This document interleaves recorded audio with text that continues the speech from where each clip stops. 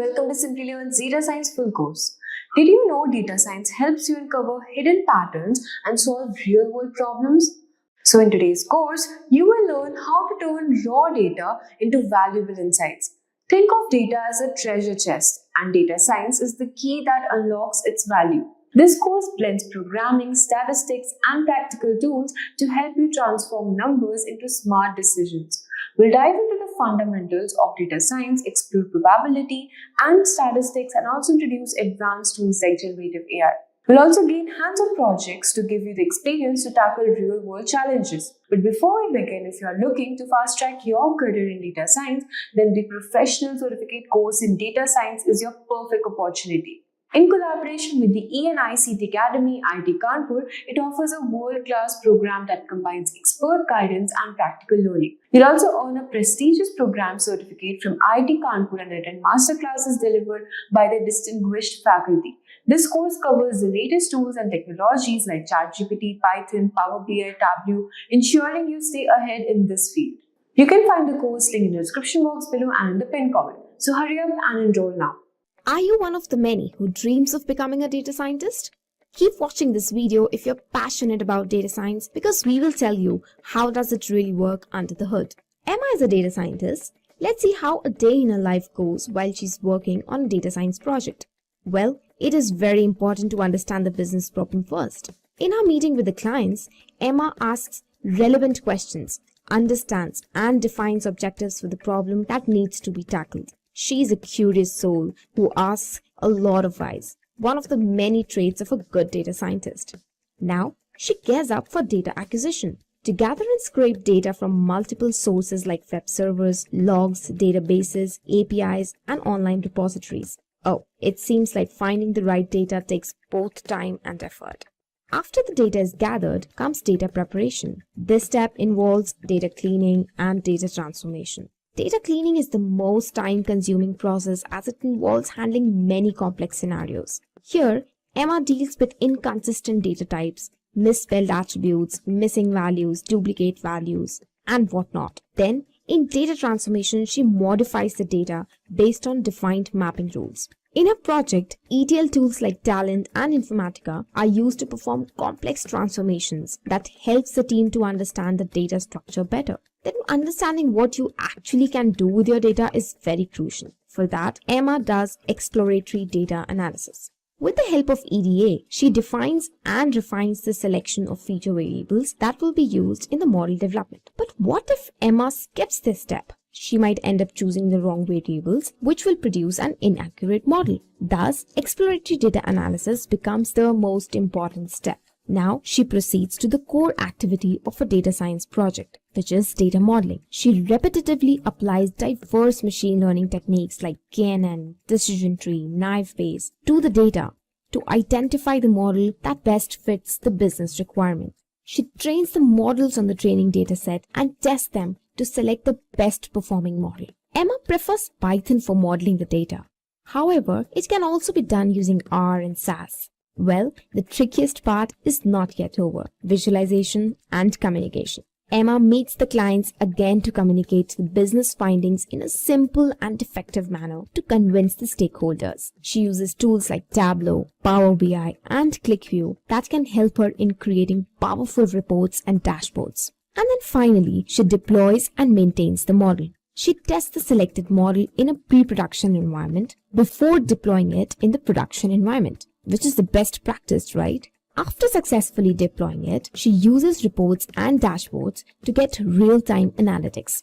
Further, she also monitors and maintains the project's performance. Well, that's how Emma completes the data science project. We have seen the daily routine of a data scientist is a whole lot of fun, has a lot of interesting aspects, and comes with its own share of challenges. Now, let's see how data science is changing the world. Data science techniques along with genomic data provides a deeper understanding of genetic issues in reaction to particular drugs and diseases. Logistic companies like DHL, FedEx have discovered the best routes to ship, the best suited time to deliver, the best mode of transport to choose, thus leading to cost efficiency. With data science, it is possible to not only predict employee attrition, but to also understand the key variables that influence employee turnover. Also, the airline companies can now easily predict flight delay and notify the passengers beforehand to enhance their travel experience. Well, if you're wondering, there are various roles offered to a data scientist, like data analyst, machine learning engineer, deep learning engineer, data engineer, and of course, data scientist. The median base salaries of a data scientist can range from $95,000 to $165,000. So that was about the data science. Are you ready to be a data scientist? If yes, then start today. The world of data needs you. Have you ever wondered how your favorite online store seems to know exactly what you are looking for? Every time you browse, add to cart, or wishlist an item, you are leaving clues about your style, favorite colors, brands, and even shopping times. Data scientists jump in, analyze these patterns, and create a super personalized shopping experience. Suddenly, the store is showing you just the right pieces at just the right time, almost like it's reading your mind. That's data science, turning your clicks into a shopping spree crafted just for you. Hello everyone, welcome back to Simplilearn's YouTube channel. If you're already a data science enthusiast or just got curious about this exciting field, you're in the right place. Today in this video, I am diving into 10 essential steps to help you become the next in-demand data scientist and land that dream job. No more waiting, let's dive right in and get you on the path to your future in data science. So let's see the 10 essential steps to become the next data scientist in demand.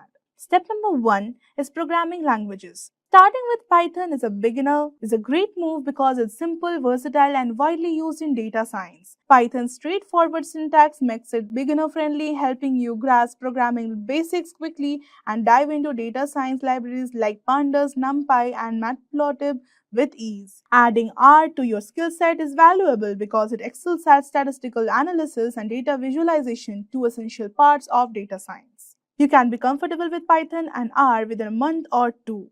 So, moving on to the next step, that is version control system. Learning a version control system like Git is essential because it allows you to track, manage, and collaborate and code effectively. With Git, you can save different versions of your work, making it easy to backtrack if something goes wrong or to experiment without losing progress. This is especially useful when working with complex data science projects where you might try out different models of analysis techniques. 1 or 2 weeks of practice along with Python and R is good to get started. Now moving on to the third step, that is data structures and algorithms. Learning data structures and algorithms is crucial for becoming a data scientist because they provide the foundation for efficient data handling and problem solving. Data structures like arrays, stacks, queues, and trees help you store and organize data in ways that make it easier and faster to access, process, and analyze. Algorithms, on the other hand, give you strategies to perform tasks like searching, sorting, and optimizing data operations, which are essential for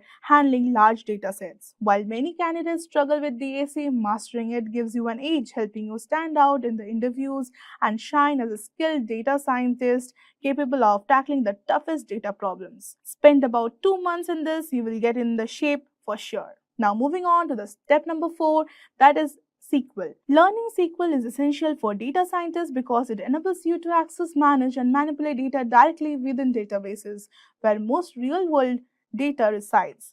With SQL, you can create new tables, alter existing ones, delete unnecessary records, and run queries to filter, sort, and aggregate data. These abilities allow you to retrieve, clean, and organize data effectively, core skills needed for any data science role. It's easy and you don't have to spend more than a month to have a deep understanding of it. Now moving on to the fifth step, that is mathematics and statistics. Mathematics and statistics are essential for data science because they form the backbone of data analysis, model building, and interpretation. Topics like linear algebra, calculus, probability, and statistics gives data scientists the tools to understand data patterns, perform accurate analysis, and make data-driven decisions. Mastering these areas enables you to build robust models, validate results, and tackle complex problems confidently, making you a well-rounded and skilled data scientist. Make sure you spend 2 months to grasp these topics. Now moving on to the step number 6, that is data pre-processing and visualization. Learning data pre-processing and visualization is essential for a data scientist because these skills make you data accurate, insightful, and easy to understand. Python libraries like NumPy and Pandas are crucial for manipulating and creating data enabling you to handle missing values, filter out noise, and prepare data for analysis. Once the data is ready, visualization lets you uncover patterns and communicate results effectively. Libraries like Matplotlib and Seaborn help create clear, impactful visuals, allowing you to interpret trends and convey insights in a way that's easily understood by others. Together with these tools, make data preprocessing and visualization fundamentals for effective data science. If you have a solid foundation on Python and mathematics, you will get a good understanding of data preprocessing and visualization in a month or two. Now moving on to the seventh step, that is machine learning fundamentals. Machine learning fundamentals involve understanding how algorithms enable computers to learn from data and make predictions on decisions without explicit programming. The two main categories are supervised learning and unsupervised learning. In supervised learning, models are trained on labeled data to make predictions, while in unsupervised learning, models find patterns in unlabeled data. Popular tools like TensorFlow, PyTorch help build and train complex models, especially for deep learning, while scikit-learn is essential used for simpler machine learning algorithms and data preprocessing. These tools make it easier to implement machine learning fundamentals effectively and build intelligent data-driven decisions. Dedicate about 3 months to understand the core of machine learning. Now, coming to the next step, that is deep learning. Deep learning is a subset of machine learning that focuses on algorithms inspired by the structures of the human brain called neural networks. Deep learning uses neural networks with multiple layers, often dozens or hundreds, to learn complex patterns from large data sets. Specialized types like convolutional neural networks, that is CNNs, are great for image processing, while recurrent neural networks RNNs are used for sequence data like text or time series. Essential tools like TensorFlow, PyTorch make building, training, and deploying deep learning models more accessible, allowing you to create powerful AI solutions across various domains. I think it will take about 2 months to have a good hold on deep learning concepts and how to implement them. Now moving on to the ninth step, that is specializations. Once you have grasped the deep learning, it's like reaching a new level as a data scientist. Just as doctors specialize in areas in nephrology and cardiology, data scientists often choose to specialize in fields like natural language processing or computer vision. Natural language processing focuses on teaching machines to understand and generate human language, enabling applications like chatbots, sentiment analysis, and language translation. It's about making computers read, write, and even interpret human emotions through text or speech. Computer vision, on the other hand, is all about enabling machines to see and interpret images or videos. This field powers innovations like facial recognition, object detection, and autonomous driving. Now, you don't need to learn both. You can choose what interests you the most. Now, spend 1 to 2 months diving deep into one of these areas. Now moving on to the last but not the least step, that is big data. Big data refers to extremely large volumes of data generated rapidly from sources like social media and sensors. For data scientists, learning to handle big data is crucial, as it requires specialized tools like Hadoop and Spark to analyze and extract insights effectively. With companies relying on data-driven decisions, big data skills make you a highly in-demand professional in the field. Focus for about 2 months and you will be able to spot trends and patterns from datasets very easily. Once you are ready, it's time to build a killer resume packed with projects that showcase your new skills. Start applying to jobs on platforms like Naukri and Indeed and supercharge your LinkedIn. Connect with data scientists, see what skills they are mastering, and learn from their journeys as well. Keep sharpening your own skills, and when the time comes, you will be ready to crush those interviews and land your dream data scientist role in 2025.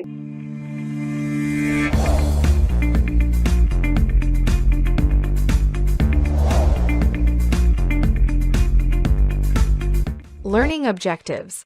Welcome to Math Refresher, Probability and Statistics. In this lesson, we are going to explain the concepts of statistics and probability. Describe conditional probability, define the chain rule of probability, discuss the measure of variance, identify the types of Gaussian distribution. Basic of statistics and probability. Probability and statistics. Data science relies heavily on estimates and predictions. A significant portion of data science is made up of evaluations and forecast.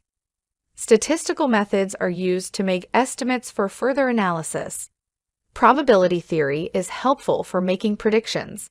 Statistical methods are highly dependent on probability theory, and all probability and statistics are dependent on data.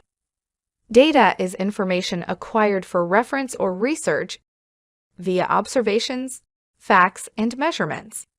Data is a set of facts structured in the form that computers can interpret, such as numbers, words, estimations, and views. Importance of data. Data aids in seeing more about the information by identifying possible connections between two features. Data assists in the detection of distortion by uncovering hidden patterns. Based on prior information patterns, data may be utilized to anticipate the future or predict the current state of affairs. Also, data aids in determining whether two pieces of information have any instance in common or not. Types of data. Data might be quantitative. That is data that can be measured or counted in numbers. Or it may be qualitative, which is data which is generally divided into groups, or in simpler words, which cannot be counted or measured in numbers. Let's consider an example. A customer information data of a bank may contain quantitative and qualitative data. Consider this snapshot where we have customer ID, surname, geography, gender, age, balance, has C or card, is active member. Amongst these variables, we can see surname is mostly qualitative as it cannot be counted and measured in numbers. Geography and gender are also qualitative as they cannot be counted in numbers and are mostly groups. Has C or card, that is, has credit card, and is active member, although are containing numerical in form. But these are categorical. That means these have been divided into groups of 1 and 0 that represent yes and no as an answer. Hence, these two variables are also qualitative. Customer ID is again, although a numerical data. However, the significance or intuition behind customer ID is categorical. Hence, it may be kept in the qualitative data also. However, age and balance. These are numerical information which have been measured or counted, and numerical operations can be performed on them. Hence, these are under quantitative data categories. Introduction to descriptive statistics. Descriptive statistics. A descriptive measurement is a summary measure that quantitatively portrays the most important features of a set of data, allowing for a better comprehension of the information. Data can be measured as different levels. The levels of measurement describe the nature of information stored in the data assigned to the variables. Qualitative data can be measured as nominal or ordinal. Quantitative data can be measured in terms of interval and ratio type. Nominal data. The data is categorized using names, labels, or qualities. For example, brand name, zip code, and gender. Ordinal data can be arranged in order or ranked and can be compared. Examples include grades, star reviews, position and race, and date. Interval data is the data that is ordered and has meaningful differences between the data points, example, temperature in Celsius and year of birth. Ratio data is similar to the interval level with the added property of inherent zero. Mathematical calculations can be performed on both interval as well as ratio data. For example, height, age, and weight. Population versus sample. Before analyzing the data, it's important to figure out if it's from a population or a sample. Population is a collection of all available items as well as each unit in our study. Sample is a subset of the population that contains only a few units of the population. Population data is used for study when the data pool is very small and can give all the required information. Samples are collected randomly and represent the entire population in the best possible way. Measures of central tendency. The central tendency is a single value that aids in the description of the data by determining its center position. Measures of central tendency are sometimes known as summary statistics or measures of central location. The most popular measurements of central tendency are mean, median, and mode. The normal distribution is a bell-shaped, symmetrical distribution in which mean, median, and mode all are equal. The curve over here shows the bell-shaped curve or the normal distribution of variable x. The point over here that is x1 is the point which represents the mean, median, and mode of this distribution. Mean. Mean is calculated by dividing the sum of all data values by the total number of data values. It gets affected when there are unusual or extreme values. It is sensitive to the outliers. Mean can be calculated as summation over all the values of x in a collection divided by the size of the collection. For example, we have a collection where we have values as 7, 3, 4, 1, 6, and 7. We find out the sum of these values, which is 28, and there are a total of 6 values. So 28 divided by 6 gives us a mean value of 4.66. Median. It is the middle value in the set of the data that has been sorted in ascending order. It is a better alternative to mean, since it is less impacted by outliers and skewness. It is closer to the actual central value. Median is calculated differently for different sizes of data. Differentiated as if the total number of values is odd, or if the total number of values is even, if the size of the data is odd. For example, in this case, we have 5 elements. After sorting, whatever middle value we get. That means n plus 1 by 2th term in this case. 5 plus 1 divided by 2. That is the 3rd term, which is 4 is the median value. In case when the total number of values is even like here, there are 6 values. The average or the mean of the 2 central values is considered as the median. In this case, the median is the mean of 6 and 4, which is 5. Mode. Mode represents the most common value in the dataset. It is not at all affected by extreme observations. It is the best measure of central tendency for highly skewed or non-normal distribution. Mode for categorical data is determined by estimating the frequencies for each categories, and then the category with the highest frequency is considered to be mode. Like in this case, 7 has the highest frequency, hence 7 becomes the mode value. However, in case of continuous data or quantitative data, the calculation of mode is slightly different. The first step in calculation of mode is dividing the data into classes which are equal with, then getting the frequency of data points lying within that range of classes, and finally selecting the class with the highest frequency. Using the range of that class and the frequencies, we can get the final mode value. Using the formula L plus Fm minus F1 multiplied to H divided by Fm minus F1 plus Fm minus F2. Here L is the lower limit or the lower observation of the mode class. H is the size of the mode class. Fm is the frequency of the mode class. F1 is the frequency of the class proceeding to mode. And F2 is the frequency of the class succeeding to mode. This gives us the final mode value. Mean versus expectation. Now let's talk about mean versus expectation.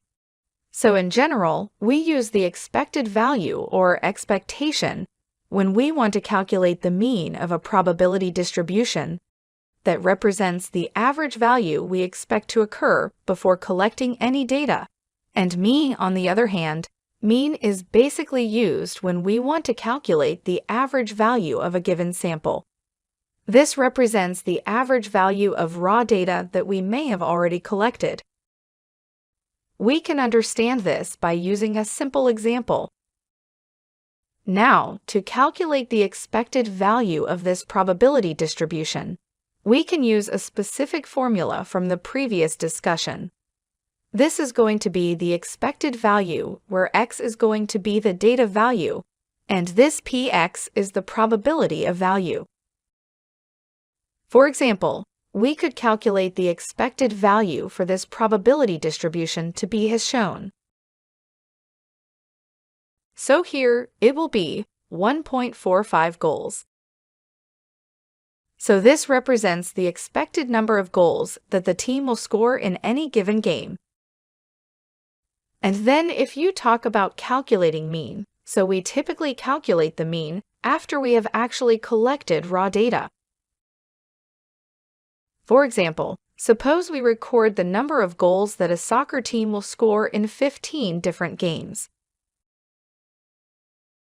Now to calculate the mean number of goals scored per game, we can use the following formula, where sum of x is basically the sum of all the goals divided by n and the number of records, or we can say the sample size.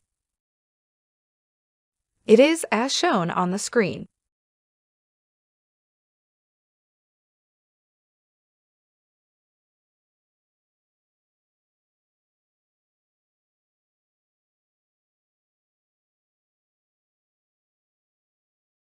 So this represents the mean number of goals scored per game by the team. Measures of asymmetry. The difference between the three distinct curves can be studied in this image. The central curve is the normal or no skewness curve. Here mean, median, and mode all lie on the same point. This normal curve is symmetrical about its mean, median, and mode. That means the left-hand side of the curve is a mirror image of the right-hand side of the curve. However, in case of negatively skewed data, the tail is elongated on the left-hand side, and the mean is smaller than the mode and the median values, or is on the left-hand side of the mode, hence indicating that the outliers are in the negative direction. On the other hand, in case of positively skewed, the data is concentrated on the left-hand side of the curve, while the tail is elongated or longer on the right-hand side of the curve. The mean is greater than the mode and median, or is on the right-hand side of the mode and median, indicating that the outliers are in the positive direction.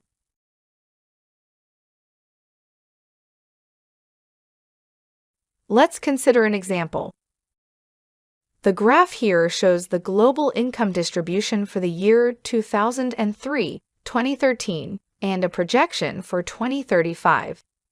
If we see the global income distribution statistics for 2003, it is highly right-skewed.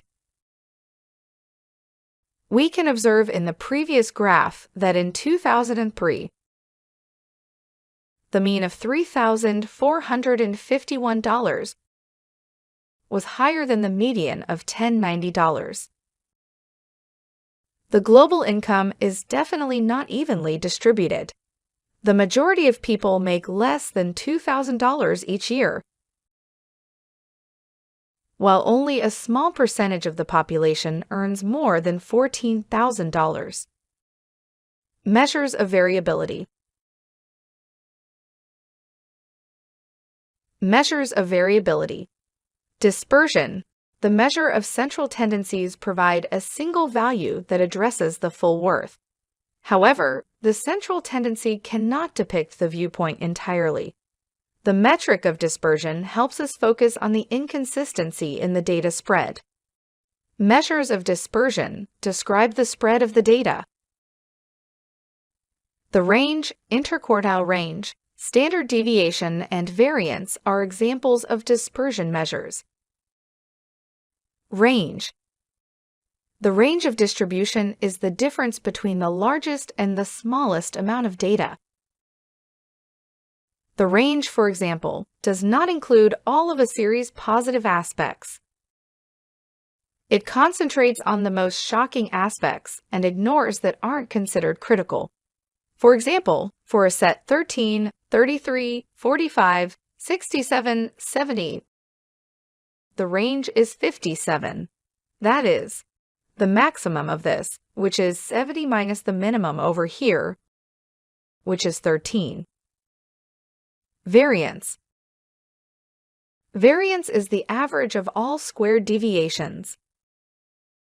It is defined as the sum of squared distance between each point and the mean or the dispersion around the mean. The standard deviation is used as variance suffers from a unit difference. Variance can be computed as sigma square summation over x minus mu square divided by n, where mu is the mean of the data, x is the individual data point, and n is the size of the data. This representation is for a population data. For a sample data variance can be computed as x minus x bar whole square summation over it divided by n minus 1. Here x bar is the mean of these sample data, and n is the sample size. The units of values and variance are not equal, so another variability measure is used. Standard deviation. Standard deviation is a statistical term used to measure the amount of variability or dispersion around a mean. The standard deviation is calculated as the square root of variance. It depicts the concentration of the data around the mean of the dataset. Standard deviation, as indicated previously, can be computed as square root of variance. For a population data, standard deviation sigma can be computed as square root of summation over xi minus mu whole square divided by n, where mu is the mean of the data, xi are the data points, and n is the size. Let's consider an example. Let's find out the mean, variance, and standard deviation for this data. The data values are 3, 5, 6, 9, and 10. To find out the mean, we first find the sum of all these data values. That is 33, and divide it by the count, which is 5. We get the mean of 6.6. To compute the variance, we start by computing the deviation. That is x minus the mean of x.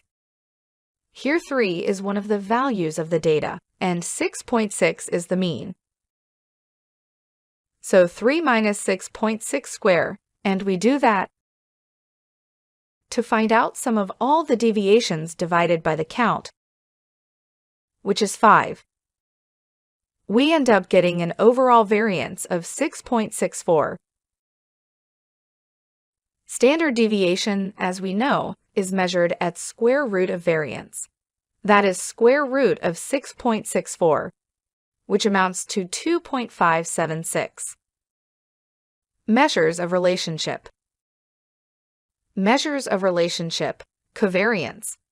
Covariance is the measure of joint variability of two variables. It measures the direction of the relationship between the variables. It determines if one variable will cause the other to alter in the same way. Covariance between variable x and y can be computed as summation over the product of xi minus x bar and yi minus y bar the whole divided by n minus 1. Here x bar and y bar are the mean of x and y respectively. The value of covariance can range from minus infinity to a plus infinity. Correlation. Correlation is normalized covariance.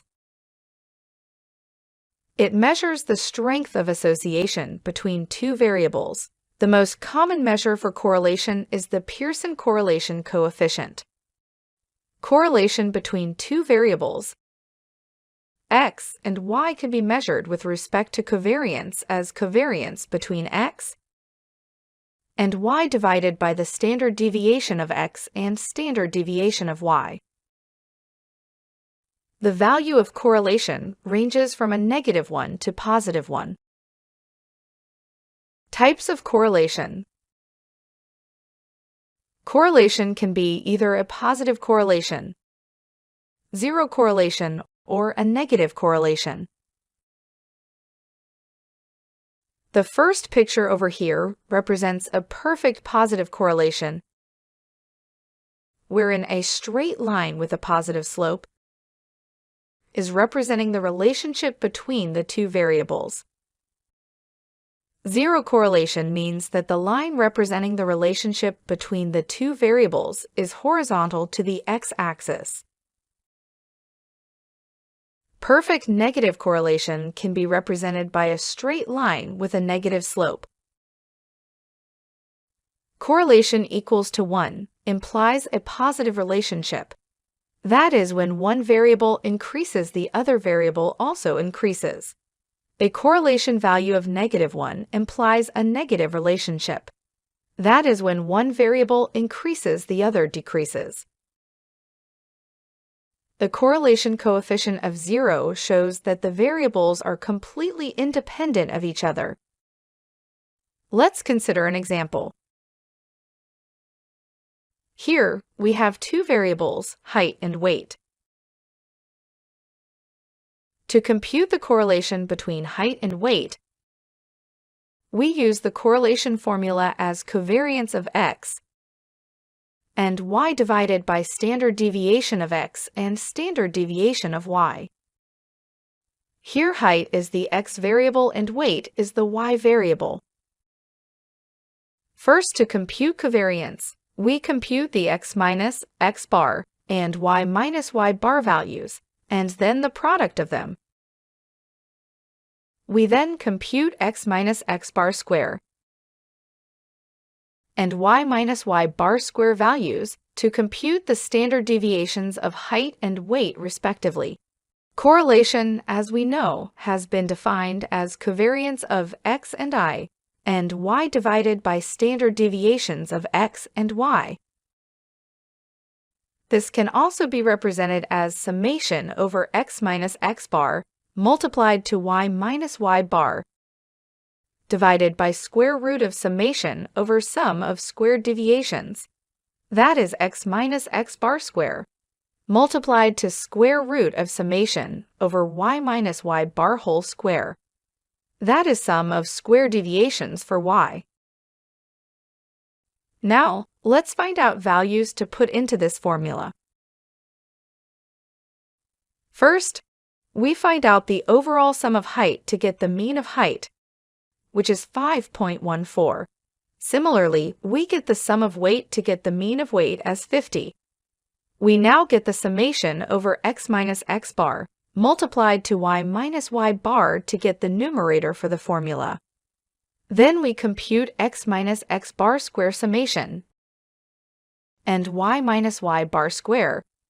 That is sum of squared deviation of x and y respectively. Now we put in the values in this final correlation formula to get a correlation value of 0.889.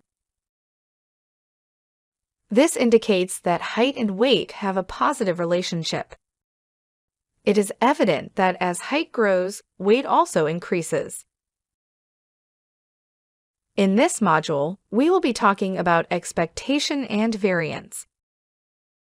So the expected value, or we can say mean of a given variable, that we can denote by x is a discrete random variable where it is a weighted average of the possible values that x can take, and each value is going to be according to the probability of that specific event occurring. So usually the expected value of x is denoted by a simple formula where we can define the expectation based on the x parameter,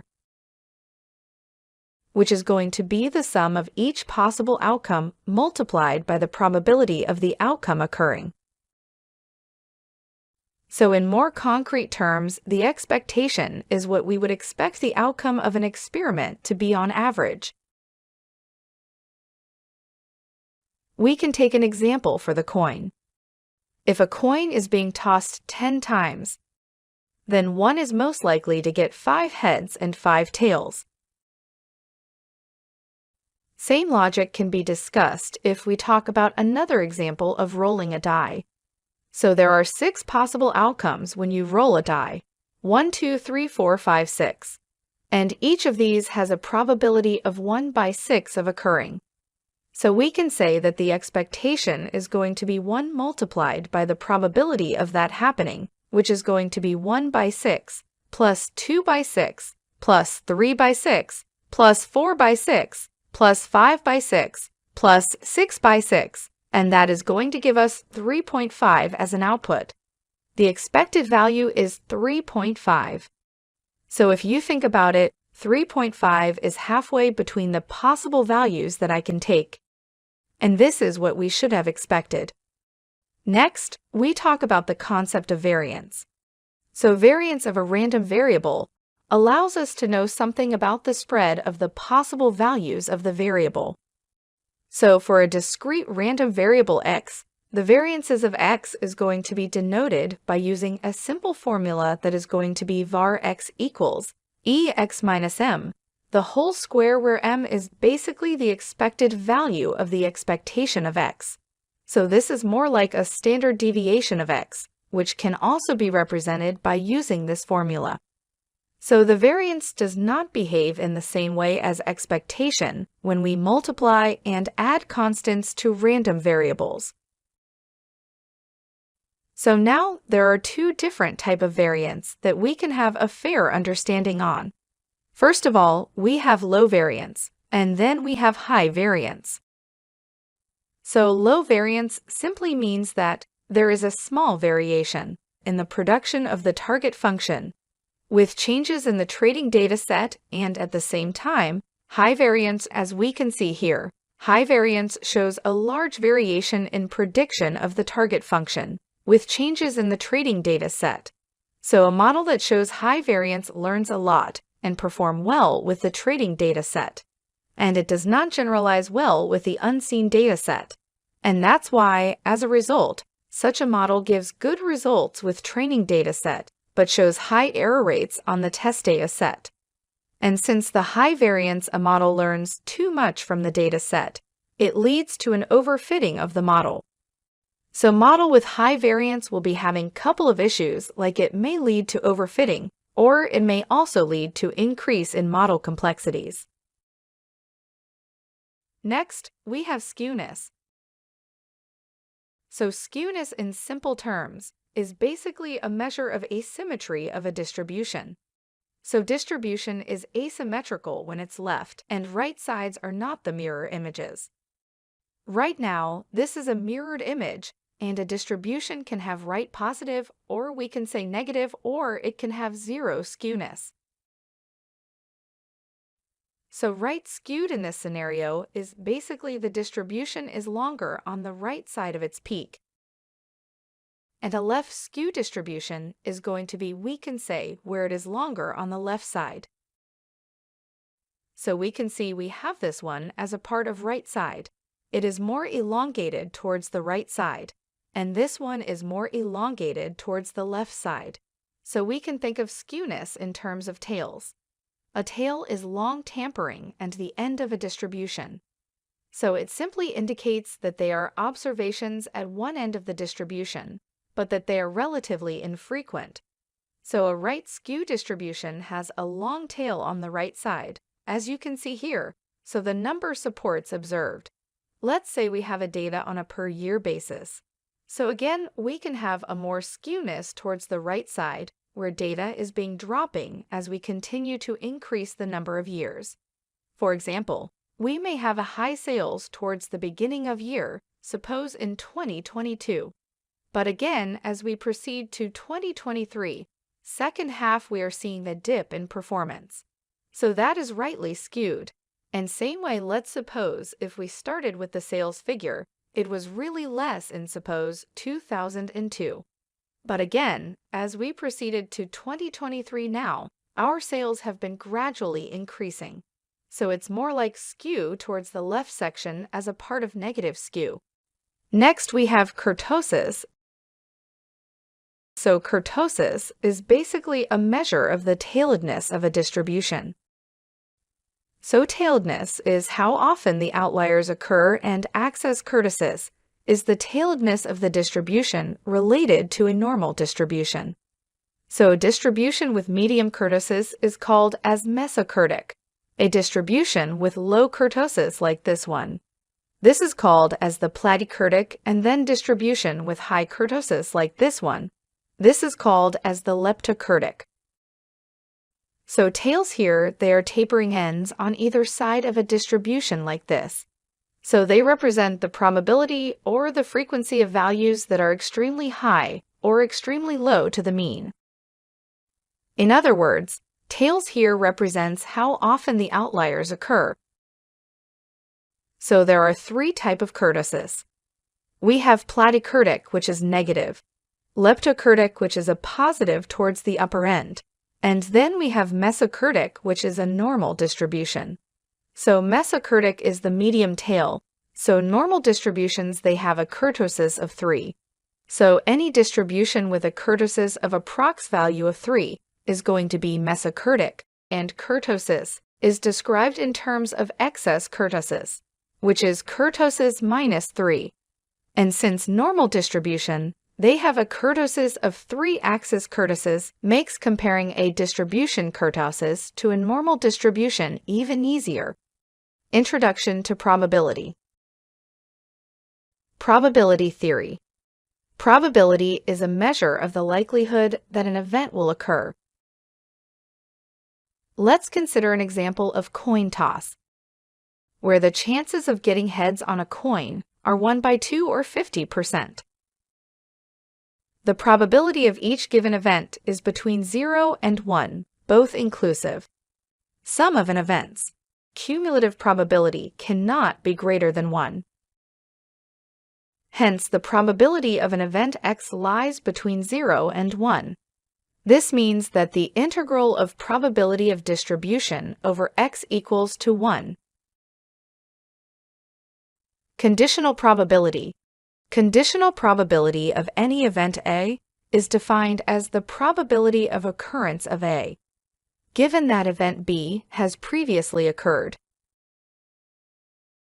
Condition probability of event A given B can be estimated as probability of A intersection B, that is, probability of both A and B happening together, divided by the probability of B. It is also written as that probability of A intersection B equals to probability of A given B multiplied to probability of B. Let's consider an example. In a coin, we are doing a 2-coin flip. Coin 1 gets heads, and tails in subsequent flips, while coin 2 gets tails, heads, and tails in the subsequent flips. Now the probability that coin 1 will get a head is 2 out of 4, while the probability that coin 2 will get heads is again 2 out of 4. The probability that both coin 1 and coin 2 will have a heads is just 1 out of the 4 flips. Hence, the probability that coin 1 will get heads given that coin 2 is already heads can be computed as probability of coin 1 edge intersection coin 2 edge. That is 1 by 4 divided by probability of coin 2 edge. That's a given that is 2 by 4, which is going to be 0.5 or 50% based. Bayes theorem. Bayes' theorem calculates the conditional probability of an event based on its prior probabilities. Basically, Bayes' theorem incorporates the prior probability distribution to predict the posterior probabilities. Bayes' theorem for conditional probability can be expressed as probability of A given B equals probability of B given A, divided by probability of B multiplied to probability of A. Bayes' theorem allows updating the probability values by using new information or evidence. Here, probability of A is known as prior probability. That is the probability of event that before any new data is collected. Probability of A given B is known as the posterior probability. It is the revised probability of an event occurring after taking into consideration the new information. Probability of B given A is known as the likelihood, and probability of B is probability of observing an evidence Bayes model. An example. Consider an example for calculating the likelihood of having diabetes based on frequency of fast food consumption. Here is the observed data. Let's say the fast food audience is 20%. Diabetes prevalence is 10%, and 5% is fast food and diabetes. The chances of diabetes given fast food, that is the conditional probability of D given B, can be calculated as probability of diabetes and fast food together divided by probability of fast food. That means 5% divided by 20%. That equals 25%. Define an analysis can state eating fast food increases the chance of having diabetes by 25%. The multiplication rule of probability. If events A and B are statistically independent and probability of A intersection B can be given as probability of A given B multiplied to probability of B. However, probability of A intersection B is also given as probability of A multiplied to probability of B. Here, probability of A given B equals to probability of A when we assume that probability of B is non-zero. Similarly, probability of B equals probability of B given A, assuming probability of A is non-zero. Chain rule of probability. Joint probability distributions over many random variables can be reduced into conditional distributions over a single variable. It can be expressed as probability of x1, x2, so on until xn equals probability of x1 intersection probability of xi, given probability of x1 till xi minus 1. For example, the joint probability of A, B, and C can be given as probability of A given B. C multiplied to probability of B given C multiplied to probability of C. Logistic sigmoid. The logistics function is a type of sigmoid function that aims to predict the class to which a particular sample belongs. Its outcome is discrete binary value, a probability between 0 and 1. The logistics sigmoid is a useful function that follows the yes curve. It saturates when the input is very large or very small. Logistics sigmoid is expressed as sigma of x equals 1 upon 1 plus e to the power minus x. The logistic sigmoid can be expressed as sigmoid function of x is given as 1 upon 1 plus e to the power minus x, where e is the Euler's number.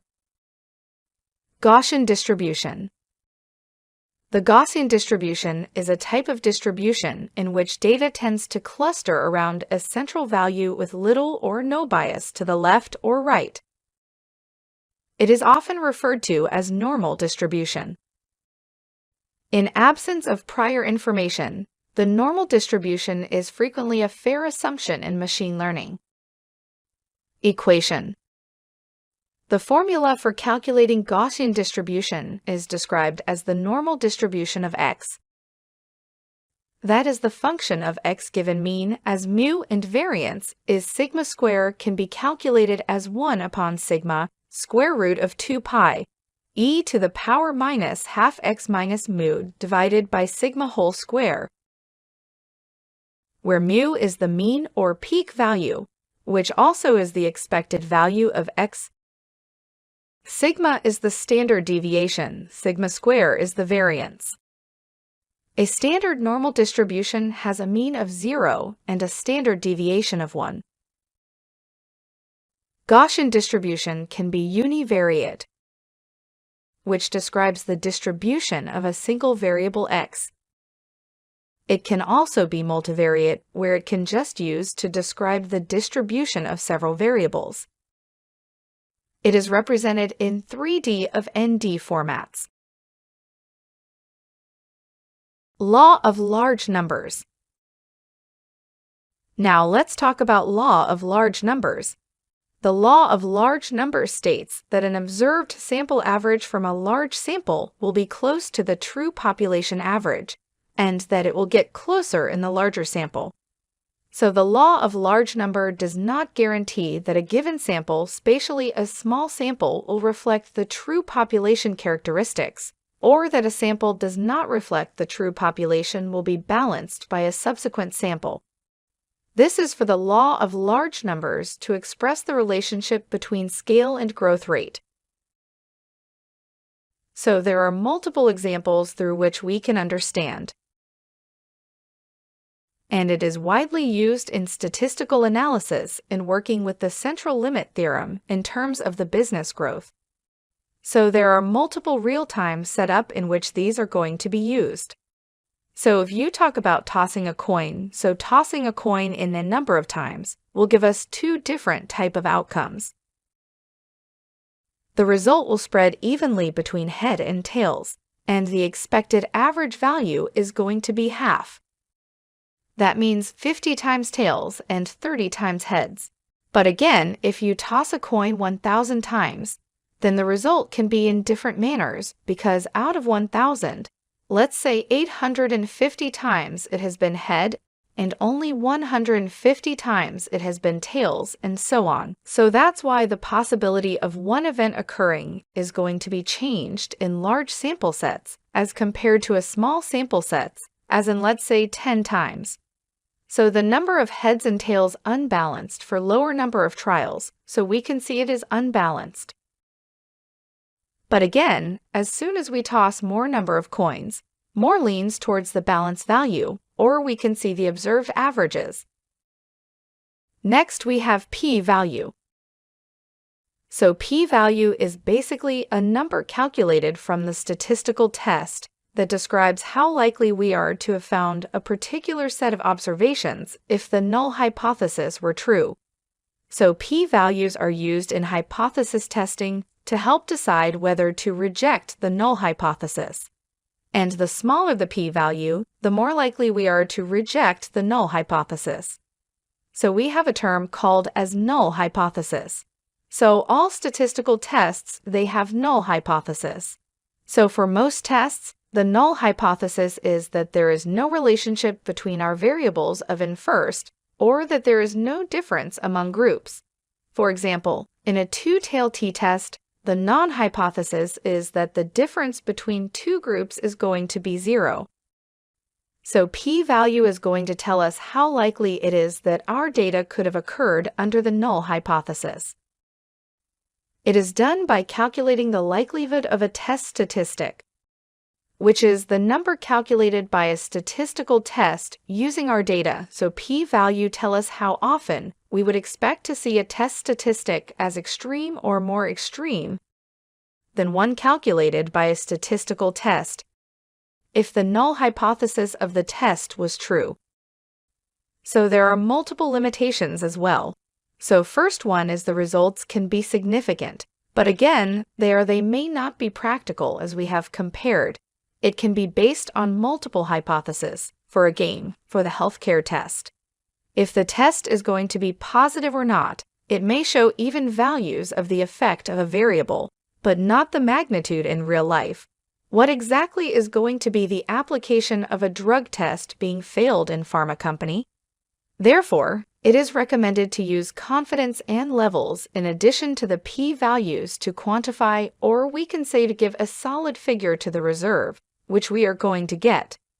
The p-values, they are interpreted as supporting, or we can say refuting, the alternative hypothesis.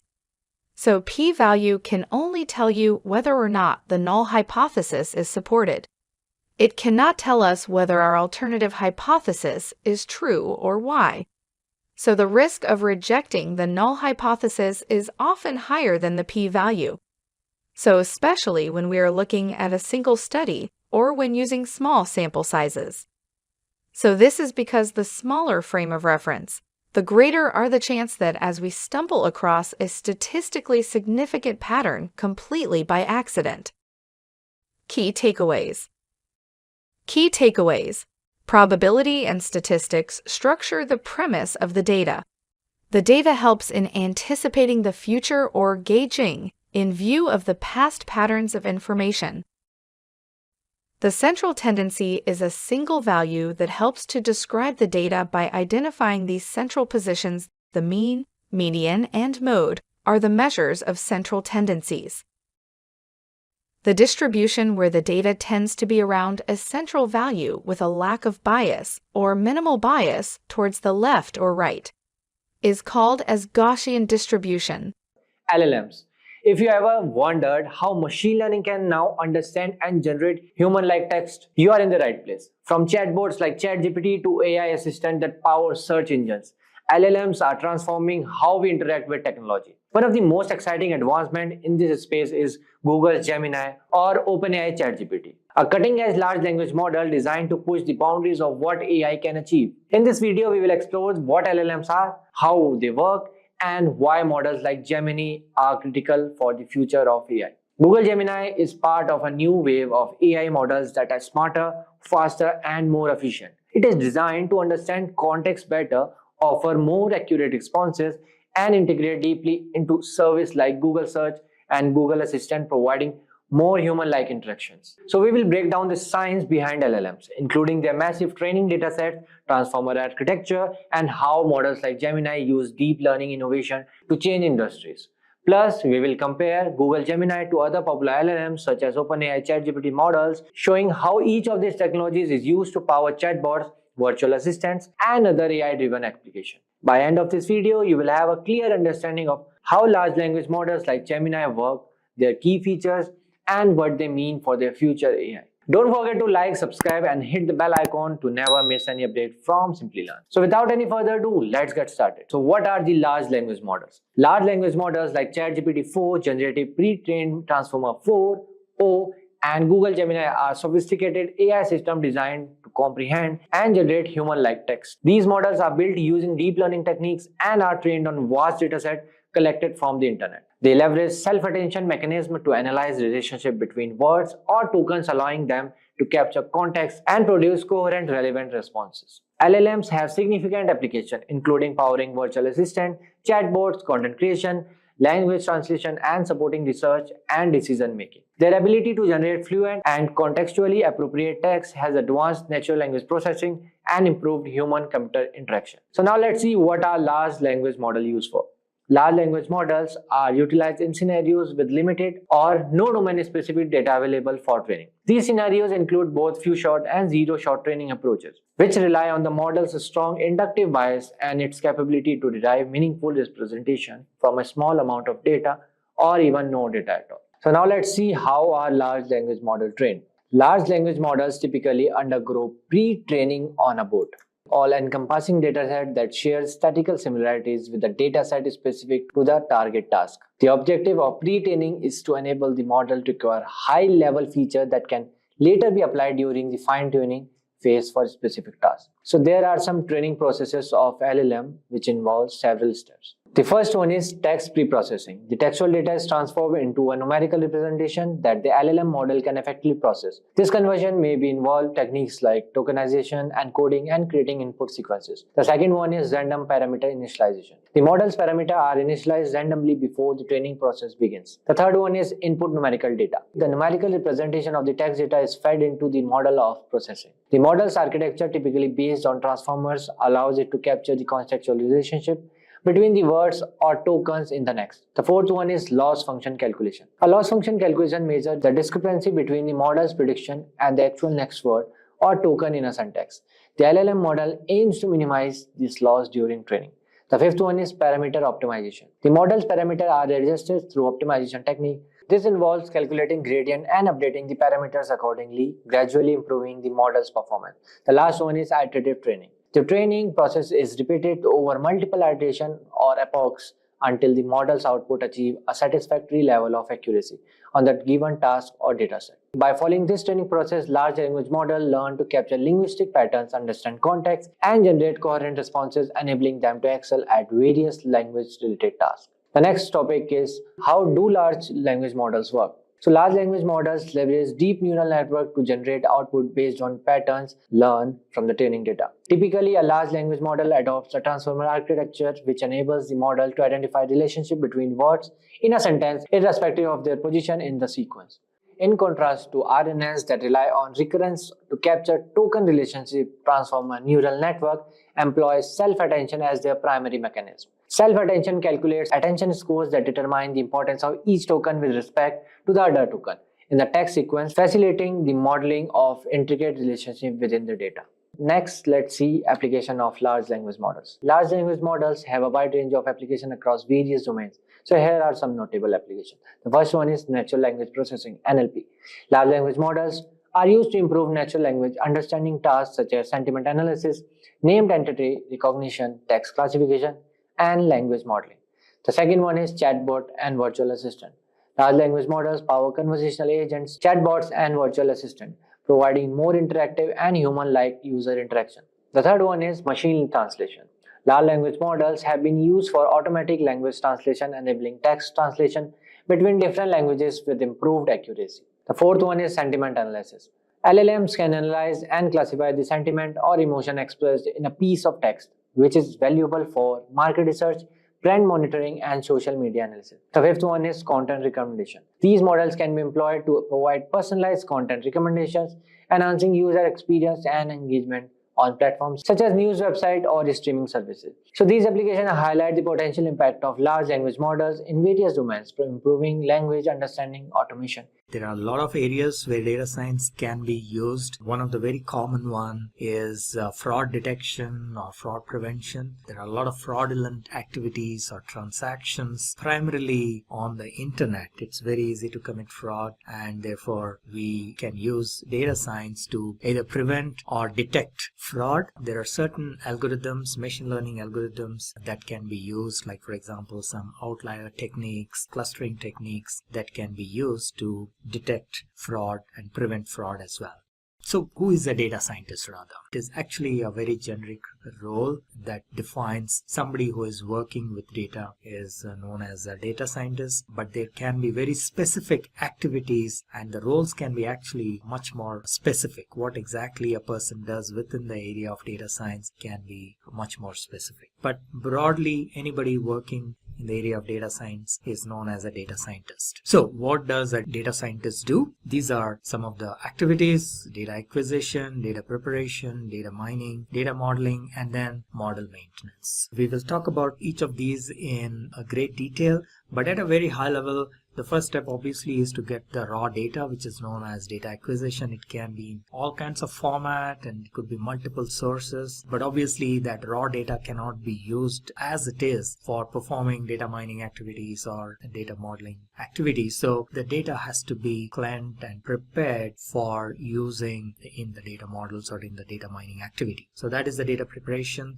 Then we actually do the data mining, which can also include some exploratory activities. And then if we have to do stuff like machine learning, then you need to build a machine learning model and test the model, get insights out of it. And then if the model is fine, you deploy it, and then you need to maintain the model, because over a period of time it is possible that you need to tweak the model because of change in the process or change in the data and so on. So that all comes under the model maintenance. So let's take a deeper look at each of these activities. Let's start with data acquisition. So in the stage of data acquisition, basically the data scientist will collect raw data from all possible sources. So this could be typically an RDBMS, which is a relational database, or it can also be a non-RDBMS, or it could be flat files or unstructured data and so on. So we need to bring all that data from different sources. If required, we need to do some kind of homogeneous formatting so that it all fits into looks, at least format, from a format perspective, it looks homogeneous. So that may be requiring some kind of transformation. Very often this is loaded into what is known as data warehouse. So this can also be sometimes referred to as ETL, or extract, transform, and load. So our data warehouse is like a common place where data from different sources is brought together so that people can perform data science activities like reporting or data mining or the statistical analysis and so on. So data from various sources is put in a centralized place, which is known as a data warehouse. So that is also known as ETL. And in order to do this, there can be, the data scientists can take help of some ETL tools. There are some existing tools that a data scientist can take help of, like for example, DataStage or Talent or Informatica. These are pretty good tools for performing these ETL activities and getting the data. The next stage, now that you have the raw data into a data warehouse, you still probably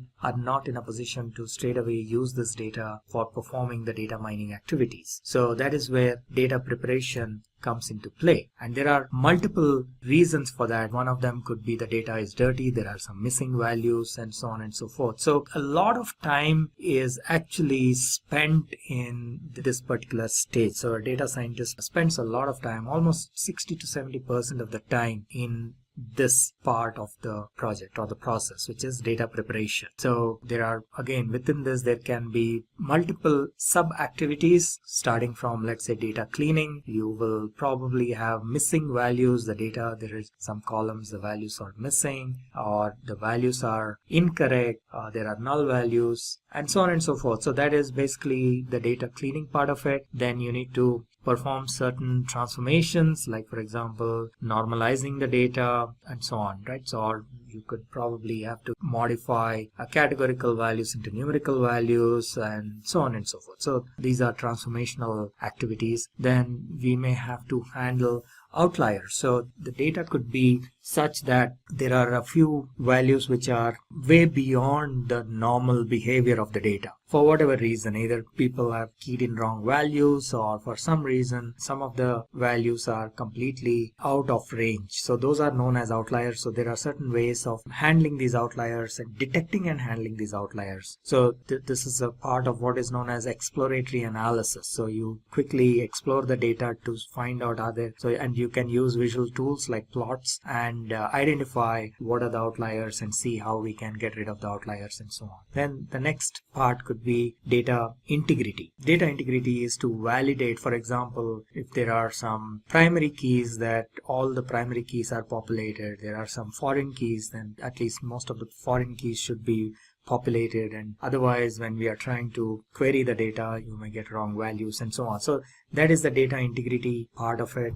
And then we have what is known as data reduction. Sometimes we may have duplicate values, we may have columns that may be duplicated because they are coming from different sources, the same values are there, and so on. So a lot of this can be done using what is known as data reduction, and thereby you can reduce the size of the data drastically, because very often this could be redundant data which can be removed and so on. So let's take a look at what are the various techniques that are used for data cleaning.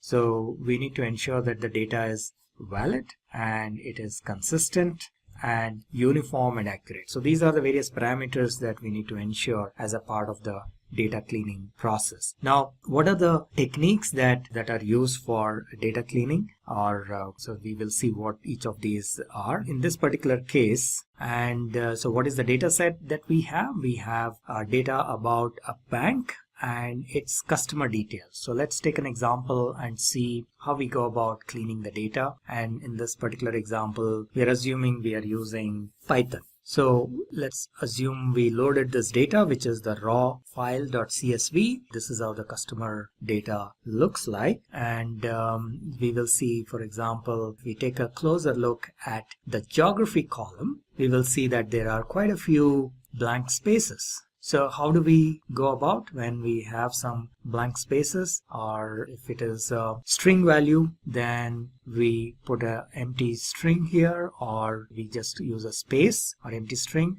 If they are numerical values, then we need to come up with a strategy. For example, we put the mean value. So wherever it is missing, we find the mean for that particular column. So in this case, let's assume we have credit score and we see that quite a few of these values are missing. So what do we do here? We find the mean for this column for all the existing values, and we found that the mean is equal to 638.6. So we kind of write a piece of code to replace wherever there are blank values. NaN is basically like null, and we just go ahead and say fill it with the mean value. So this is the piece of code we are writing to fill it. So all the blanks or all the null values get replaced with the mean value. Now, one of the reasons for doing this is that very often if you have some such situation, many of your statistical functions may not even work. So that's the reason you need to fill up these values, or either get rid of these records or fill up these values with something meaningful. So this is one mechanism, which is basically using a mean. There are a few others. As we move forward, we can see what are the other ways. For example,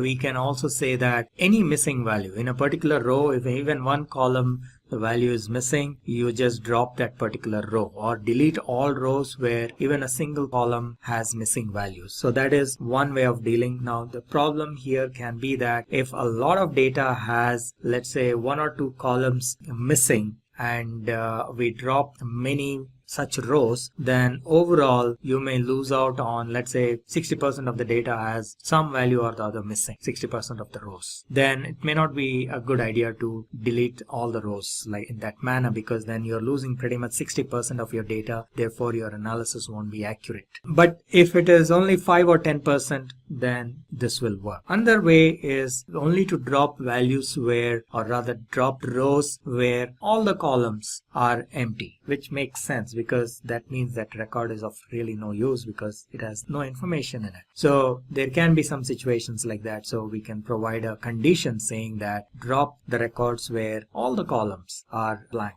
or not applicable. We can also specify some kind of a threshold. Let's say you have 10 or 20 columns in a row. You can specify that maybe 5 columns are blank or null, then you drop that record. So again, we need to take care that such a condition, such a situation, the amount of data that has been removed or excluded is not large. If it is like maybe 5%, maximum 10%, then it's okay. But by doing this, if you're losing out on a large chunk of data, then it may not be a good idea. You need to come up with something better. What else we need to do next is, so the data preparation part is done. So now we get into the data mining part. So what exactly we do in data mining? Primarily, we come up with ways to take meaningful decisions. So data mining will give us insights into the data, what is existing there, and then we can do additional stuff like maybe machine learning and so on to perform advanced analytics and so on. So one of the first steps we do is what is known as data discovery, and which is basically like exploratory analysis. So we can use tools like Tableau for doing some of this. So let's just take a quick look at how we go about that. So Tableau is excellent data mining, or actually more of a reporting or a BI tool. And you can download a trial version of Tableau at tableau.com, or there is also Tableau Public, which is free and you can actually use and play around. However, if you want to use it for enterprise purpose, then it is commercial software, so you need to purchase license, and you can then run some of the data mining activities. Say your data source, your data is in some Excel sheet, so you can select the source as Microsoft Excel or any other format, and the data will be brought into the Tableau environment, and then it will show you what is known as dimensions and measures. So dimensions are all the descriptive columns, and Tableau is intelligent enough to actually identify these dimensions and measures. So measures are the numerical values. So as you can see here, customer ID, gender, geography, these are all dimensions, non-numerical values, whereas age, balance, credit score and so on are numeric values, so they come under measures. So you got your data into Tableau, and then you want to, let's say, build a small model, and you want to, let's say, solve a particular problem. So what is the problem statement? All right, let's say we want to analyze why customers are leaving the bank, which is known as exit, and we want to analyze and see what are some of the factors for exiting the bank, and we want to, let's assume, consider these 3 of them, like let's say gender, credit card and geography, these as a criteria, and analyze if these are in any way impacting or have some bearing on the customer exiting or the customer exit behavior. Okay, so let's use Tableau, and very quickly we will be able to find out how these parameters are affecting. All right, so let's see. So this is our customer data. So from our Excel sheet, we have data set about, let's say 10,000 rows, and we want to find out what is the criteria. Let's start with gender. Let's say we want to first use gender as a criteria. So Tableau really offers an easy drag and drop kind of a mechanism. So that makes it really easy to perform this kind of analysis. So what we need to do is exited says whether the customer has exited or not. So it has a value of 0 and 1. And then of course you have gender and so on. So we will take these two and simply drag and drop. Okay, so exited, and then we will put gender. And if we drag and drop into the analysis side of Tableau. All right, so here what we are doing is we are showing male, female as two different columns here, and 0 for people who did not exist and 1 for people who exited, and that is color coded. So the blue color means people who did not exit, and this yellow color means people who did exit. All right, so now if we pull the data here, create like bar graphs, this is how it would look. So what is yellow? Let's go back. So yellow is who exited, and for the male, only 16.45% have exited. And we can also draw a reference line that will help us, or even provide aliases. So these are a lot of fancy stuff that is provided by Tableau. You can create aliases, and so that it looks good rather than basic labels. And you can also add a reference line. So you add a reference line, something like this. From here we can make out that on an average, female customers exit more than the male customers, right? So that is what we are seeing here on an average. So we have analyzed based on gender. We do see that there is some difference in the male and female behavior. Now let's take the next criteria, which is the credit card. So let's see if having a credit card has any impact on the customer exit behavior. So just like before, we drag and drop the credit card has credit card column. If we drag and drop here, and then we will see that there is pretty much no difference between people having credit card and not having credit card. 20.81% of people who have no credit card have exited,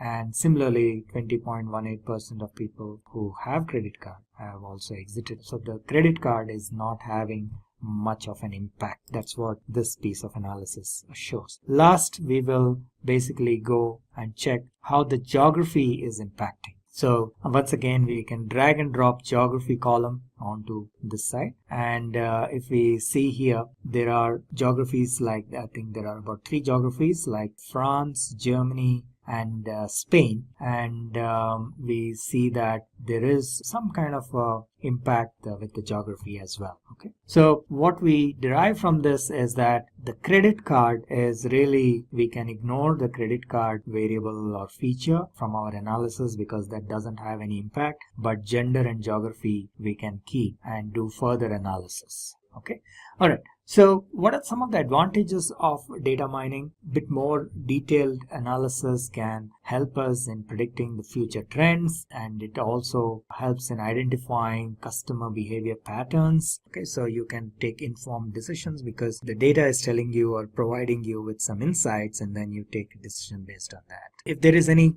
fraudulent activity, data mining will help in quickly identifying such a fraud as well. And of course, it will also help us in identifying the right algorithm for performing more advanced data mining activities like machine learning and so on. All right, so the next activity, now that we have the data, we have prepared the data and performed some data mining activity, the next step is model building. Let's take a look at model building. So what is model building? If we want to perform a more detailed data mining activity, like maybe perform some machine learning, then you need to build a model. And how do you build a model? First thing is you need to select which algorithm you want to use to solve the problem on hand, and also what kind of data that is available, and so on and so forth. So you need to make a choice of the algorithm, and based on that you go ahead and create a model, train the model, and so on. Now machine learning is kind of at a very high level classified into supervised and unsupervised. So if we want to predict a continuous value, it could be a price or a temperature or a height or a length or things like that. So those are continuous values, and if you want to find some of those, then you use techniques like regression, linear regression, simple linear regression, multiple linear regression, and so on. So these are the algorithms. On the other hand, there will be situations, or there may be situations where you need to perform unsupervised learning. In case of unsupervised learning, you don't have any historical labeled data so to learn from. So that is when you use unsupervised learning, and some of the algorithms in unsupervised learning are clustering. K means clustering is the most common algorithm used in unsupervised learning. And similarly, in supervised learning, if you want to perform some activity on categorical values, like for example, it is not measured but it is counted, like you want to classify whether this image is a cat or a dog, whether you want to classify whether this customer will buy the product or not, or you want to classify whether this email is spam or not spam. So these are examples of categorical values, and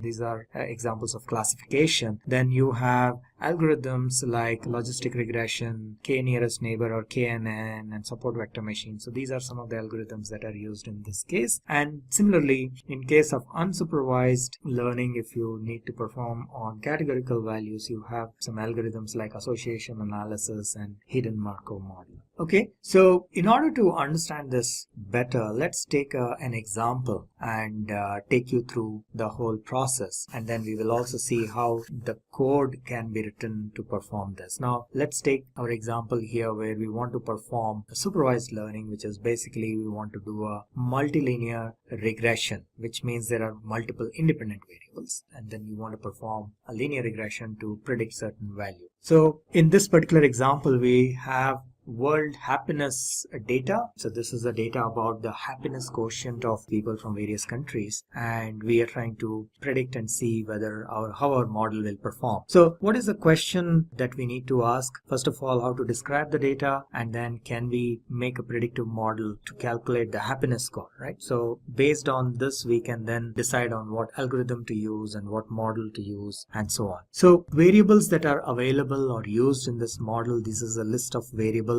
that are available. There is a happiness rank. I'll load the data or I'll show you the data in a little bit so it becomes clear what are these. So there is what is known as a happiness rank, happiness score, which is happiness score is more like an absolute value, whereas rank is what is the ranking, and then which country we are talking about, and within that country which region, and what kind of economy, and whether the family, which family, and health details, and freedom, trust, generosity, and so on and so forth. So there are multiple variables that are available to us, and the specific details probably are not required, and there can be in another example the variables can be completely different, so we don't have to go into the details of what exactly these variables are, but it's just enough to understand that we have a bunch of these variables, and now we need to use either all or some of these variables, and then which we also sometimes refer to as features, and then we need to build our model and train our model.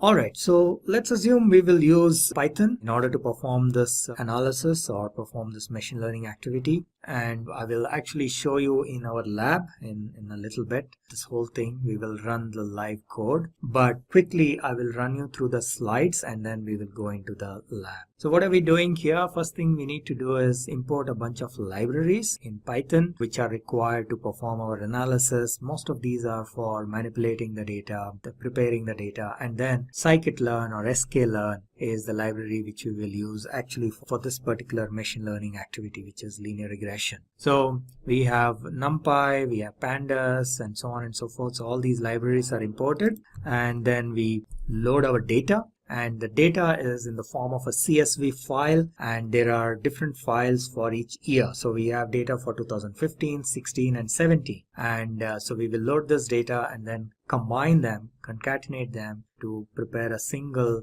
data frame. And here we are making an assumption that you are familiar with Python, so it becomes easier if you are familiar with Python programming language, or at least some programming language, so that you can at least understand by looking at the code. So we are reading the file, each of these files for each year, and this is basically we are creating a list of all the names of the columns we will be using later on. You will see in the code. So we have loaded 2015, then 2016, and then also 2017. So we have created 3 data frames, and then we concatenate all these 3 data frames. This is what we are doing here. Then we identify which of these columns are required, which, for example, some of the categorical values do we really need? We probably don't. Then we drop those columns so that we don't unnecessarily use all the columns and make the computation complicated. We can then create some plots using Plotly library, and it has some powerful features including creation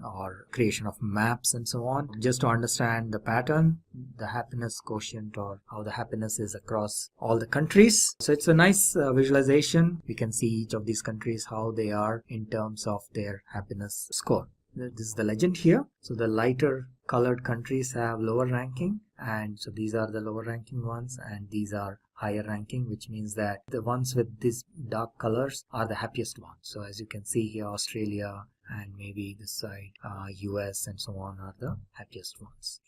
Okay, the other thing that we need to do is the correlation between the happiness score and happiness rank.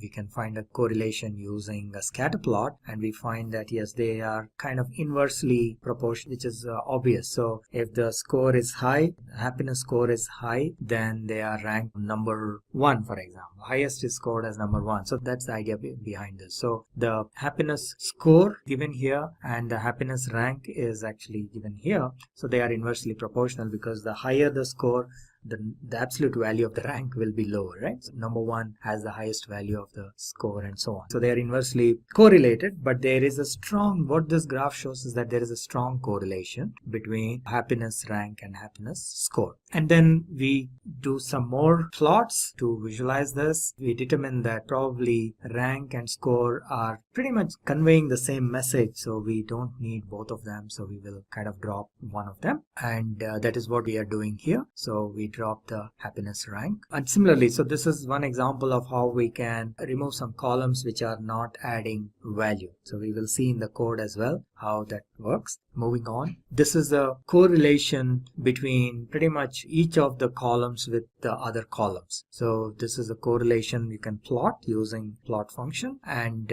we will see here that, for example, happiness score and happiness score are correlated, strongest correlation, right? Because every variable will be highly correlated to itself. So that's the reason. So the darker the color is, the higher the correlation. And and correlation in numerical terms goes from 0 to 1. So 1 is the highest value, and it can only be between 0 and 1. Correlation between two variables can be only have a value between 0 and 1. So the numerical value can go from 0 to 1, and 1 here is dark color, and 0 is kind of dark, but it is blue color. From red it goes down, the dark blue color indicates pretty much no correlation. So from this heat map we see that happiness and economy and family are probably also health, probably are the most correlated, and then it keeps decreasing after freedom, kind of keeps decreasing and coming to pretty much 0. All right. So that is a correlation graph, and then we can probably use this to find out which are the columns that need to be dropped, which do not have very high correlation, and we take only those columns that we will need. So this is the code for dropping some of the columns. Once we have prepared the data, when we have the required columns, then we use scikit-learn to actually split the data. First of all, this is a normal machine learning process. You need to split the data into training and test data set. In this case, we are splitting into 80-20. So 80 is the training data set and 20 is the test data set. So that's what we are doing here. So we use train test split method or function. So you have all your training data in x_train, the labels in y_train. Similarly, x_test has the test data, the inputs, whereas the labels are in y_test. So that's how, and this value, whether it is 80-20 or 50-50, that is all individual preference. So in our case, we are using 80-20. All right. And then the next is to create a linear regression instance. So this is what we are doing. We are creating an instance of linear regression, and then we train the model using the fit function, and we are passing x and y, which is the x value and the label data, regular input and the label data. label information. Then we do the test. We run we perform the evaluation on the test data set. So this is what we are doing with the test data set, and then we will evaluate how accurate the model is and using the scikit-learn functionality itself. We can also see what are the various parameters and what are the various coefficients, because in linear regression you will get like a equation of like a straight line, y is equal to beta 0 plus beta 1 x1 plus beta 2 x2. Those beta 1, beta 2, beta 3 are known as the coefficients, and beta 0 is the intercept. After the training, you can actually get these information of the model. What is the intercept value, what are the coefficients, and so on, by using these functions. So let's quickly go into the lab and take a look at our code. Okay, so this is my lab. This is my Jupyter notebook where I have the actual code, and I will take you through this code to run this linear regression on the world happiness data. So we will import a bunch of libraries, NumPy, Pandas, Plotly, and so on. Also, yeah, scikit-learn, that's also very important. So that's the first step. Then I will import my data, and the data is in 3 parts. There are 3 files, one for each year, 2015, 2016, and 2017, and it is a CSV file. So I've imported my data. Let's take a look at the data, quickly glance at data. So this is how it looks. We have the country, region, happiness rank, and then happiness score. There are some standard errors, and then what is the per capita, family, and so on. So, and then we will keep going. We will create a list of all these column names we will be using later. So for now, I will run this code, and no need of major explanation at this point. We know that some of these columns probably are not required. So you can use this drop functionality to remove some of the columns which we don't need. Like for example, region and standard error will not be contributing to our model. So we will basically drop those values out here. So we use the drop, and then we created a vector with these names, column names. That's what we are passing here. Instead of giving the names of the columns here, we can pass a vector. So that's what we are doing. So this will drop from our data frame. It will remove region and standard error, these 2 columns. Then the next step, we will read the data for 2016 and also 2017, and then we will concatenate this data. So let's do that. So we have now data frame called happiness, which is a concatenation of all the 3 files. Let's take a quick look at the data now. So most of the unwanted columns have been removed, and you have all the data in one place for all the 3 years, and this is how the data looks. And if you want to take a look at the summary of the columns, you can say describe, and you will get this information. For example, for each of the columns, what is the count, what is the mean value, standard deviation, especially the numeric values, okay, not the categorical values. So this is a quick way to see how the data is, and initial little bit of exploratory analysis can be done here. So what is the maximum value, what's the minimum value, and so on for each of the columns. All right, so then we go ahead and create some visualizations using Plotly. So let us go and build a plot. So if we see here, now this is the correlation between happiness rank and happiness score. This is what we have seen in the slides as well. We can see that there is a tight correlation between them. Only thing is it is inverse correlation, but otherwise they are very tightly correlated, which also says that they both probably provide the same information. So there is not much of value add. So we'll go ahead and drop the happiness rank as well from our columns. So that's what we are doing here. And now we can do the creation of the correlation heat map. Let us plot the correlation heat map to see how each of these columns is correlated to the others. And as we have seen in the slides, this is how it looks. So happiness score is very highly correlated. So this is the legend we have seen in the slide as well. So blue color indicates pretty much 0 or very low correlation. Deep red color indicates very high correlation, and the value correlation is a numeric value, and the value goes from 0 to 1. If 2 items or two features or columns are highly correlated, then there will be as close to 1 as possible, and two columns that are not at all correlated will be as close to 0 as possible. So that's how it is. For example, here happiness score and happiness score, every column or every feature will be highly correlated to itself. So it is like between them there will be correlation value will be 1. So that's why we see deep red color. But then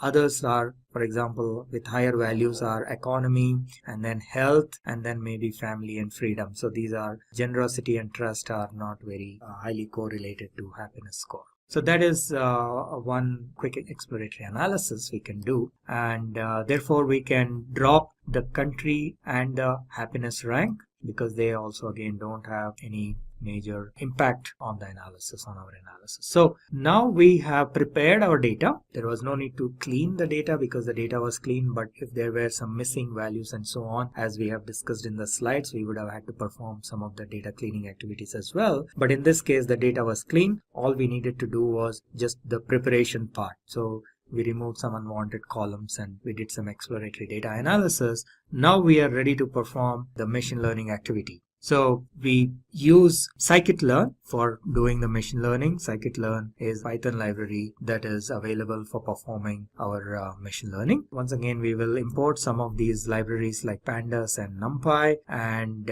also scikit-learn. First step we will do is split the data in 2080 format. So you have all the test data, which is 20% of the data is test data and 80% is your training data. So this test size indicates how much of it is in the what is the size of the test data. So the remaining, which is here we are saying 0.2, therefore that means training is 0.8. So training data is 80%. All right, so we have executed that, split the data, and now we create an instance of the linear regression model. So LM is our linear regression model, and we pass X and Y, the training data set, and call the function fit so that the model gets trained. So now once that is done, training is completed, and now what we have to do is we need to predict the values for the test data. So the next step is using, so you see here fit will basically run the training method, predict will actually predict the values. So we are passing the input values, which is the independent variables, and we are asking for the values of the dependent variable, which we are capturing in y_pred, and we use the predict method here, lm.predict. So this will give us all the predicted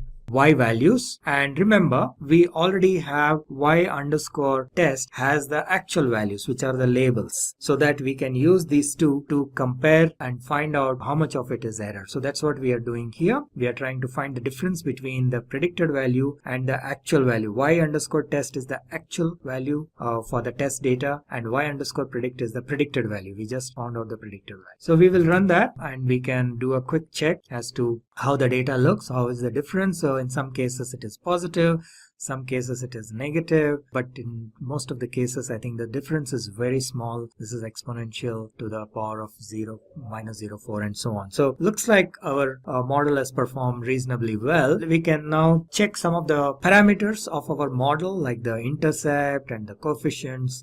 So that's what we are doing here. So these are the coefficients of the various parameters that we are, the coefficients of the various independent variables. Okay, so these are the values. Then we can quickly go ahead and list them down as well against the corresponding independent variable. So the coefficients against the corresponding independent variable. So 1.00051 is the coefficient for economy, 0.99983 is for family, coefficient for family and health, and so on and so forth, right? So that's what this is showing. Now we can use the functionality, readily available functionality of scikit-learn, and then plot that to find some of the parameters which determine the accuracy of this model, like for example what is the mean square error and so on. So that's what we are doing here. So let's just go ahead and run this. So you can see here that the root mean square error is pretty low, which is a good sign, and which is one of the measures of how well our model is performing. We can do one more quick plot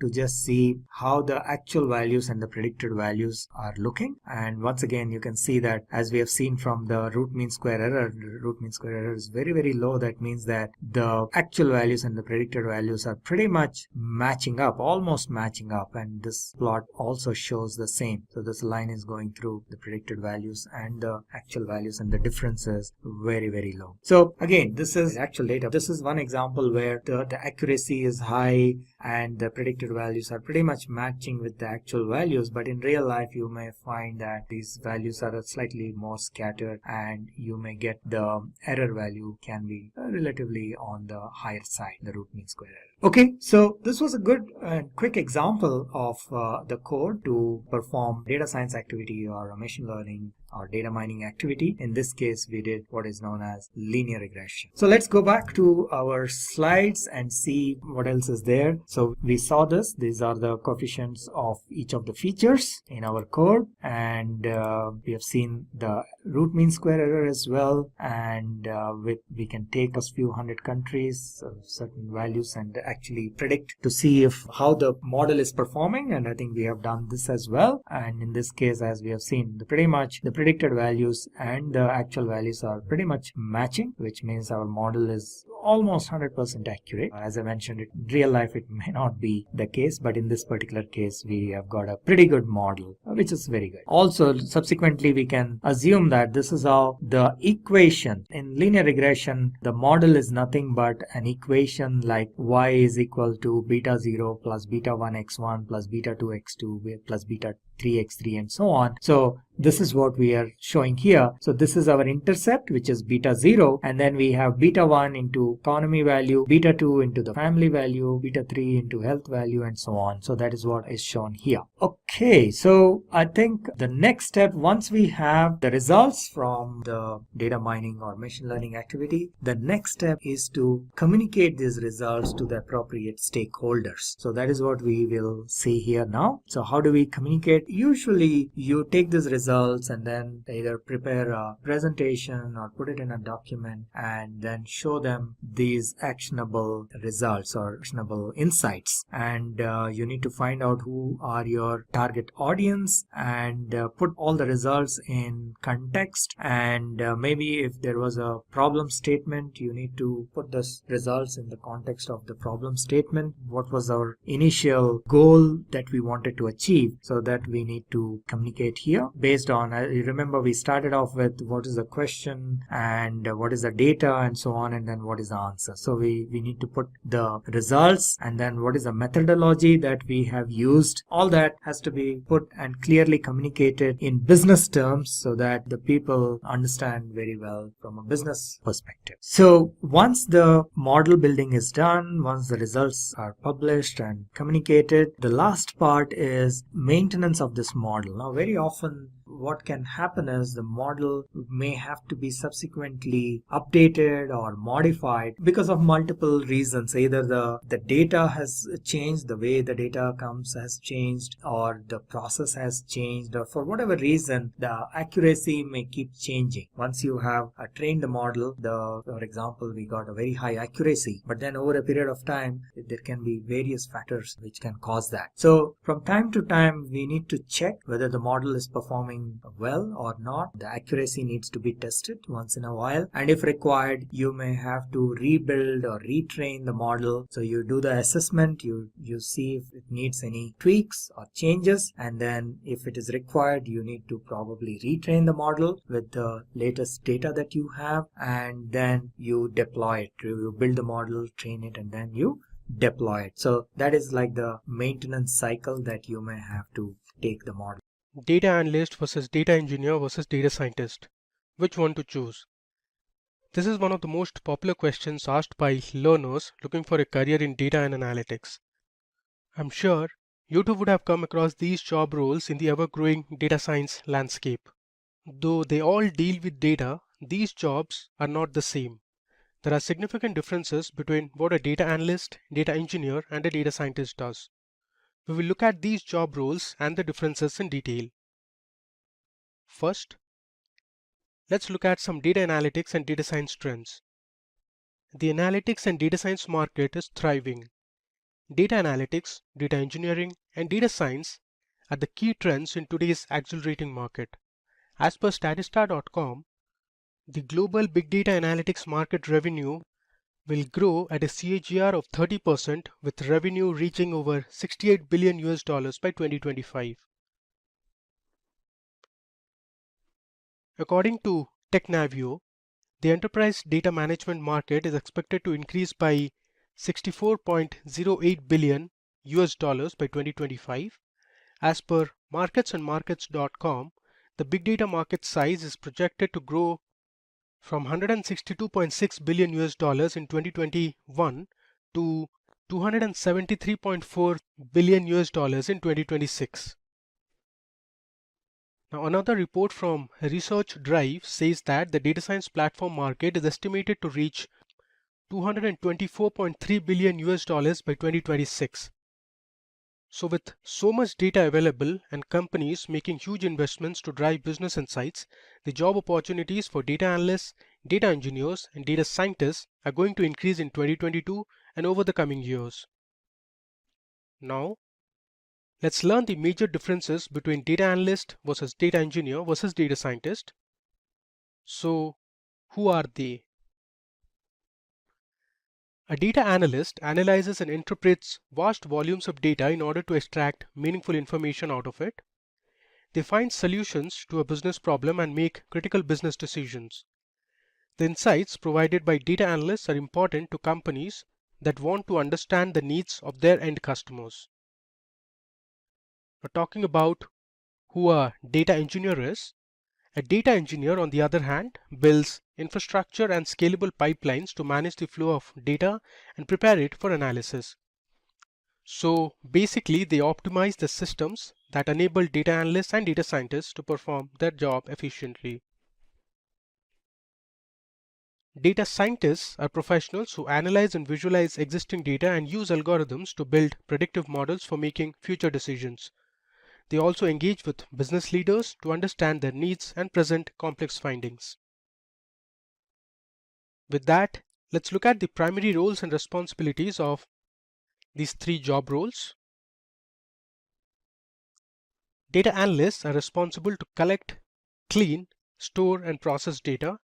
They discover hidden patterns from data by performing exploratory data analysis and visualize data by creating charts and graphs. Acquiring data from primary and secondary sources is one of their key tasks. They build reports and dashboards and also maintain databases. Now, talking about the roles and responsibilities of a data engineer. A data engineer performs data acquisition. They design, build and test data as well to develop and maintain data architecture. Data engineers are tasked with testing, integrating, managing and optimizing data from a variety of sources. So they integrate data into existing data pipelines, prepare data for modeling and perform various ETL operations. Now, talking about the roles and responsibilities of a data scientist. So data scientists develop machine learning models to identify trends in data for making decisions. They develop hypotheses and use their knowledge of statistics, data visualization, and machine learning to forecast the future for the business. Data scientists visualize data and use storytelling techniques and also write programs to automate data collection and processing. Now move on to the skills possessed by data analysts, data engineers, and data scientists. To become a data analyst, you need to have good hands-on experience with writing SQL queries. You should have excellent Microsoft Excel skills for analyzing data. Data analysts are also good at programming and they need to know how to visualize data, solve business problems, and possess domain knowledge. Data engineers should have a solid understanding of SQL, MongoDB, and programming. They need to have a good command of data architecture, scripting, data warehousing, and ETL. Data engineers are also good at Hadoop-based analytics. Now, talking about the skills for a data scientist. So a data scientist should have experience with programming in Python and R. They should have a very good understanding of mathematics and statistics as well. Data scientists need to possess analytical thinking and data visualization skills as well. Machine learning, deep learning, and decision making are other critical skills every data scientist should have. Now, we look at the salaries of a data scientist, a data analyst, as well as a data engineer. So a data analyst in the United States earns over $70,000 per annum, while in India, a data analyst can earn nearly 7,25,000 rupees per annum.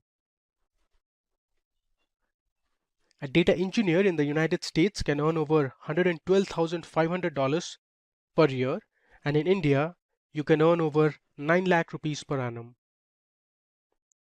Now, talking about the salary of a data scientist in the United States earns over $117,000 per annum, and in India, a data scientist can earn over 11 lakh rupees per annum.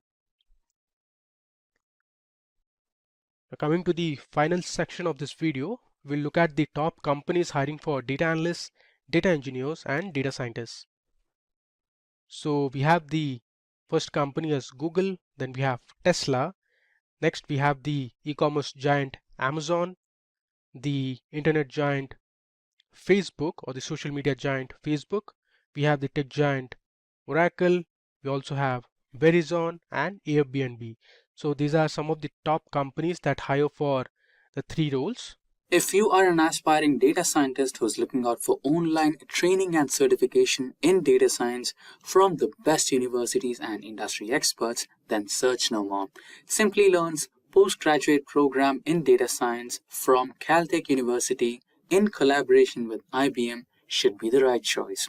For more details on this program, please use the link in the description box below.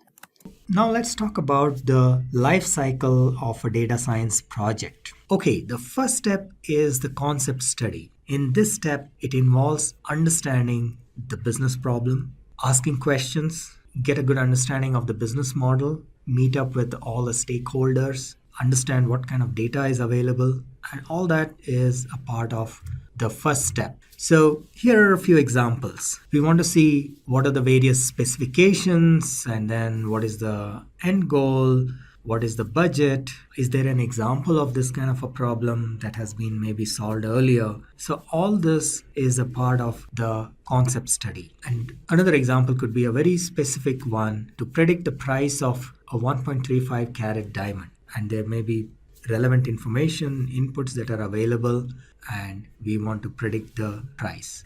The next step in this process is data preparation, data gathering and data preparation, also known as data munging, or sometimes it is also known as data manipulation. So what happens here is the raw data that is available may not be usable in its current format for various reasons. So that is why in this step, a data scientist would explore the data. He will take a look at some sample data, maybe pick, if there are millions of records, pick a few thousand records and see how the data is looking. Are there any gaps? Is the structure appropriate to be fed into the system? Are there some columns which are probably not adding value, may not be required for the analysis? Very often these are like names of the customers. They will probably not add any value or much value from an analysis perspective. The structure of the data, maybe the data is coming from multiple data sources and the structures may not be matching. What are the other problems? There may be gaps in the data. So the data, all the columns, all the cells are not filled. If you're talking about structured data, there are several blank records or blank columns. So if you use that data directly, you'll get errors or you'll get inaccurate results. So how do you either get rid of that data, or how do you fill these gaps with something meaningful? So all that is a part of data munging or data manipulation. So these are some additional subtopics within that. So data integration is one of them. If there are any conflicts in the data, data may be redundant. Yeah, data redundancy is another issue. There may be, you have, let's say, data coming from two different systems and both of them have customer table, for example, customer information. So when you merge them, there is a duplication issue. So how do we resolve that? So that is one. Data transformation. As I said, there will be situations where data is coming from multiple sources, and then when we merge them together, they may not be matching. So we need to do some transformations to make sure everything is similar. we may have to do some data reduction. If the data size is too big, you may have to come up with ways to reduce it meaningfully without losing information. Then data cleaning. So there will be either wrong values or null values, or there are missing values. So how do you handle all of that? A few examples of very specific stuff. So if there are missing values, how do you handle missing values or null values? Here in this particular slide, we are seeing three types of issues. One is missing value.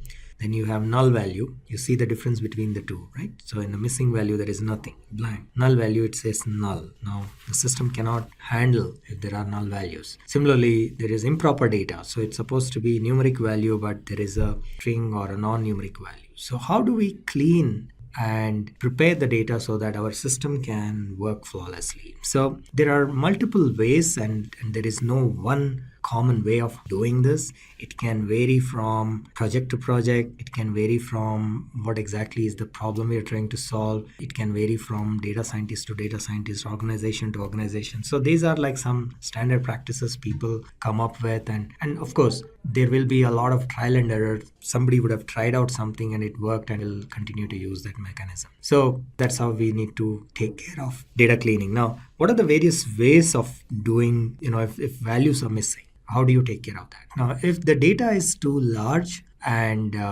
only a few records have some missing values, then it is okay to just get rid of those entire rows, for example. So if you have 1,000,000 records and out of which 100 records don't have full data, so there are some missing values in about 100 records. So it's absolutely fine because it's a small percentage of the data. So you can get rid of the entire records which have missing values. But that's not a very common situation. Very often you will have multiple, or at least a large number of a data set. For example, out of 1,000,000 records, you may have 50,000 records which are like having missing values. Now, that's a significant amount. You cannot get rid of all those records. Your analysis will be inaccurate. So how do you handle such situations? So there are again multiple ways of doing it. One is you can probably, if a particular values are missing in a particular column, you can probably take the mean value for that particular column and fill all the missing values with the mean value, so that first of all you don't get errors because of missing values, and second, you don't get results that are way off because these values are completely different from what is there. So that is one way. Then a few other could be either taking the median value, or depending on what kind of data we are talking about. So something meaningful we will have put in there. If we are doing some machine learning activity, then obviously as a part of data preparation, you need to split the data into training and test data set. The reason being, if you try to test with a data set which the system has already seen as a part of training, then it will tend to give reasonably accurate results because it has already seen that data, and that is not a good measure of the accuracy of the system. So typically you take the entire data set, the input data set, and split it into two parts. And again, the ratio can vary from person to person, individual preferences. Some people like to split it into 50-50. Some people like it as 63.33 and 33.3 is basically 2/3 and 1/3. And some people do it as 80-20. 80 for training and 20 for testing. So you split the data, perform the training with the 80%, and then use the remaining 20% for testing. All right. So that is one more data preparation activity that needs to be done before you start analyzing or applying the data or putting the data through the model. Then the next step is model planning. Now these models can be statistical models, this could be machine learning models. So you need to decide what kind of models you're going to use. Again, it depends on what is the problem you're trying to solve. If it is a regression problem, you need to think of a regression algorithm and come up with a regression model. So it could be linear regression. Or if you're talking about classification, then you need to pick up an appropriate classification algorithm like logistic regression or decision tree or SVM, and then you need to train that particular model. So that is the model building or model planning process, and the cleaned up data has to be fed into the model. And apart from cleaning, you may also have to, in order to determine what kind of model you will use, you have to perform some exploratory data analysis to understand the relationship between the various variables and see if the data is appropriate and so on, right? So that is the additional preparatory step that needs to be done. So a little bit of details about exploratory data analysis. So what exactly is exploratory data analysis? It's basically to, as the name suggests, you're just exploring. You just receive the data and you're trying to explore and find out what are the data types and what is the data clean in each of the columns. What is the maximum minimum value? So for example, there are out of the box functionality available in tools like R. So if you just ask for a summary of the table, it will tell you for each column, it will give some details as to what is the mean value, what is the maximum value, and so on and so forth. So this exercise or this exploratory analysis is to get an understanding of your data. And then you can take steps to, during this process, you find there are a lot of missing values. You need to take steps to fix those. You will also get an idea about what kind of model to be used and so on and so forth. What are the various techniques used for exploratory data analysis? Typically, these would be visualization techniques, like you use histograms, you can use box plots, you can use scatter plots. So these are very quick ways of identifying the patterns or a few of the trends of the data and so on. And then once your data is ready, you've decided on the model, what kind of algorithm you're going to use. If you're trying to do machine learning, you need to pass your 80% the training data, or rather you use that training data to train your model. And the training process itself is iterative. So the training process you may have to perform multiple times. And once the training is done and you feel it is giving good accuracy, then you move on to test. So you take the remaining 20% of the data. Remember, we split the data into training and test. So the test data is now used to check the accuracy or how well our model is performing. And if there are further issues, let's say, and model is still, during testing, if the accuracy is not good, then you may want to retrain your model or use a different model. So this whole thing again can be iterative. But if the test process is passed, or if the model passes the test, then it can go into production and it will be deployed. All right. So what are the various tools that we use for model planning? R is an excellent tool in a lot of ways, whether you're doing regular statistical analysis or machine learning or any of these activities. R, along with R Studio, provides a very powerful environment to do data analysis, including visualization. It has a very good integrated visualization or plot mechanism, which can be used for doing exploratory data analysis and then later on to do analysis, detailed analysis, and machine learning, and so on and so forth. Then, of course, you can write Python programs. Python offers a rich library for performing data analysis and machine learning and so on. MATLAB is a very popular tool as well, especially during education. So this is a very easy to learn tool. So MATLAB is another tool that can be used. And then last but not least, SAS. SAS is again very powerful. It is a proprietary tool and it has all the components that are required to perform very good statistical analysis or perform data science. So those are the various tools that would be required for, or that can be used for model building. And so the next step is model building. So we have done the planning part. We said, okay, what is the algorithm we are going to use? What kind of model we are going to use? Now we need to actually train this model, or build the model rather, so that it can then be deployed. So what are the various ways, or what are the various types of model building activities? So it could be, let's say in this particular example that we have taken, you want to find out the price of 1.35 carat diamond. So this is, let's say, a linear regression problem. You have data for various carats of diamond and you use that information, you pass it through a linear regression model, or you create a linear regression model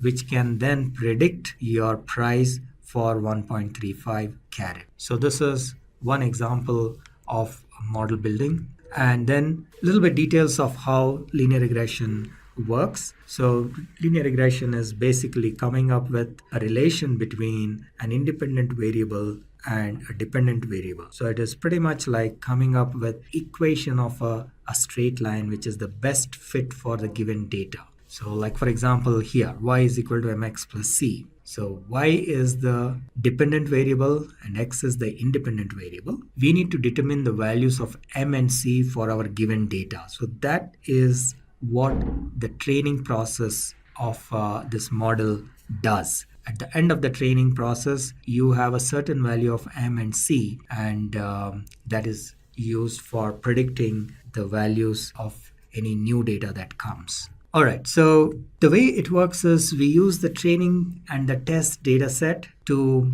train the model and then validate whether the model is working fine or not using test data. And if it is working fine, then it is taken to the next level, which is put in production. If not, the model has to be retrained. If the accuracy is not good enough, then the model is retrained, maybe with more data, or you come up with a newer model or algorithm and then repeat that process. So it is an iterative process. Once the training is completed, training and test, then this model is deployed, and we can use this particular model to determine what is the price of 1.35 carat diamond. Remember, that was our problem statement. So now that we have the best fit for this given data, we have the price of 1.35 carat diamond, which is 10,000. So this is one example of how this whole process works. Now, how do we build the model? There are multiple ways. You can use Python, for example, and use libraries like Pandas or NumPy to build the model and implement it. This will be available as a separate tutorial, a separate video in this playlist. So stay tuned for that. Moving on, once we have the results, the next step is to communicate these results to the appropriate stakeholders. So, which is basically taking this results and preparing like a presentation or a dashboard and communicating these results to the concerned people. So finishing or getting the results of the analysis is not the last step, but you need to, as a data scientist, take these results and present it to the team that has given you this problem in the first place and explain your findings, explain the findings of this exercise, and recommend maybe what steps they need to take in order to overcome this problem or solve this problem. So that is the pretty much once that is accepted, and the last step is to operationalize. So if everything is fine, your data scientist presentations are accepted, then they put it into practice, and thereby they will be able to improve or solve the problem that they stated in step 1. Okay, so quick summary of the life cycle. You have a concept study, which is basically understanding the problem, asking the right questions, and trying to see if there is enough data to solve this problem. And then even maybe gather the data. Then data preparation, the raw data needs to be manipulated. You need to do data munging so that you have the data in a certain proper format to be used by the model or our analytics system. And then you need to do the model planning, what kind of a model, what algorithm you will use for a given problem. And then the model building. So the exact execution of that model happens in step 4, and you implement and execute that model and put the data through the analysis in this step, and then you get the results. These results are then communicated, packaged and presented and communicated to the stakeholders, and once that is accepted, that is operationalized. So that is the final step. Let's begin this lesson by defining the term statistics. Statistics is a mathematical science pertaining to the collection, presentation, analysis, and interpretation of data. It's widely used to understand the complex problems of the real world and simplify them to make well-informed decisions. Several statistical principles, functions, and algorithms can be used to analyze primary data, build a statistical model, and predict the outcomes. An analysis of any situation can be done in 2 ways: statistical analysis or a non-statistical analysis. Statistical analysis is the science of collecting, exploring, and presenting large amounts of data to identify the patterns and trends. Statistical analysis is also called quantitative analysis. Non-statistical analysis provides generic information and includes text, sound, still images, and moving images. Non-statistical analysis is also called qualitative analysis. Although both forms of analysis provide results, statistical analysis gives more insight and a clearer picture, a feature that makes it vital for businesses. There are two major categories of statistics: descriptive statistics and inferential statistics. Descriptive statistics helps organize data and focuses on the main characteristics of the data. It provides a summary of the data numerically or graphically. Numerical measures such as average, mode, standard deviation or SD, and correlation are used to describe the features of a dataset. Suppose you want to study the height of students in a classroom. In the descriptive statistics, you would record the height of every person in the classroom and then find out the maximum height, minimum height, and average height of the population. Inferential statistics generalizes the larger dataset and applies probability theory to draw a conclusion. It allows you to infer population parameters based on the sample statistics and to model relationships within the data. Modeling allows you to develop mathematical equations which describe the interrelationships between two or more variables. Consider the same example of calculating the height of students in the classroom. In inferential statistics, you would categorize height as tall, medium, and small, and then take only a small sample from the population to study the height of students in the classroom. The field of statistics touches our lives in many ways, from the daily routines in our homes to the business of making the greatest cities run. The effect of statistics are everywhere. There are various statistical terms that one should be aware of while dealing with statistics: population, sample, variable, quantitative variable, qualitative variable, discrete variable, continuous variable. A population is the group from which data is to be collected. A sample is a subset of a population. A variable is a feature that is characteristic of any member of the population differing in quality or quantity from another member. A variable differing in quantity is called a quantitative variable. For example, the weight of a person, number of people in a car. A variable differing in quality is called a qualitative variable or attribute. For example, color, the degree of damage of a car in an accident. A discrete variable is one which no value can be assumed between the two given values. For example, the number of children in a family. A continuous variable is one in which any value can be assumed between the two given values. For example, the time taken for a 100-meter run. Typically, there are four types of statistical measures used to describe the data. They are measures of frequency, measures of central tendency, measures of spread, measures of position. Let's learn each in detail. Frequency of the data indicates the number of times a particular data value occurs in the given dataset. The measures of frequency are number and percentage. Central tendency indicates whether the data values tend to accumulate in the middle of the distribution or toward the end. The measures of central tendency are mean, median, and mode.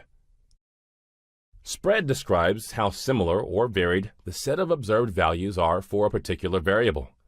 The measures of spread are standard deviation, variance, and quartiles. The measure of spread are also called measures of dispersion. Position identifies the exact location of a particular data value in the given data set. The measures of position are percentiles, quartiles, and standard scores. Statistical Analysis System, or SAS, provides a list of procedures to perform descriptive statistics. They are as follows: proc print, proc contents, proc means, proc frequency, proc univariate, proc gchart, proc boxplot, proc gplot. Proc print. It prints all the variables in a SAS dataset. Proc contents. It describes the structure of a dataset. Proc means. It provides data summarization tools to compute descriptive statistics for variables across all observations and within the groups of observations. Proc frequency. It produces one-way to n-way frequency and cross-tabulation tables. Frequencies can also be an output of a SAS dataset. Proc univariate. It goes beyond what proc means does and is useful in conducting some basic statistical analyses and includes high-resolution graphical features. Proc G-chart.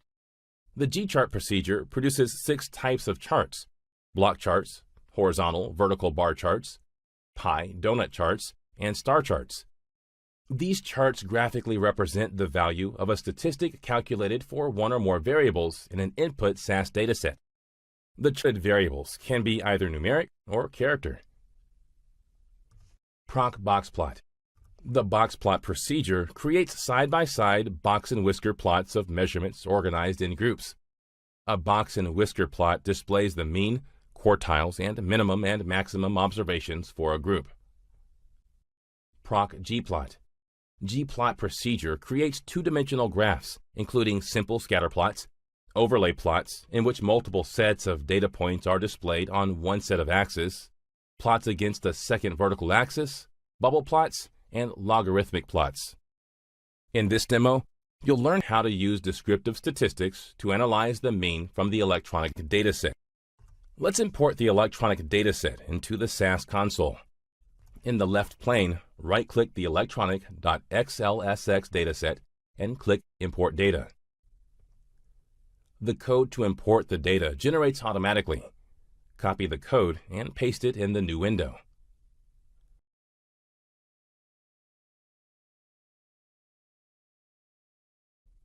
The proc means procedure is used to analyze the mean of the imported dataset. The keyword data identifies the input dataset. In this demo, the input dataset is electronic. The output obtained is shown on the screen. Note that the number of observations, mean, standard deviation, and maximum and minimum values of the electronic dataset are obtained. This concludes the demo on how to use descriptive statistics to analyze the mean from the electronic dataset. So far, you have learned about descriptive statistics. Let's now learn about inferential statistics. Hypothesis testing is an inferential statistical technique to determine whether there is enough evidence in a data sample to infer that a certain condition holds true for the entire population. To understand the characteristics of the general population, we take a random sample and analyze the properties of the sample. We then test whether or not the identified conclusions correctly represent the population as a whole. The population of hypothesis testing is to choose between two competing hypotheses about the value of a population parameter. For example, one hypothesis might claim that the wages of men and women are equal, while the other might claim that women make more than men. Hypothesis testing is formulated in terms of two hypotheses: null hypothesis, which is referred to as H-null; alternative hypothesis, which is referred to as H1. The null hypothesis is assumed to be true unless there is strong evidence to the contrary. The alternative hypothesis is assumed to be true when the null hypothesis is proven false. Let's understand the null hypothesis and alternative hypothesis using a general example. Null hypothesis attempts to show that no variation exists between variables, and alternative hypothesis is any hypothesis other than the null. For example, say a pharmaceutical company has introduced a medicine in the market for a particular disease, and people have been using it for a considerable period of time, and it's generally considered safe. If the medicine is proved to be safe, then it is referred to as null hypothesis. To reject null hypothesis, we should prove that the medicine is unsafe. If the null hypothesis is rejected, then the alternative hypothesis is used. Before you perform any statistical tests with variables, it's significant to recognize the nature of the variables involved. Based on the nature of the variables, it's classified into 4 types. They are categorical or nominal variables, ordinal variables, interval variables, and ratio variables. Nominal variables are ones which have 2 or more categories, and it's impossible to order the values. Examples of nominal variables include gender and blood group. Ordinal variables have values ordered logically. However, the relative distance between 2 data values is not clear. Examples of ordinal variables include considering the size of a coffee cup, large, medium, and small, and considering the ratings of a product, bad, good, and best. Interval variables are similar to ordinal variables, except that the values are measured in a way where their differences are meaningful. With an interval scale, equal differences between scale values do have equal quantitative meaning. For this reason, an interval scale provides more quantitative information than the ordinal scale. The interval scale does not have a true zero point. A true zero point means that a value of 0 on the scale represents zero quantity of the construct being assessed.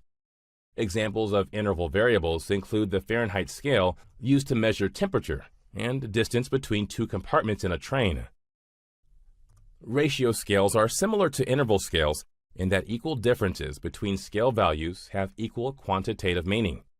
However, ratio scales also have a true zero point, which give them an additional property. For example, the system of inches used with a common ruler is an example of a ratio scale. There is a true zero point because 0 inches does in fact indicate a complete absence of length. In this demo, you'll learn how to perform the hypothesis testing using SAS.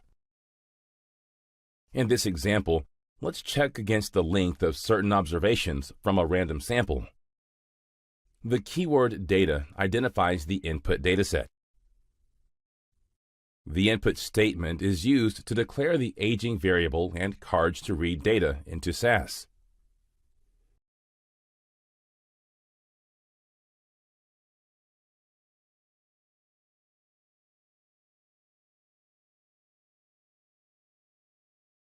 Let's perform a t-test to check the null hypothesis.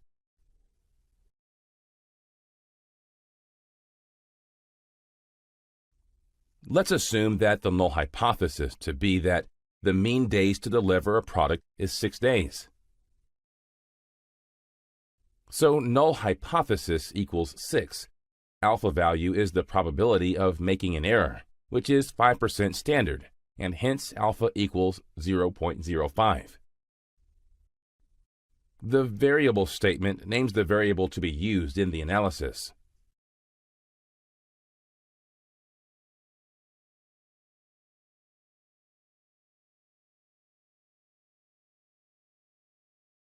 The output is shown on the screen.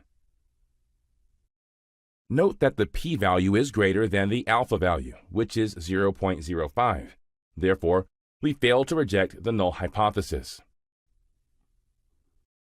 This concludes the demo on how to perform the hypothesis testing using SAS. Let's now learn about hypothesis testing procedures. There are 2 types of hypothesis testing procedures. They are parametric tests and non-parametric tests. In statistical inference or hypothesis testing, the traditional tests, such as t-test and ANOVA, are called parametric tests.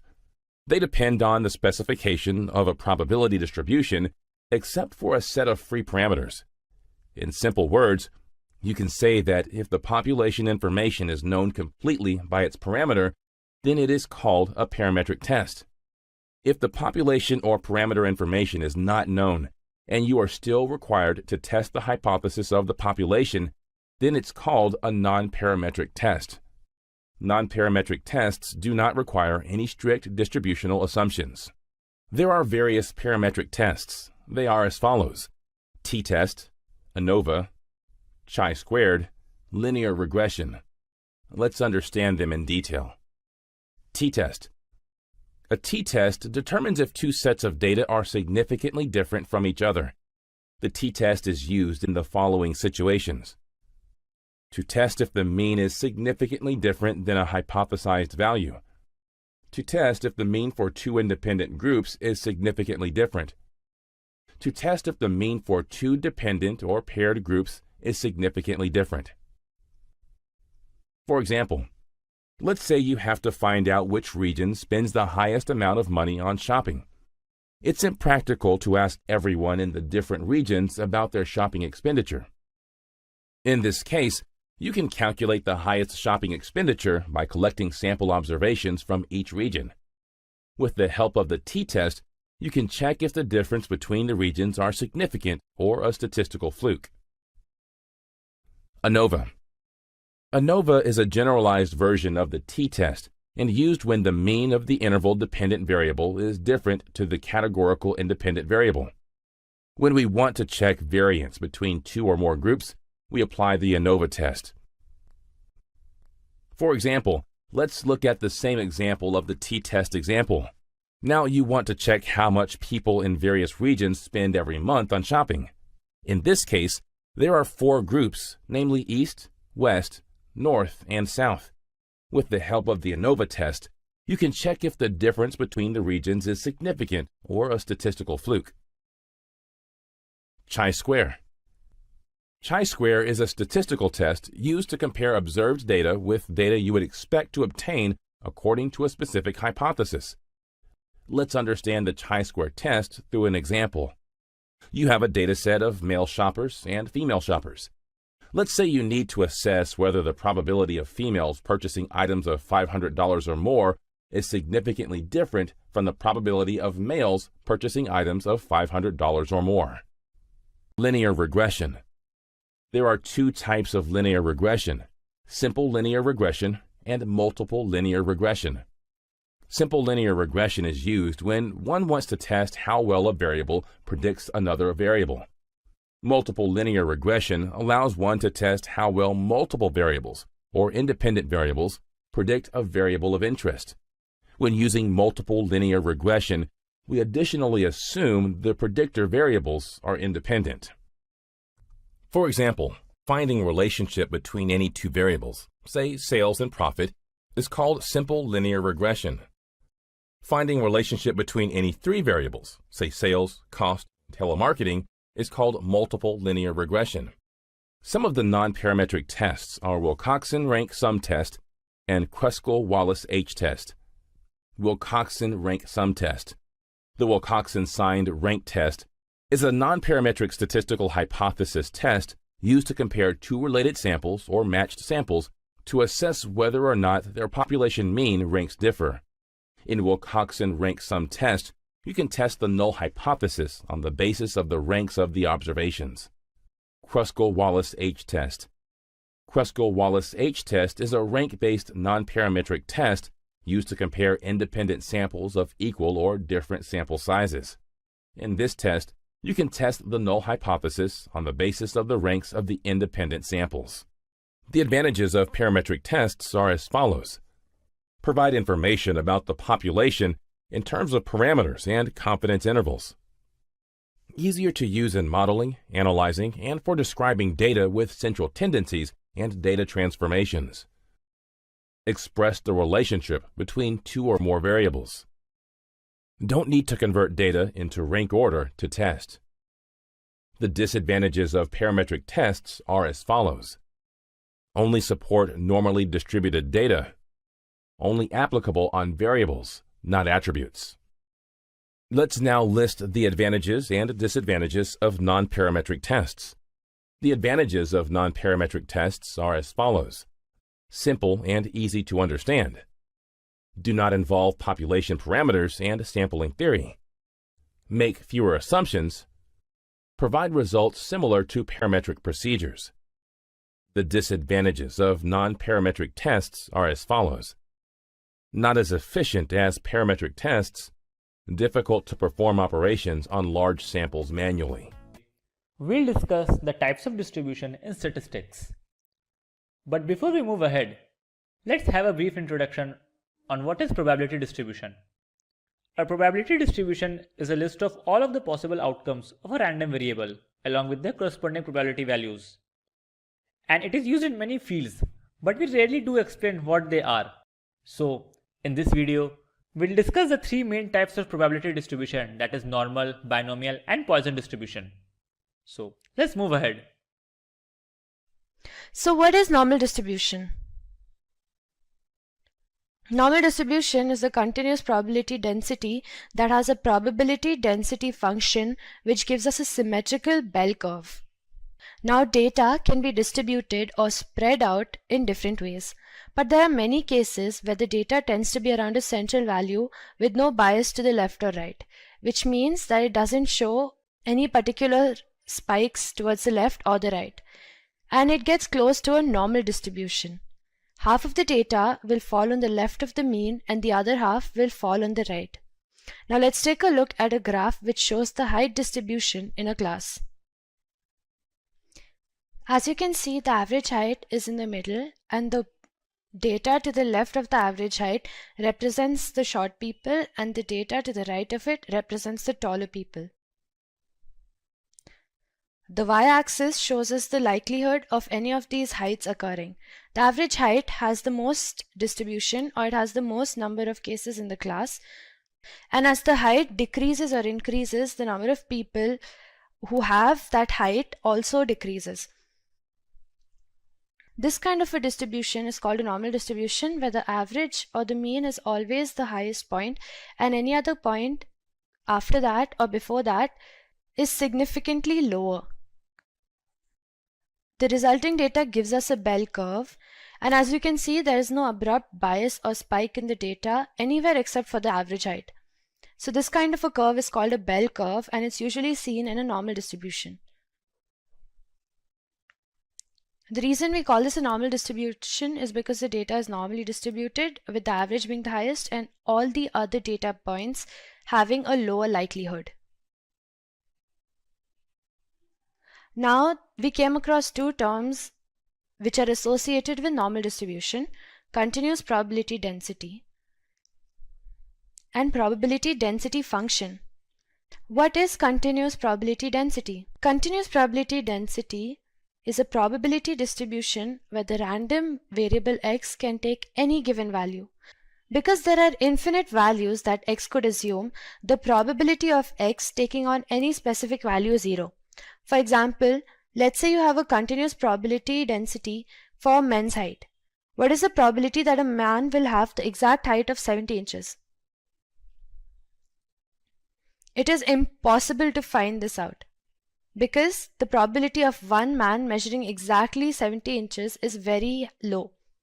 It is more probable that he will measure around 70.1 inches or maybe 69.97 inches. And it doesn't stop there. The fact is that it's impossible to exactly measure any variable that's on a continuous scale, and because of this it's impossible to figure out the probability of one exact measurement which is occurring in a continuous probability density. Next, we have the probability density function. It's nothing but a function or an expression which is used to define the range of values that a continuous random variable can take.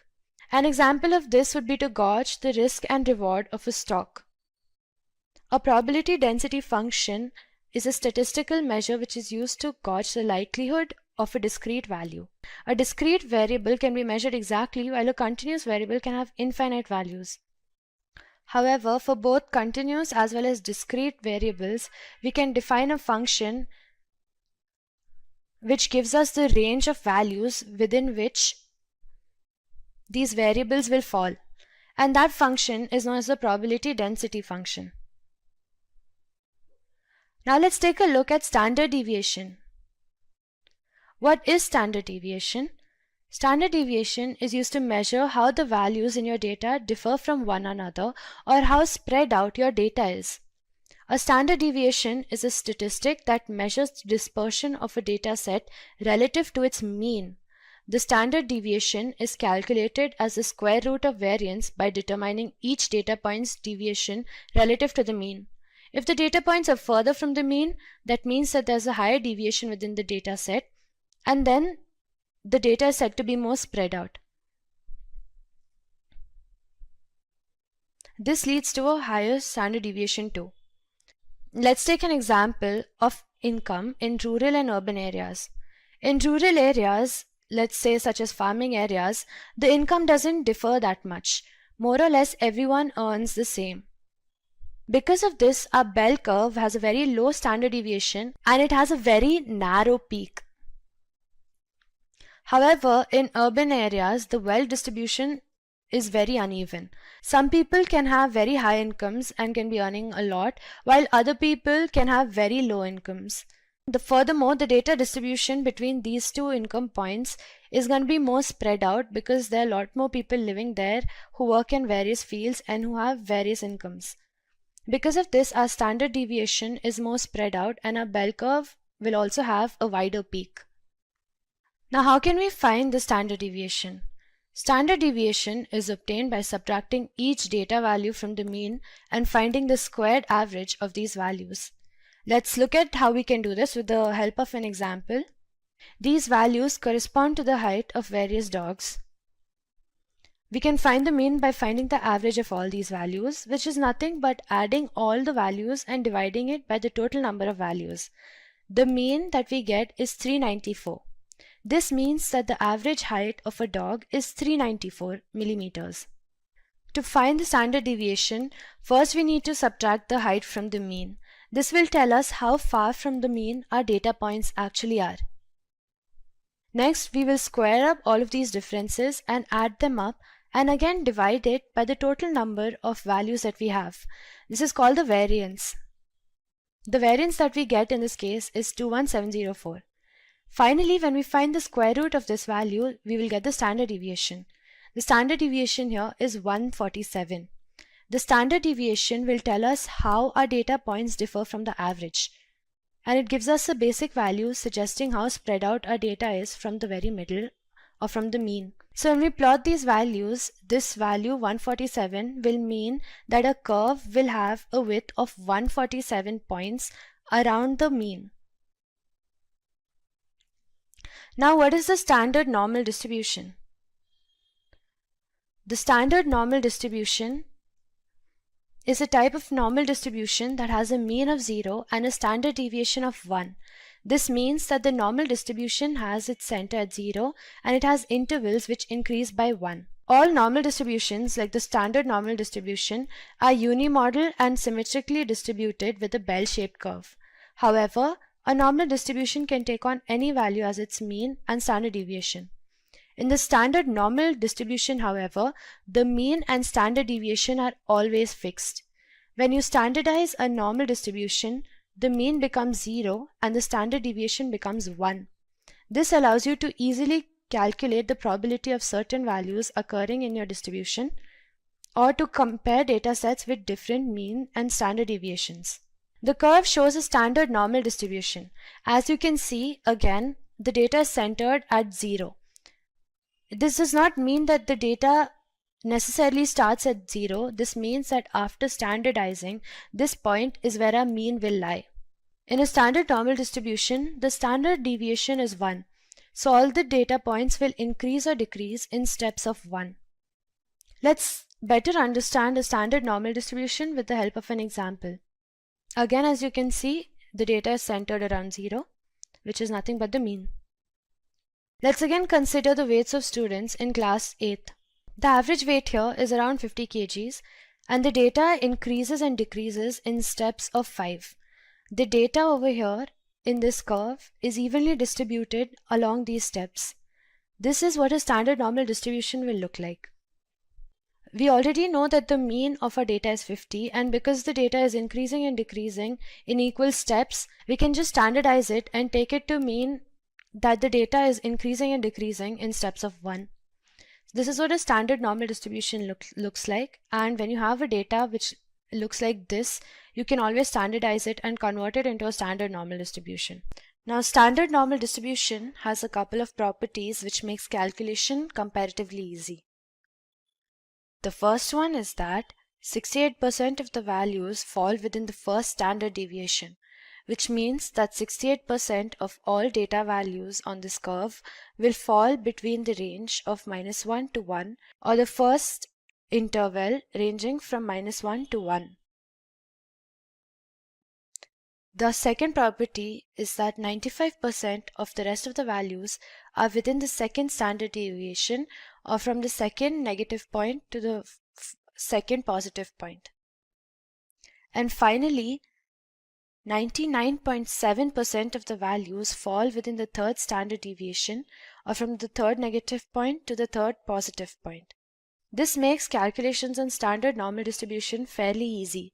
You can compare scores on different distributions with different means and standard deviations.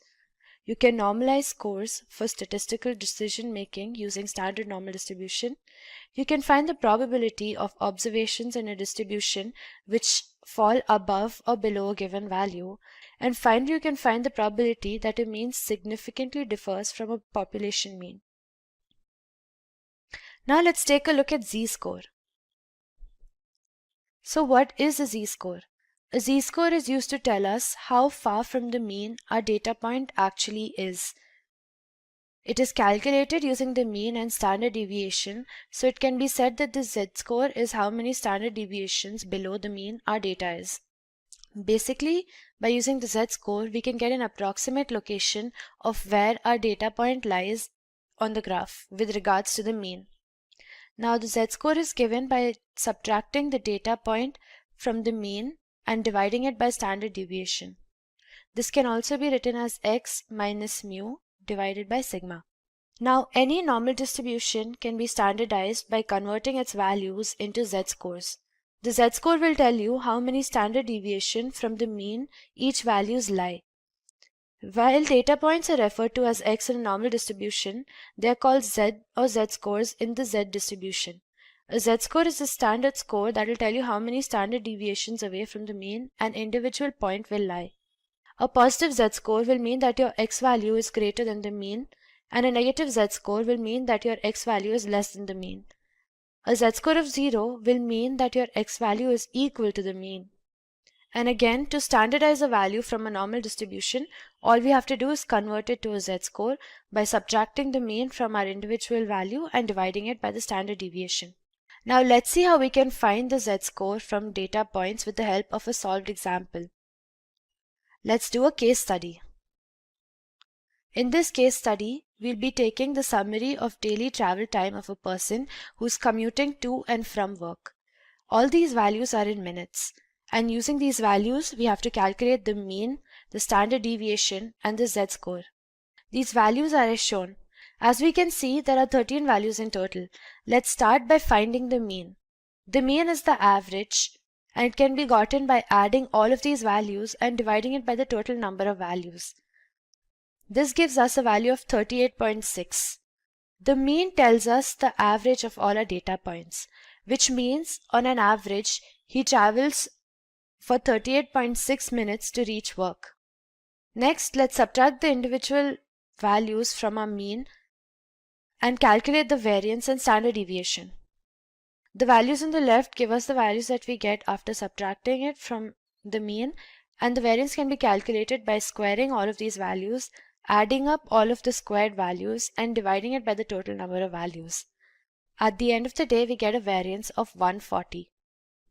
To calculate the standard deviation, all we have to do is take a square root of the variance, which gives us a value of 11.8. Now, the mean signifies the average of our values, and we already know this. It gives us the average time which is taken to travel. But the standard deviation will tell us the average value of how much our data points differ from the mean. It tells us the deviation within our own data, and it tells us how far away on an average a point is from the mean. Now, the value that we get is 11.8, which means that on an average, a single data point is around 11.8 data points away from the mean. Now let's calculate the z-score. The z-score is given by subtracting individual data points from the mean and dividing it by the standard deviation. We know that we have a standard deviation of 11.8 and a mean of 38.6. Using these values, we can calculate the z-scores for individual x values. Now we know that a negative z-score means that our x value is lower than our mean. But what does the number 1.06 mean? This means that the z-score for 26 is 1.06 standard deviations away from the mean. The negative symbol here means that our x value is less than the mean. And by how less? 1.06 times the standard deviation. Now we know that the negative value of a z-score means that our x value is less than our mean. But what does the number 1.06 mean? This means that the z-score is 1.06 times the standard deviation less than the mean. The same thing can be said for the z-score of 33. It is 0.47 times the standard deviation less than the mean. The z-score of 65 is 2.23 times the standard deviation more than the mean. That means it has to be added to the mean. The reason that we know it's more than the mean is because this has a positive value. So this means that using z-scores, we can know where our data points fall relative to other points on the graph. The z-score will tell us how far away from the mean a point is in steps of our standard deviation. Basics and terminology. The first one is outcome. Whenever we do an experiment like flipping a coin or rolling a dice, we get an outcome.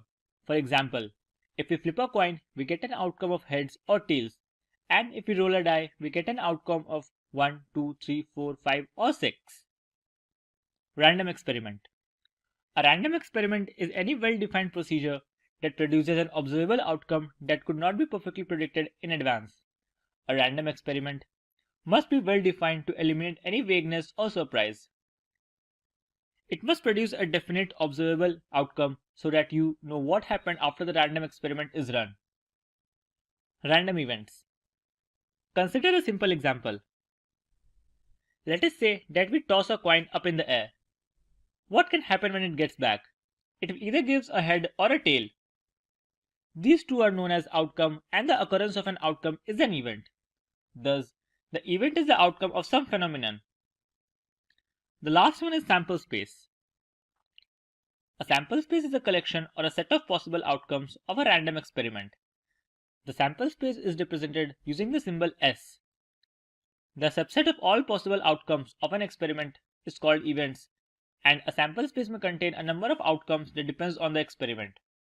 If it contains a finite number of outcomes, then it is known as a discrete or finite sample spaces. Now let's discuss what is random variable. A random variable is a numerical description of the outcome of a statistical experiment. A random variable that may assume only a finite number of values is said to be discrete. One that may assume any value in some interval on the real number line is said to be continuous. Let's see an example. Let x be a random variable defined as the sum of numbers when two dice are rolled. X can assume the values 2, 3, 4, 5, 6, 7, 8, 9, 10, 11 and 12. Notice there is no 1 here because the sum on the two dice can never be 1. Now that we know the basics, let's move on to binomial distribution. The binomial distribution is used when there are exactly two mutually exclusive outcomes of a trial. These outcomes are appropriately labeled success and failure. The binomial distribution is used to obtain the probability of observing x successes in n number of trials, with the probability of success on a single trial denoted by p. The binomial distribution assumes that p is fixed for all the trials. Here is a real-life example of a binomial distribution. Suppose you purchase a lottery ticket, then either you are going to win the lottery or not. In other words, the outcome will be either success or failure that can be proved through binomial distribution. There are four important conditions that needs to be fulfilled for an experiment to be a binomial experiment. The first one is there should be a fixed number of n trials carried out. The outcome of a given trial is only 2, that is either a success or a failure. The probability of success remains constant from trial to trial. It does not changes from one trial to another. And the trials are independent. The outcome of a trial is not affected by the outcome of any other trial. To calculate the binomial coefficient, we use the formula which is NCR into p to the power r into 1 minus p to the power n minus r, where r is the number of success in n number of trials and p is the probability of success. 1 minus p denotes the probability of a failure. Now, let's use this formula to solve an example. Suppose a die is tossed 3 times. What is the probability of no 5 turning up, 1 5 and 3 5s turning up? To calculate the no 5 turning up, here r is equal to 0 and n is equal to 3. Substituting the value in the formula, we have 3c0 into 1 by 6 to the power 0 into 5 by 6 to the power 3, where 1 by 6 is the probability of success and 5 by 6 is the probability of failure. Calculating this equation, we'll get the value to be 0.5787. In a similar manner, to calculate the probability of 1, 5 turning up, we'll replace R with 1 and N will be 3. So Px1 will be is equal to 3c1 into 1 by 6 to the power 1 into 5 by 6 to the power 2, which will come out to be 0.347. And for 3, 5 turning up, we'll substitute R equal to 3 and the formula will remain the same and we'll get the value to be 0.0046. Now that we are done with the concepts of binomial probability distribution, here's a problem for you to solve. Post your answers in the comment section and let us know. A Poisson distribution is a probability distribution used in statistics to show how many times an event is likely to happen over a given period of time. To put it another way, it's a count distribution. Poisson distributions are frequently used to comprehend independent event at a constant rate over a given interval of time. The Poisson distribution was developed by French mathematician Simon Denis Poisson in 1837. A Poisson distribution is used in cases where the chances of any individual event being a success is very small. The number of defective pencils per box of a 6,000 pencil, the number of plane crashes in India in 1 year, or the number of printing mistakes in each page of a book. All of these examples can have use of Poisson distribution. The Poisson distribution can be used to calculate how likely it is that something will happen x number of times. A random variable x has a Poisson distribution with parameter lambda, and the formula for that is e to the power minus lambda into lambda to the power x divided by x factorial, where x can be the number of times the event is happening. The value of e is taken as 2.7182. Let's discuss some application of Poisson distribution. If you want to calculate the number of deaths per day or week due to rare disease in a hospital, you can use the Poisson distribution. In a similar manner, the count of bacteria per cc in blood or the number of computers infected with virus per week. The number of mishandled baggage per 1000 passengers can also have an application for Poisson distribution. Let's discuss one example to see how you can calculate the Poisson distribution. Suppose on an average, a cancer kills 5 people each year in India. What is the probability that one person is killed this year? We'll assume all these events are independent random events. So, by the formula, we have x is equal to 1 because we have to calculate the probability of one person that is killed this year. So, p x equal to 1 will be equal to e to the power minus 5 into 5 to the power 1 divided by 1 factorial, which will come out to be 0.033, which will be near to 3.3%. So, the probability that only one person is killed this year due to cancer is 3.3%. If you are an aspiring data scientist who's looking out for online training and certification in data science from the best universities and industry experts, then search no more. Simplilearn's postgraduate program in data science from Caltech University in collaboration with IBM should be the right choice. For more details on this program, please use the link in the description box below.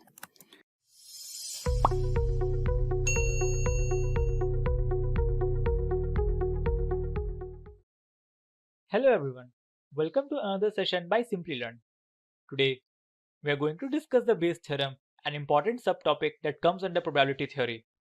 We'll start this video by talking about probability and conditional probability. After that, we'll move on to the Bayes theorem and understand its formula and a real-life example where the Bayes theorem can be used. So, let's get started. What is probability? Probability is a branch of mathematics concerning numerical descriptions of how likely an event is to occur, or how likely it is that a proposition is true. The probability of an event is a number between 0 and 1, where roughly speaking, 0 indicates the impossibility of the event and 1 indicates certainty. The higher the probability of an event, the more likely is that the event will occur. Let's look at an example. A simple example is the tossing of a fair unbiased coin. Since the coin is fair, the outcome, that is heads and the tails, are both equally probable. The probability of heads equals the probability of the tails, and since no other outcomes are possible, the probability of either heads or tails can be said to be 1 by 2, which is also 50%. The probability of an event can be calculated by number of ways it can happen divided by the total number of outcomes. Now that we know about the probability, let's see if you can answer this question. What is the probability of drawing a jack and a queen consecutively from a deck of 52 cards without replacement?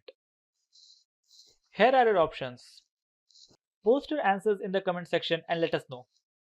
Now let's move on to conditional probability.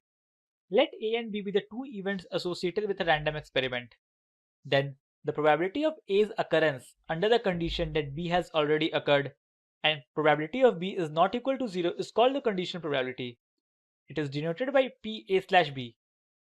Thus, we can say that PA/B is equal to PA intersection B divided by P of B, where PA/B is the probability of occurrence of A given that B has already occurred, and PB is the probability of occurrence of B. To know more about conditional probability, you can check our previous video which is specifically on conditional probability. Now let's move on to Bayes' theorem. The Bayes' theorem is a mathematical formula for calculating conditional probability in probability and statistics. In other words, it is used to figure out how likely an event is associated on its proximity to another. Bayes' law or Bayes' rule are the other names of this theorem. The formula for the Bayes' theorem can be written in a variety of ways. The most common version is PA/B is equal to P of B/A into P of A divided by P of B, where PA/B is the conditional probability of event A occurring given that B is true, and PA and P of B are the probabilities of A and B occurring independently of one another. Let's solve a problem using the Bayes' theorem to understand it better. There is a cricket match tomorrow, and in recent years it has rained only 5 days each year. Unfortunately, the meteorologist has predicted the rain for tomorrow. Now, when it rains, the meteorologist correctly forecasts rain 90% of the time, and when it doesn't rain, he incorrectly forecasts rain 10% of the time. Let's calculate what is the probability that it will rain on the match day. So, the two sample spaces here are the events that it rains and it does not rain. Additionally, a third event is also there that meteorologist predicts the rain. So the notation for these events appear below. Event A1 is equal to it rains on the match day, event A2 that it does not rain on the match day, and event B is the meteorologist predicting the rain. Now in terms of probability, we know the following. Probability of A1 is 5 by 365 that it rains 5 days in a year, which will come out to be 0.0136. PA2 is 360 by 365, that is no days for 360 days in a year, which will come out to be 0.986. PB/A1 is 0.9.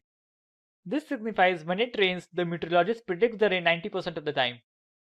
In a similar manner, PB/A2 is 0.1, that it does not rain, the meteorologist predicts the rain 10% of the time.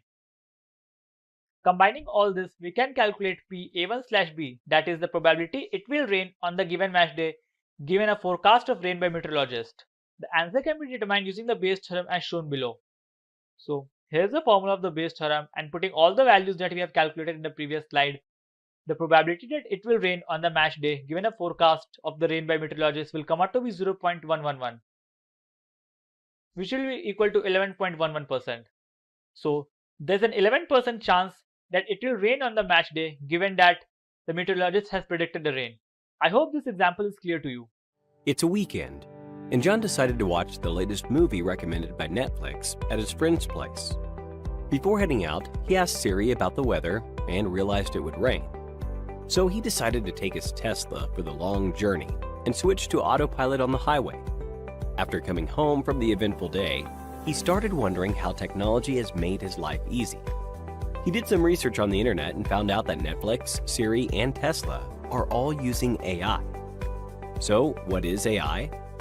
AI, or artificial intelligence, is nothing but making computers-based machines think and act like humans. Artificial intelligence is not a new term. John McCarthy, a computer scientist, coined the term artificial intelligence back in 1956. But it took time to evolve as it demanded heavy computing power. Artificial intelligence is not confined to just movie recommendations and virtual assistants. Broadly classifying, there are 3 types of AI. Artificial narrow intelligence, also called weak AI, is the stage where machines can perform a specific task. Netflix, Siri, chatbots, facial recommendation systems are all examples of artificial narrow intelligence. Next up, we have artificial general intelligence, referred to as an intelligent agent's capacity to comprehend or pick up any intellectual skill that a human can. We are halfway into successfully implementing this phase. IBM's Watson supercomputer and GPT-3 fall under this category. And lastly, artificial superintelligence. It is the stage where machines surpass human intelligence. You might have seen this in movies and imagined how the world would be if machines occupy it. Fascinated by this, John did more research and found out that machine learning, deep learning, and natural language processing are all connected with artificial intelligence. Machine learning, a subset of AI, is the process of automating and enhancing how computers learn from their experiences without human help. Machine learning can be used in email spam detection, medical diagnosis, etc. Deep learning can be considered a subset of machine learning. It is a field that is based on learning and improving on its own by examining computer algorithms. While machine learning uses simpler concepts, deep learning works with artificial neural networks, which are designed to imitate the human brain. This technology can be applied in face recognition, speech recognition, and many more applications. Natural language processing, popularly known as NLP, can be defined as the ability of machines to learn human language and translate it. Chatbots fall under this category. Artificial intelligence is advancing in every crucial field like healthcare, education, robotics, banking, e-commerce, and the list goes on. Like in healthcare, AI is used to identify diseases, helping healthcare service providers and their patients make better treatment and lifestyle decisions. Coming to the education sector, AI is helping teachers automate grading, organizing, and facilitating parent-guardian conversations. In robotics, AI-powered robots employ real-time updates to detect obstructions in their path and instantaneously design their routes. Artificial intelligence provides advanced data analytics that is transforming banking by reducing fraud and enhancing compliance. With this growing demand for AI, more and more industries are looking for AI engineers who can help them develop intelligent systems and offer them lucrative salaries going north of $120,000. The future of AI looks promising, with the AI market expected to reach $190 billion by 2025. We know humans learn from their past experiences, and machines follow instructions given by humans. But what if humans can train the machines to learn from their past data and do what humans can do and much faster? Well, that's called machine learning. But it's a lot more than just learning. It's also about understanding and reasoning. So today, we will learn about the basics of machine learning. So that's Paul. He loves listening to new songs. He either likes them or dislikes them. Paul decides this on the basis of the song's tempo, genre, intensity, and the gender of voice.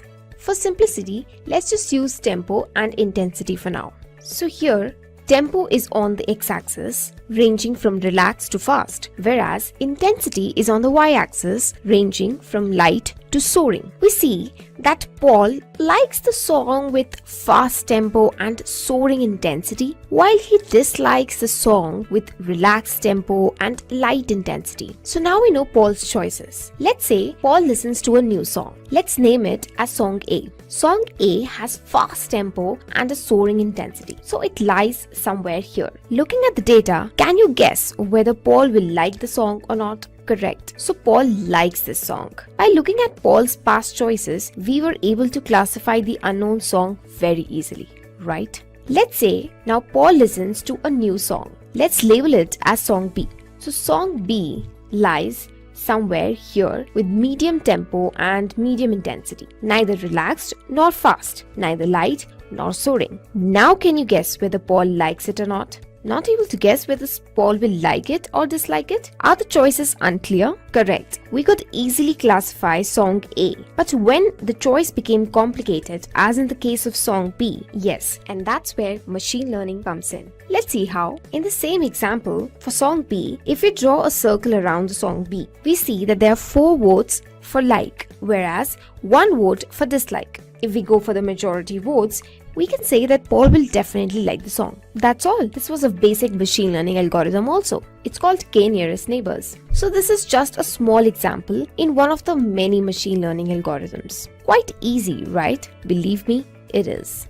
But what happens when the choices become complicated, as in the case of song B? That's when machine learning comes in. It learns the data, builds the prediction model, and when the new data point comes in, it can easily predict for it. More the data, better the model, higher will be the accuracy. There are many ways in which the machine learns. It could be either supervised learning, unsupervised learning, or reinforcement learning. Let's first quickly understand supervised learning. Suppose your friend gives you 1 million coins of 3 different currencies, say 1 rupee, 1 euro and 1 dirham. Each coin has different weights. For example, a coin of 1 rupee weighs 3 grams, 1 euro weighs 7 grams and 1 dirham weighs 4 grams. Your model will predict the currency of the coin. Here, your weight becomes the feature of coins. Currency becomes their label. When you feed this data to the machine learning model, it learns which feature with which label. For example, it will learn that if a coin is of 3 grams, it will be a 1 rupee coin. Let's give a new coin to the machine. On the basis of the weight of the new coin, your model will predict the currency. Hence, supervised learning uses labeled data to train the model. Here the machine knew the features of the object and also the labels associated with those features. On this note, let's move to unsupervised learning and see the difference. Suppose you have cricket dataset of various players with their respective scores and wickets taken. When we feed this dataset to the machine identifies the pattern of player performance. So it plots this data with the respective wickets on the x-axis while runs on the y-axis. While looking at the data, you will clearly see that there are 2 clusters. The one cluster are the players who scored high runs and took less wickets, while the other cluster is of the players who scored less runs but took many wickets. So here we interpret these 2 clusters as batsmen and bowlers. The important point to note here is that there were no labels of batsmen and bowlers. Hence, the learning with unlabeled data is unsupervised learning. So we saw supervised learning where the data was labeled and the unsupervised learning where the data was unlabeled. And then there is reinforcement learning, which is reward-based learning, or we can say that it works on the principle of feedback. Here, let's say you provide the system with an image of a dog and ask it to identify it. The system identifies it as a cat. So you give a negative feedback to the machine saying that it's a dog's image. The machine will learn from the feedback, and finally if it comes across any other image of a dog, it will be able to classify it correctly. That is reinforcement learning. To generalize machine learning model, let's see a flowchart. Input is given to a machine learning model, which then gives the output according to the algorithm applied. If it's right, we take the output as a final result. Else, we provide feedback to the training model and ask it to predict until it learns. I hope you've understood supervised and unsupervised learning. So let's have a quick quiz. You have to determine whether the given scenarios uses supervised or unsupervised learning. Simple, right? Scenario 1. Facebook recognizes your friend in a picture from an album of tagged photographs. Scenario 2. Netflix recommends new movies based on someone's past movie choices.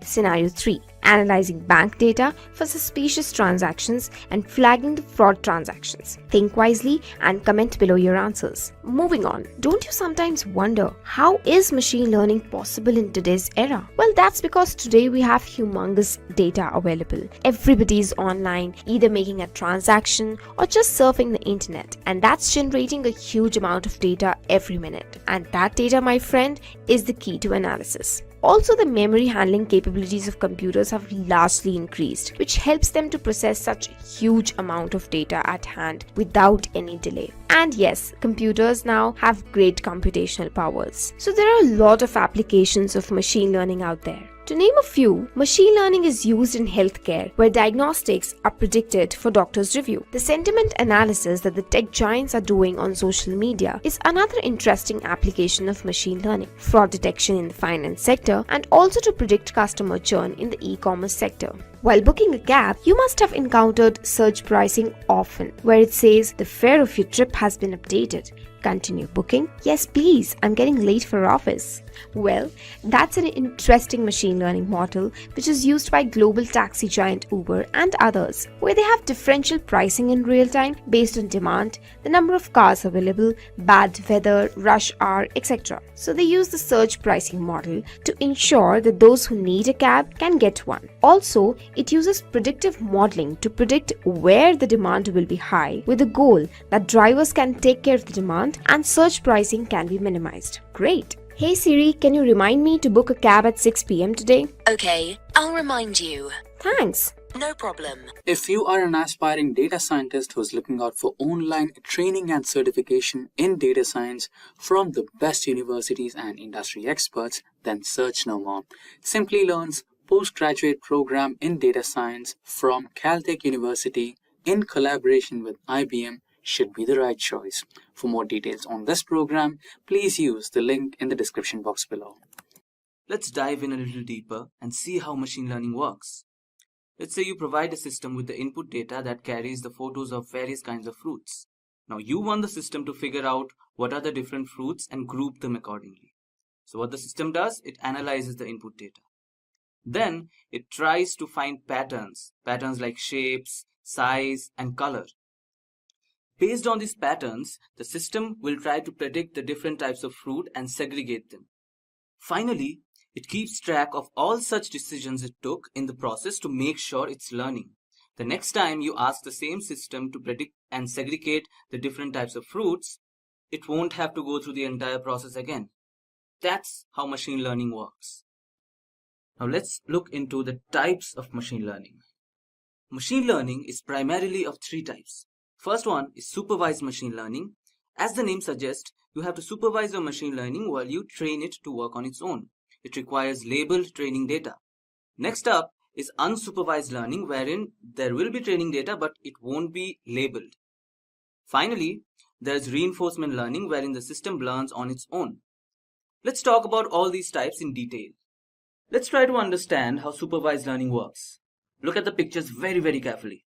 The monitor depicts the model or the system that we are going to train. This is how the training is done. We provide a data set that contains pictures of a kind of a fruit, say an apple. Then we provide another data set which lets the model know that these pictures were that of a fruit called apple. This ends the training phase. Now, what we will do is we provide a new set of data which only contains pictures of apple. Now here comes the fun part. The system can actually tell you what fruit it is. And it will remember this and apply this knowledge in future as well. That's how supervised learning works. You are training the model to do a certain kind of an operation on its own. This kind of a model is generally used into filtering spam mails from your email accounts as well. Yes, surprised, aren't you? So let's move on to unsupervised learning now. Let's say we have a data set which is cluttered. In this case, we have a collection of pictures of different fruits. We feed this data to the model and the model analyzes the data to figure out patterns in it. In the end, it categorizes the photos into three types, as you can see in the image, based on their similarities. So, you provide the data to the system and let the system do the rest of the work. Simple, isn't it? This kind of a model is used by Flipkart to figure out the products that are well suited for you.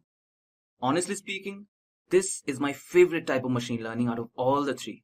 And this type has been widely shown in most of the sci-fi movies lately.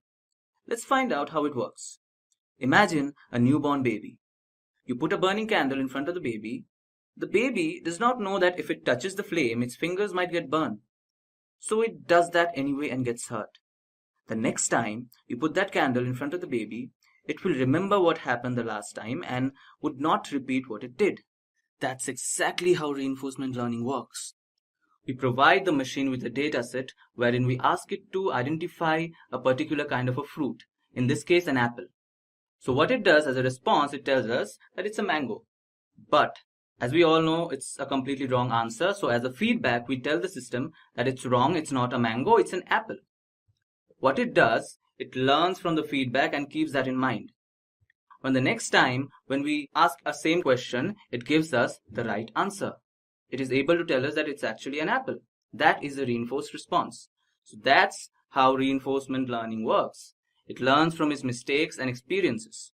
This model is used in games like Prince of Persia or Assassin's Creed or FIFA, wherein the level of difficulty increases as you get better with the games.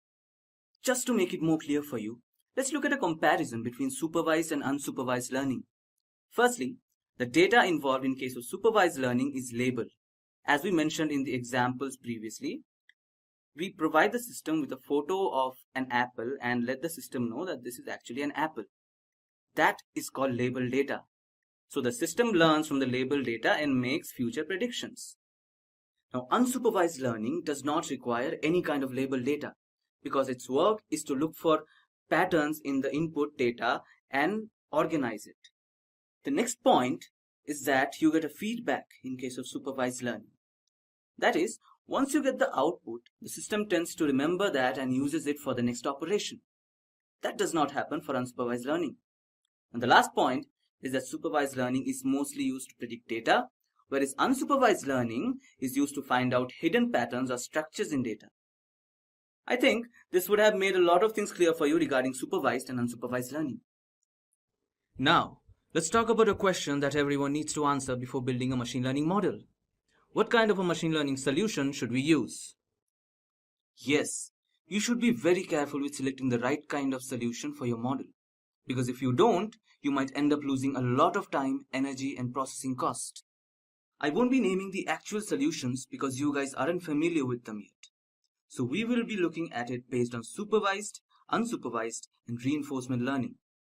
So let's look into the factors that might help us select the right kind of machine learning solution. First factor is the problem statement describes the kind of model you will be building, or as the name suggests, it tells you what the problem is.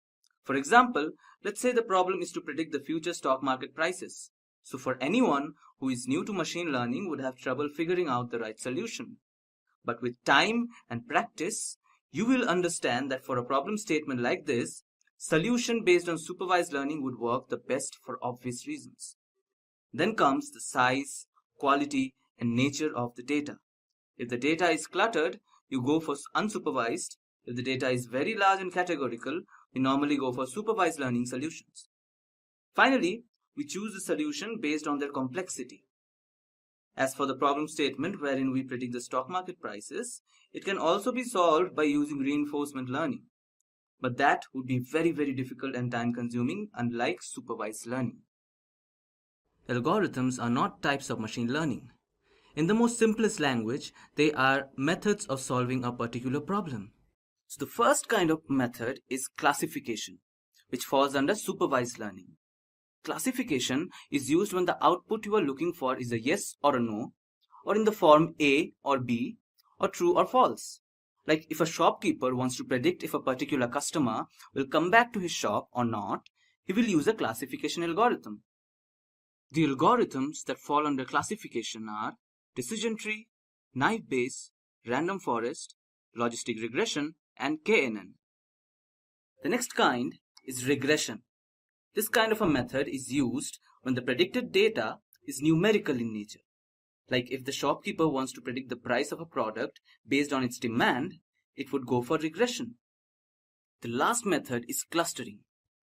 Clustering is a kind of unsupervised learning again. It is used when the data needs to be organized. Most of the recommendation systems used by Flipkart, Amazon, etc. make use of clustering. Another major application of it is in search engines. The search engines study your old search history to figure out your preferences and provide you the best search results. One of the algorithms that fall under clustering is K-means. Now that we know the various algorithms, let's look into 4 key algorithms that are used widely. We will understand them with very simple examples. The 4 algorithms that we will try to understand are K-nearest neighbor, linear regression, decision tree, and naive Bayes.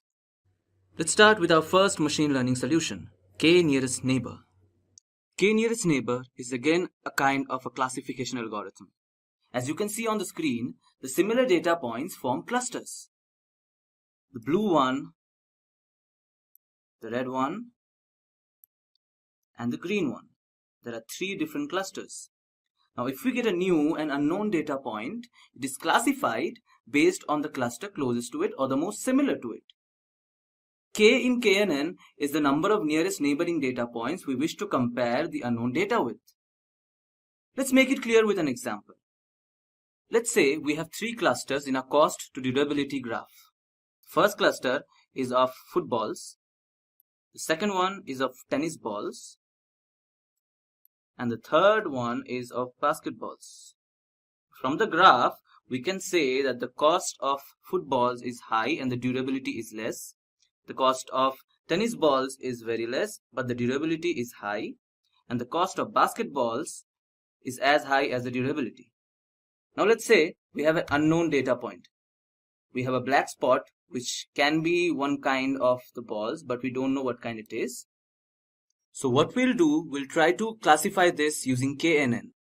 So if we take K is equal to 5, we draw a circle keeping the unknown data point as the center, and we make sure that we have 5 balls inside that circle. In this case, we have a football, a basketball, and 3 tennis balls. Now, since we have the highest number of tennis balls inside the circle, the classified ball would be a tennis ball. So that's how K nearest neighbor classification is done. Linear regression is again a type of supervised learning algorithm. This algorithm is used to establish linear relationship between variables, one of which would be dependent and the other one would be independent. Like if we want to predict the weight of a person based on his height, weight would be the dependent variable and height would be independent. Let's have a look at it through an example. Let's say we have a graph here showing a relationship between height and weight of a person. Let's put the y-axis as age and the x-axis as weight. So the green dots are the various data points. These green dots are the data points. And D is the mean squared error, that is the perpendicular distances from the line to the data points are the error values. This error tells us how much the predicted values vary from the original value. Let's ignore this blue line for a while. So let's say if this is our regression line, you can see the distance from all the data points from this line is very high. So if we take this line as a regression line, the error in the prediction will be too high.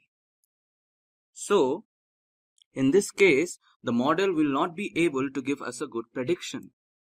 Let's say we draw another regression line here like this. Even in this case, you can see that the perpendicular distance of the data points from the line is very high. So the error value will still come as high as the last one. So this model will also not be able to give us a good prediction. So what to do? So finally, we draw a line which is this blue line. So here we can see that the distance of the data points from the line is very less relative to the other 2 lines we drew. So the value of D for this line will be very less. So in this case, if we take any value on the x-axis, the corresponding value on the y-axis will be our prediction. And given the fact that the D is very low, our prediction should be good also. This is how regression works. We draw a line, a regression line that is, in such a way that the value of D is the least, eventually giving us good predictions. This algorithm, that is decision tree, is a kind of an algorithm you can very strongly relate to. It uses a kind of a branching method to realize the problem and make decisions based on the conditions. Let's take this graph as an example. Imagine yourself sitting at home getting bored. You feel like going for a swim. What you do is you check if it's sunny outside. So that's your first condition. If the answer to that condition is yes, you go for a swim. If it's not sunny, then the next question you would ask yourself is if it's raining outside. So that's condition number 2. If it's actually raining, you cancel the plan and stay indoors. If it's not raining, then you would probably go outside and have a walk. So that's the final node. That's how decision tree algorithm works. You probably use this every day. It realizes a problem and then takes the decisions based on the answers to every conditions. Naive-Bayes algorithm is mostly used in cases where a prediction needs to be done on a very large dataset. It makes use of conditional probability. Conditional probability is the probability of an event, say A, happening given that another event B has already happened. This algorithm is most commonly used in filtering spam mails in your email account. Let's say you receive a mail. The model goes through your old spam mail records. Then it uses Bayes' theorem to predict if the present mail is a spam mail or not. So PC of A is the probability of event C occurring when A has already occurred. PA of C is the probability of event A occurring when C has already occurred. And PC is the probability of event C occurring, and PA is the probability of event A occurring. Let's try to understand naive Bayes with a better example. Naive Bayes can be used to determine on which days to play cricket. Based on the probabilities of a day being rainy, windy, or sunny, the model tells us if a match is possible. If we consider all the weather conditions to be event A for us, and the probability of a match being possible event C, so the model applies the probabilities of event A and C into the Bayes theorem and predicts if a game of cricket is possible on a particular day or not. In this case, if the probability of C of A is more than 0.5, we can be able to play a game of cricket. If it's less than 0.5, we won't be able to do that. That's how naive Bayes algorithm works. We're going to cover reinforcement learning today. And what's in it for you? We'll start with why reinforcement learning. We'll look at what is reinforcement learning. We'll see what the different kinds of learning strategies are that are being used today in computer models under supervised versus unsupervised versus reinforcement. We'll cover important terms specific to reinforcement learning. We'll talk about Markov's decision process, and we'll take a look at a reinforcement learning example. Well, we'll teach a tic-tac-toe how to play. Why reinforcement learning? Training a machine learning model requires a lot of data, which might not always be available to us. Further, the data provided might not be reliable. Learning from a small subset of actions will not help expand the vast realm of solutions that may work for a particular problem. You can see here we have the robot learning to walk. Very complicated setup when you're learning how to walk, and you'll start asking questions like, if I'm taking one step forward and left, well, what happens if I pick up a 50-pound object? How does that change how a robot would walk? These things are very difficult to program because there's no actual information on it until it's actually tried out. Learning from a small subset of actions will not help expand the vast realm of solutions that may work for a particular problem. And we'll see here it learned how to walk. This is going to slow the growth that technology is capable of. Machines need to learn to perform actions by themselves and not just learn off humans.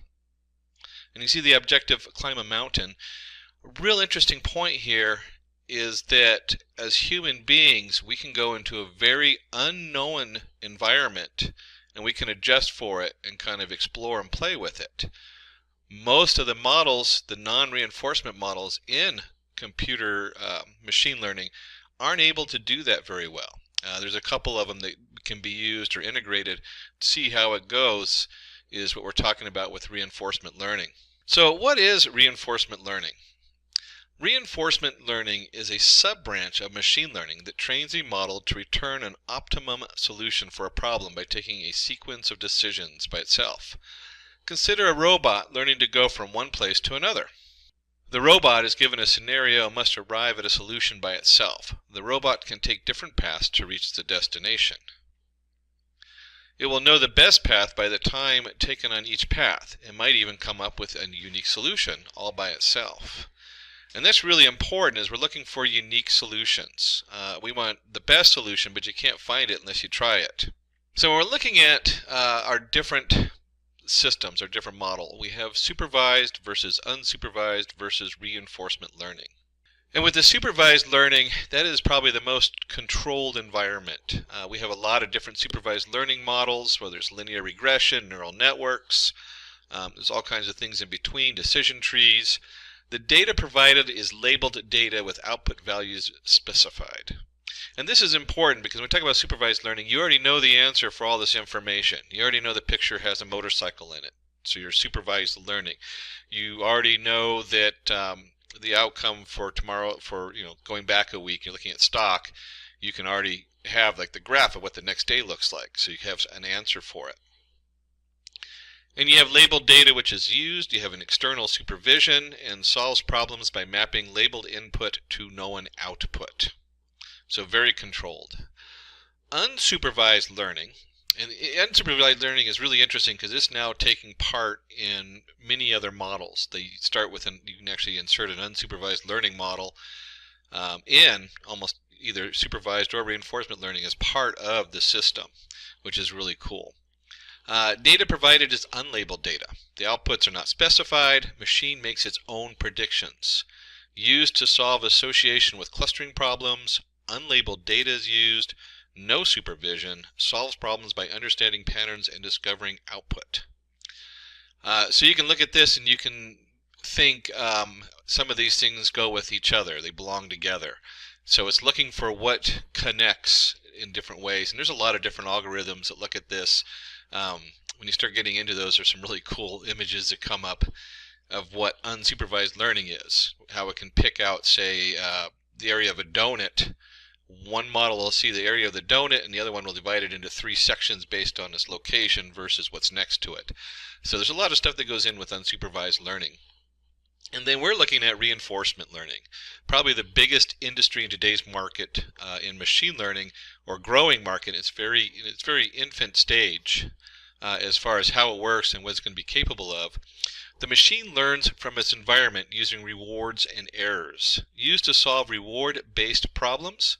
No predefined data is used. No supervision. Follows trial and error problem solving approach. So again, we have a random, at first you start with a random, I try this, it works, and this is my reward. Doesn't work very well maybe, or maybe it doesn't even get you where you're trying to get it to do, and you get your reward back, and then it looks at that and says, well, let's try something else, and it starts to play with these different things, finding the best route. So let's take a look at important terms in today's reinforcement model. And this has become pretty standardized over the last few years, so these are really good to know. We have the agent. Agent is the model that is being trained via reinforcement learning. So this is your actual entity that has, however you're doing it, whether you're using a neural network or a Q table or whatever, combination thereof. This is the actual agent that you're using. This is the model. And you have your environment. The training situation that the model must optimize to is called its environment. And you can see here, I guess we have a robot who's trying to get a chest full of gems or whatever, and that's the output. And then you have your action. This is all possible steps that can be taken by the model, and it picks one action. And you can see here that it's picked 3 different routes to get to the chest of diamonds and gems. We have a state, the current position condition returned by the model. And you could look at this if you're playing like a video game. This is the screen you're looking at. So when you go back here, the environment is a whole game board. So if you're playing one of those Mobius games, you might have the whole game board going on, but then you have your current position. Where are you on that game board? What's around that? What's around you? If you were talking about a robot, the environment might be moving around the yard, where it is in the yard and what it can see, what input it has in that location. That would be the current position condition returned by the model. And then the reward. To help the model move in the right direction, it is rewarded. Points are given to it to appraise some kind of action. So, yeah, you did good, or if didn't do as good, trying to maximize the reward and have the best reward possible. And then policy. Policy determines how an agent will behave at any time. It acts as a mapping between action and present state. This is part of the model. What is your action that you're going to take? What's the policy you're using to have an output from your agent? One of the reasons they separate policy as its own entity is that you usually have a prediction of different options, and then the policy, well, how am I going to pick the best? Based on those predictions, I'm going to guess at different options. And we'll actually weigh those options in and find the best option we think will work. So it's a little tricky, but the policy thing is actually pretty cool how it works. Let's go ahead and take a look at a reinforcement learning example. And just in looking at this, we're going to take a look, consider what a dog that we want to train. So the dog would be like the agent. So you have your puppy or whatever. And then your environment is going to be the whole house or whatever it is where you're training them. And then you have an action. We want to teach the dog to fetch. So action equals fetching. And then we have a little biscuit, so we can get the dog to perform various actions by offering incentives such as a dog biscuit as a reward. The dog will follow a policy to maximize this reward, and hence will follow every command and might even learn new actions like begging by itself. So you have, so we start off with fetching. It goes, oh, I get a biscuit for that. It tries something else, and you get a handshake or begging or something like that, and it goes, oh, this is also reward based, and so it kind of explores things to find out what will bring it as biscuit. And that's very much like how a reinforced model goes. Is it looks for different rewards. How do I find? Can I try different things and find a reward that works? The dog also will want to run around and play and explore its environment. This quality of model is called exploration. So there's a little randomness going on in exploration. And it explores new parts of the house. Climbing on the sofa doesn't get a reward. In fact, it usually gets kicked off the sofa. So let's talk a little bit about Markov's decision process. Markov's decision process is a reinforcement learning policy used to map a current state to an action where the agent continuously interacts with the environment to produce new solutions and receive rewards. And you'll see here's all of our different vocabulary we just went over. We have a reward, our state, our agent, our environment, and our action. And so even though the environment kind of contains everything, that you really, when you're actually writing the program, your environment's going to put out a reward and state that goes into the agent. The agent then looks at this state, or it looks at the reward usually first, and it says, okay, I got rewarded for whatever I just did, or I didn't get rewarded. And then it looks at the state, and then it comes back, and if you remember from policy, the policy comes in, and then we have a reward. The policy is that part that's connected at the bottom. And so it looks at that policy and it says, hey, what's a good action that will probably be similar to what I did, or sometimes they're completely random, but what's a good action that's going to bring me a different reward? So taking the time to just understand these different pieces as they go is pretty important in most of the models today. And so a lot of them actually have templates based on this that you can pull in and start using. Pretty straightforward as far as once you start seeing how it works, you can see your environment says, hey, this is the agent did this. If you're a character in a game, this happened, and it shoots out a reward in a state. The agent looks at the reward, looks at the new state, and then takes a little guess and says, I'm going to try this action. And then that action goes back into the environment. It affects the environment. The environment then changes depending on what the action was, and then it has a new state and a new reward that goes back to the agent. So in the diagram shown, we need to find the shortest path between node A and D. Each path has a reward associated with it, and the path with a maximum reward is what we want to choose. The nodes A, B, C, D denote the nodes to travel from node A to B is an action. Reward is the cost of each path, and policy is each path taken. And you can see here A can go to B, or A can go to C right off the bat, or it can go right to D. And if you explored all three of these, you would find that A going to D was a 0 reward, A going to C and D would generate a different reward, or you could go A, C, B, D. There's a lot of options here. And so when we start looking at this diagram, you start to realize that even though today's reinforced learning models do really good at finding an answer, they end up trying almost all the different directions you see. And so they take up a lot of work or a lot of processing time for reinforcement learning. They're right now in their infant stage, and they're really good at solving simple problems. And we'll take a look at one of those in just a minute in a tic-tac-toe game. But you can see here, once it's gone through these and it's explored, it's going to find the A, C, D is the best reward. It gets a full 30 points for it. So let's go ahead and take a look at a reinforcement learning demo. In this demo, we're going to use reinforcement learning to make a tic-tac-toe game. You will be playing this game against the machine learning model. And we'll go ahead, we're doing it in Python. So let's go ahead and go through, not always, I actually have a lot of Python tools. Let's go through Anaconda, which will open up a Jupyter notebook. Seems like a lot of steps, but it's worth it to keep all my stuff separate, and it also has a nice display when you're in the Jupyter notebook for doing Python. So here's our Anaconda navigator. I open up the notebook, which is going to take me to a web page, and I've gone in here and created a new Python folder. In this case, I've already done it and enabled it to change the name to tic-tac-toe. And then for this example, we're going to go ahead and import a couple things. We're going to import numpy as np. We'll go ahead and import pickle. Numpy, of course, is our number array, and then pickle is just a nice way sometimes for storing different information, different states that we're going to go through on here. And so we're going to create a class called state. We're going to start with that. And there's a lot of lines of code to this class that we're going to put in here. Don't let that scare you too much. There's not as much here. It looks like there's going to be a lot here, but there really is just a lot of setup going on in our class state. And so we have up here, we're going to initialize it. We have our board. It's a tic-tac-toe board, so we're only dealing with 9 spots on the board. We have player 1, player 2 is end. We're going to create a board hash. We'll look at that in just a minute. We're just going to store some information in there.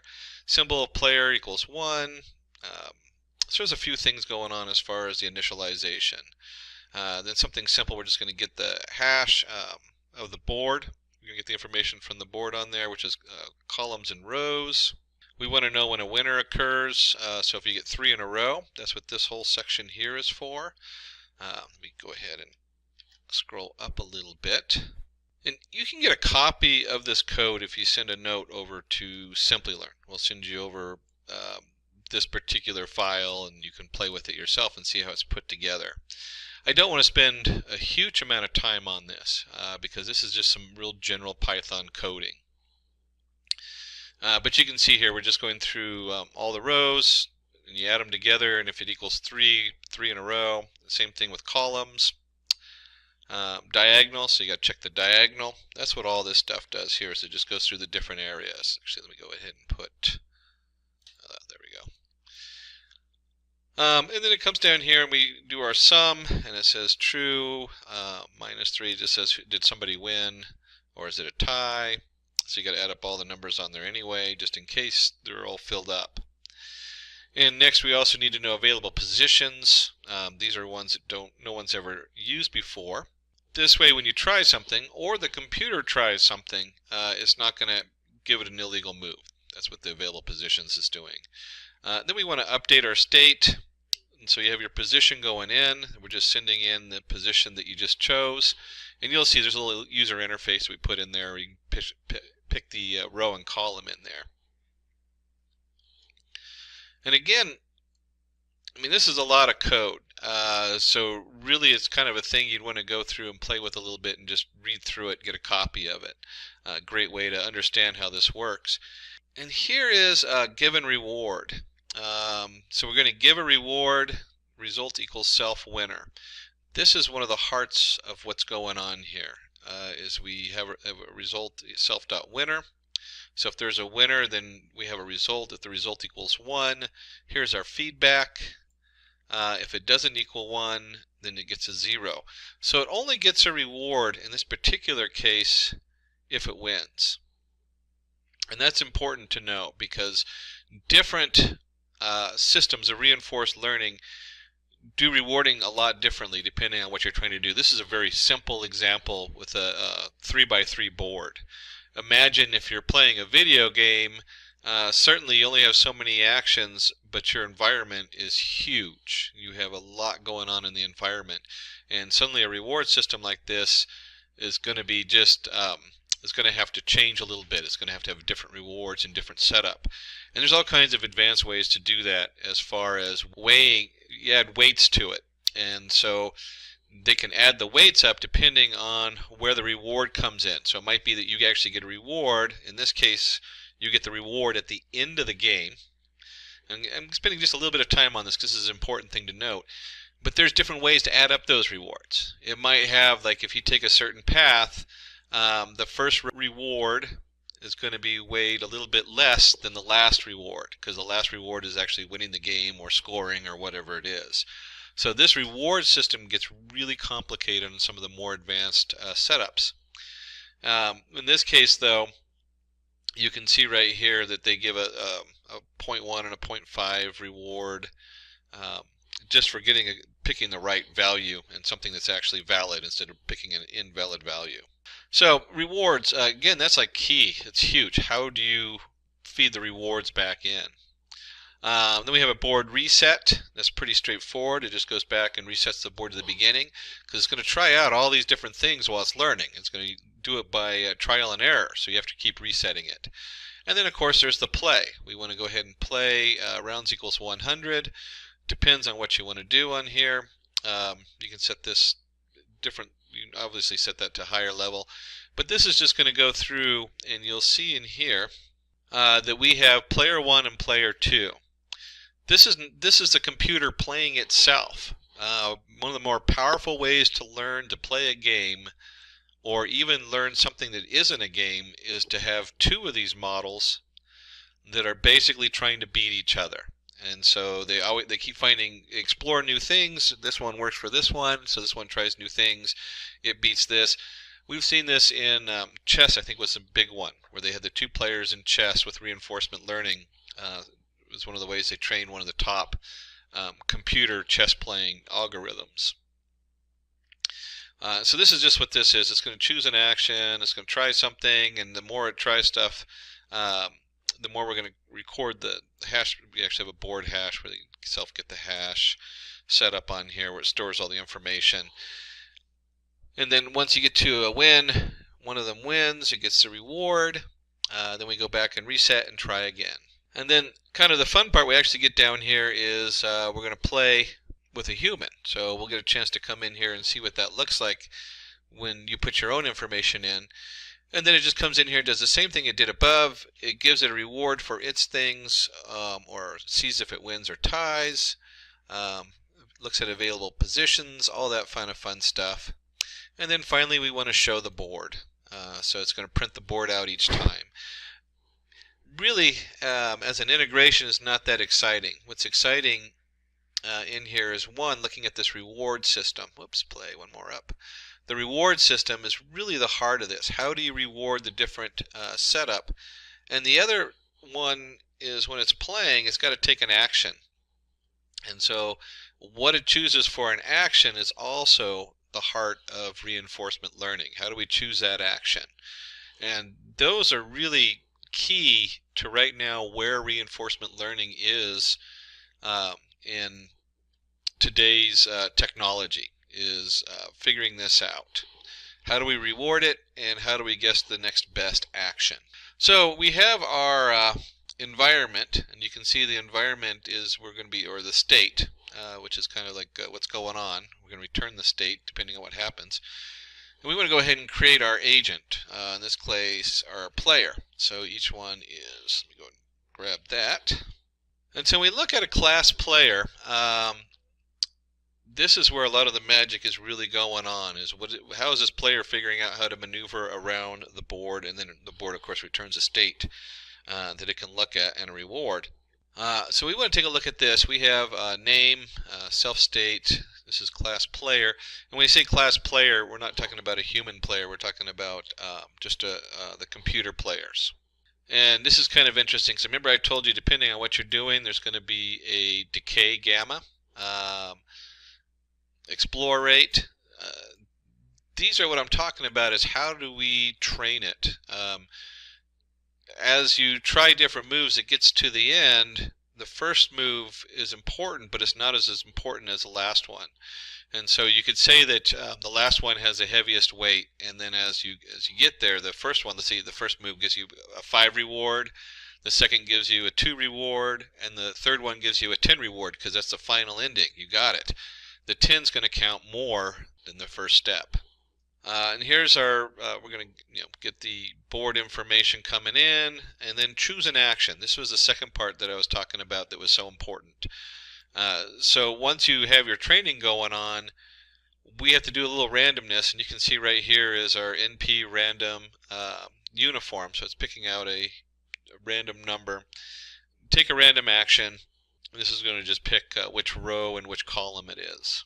And so choosing the action, this one you can see we're just doing random states, choice, length of positions, action position. And then it skips in there and takes a look at the board for P in positions. And it's actually storing the different boards each time you go through. So it has a record of what it did, so it can properly weigh the values. And this simply just appends a hash state. What's the last state? Append it to the to our states on here. Here's our feedback reward. So the reward comes in, and it's going to take a look at this and say, is it none? What is the reward? And here is that formula. Remember I was telling you about up here that was important because it has decay gamma times the reward. This is where, as it goes through each step, and this is really important. This is kind of the heart of this, of what I was talking about earlier. You have step 1, and this might have a reward of 2. You have step 2. I probably should have done ABC. This has a step 3. Step 4, and so on until you get to step N, and this might have a reward of 10. So reward of 10, we're going to add that, but we're not adding, let's say this one right here, let's say this reward here right before 10 was, let's say it's also 10. That just makes the math easy. So we had 10 and 10. We had 10, this is 10 and 10n, whatever it is, but it's 0.9. So instead of putting a full 10 here, we only do 9. That's 0.9 times 10. And so this formula, as far as the decay times the reward minus the cell state value, it basically adds in, it says here's 1, or here's 2, I'm sorry, I should have done this ABC, it would have been easier. So the first move goes in here and it puts 2 in here. Then we have our self setup on here. You can see how this gets pretty complicated in the math, but this is really the key, is how do we train our states? And we want the final state, the win, to get the most points. If you win, you get most points. And the first step gets the least amount of points. So you're really training this almost in reverse. You're training it from the last place where you have, like it says, okay, this is now where I need to sum up my rewards, and I want to sum them up going in reverse, and I want to find the answer in reverse. Kind of an interesting play on the mind when you're trying to figure this stuff out. And of course we want to go ahead and reset the board down here and save the policy, load policy. These are the different things that are going in between the agent and the state to figure out what's going on. Let's go ahead and load that up. And then finally we want to go ahead and create a human player. And the human player is going to be a little different in that you choose an action, row and column. Here's your action. If action in positions, meaning positions that are available, you return the action.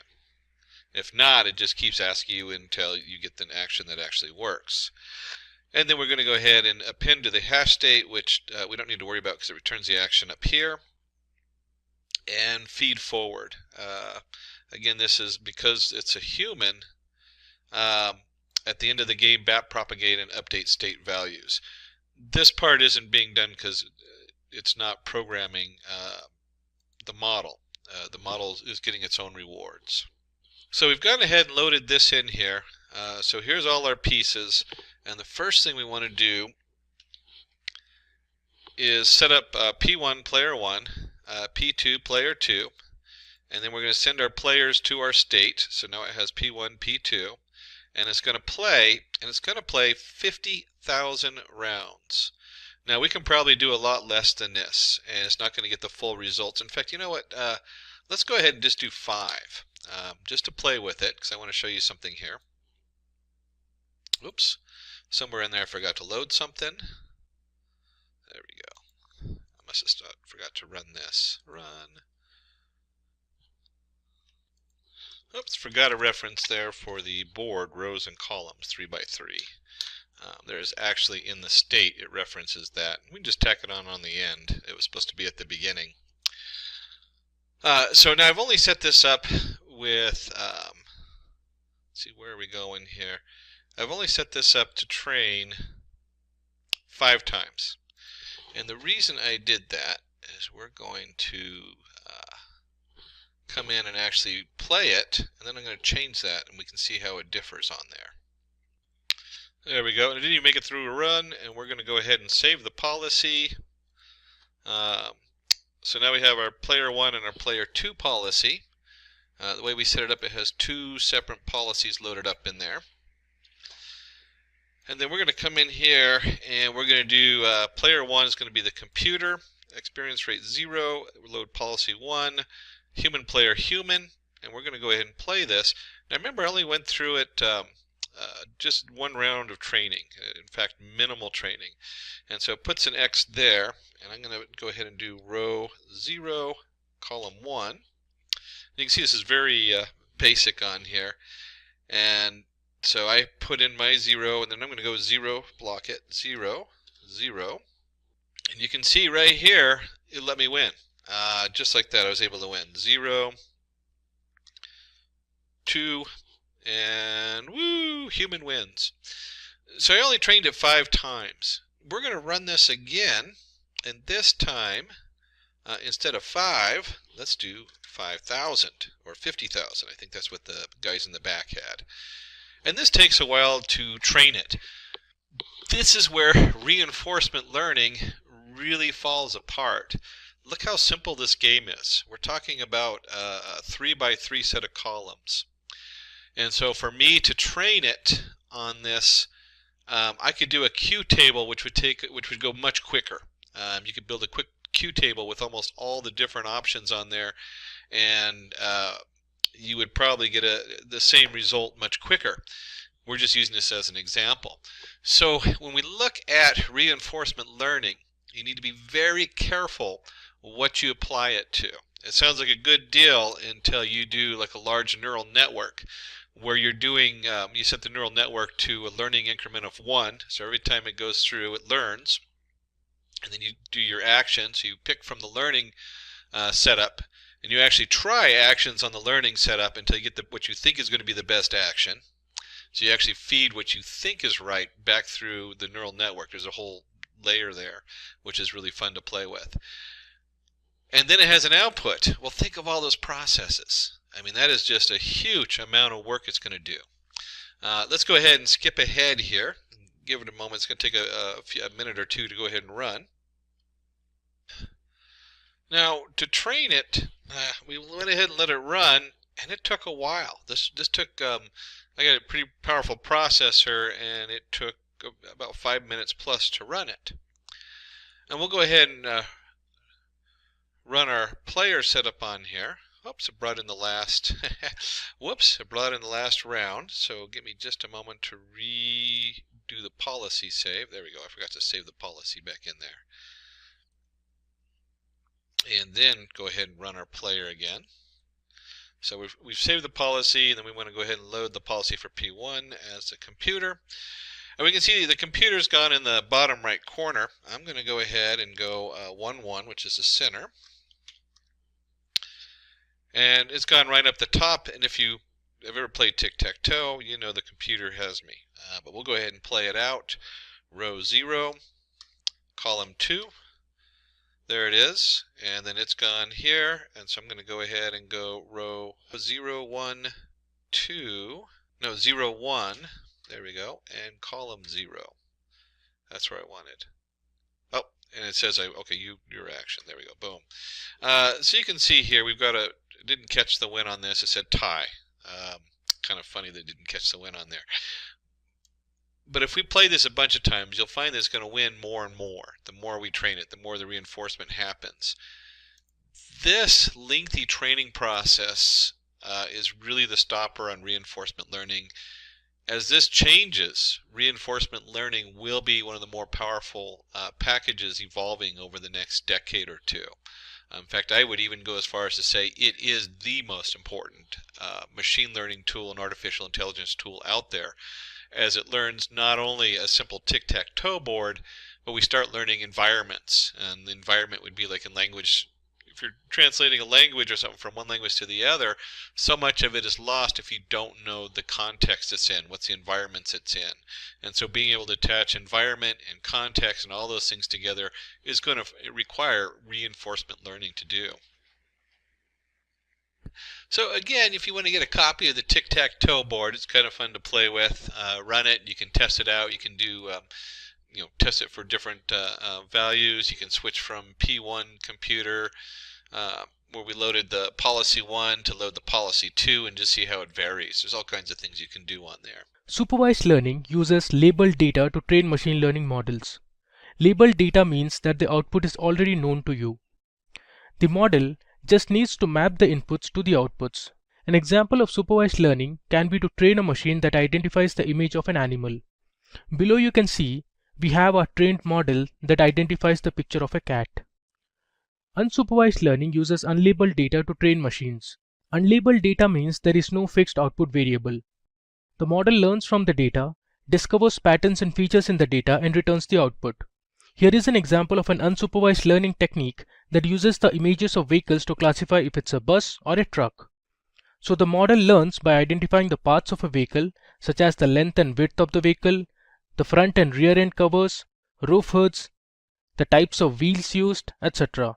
Based on these features, the model classifies if the vehicle is a bus or a truck. Reinforcement learning trains a machine to take suitable actions and maximize reward in a particular situation. It uses an agent and an environment to produce actions and rewards.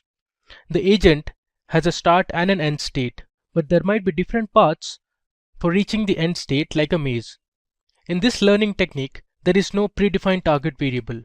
An example of reinforcement learning is to train a machine that can identify the shape of an object given a list of different objects such as square, triangle, rectangle, or a circle.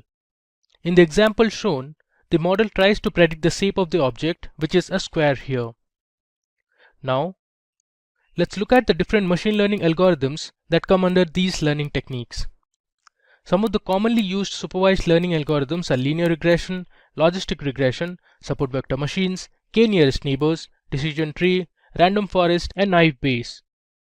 Examples of unsupervised learning algorithms are k-means clustering, hierarchical clustering, db-scan, principal component analysis, and others. Choosing the right algorithm depends on the type of problem you are trying to solve. Some of the important reinforcement learning algorithms are Q-learning, Monte Carlo, SARSA, and Deep Q network. Now let's look at the approach in which these machine learning techniques work. So supervised learning takes labeled inputs and maps it to known outputs, which means you already know the target variable. Unsupervised learning finds patterns and understands the trends in the data to discover the output. So the model tries to label the data based on the features of the input data. While reinforcement learning follows trial and error method to get the desired solution.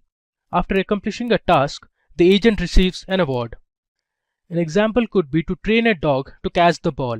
If the dog learns to catch a ball, you give it a reward such as a biscuit. Now, let's discuss the training process for each of these learning methods. So supervised learning methods need external supervision to train machine learning models, and hence the name supervised. They need guidance and additional information to return the result. Unsupervised learning techniques do not need any supervision to train models. They learn on their own and predict the output. Similarly, reinforcement learning methods do not need any supervision to train machine learning models. And with that, let's focus on the types of problems that can be solved using these three types of machine learning techniques. So supervised learning is generally used for classification and regression problems. We'll see the examples in the next slide. And unsupervised learning is used for clustering and association problems, while reinforcement learning is reward based. So for every task or for every step completed, there will be a reward received by the agent. And if the task is not achieved correctly, there will be some penalty used. Now, let's look at a few applications of supervised, unsupervised, and reinforcement learning. As we saw earlier, supervised learning are used to solve classification and regression problems. For example, you can predict the weather for a particular day based on humidity, precipitation, wind speed, and pressure values. You can use supervised learning algorithms to forecast sales for the next month or the next quarter for different products. Similarly, you can use it for stock price analysis or identifying if a cancer cell is malignant or benign. Now, talking about the applications of unsupervised learning, we have customer segmentation. So based on customer behavior, likes, dislikes, and interests, you can segment and cluster similar customers into a group. Another example where unsupervised learning algorithms are used is customer churn analysis. Now, let's see what applications we have in reinforcement learning. So reinforcement learning algorithms are widely used in the gaming industries to build games. It is also used to train robots to perform human tasks. If you are an aspiring data scientist who's looking out for online training and certification in data science from the best universities and industry experts, then search no more. Simplilearn's postgraduate program in data science from Caltech University in collaboration with IBM should be the right choice. For more details on this program, please use the link in the description box below. Often, professionals want to know if there is a relationship between two or more variables. For instance, is there a relationship between the grade on the third French exam a student takes and the grade on the final exam? If yes, then how is it related and how strongly? Regression can be used here to arrive at a conclusion. This is an example of bivariate data, that is, two variables. However, statisticians are mostly interested in multivariate data. Regression analysis is used to predict the value of one variable, the dependent variable, on the basis of other variables, the independent variables. In the simplest form of regression, linear regression, you work with one independent variable.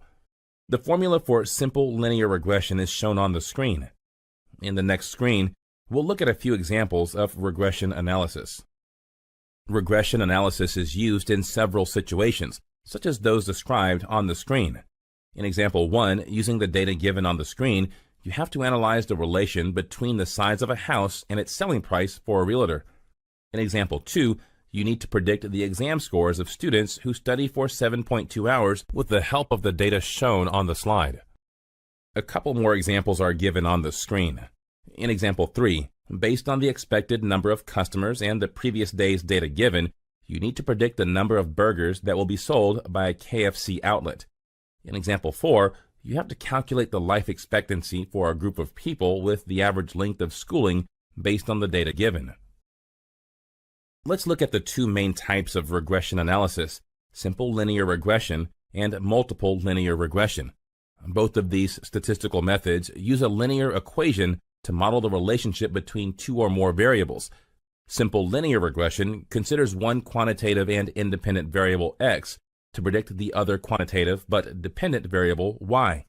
Multiple linear regression considers more than one quantitative and qualitative variable to predict a quantitative and dependent variable y. We'll look at the two types of analyses in more detail in the slides that follow. In simple linear regression, the predictions of the explained variable y, when plotted as a function of the explanatory variable x from a straight line. The best fitting line is called the regression line. The output of this model is a function to predict the dependent variable on the basis of the values of the independent variable. The dependent variable is continuous, and the independent variable can be continuous or discrete. Let's look at the different kinds of linear and nonlinear analyses. List of linear techniques are simple, method of least squares, coefficient of multiple determination, standard error of the estimate, dummy variable, and interaction. Similarly, there are many nonlinear techniques available, such as polynomial, logarithmic, square root, reciprocal, and exponential. To understand this model, we'll first look at a few assumptions. The simple linear regression model depicts the relationship between one dependent and two or more independent variables. The assumptions which justify the use of this model are as follows. Linear and additive relationship between the dependent and independent variables. Multivariate normality. Little or no collinearity in the data. little or no autocorrelation in the data. Homoscedasticity, that is, variance of errors same across all values of x. The equation for this model is shown on the screen. A more descriptive graphical representation of simple linear regression is given on the screen. Beta naught represents the slope. A slope with two variables implies that 1 unit changes in x result in a 2-unit change in y. Beta 1 represents the estimated change in the average value of y as a result of 1 unit change in x. Epsilon represents the estimated average value of y when the value of x is 0. This demo will show the steps to do simple linear regression in R. In this demo, you'll learn how to do simple linear regression. Let's use x and y vectors that we have created in the previous demo.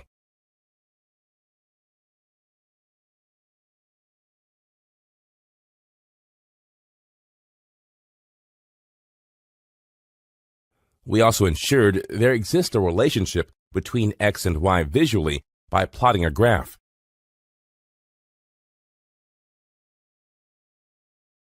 To build a simple linear regression model, let's use the LLM function.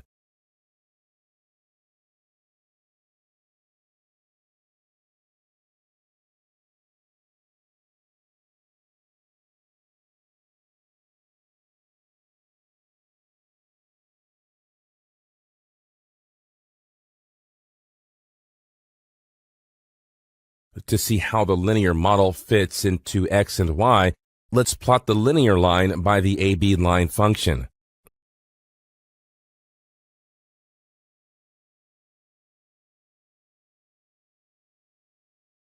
Let's use the predict function to test or predict the linear model. We can pass a known variable to predict the unknown variables.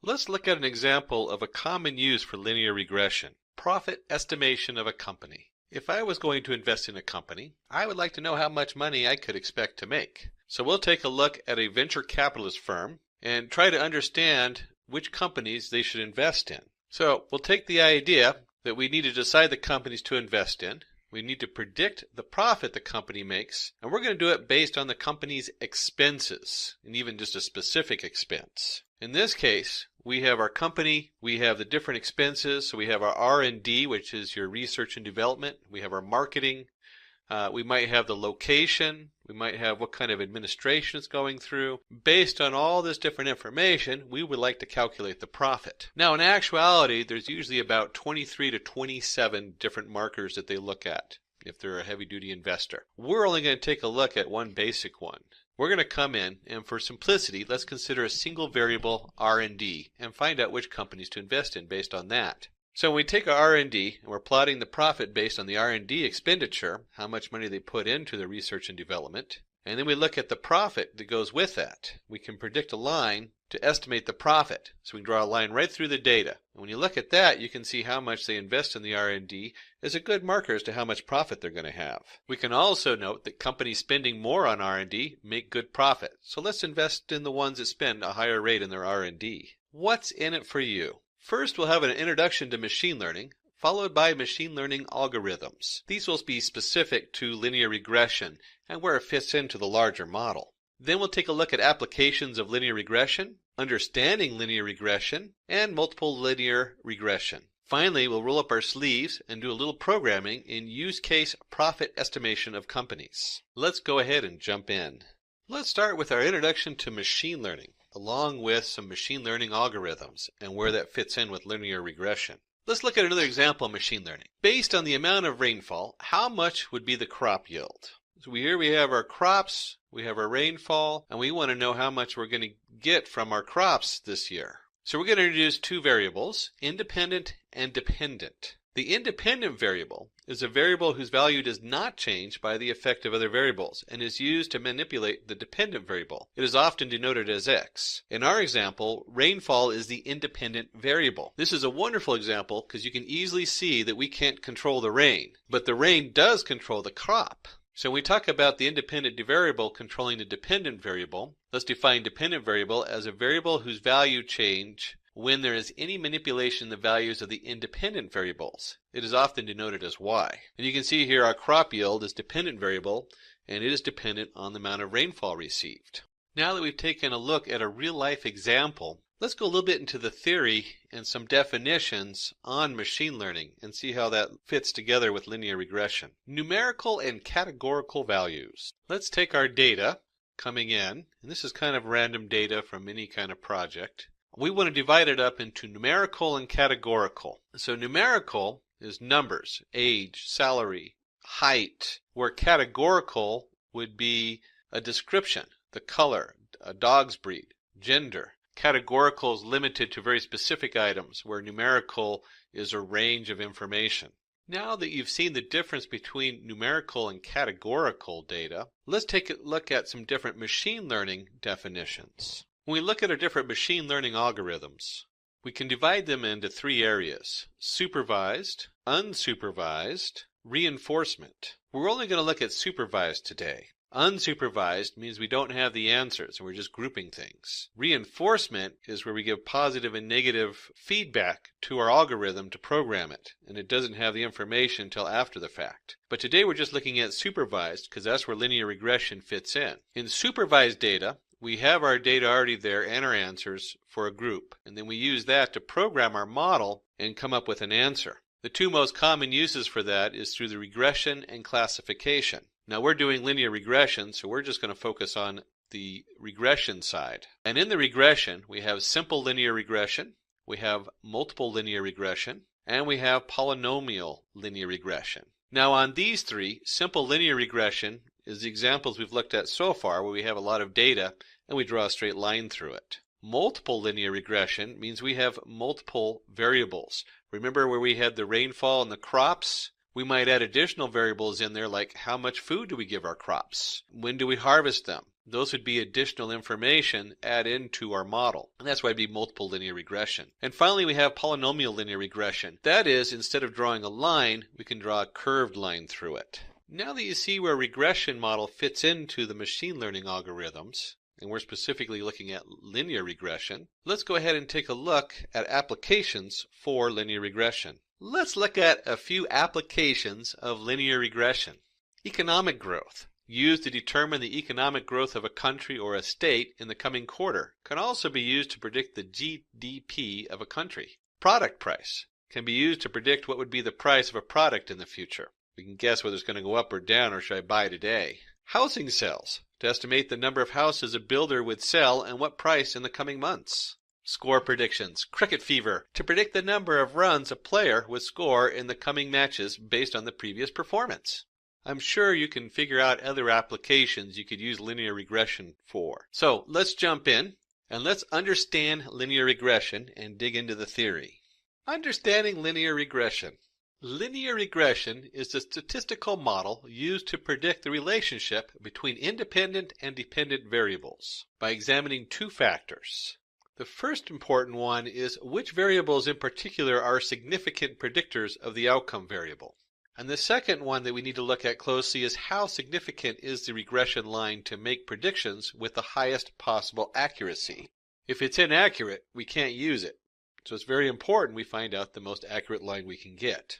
Since linear regression is based on drawing a line through data, we're going to jump back and take a look at some Euclidean geometry. The simplest form of a simple linear regression equation with one dependent and one independent variable is represented by y equals m times x plus c. And if you look at our model here, we plotted 2 points on here, x1 and y1, x2 and y2. Y being the dependent variable, Remember that from before? And x being the independent variable. So y depends on whatever x is. M, in this case, is the slope of the line, where m equals the difference in the y2 minus y1 and x2 minus x1. And finally, we have c, which is the coefficient of the line, or where it happens to cross the zero axes. Let's go back and look at an example we used earlier of linear regression. We're going to go back to plotting the amount of crop yield based on the amount of rainfall. And here we have our rainfall. Remember, we cannot change rainfall. And we have our crop yield, which is dependent on the rainfall. So we have our independent and our dependent variables. We're going to take this and draw a line through it as best we can through the middle of the data. And then we look at that, we put the red point on the y-axis is the amount of crop yield you can expect for the amount of rainfall, represented by the green dot. So if we have an idea what the rainfall is for this year and what's going on, then we can guess how good our crops are going to be. And we've created a nice line right through the middle to give us a nice mathematical formula. Let's take a look and see what the math looks like behind this. Let's look at the intuition behind the regression line. Now, before we dive into the math and the formulas that go behind this and what's going on behind the scenes, I want you to note that when we get into the case study and we actually apply some Python script, that this math that you're going to see here is already done automatically for you. You don't have to have it memorized. It is, however, good to have an idea what's going on, so if people reference the different terms, you'll know what they're talking about. Let's consider a sample data set with 5 rows and find out how to draw the regression line. We're only going to do 5 rows because if we did like the rainfall with hundreds of points of data, that would be very hard to see what's going on with the mathematics. So we'll go ahead and create our own 2 sets of data, and we have our independent variable x and our dependent variable y.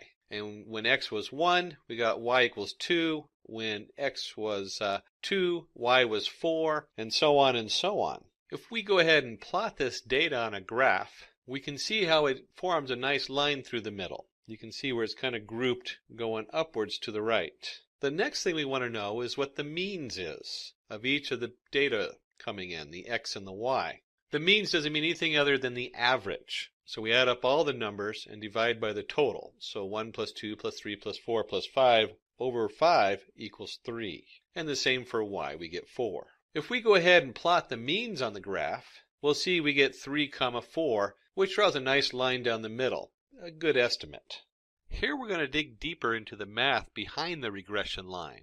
Now remember before I said you don't have to have all these formulas memorized or fully understand them, even though we're going to go into a little more detail of how it works. And if you're not a math whiz and you don't know, if you've never seen the sigma character before, which looks a little bit like an E that's opened up, that just means summation. That's all that is. So when you see the sigma character, it just means we're adding everything in that row. And for computers, this is great because as a programmer, you can easily iterate through each of the XY points and create all the information you need. So in the top half, you can see where we've broken that down into pieces. And as it goes through the first 2 points, it computes the squared value of x, the squared value of y, and x times y. And then it takes all of x and adds them up, all of y adds them up, all of x squared adds them up, and so on and so on. And you can see we have the sum is equal to 15, the sum is equal to 20, all the way up to x times y, where the sum equals 66. This all comes from our formula for calculating a straight line, where y equals the slope times x plus the coefficient c. So we go down below, and we're going to compute more like the averages of these, and we're going to explain exactly what that is in just a minute, and where that information comes from is called the square means error. But we'll go into that in detail in a few minutes. All you need to do is look at the formula and see how we've gone about computing it line by line instead of trying to have a huge set of numbers pushed into it. And down here you'll see where the slope m equals, and on the top part, if you read through the brackets, you have the number of data points times the sum of x times y, which we computed one line at a time there, and that's just the 66. And take all that and you subtract it from the sum of x times the sum of y. And those have both been computed. So you have 15 times 20. And on the bottom, we have the number of lines times the sum of x squared, easily computed as 86 for the sum, minus, I'll take all that and subtract the sum of x squared. And we end up, as we come across with our formula, You can plug in all those numbers, which is very easy to do on the computer. You don't have to do the math on a piece of paper or calculator. And you'll get a slope of 0.6. And you'll get your C coefficient. If you continue to follow through that formula, you'll see it comes out as equal to 2.2. Continuing deeper into what's going behind the scenes, let's find out the predicted values of y for corresponding values of x using the linear equation where m equals 0.6 and c equals 2.2. We're going to take these values and we're going to go ahead and plot them. We're going to predict them, so y equals 0.6 times where x equals 1, plus 2.2 equals 2.8, so on and so on. And here, the blue points represent the actual y values, and the brown points represent the predicted y values, based on the model we created. The distance between the actual and predicted values is known as residuals or errors. The best fit line should have the least sum of squares of these errors, also known as e square. If we put these into a nice chart where you can see x and you can see y, what the actual values were, and you can see y predicted, you can easily see where we take y minus y predicted and we get an answer. What is the difference between those two? And if we square that, y minus y prediction squared, we can then sum those squared values. That's where we get the 0.64 plus the 0.36 plus 1, all the way down until we have a summation equals 2.4. So, the sum of squared errors for this regression line is 2.4. We check this error for each line and conclude the best fit line having the least e square value. In a nice graphical representation, we can see here where we keep moving this line through the data points to make sure the best fit line has the least square distance between the data points and the regression line.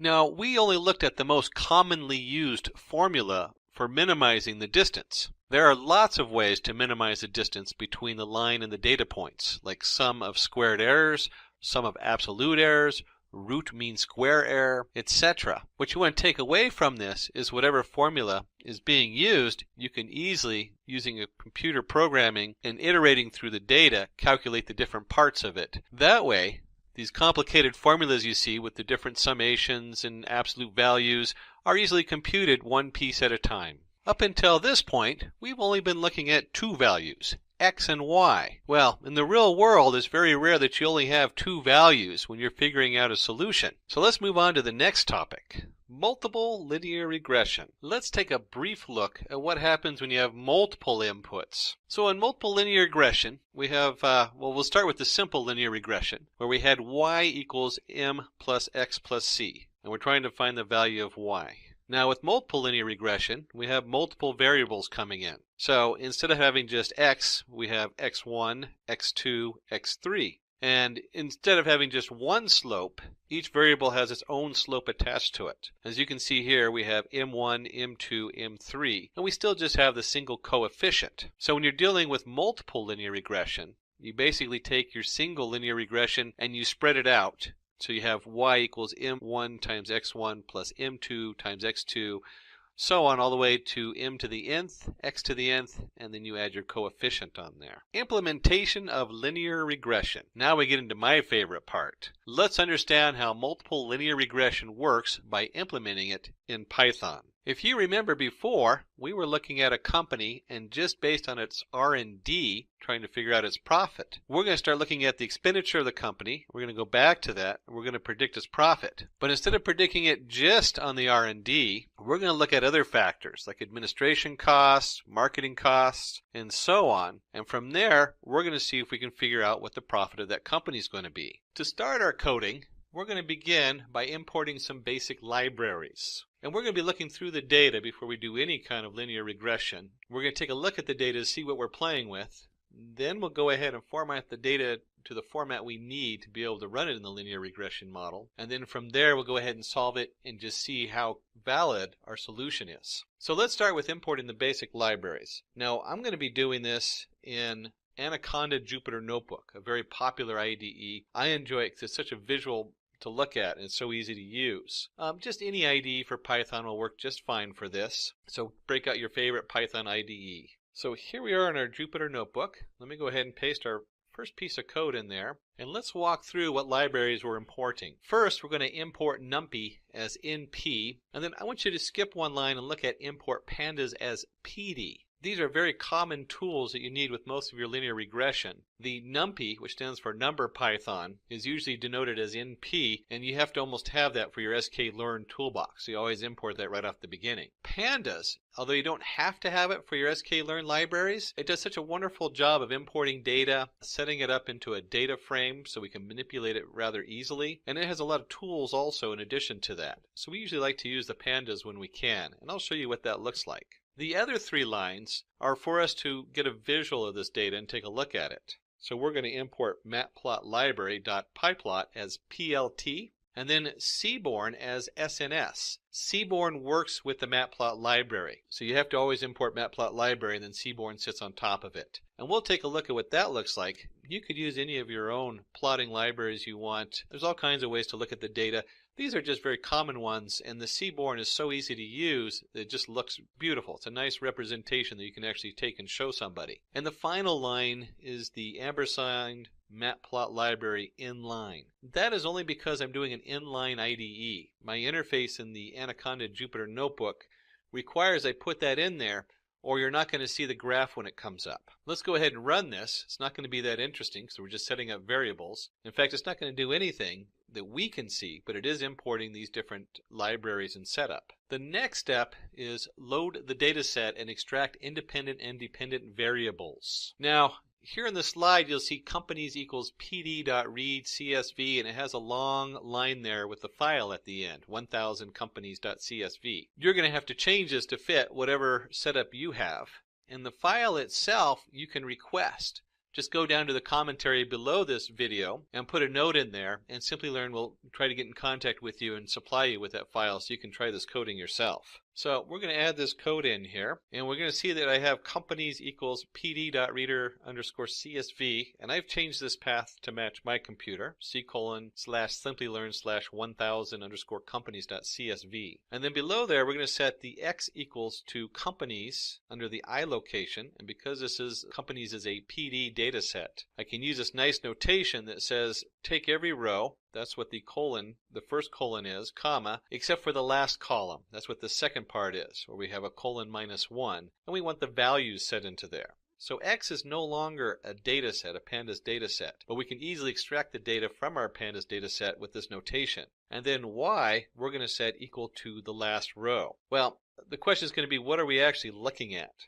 So let's go ahead and take a look at that. And we're going to look at the companies.head, which lists the first 5 rows of data. And I'll open up the file in just a second so you can see where that's coming from. But let's look at the data in here as far as the way the pandas sees it. When I hit run, you'll see it breaks it out into a nice setup. This is what pandas, one of the things pandas is really good about, is it looks just like an Excel spreadsheet. You have your rows, and remember, when we're programming, we always start with 0. We don't start with 1. So it shows the first 5 rows. 0, 1, 2, 3, 4, and then it shows your different columns: R&D spend, administration, marketing spend, state, profit. It even notes that the top are column names. It was never told that, but Pandas is able to recognize a lot of things, that they're not the same as the data rows. Why don't we go ahead and open this file up in a CSV so you can actually see the raw data. So here I've opened it up as a text editor, and you can see at the top we have R&D spend, comma, administration, comma, marketing spend, comma, state, comma, profit, carriage return. I don't know about you, but I'd go crazy trying to read files like this.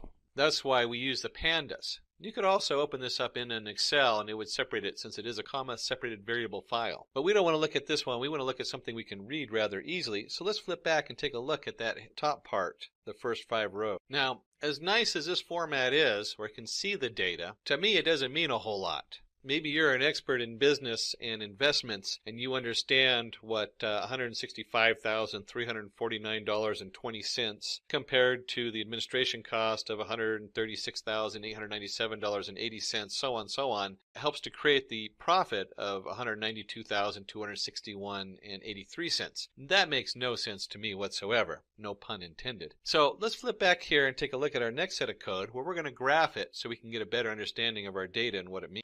So at this point, we're going to use a single line of code to get a lot of information so we can see where we're going with this. Let's go ahead and paste that into our notebook and see what we got going. And so we have the visualization, and again we're using SNS, which is pandas. As you can see, we imported the matplot library, .pyplot as PLT, which then the Seaborn uses. And we imported the Seaborn as SNS. And then that final line of code helps us show this in our inline coding. Without this, it wouldn't display, and you could display it to a file and other means. And that's the matplot library inline with the ampersand at the beginning. So here we come down to the single line of code. Seaborn is great because it actually recognizes the Panda data frame. So I can just take the companies.core for coordinates, and I can put that right into the Seaborn. And when we run this, we get this beautiful plot. And let's just take a look at what this plot means. If you look at this plot, on mine, the colors are probably a little bit more purplish and blue than the original one. We have the columns and the rows. We have R&D spending, we have administration, we have marketing spending, and profit. And if you cross-index any two of these, since we're interested in profit, if you cross-index profit with profit, it's going to show up, if you look at the scale on the right, way up in the dark. Why? Because those are the same data. They have an exact correspondence. So R&D spending is going to be the same as R&D spending, and the same thing with administration costs. So right down the middle, you get this dark row, or dark diagonal row, that shows that this is the highest corresponding data. That's exactly the same. And as it becomes lighter, there's less connections between the data. So we can see with profit, obviously profit is the same as profit. And next, it has a very high correlation with R&D spending, which we looked at earlier. And it has a slightly less connection to marketing spending, and even less to how much money we put into the administration. So now that we have a nice look at the data, let's go ahead and dig in and create some actual useful linear regression models so that we can predict values and have a better profit. Now that we've taken a look at the visualization of this data, we're going to move on to the next step. Instead of just having a pretty picture, we need to generate some hard data, some hard values. So let's see what that looks like. We're going to set up our linear regression model in two steps. The first one is we need to prepare some of our data so it fits correctly. And let's go ahead and paste this code into our Jupyter notebook. And what we're bringing in is we're going to bring in the sklearn pre-processing, where we're going to import the label encoder and the one hot encoder. To use the label encoder, we're going to create a variable called label encoder and set it equal to capital L label capital E encoder. This creates a class that we can reuse for transferring the labels back and forth. Now about now you should ask, what labels are we talking about? Let's go take a look at the data we processed before and see what I'm talking about here. If you remember when we did the companies.head and we printed the top 5 rows of data, we have our columns going across. We have column 0, which is R&D spending, column 1, which is administration, column 2, which is marketing spending, and column 3 is state. And you'll see under state we have New York, California, Florida. Now, to do a linear regression model, it doesn't know how to process New York. It knows how to process a number. So the first thing we're going to do is we're going to change that New York, California, and Florida, and we're going to change those to numbers. That's what this line of code does here. X equals, and then it has the colon comma 3 in brackets. The first part, the colon comma, means that we're going to look at all the different rows. So we're going to keep them all together. But the only row we're going to edit is the third row.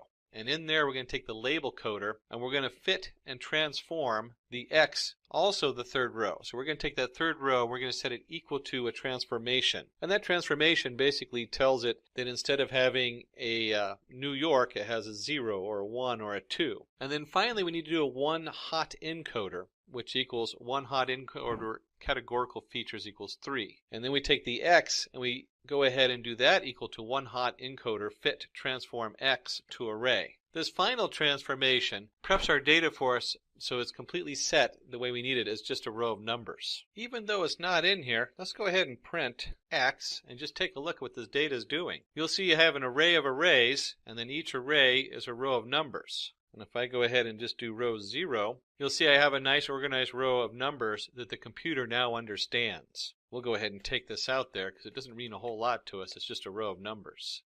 Next, on setting up our data, we have avoiding dummy variable trap.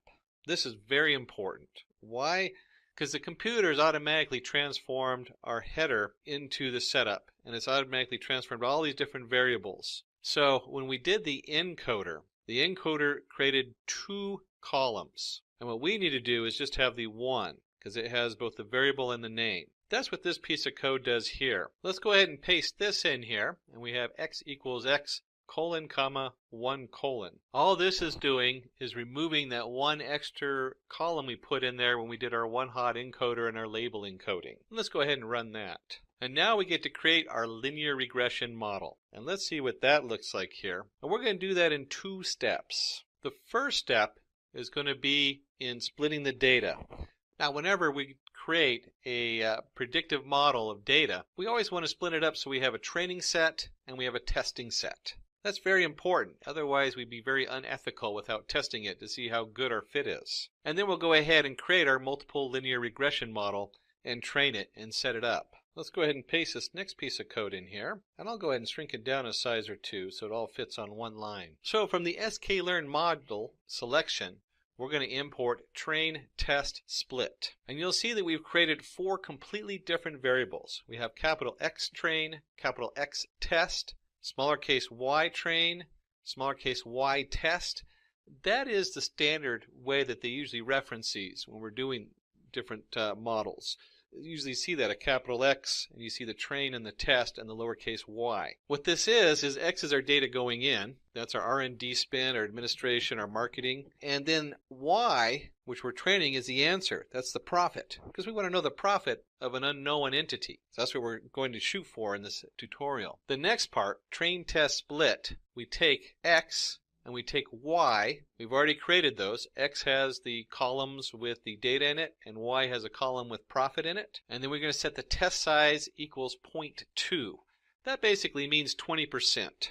So 20% of the rows are going to be tested. We're going to just put them off to the side. So since we're using 1,000 lines of data, that means that 200 of those lines we're going to hold off to the side to test for later. And then the random state equals 0. We're going to randomize which ones it picks to hold off to the side. We'll go ahead and run this. It's not overly exciting because it's setting up our variables. But the next step we actually create our linear regression model. Now that we got to the linear regression model, we get that next piece of the puzzle. Let's go ahead and put that code in there and walk through it. So here we go. We're going to paste it in there. And let's go ahead and, since this is a shorter line of code, let's zoom up there so we can get a good look. And we have from the sklearn .linear_model, we're going to import linear regression. Now, I don't know if you recall from earlier when we were doing all the math. Let's go ahead and flip back there and take a look at that. Do you remember this, where we had this long formula on the bottom and we were doing all this summization? And then we also looked at setting it up with the different lines, and then we also looked all the way down to multiple linear regression, where we're adding all those formulas together. All of that is wrapped up in this one section. So what's going on here is I'm going to create a variable called regressor. And the regressor equals the linear regression. That's a linear regression model that has all that math built in. So we don't have to have it all memorized or have to compute it individually. And then we do the regressor.fit. In this case, we do X train and Y train because we're using the training data. X being the data in and Y being profit, what we're looking at. And this does all that math for us. So within one click and one line, we've created the whole linear regression model. And we fit the data to the linear regression model. And you can see that when I run the regressor, it gives an output, linear regression. It says copy X equals true, fit intercept equals true, in jobs equal 1, normalize equals false. It's just giving you some general information on what's going on with that regressor model. Now that we've created our linear regression model, let's go ahead and use it. And if you remember, we kept a bunch of data aside. So we're going to do a yPredict variable, and we're going to put in the X test. And let's see what that looks like. Scroll up a little bit, paste that in here, predicting the test set results. So here we have yPredict equals regressor.predict X test going in, and this gives us yPredict. Now because I'm in Jupyter inline, I can just put the variable up there, and when I hit the run button, it'll print that array out. I could have just as easily done print yPredict. So if you're in a different IDE that's not an inline setup like the Jupyter Notebook, you can do it this way, print yPredict. And you'll see that for the 200 different test variables we kept off to the side, it's going to produce 200 answers. This is what it says the profit are for those 200 predictions. But let's don't stop there. Let's keep going and take a couple look. We're going to take just a short detail here and calculating the coefficients and the intercepts. This gives us a quick flash at what's going on behind the line. We're going to take a short detour here, and we're going to be calculating the coefficient and intercepts. So you can see what those look like. What's really nice about our regressor we created is it already has the coefficients for us. We can simply just print regressor.coefficient underscore. When I run this, you'll see our coefficients here. And if we can do the regressor coefficient, we can also do the regressor intercept. And let's run that and take a look at that. This all came from the multiple regression model, and we'll flip over so you can remember where this is going into and where it's coming from. You can see the formula down here where y equals m1 times x1 plus m2 times x2 and so on plus c, the coefficient. So these variables fit right into this formula. Y equals slope 1 times column 1 variable plus slope 2 times column 2 variable all the way to the m into the n and x to the n plus c, the coefficient. Or in this case, you have minus 8.89 to the power of 2, etc., times the first column and the second column and the third column. And then our intercept is the minus 103009 point. Boy, it gets kind of complicated when you look at it. This is why we don't do this by hand anymore. This is why we have the computer to make these calculations easy to understand and calculate. Now, I told you that was a short detour, and we're coming towards the end of our script. As you remember from the beginning, I said if we're going to divide this information, we have to make sure it's a valid model, that this model works and understand how good it works. So, calculating the R-squared value. That's what we're going to use to predict how good our prediction is. And let's take a look at what that looks like in code. And so we're going to use this from sklearn.metrics. We're going to import R2 score. That's the R-squared value. And we're looking at the error. So, in the R2 score, we take our Y test versus our Y predict. Y test is the actual values we're testing. That was the one that was given to us so we know are true. The Y predict of those 200 values is what we think it was true. And when we go ahead and run this, we see we get a 0.9352. That's the R2 score. Now, it's not exactly a straight percentage, so it's not saying it's 93% correct. But you do want that in the upper 90s, and higher, shows that this is a very valid prediction based on the R2 score. And if R-squared value of 0.91, or 92 as we got on our model, because remember it does have a random generation involved, this proves the model is a good model, which means success! Yay! We successfully trained our model with certain predictors and estimated the profit of the companies using linear regression. So now that we have a successful linear regression model, let's take a look at what we went over today and take a look at our key takeaways. First, if you are an aspiring data scientist who's looking out for online training and certification in data science from the best universities and industry experts, then search no more. Simplilearn's postgraduate program in data science from Caltech University in collaboration with IBM should be the right choice. For more details on this program, please use the link in the description box below. What is logistic regression? Let's say we have to build a predictive model or a machine learning model to predict whether the passengers of the Titanic ship have survived or not, the shipwreck. So how do we do that? So we use logistic regression to build a model for this. How do we use logistic regression? So we have the information about the passengers, their ID, whether they have survived or not, their class and name and so on and so forth. And we use this information where we already know whether the person has survived or not. That is the labeled information. And we help the system to train based on this information, based on this labeled data. This is known as labeled data. And during the process of building the model, we probably will remove some of the non-essential parameters or attributes here. We only take those attributes which are really required to make these predictions. And once we train the model, we run new data through it, whereby the model will predict whether the passenger has survived or not. So let's see what we will learn in this video. We will talk about what is supervised learning, and we will go into details about classification, which is one of the techniques for supervised learning. And then we will further focus on logistic regression, which is one of the algorithms for performing classification, especially binary classification. Then we will compare linear and logistic regression and what are some of the logistic regression applications. And finally, we will end with a use case or a demo of actual Python code for doing logistic regression in Jupyter Notebook. Alright, so let's start with what is supervised learning. Supervised learning is one of the two main types of machine learning methods. Here we use what is known as labeled data to help the system learn. This is very similar to how we human beings learn. So let's say you want to teach a child to recognize an apple.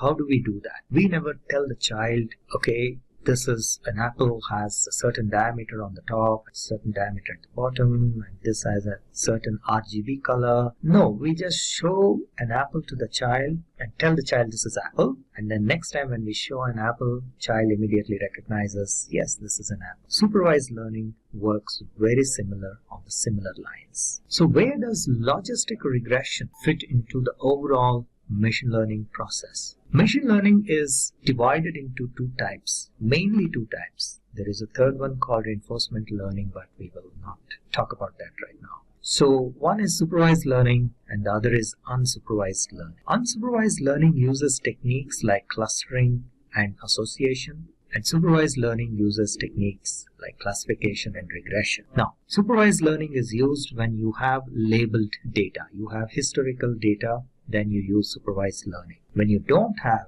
labeled data, then you used unsupervised learning. In supervised learning, there are two types of techniques that are used, classification and regression, based on what is the kind of problem we are solving. Let's say we want to take the data and classify it. It could be binary classification, like a 0 or a 1. An example of classification we have just seen, whether the passenger has survived or not survived. It's like a 0 or 1. That is known as binary classification. Regression, on the other hand, is you need to predict a value, what is known as a continuous value. Classification is for discrete values. Regression is for continuous values. Let's say you want to predict a share price, or you want to predict the temperature that will be there. What will be the temperature tomorrow? That is where you use regression. Whereas classification are discrete values.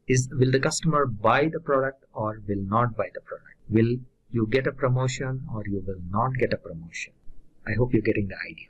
Or it could be multi-class classification as well. Let's say you want to build an image classification model. So the image classification model would take an image as an input and classify into multiple classes, whether this image is of a cat or a dog or an elephant or a tiger. So there are multiple classes, so not necessarily binary classification. So that is known as multi-class classification. So we are going to focus on classification because logistic regression is one of the algorithms used for classification. Now, the name may be a little confusing. In fact, whenever people come across logistic regression, it always causes confusion because the name has regression in it, but we are actually using this for performing classification. Okay, so yes, it is logistic regression, but it is used for classification. And in case you are wondering, is there something similar for regression? Yes, for regression, we have linear regression. Keep that in mind. So linear regression is used for regression. Logistic regression is used for classification. So in this video, we are going to focus on supervised learning, and within supervised learning, we are going to focus on classification, and then within classification, we are going to focus on logistic regression algorithm. So first of all, classification. So what are the various algorithms available for performing classification? The first one is decision tree. There are of course multiple algorithms, but here we will talk about a few. Decision trees are quite popular and very easy to understand, and therefore they are used for classification. Then we have k-nearest neighbors. This is another algorithm for performing classification. And then there is logistic regression, and this is what we are going to focus on in this video, and we are going to go into a little bit of details about logistic regression. Alright, what is logistic regression? As I mentioned earlier, logistic regression is an algorithm for performing binary classification. So let's take an example and see how this works. Let's say your car has not been serviced for quite a few years, and now you want to find out if it is going to break down in the near future. So this is like a classification problem. Find out whether your car will break down or not. So how are we going to perform this classification? So here's how it looks. If we plot the information along the x and y axis. X is the number of years since the last service was performed, and y is the probability of your car breaking down. And let's say this data was collected from several car users. It's not just your car, but several car users. So that is our labeled data. So the data has been collected, and for the number of years and when the car broke down and what was the probability, and that has been plotted along x and y axis. So this provides an idea, or from this graph we can find out whether your car will break down or not. We'll see how. So first of all, the probability can go from 0 to 1. As you all aware, probability can be between 0 and 1. And as we can imagine, it is intuitive as well. As the number of years are on the lower side, maybe 1 year, 2 years, or 3 years till after the service, the chances of your car breaking down are very limited, right? So for example, chances of your car breaking down, or the probability of your car breaking down within 2 years of your last service are 0.1 probability. Similarly, 3 years is maybe 0.3, and so on. But as the number of years increases, let's say if it was 6 or 7 years, there is almost a certainty that your car is going to break down. That is what this graph shows. So this is an example of an application of the classification algorithm. And we will see in little details how exactly logistic regression is applied here. One more thing needs to be added here is that the dependent variables outcome is discrete. So if we are talking about whether the car is going to break down or not, so that is a discrete value, the y that we are talking about, the dependent variable that we are talking about. What we are looking at is whether the car is going to break down or not, yes or no. That is what we are talking about. So here the outcome is discrete and not a continuous value. So this is how the logistic regression curve looks. Let me explain a little bit what exactly and how exactly we are going to determine the outcome rather. So for a logistic regression curve, a threshold has to be set, saying that because this is a probability calculation, remember, this is a probability calculation, and the probability itself will not be 0 or 1. But based on the probability, we need to decide what the outcome should be. So there has to be a threshold. Like for example, 0.5 can be the threshold, let's say in this case. So any value of the probability below 0.5 is considered to be 0, and any value above 0.5 is considered to be 1. So an output of, let's say, 0.8 will mean that the car will break down. So that is considered as an output of 1, and let's say an output of 0.29 is considered as 0, which means that the car will not break down. So that's the way logistic regression works. Now let's do a quick comparison between logistic regression and linear regression, because they both have the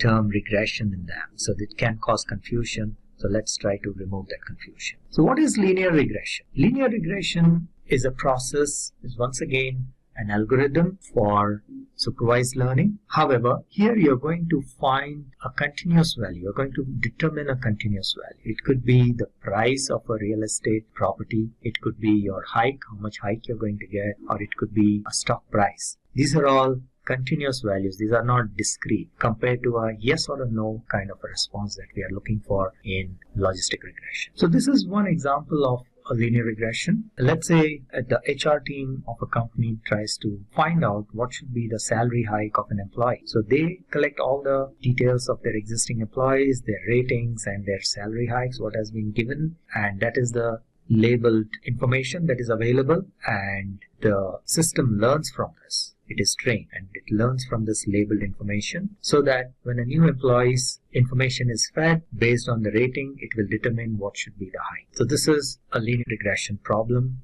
and a linear regression example. Now, salary is a continuous value. You can get 5,000, 5,500, 5,600. It is not discrete like a cat or a dog or an apple or a banana. These are discrete, or a yes or a no. These are discrete values, right? So this, where you're trying to find continuous values, is where we use linear regression. So let's say, just to extend on this scenario, we now want to find out whether this employee is going to get a promotion or not. So we want to find out, that is a discrete problem, right? A yes or no kind of a problem.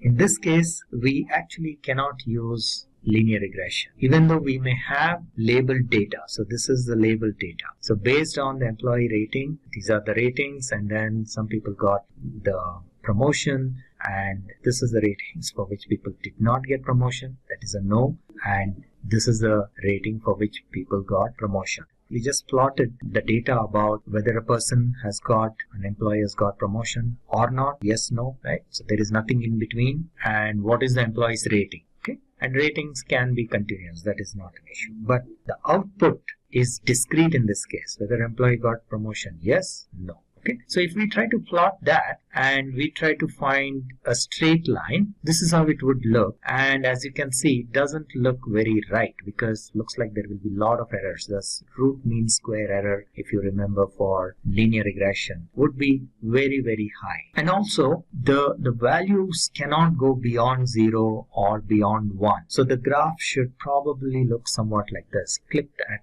0 and 1. But still, the straight line doesn't look right. Therefore, instead of using a linear equation, we need to come up with something different. And therefore, the logistic regression model looks somewhat like this. So we calculate the probability, and if we plot that probability, not in the form of a straight line, but we need to use some other equation. We will see very soon what that equation is. Then it is a gradual process, right? So you see here, people with some of these ratings are not getting any promotions, and then slowly at certain rating they get promotion. So that is a gradual process. And this is how the math behind logistic regression looks. So we are trying to find the odds for a particular event happening. And this is the formula for finding the odds. So the probability of an event happening divided by the probability of the event not happening. So P, if it is the probability of the event happening, probability of the person getting a promotion, and divided by the probability of the person not getting a promotion, that is 1 minus P. So this is how you measure the odds. Now, the values of the odds range from 0 to infinity. So when this probability is 0, then the value of the odds is equal to 0. And when the probability becomes 1, then the value of the odds is 1 by 0, that will be infinity. But the probability itself remains between 0 and 1. Now, this is how an equation of a straight line looks. So y is equal to beta 0 plus beta 1x, where beta 0 is the y-intercept and beta 1 is the slope of the line. If we take the odds equation and take a log of both sides, then this would look somewhat like this. And the term logistic is actually derived from the fact that we are doing this. We take a log of px by 1 minus px. This is an extension of the calculation of odds that we have seen, right? And that is equal to beta 0 plus beta 1x, which is the equation of the straight line. And now from here, if you want to find out the value of px, you will see we can take the exponential on both sides, and then if we solve that equation, we will get the equation of px like this. Px is equal to 1 by 1 plus e to the power of minus beta 0 plus beta 1x. And recall, this is nothing but the equation of the line, which is equal to y. Y is equal to beta 0 plus beta 1x. So this is the equation also known as the sigmoid function, and this is the equation of the logistic regression algorithm. Alright, and if this is plotted, this is how the sigmoid curve is obtained. So let's compare linear and logistic regression, how they are different from each other. Let's go back. So linear regression is solved or used to solve regression problems, and logistic regression is used to solve classification problems. So both are called regression, but linear regression is used for solving regression problems where we predict continuous values, whereas logistic regression is used for solving classification problems where we have to predict discrete values. The response variables in case of linear regression are continuous in nature, whereas here they are categorical or discrete in nature. And linear regression helps to estimate the dependent variable when there is a change in the independent variable, Whereas here, in case of logistic regression, it helps to calculate the probability or the possibility of a particular event happening. And linear regression, as the name suggests, is a straight line. That's why it's called linear regression. Whereas logistic regression is a sigmoid function, and the shape of the curve is S. It's an S-shaped curve. This is another example of application of logistic regression in weather prediction, whether it's going to rain or not rain. Now keep in mind, both are used in weather prediction. If we want to find the discrete values, like whether it's going to rain or not rain, that is a classification problem. We use logistic regression. But if we want to determine what is going to be the temperature tomorrow, then we use linear regression. So just keep in mind that in weather prediction we actually use both. But these are some examples of logistic regression. So we want to find out whether it's going to be rain or not, whether it's going to be sunny or not, whether it's going to snow or not. These are all logistic regression examples. A few more examples. Classification of objects. This is again another example of logistic regression. Now here, of course, one distinction is that these are multi-class classification. So logistic regression is not used in its original form, but it is used in a slightly different form. So we say whether it is a dog or not a dog. I hope you understand. So instead of saying is it a dog or a cat or an elephant, we convert this into saying, so because we need to keep it to binary classification. So we say, is it a dog or not a dog? Is it a cat or not a cat? So that's the way logistic regression can be used for classifying objects. Otherwise, there are other techniques which can be used for performing multi-class classification. In healthcare, logistic regression is used to find the survival rate of a patient. So they take multiple parameters like trauma score and age and so on and so forth, and they try to predict the rate of survival.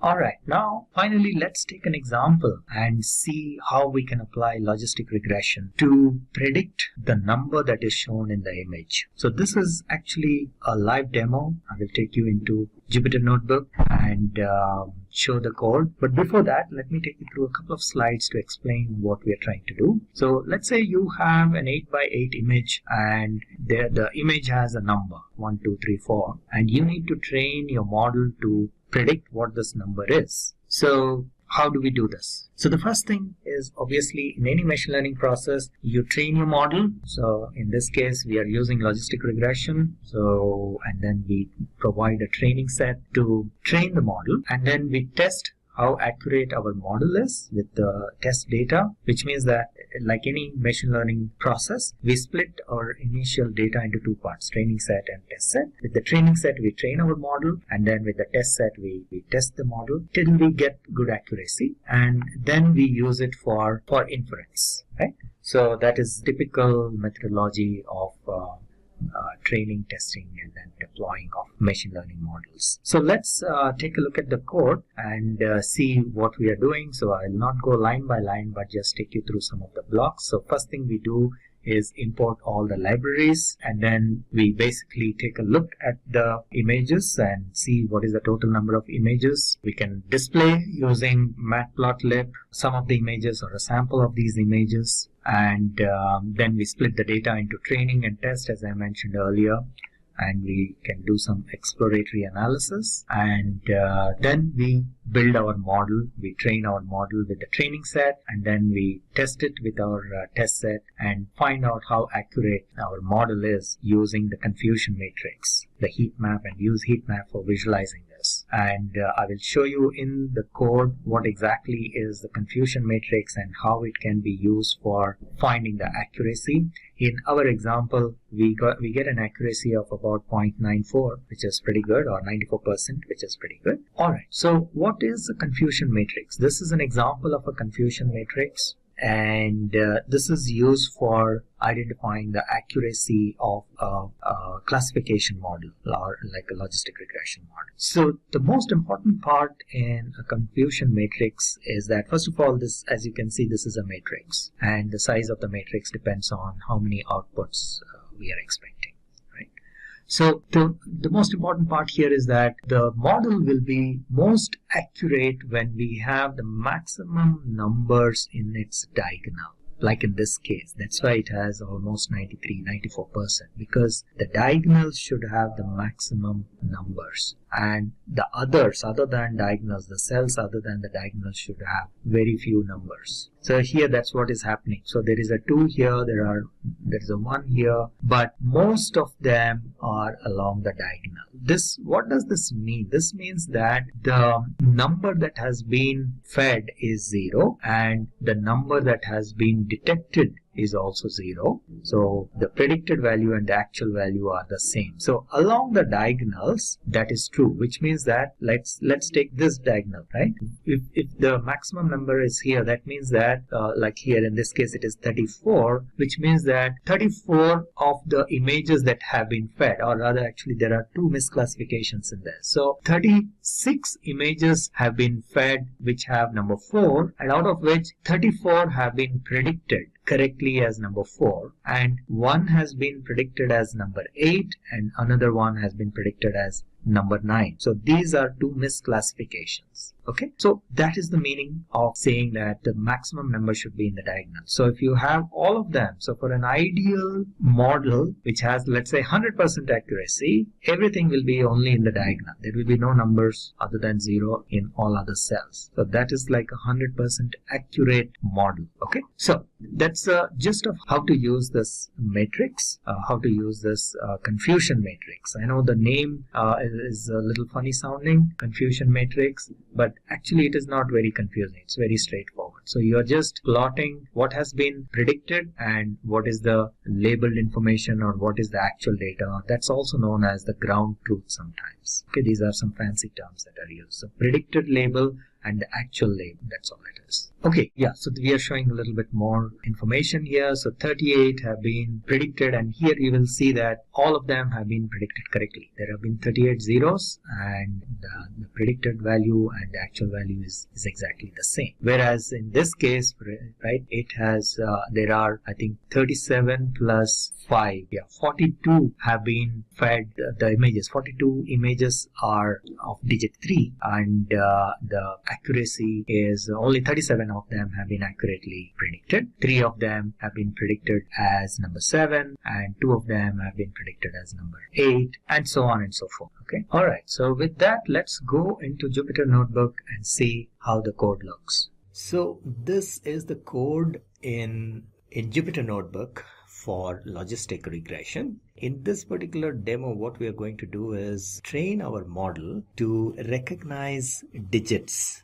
which are the images which have digits from let's say 0 to 5 or 0 to 9, and then we will see how well it is trained and whether it is able to predict these numbers correctly or not. So let's get started. So the first part is, as usual, we are importing some libraries that are required, and then the last line in this block is to load the digits. So let's go ahead and run this code.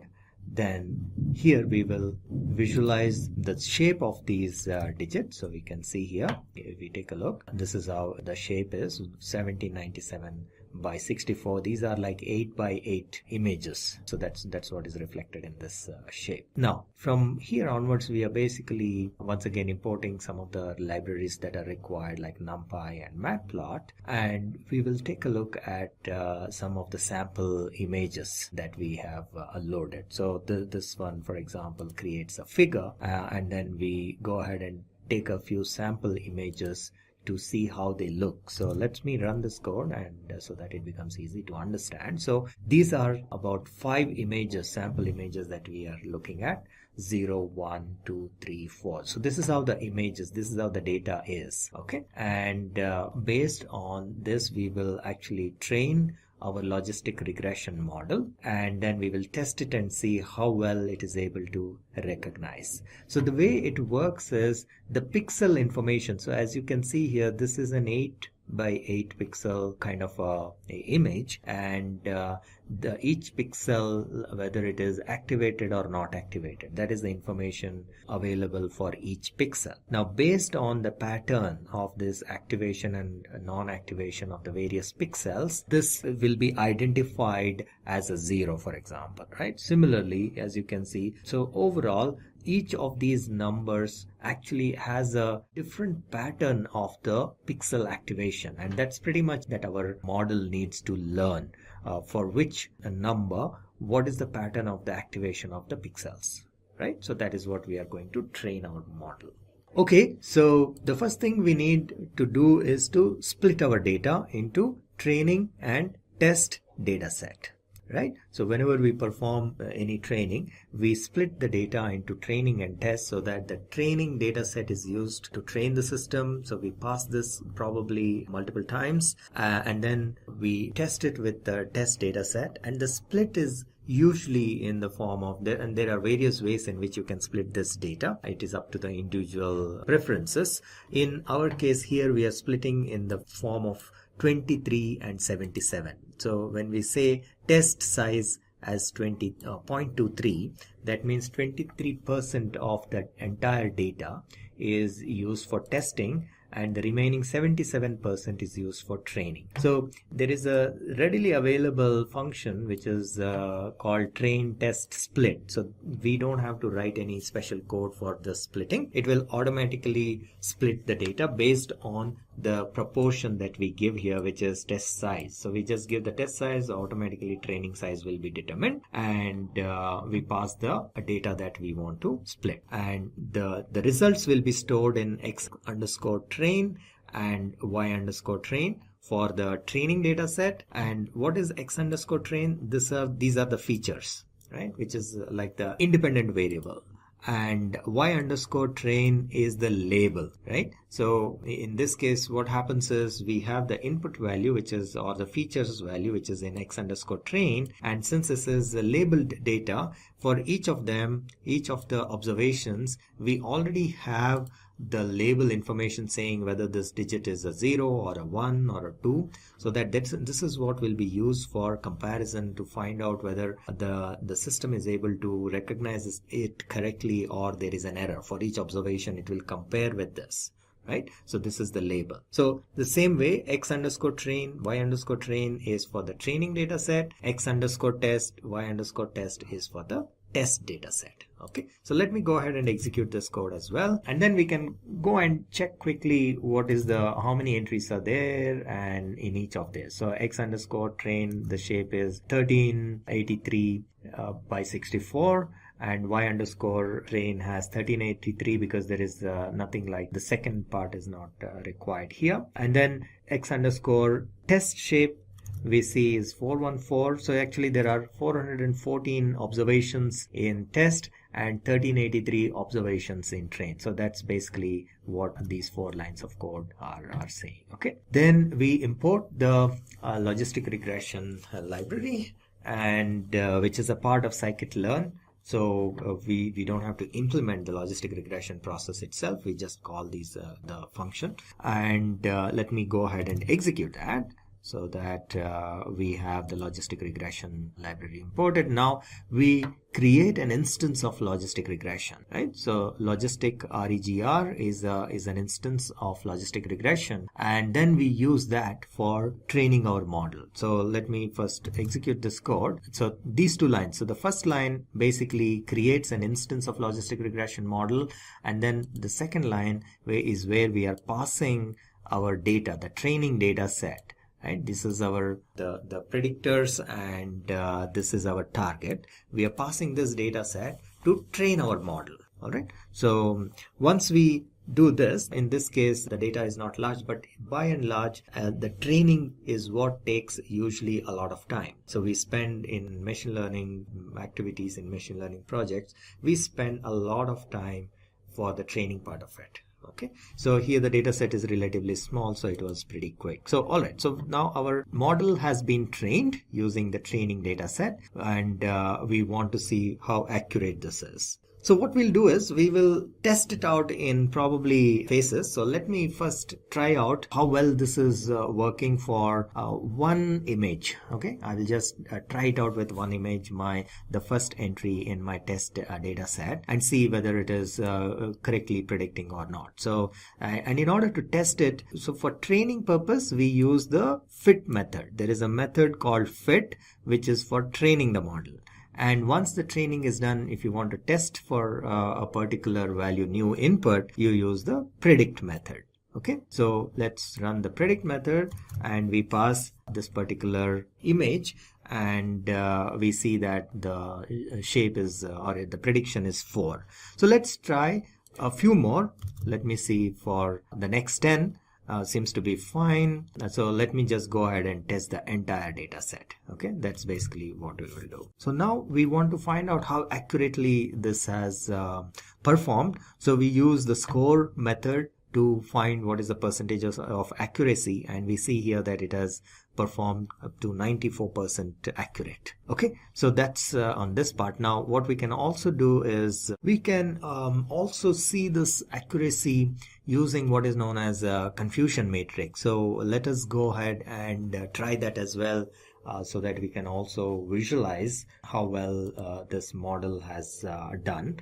So let me execute this piece of code, which will basically import some of the libraries that are required, and we basically create a confusion matrix, an instance of confusion matrix, by running confusion matrix and passing these values. So this confusion underscore matrix method takes 2 parameters. One is the y underscore test, and the other is the prediction. So what is the y underscore test? These are the labeled values which we already know for the test data set, and predictions are what the system has predicted for the test data set. Okay, so this is known to us, and this is what the system has, the model has generated. So we kind of create the confusion matrix and we will print it, and this is how the confusion matrix looks. As the name suggests, it is a matrix, and the key point out here is that the accuracy of the model is determined by how many numbers are there in the diagonal. The more the numbers in the diagonal, the better the accuracy is. Okay, and first of all, the total sum of all the numbers in this whole matrix is equal to the number of observations in the test data set. That is the first thing, right? So if you add up all these numbers, that will be equal to the number of observations in the test data set, and then out of that, the maximum number of them should be in the diagonal. That means the accuracy is pretty good. If the numbers in the diagonal are less and in all other places there are a lot of numbers, which means the accuracy is very low. The diagonal indicates a correct prediction. This means that the actual value is same as the predicted value. Here again, actual value is same as the predicted value, and so on, right? So the moment you see a number here, that means the actual value is something and the predicted value is something else, right? Similarly here, the actual value is something and the predicted value is something else. So that is basically how we read the confusion matrix. Now, how do we find the accuracy? You can actually add up the total values in the diagonal. So it's like 38 plus 44 plus 43 and so on, and divide that by the total number of test observations. That will give you the percentage accuracy using a confusion matrix. Now let us visualize this confusion matrix in a slightly more sophisticated way using a heat map. So we will create a heat map with we'll add some colors as well. It's like a more visually more appealing. So that's the whole idea. So let me run this piece of code, and this is how the heat map looks. And as you can see here, the diagonals again are all the values are here, most of the values. So which means this seems to be reasonably accurate. And yeah, basically the accuracy score is 94%. This is calculated, as I mentioned, by adding all these numbers divided by the total test values, or the total number of observations in test data set. Okay, so this is the confusion matrix for logistic regression.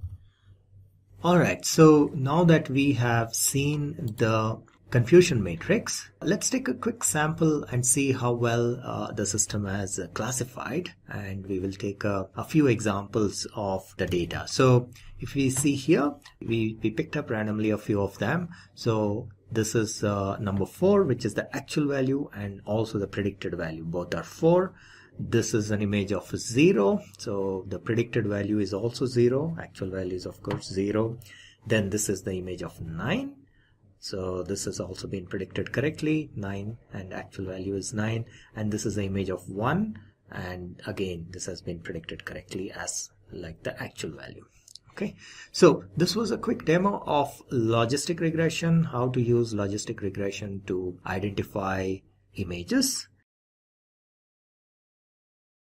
So we put them side to side. We have our linear regression, which is a predictive number used to predict a dependent output variable based on independent input variable. Accuracy is measured using least squares estimation. So that's where you take, you could also use absolute value. The least squares is more popular. There's reasons for that mathematically and also for computer runtime. But it does give you an accuracy based on the least square estimation.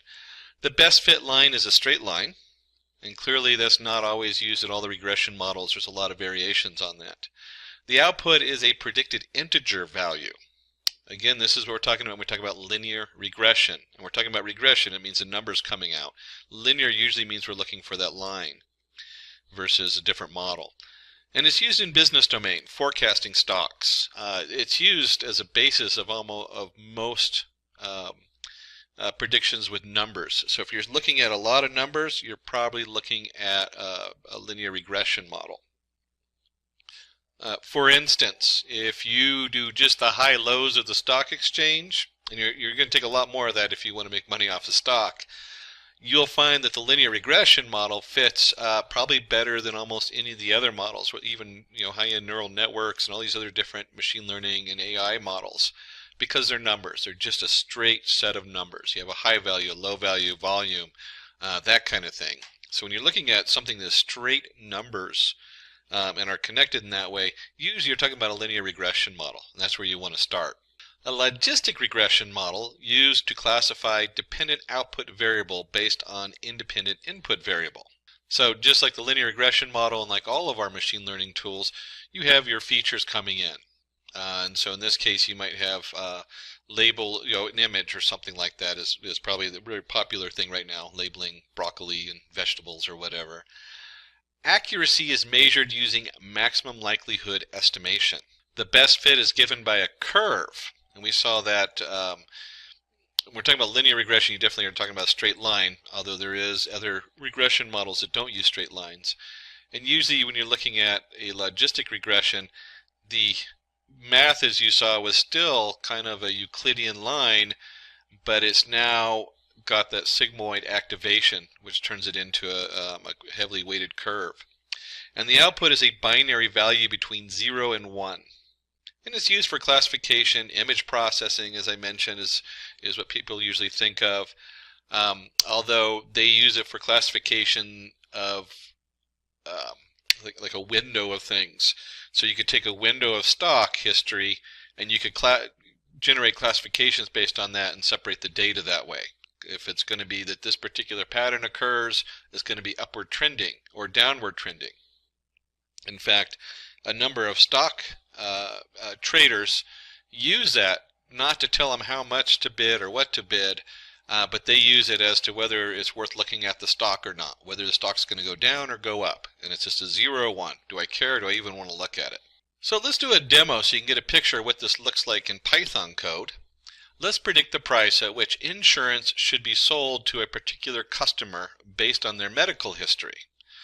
We will also classify on a mushroom dataset to find the poisonous and non-poisonous mushrooms. And when you look at these two data, the first one, we're looking at the price. So the price is a number. So let's predict the price which the insurance should be sold to. And the second one is we're looking at either it's poisonous or it's not poisonous. So first off, before we begin the demo, I'm in the Anaconda Navigator. In this one, I've loaded the Python 3.6 and using the Jupyter Notebook. And you can use Jupyter Notebook by itself. You can use the Jupyter Lab, which allows multiple tabs. It's basically the notebook with tabs on it. But the Jupyter Notebook is just fine, and it'll go into Google Chrome, which is what I'm using for my Internet Explorer. And from here, we open up New, and you'll see Python 3. And again, this is loaded with Python 3.6. and we're doing the linear versus logic regression, or logit. You'll see LOGIT is one of the names that kind of pops up when you do a search on here, but it is a logic. We're looking at the logistic regression models. And we'll start with the linear regression because it's easy to understand. You draw a line through stuff. And so in programming, we got a lot of stuff to unfold here in our startup as we preload all of our different parts. And let's go ahead and break this up. We have at the beginning import pandas. So this is our data frame. It's just a way of storing the data. Think of when you talk about a data frame, think of a spreadsheet. You have rows and columns. It's a nice way of viewing the data. And then we have, we're going to be bringing in our pre-processing label encoder. I'll show you what that is. When we get down to it, it's easier to see in the data, but there's some data in here like sex. It's male or female, so it's not like an actual number. It's either you're one or the other. That kind of stuff ends up being encoded. That's what this label encoder is right here. We have our test split model. If you're going to build a model, you do not want to use all of the data. You want to use some of the data and then test it to see how good it is. And if it can't have seen the data you're testing on until you're ready to test it on there and see how good it is. And then we have our logistic regression model, our categorical one, and then we have our linear regression model. These are the two, these right here. Let me just clear all that. There we go. These two right here are what this is all about. Logistic versus linear. Is it categorical? Are we looking for a true false, or are we looking for a specific number?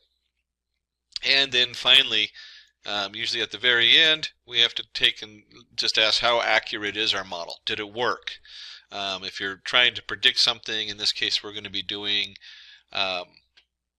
insurance costs. How close to the insurance cost does it measure that we expect it to be? You know, if you're an insurance company, you don't want to promise to pay everybody's medical bill and not be able to. And in the case of the mushrooms, you probably want to know just how much at risk you are for following this model as far as whether you're going to eat a poisonous mushroom and die or not. So we'll look at both of those, and we'll talk a little bit more about the shortcomings and the value of these different processes. So let's go ahead and run this. This is loaded the data set on here, and then because we're in Jupyter Notebook, I don't have to put the print on there. We just do data set, and it prints out all the different data on here, and you can see here for our insurance, because that's what we're starting with, we're loading that with our pandas, and it prints it in a nice format where you can see the age, sex, body mass index, number of children, smoker. So this might be something that the insurance company gets from the doctors. Says, hey, this is what we need to know to give you a quote for what we're going to charge you for your insurance. And you can see that it has 1,338 rows and 7 columns. You can count the columns, 1, 2, 3, 4, 5, 6, 7. So there's 7 columns on here. And the column we're really interested in is charges. I want to know what the charges are going to be. What can I expect? Not a very good arrow drawn. What to expect them to charge on there. So is this going to be, is this person going to cost me $16,884, or is this person only going to cost me $3,866? How do we guess that so that we can guess what the minimal charge is for their insurance? And then there's one other thing you really need to notice on this data. And I mentioned it before, but I'm going to mention it again because pre-processing data is so much of the work in data science. Sex. Well, how do you deal with female versus male? Are you a smoker? Yes or no? What does that mean? Region. How do you look at region? It's not a number. How do you draw a line between southwest and northwest? They're objects. It's either your southwest or your northwest. It's not like I'm southwest. I guess you could do longitude and latitude, but the data doesn't come in like that. It comes in as true, false, or whatever. It's either your southwest or your northwest. So we need to do a little bit of pre-processing of the data on here to make this work. Oops, there we go. Okay, so let's take a look and see what we're doing with pre-processing. And again, this is really where you spend a lot of time with data science, is trying to understand how and why you need to do that. And so we're going to do, you'll see right up here, label. And then we're going to do a label encoder, one of the modules we brought in. So this is sklearn's label encoder.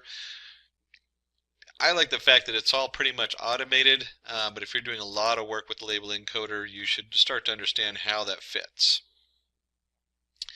And then we have label.fit right here, where we're going to go ahead and do the dataset .sex.drop duplicates.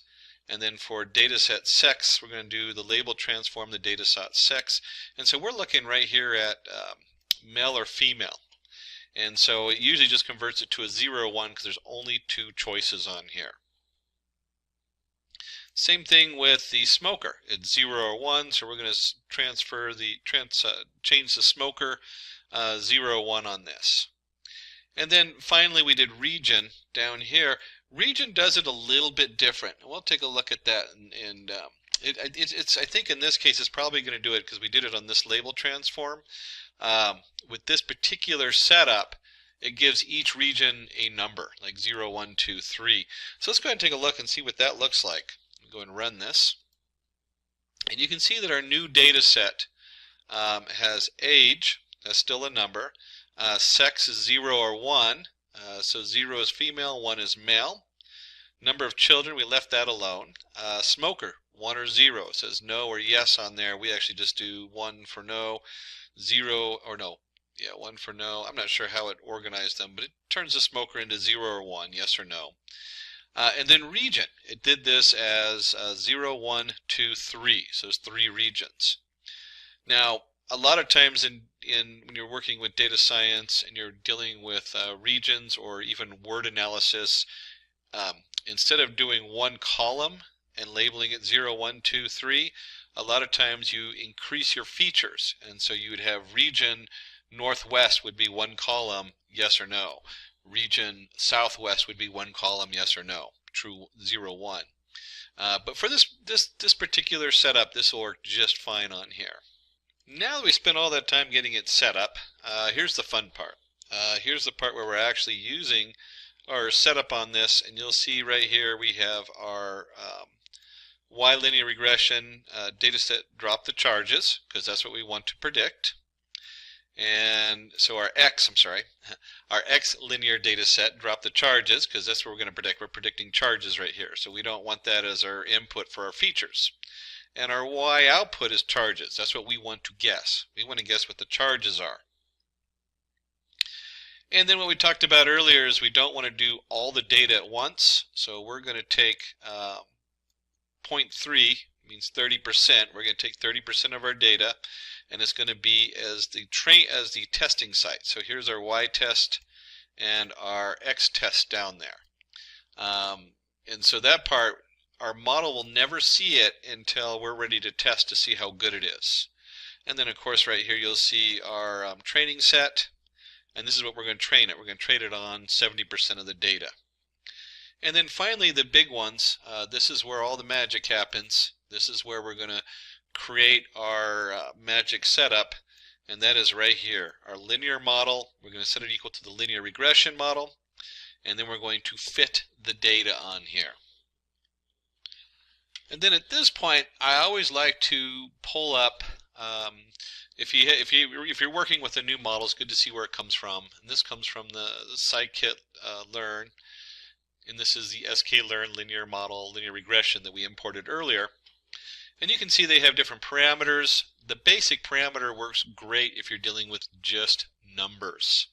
I mentioned that earlier with stock, high-lows. This model will do as good as any other model out there if you're doing just the very basic high-lows and looking for a linear fit, a regression model fit.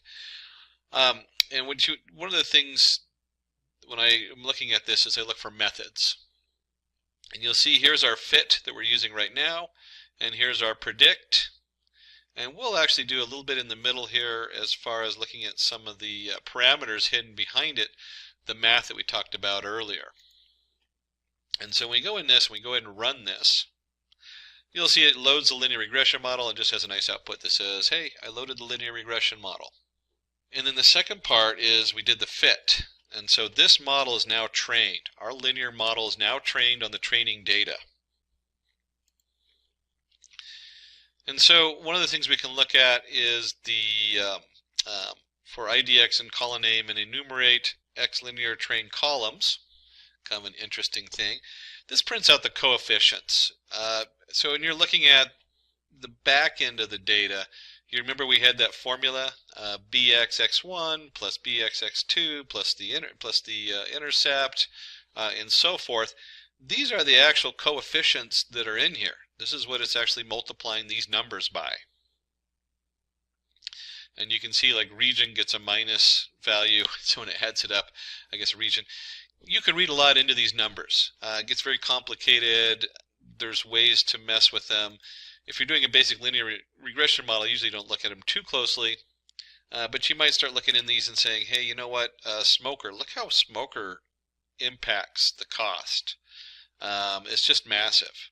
So this is a flag that, hey, the value of the smoker really affects this model.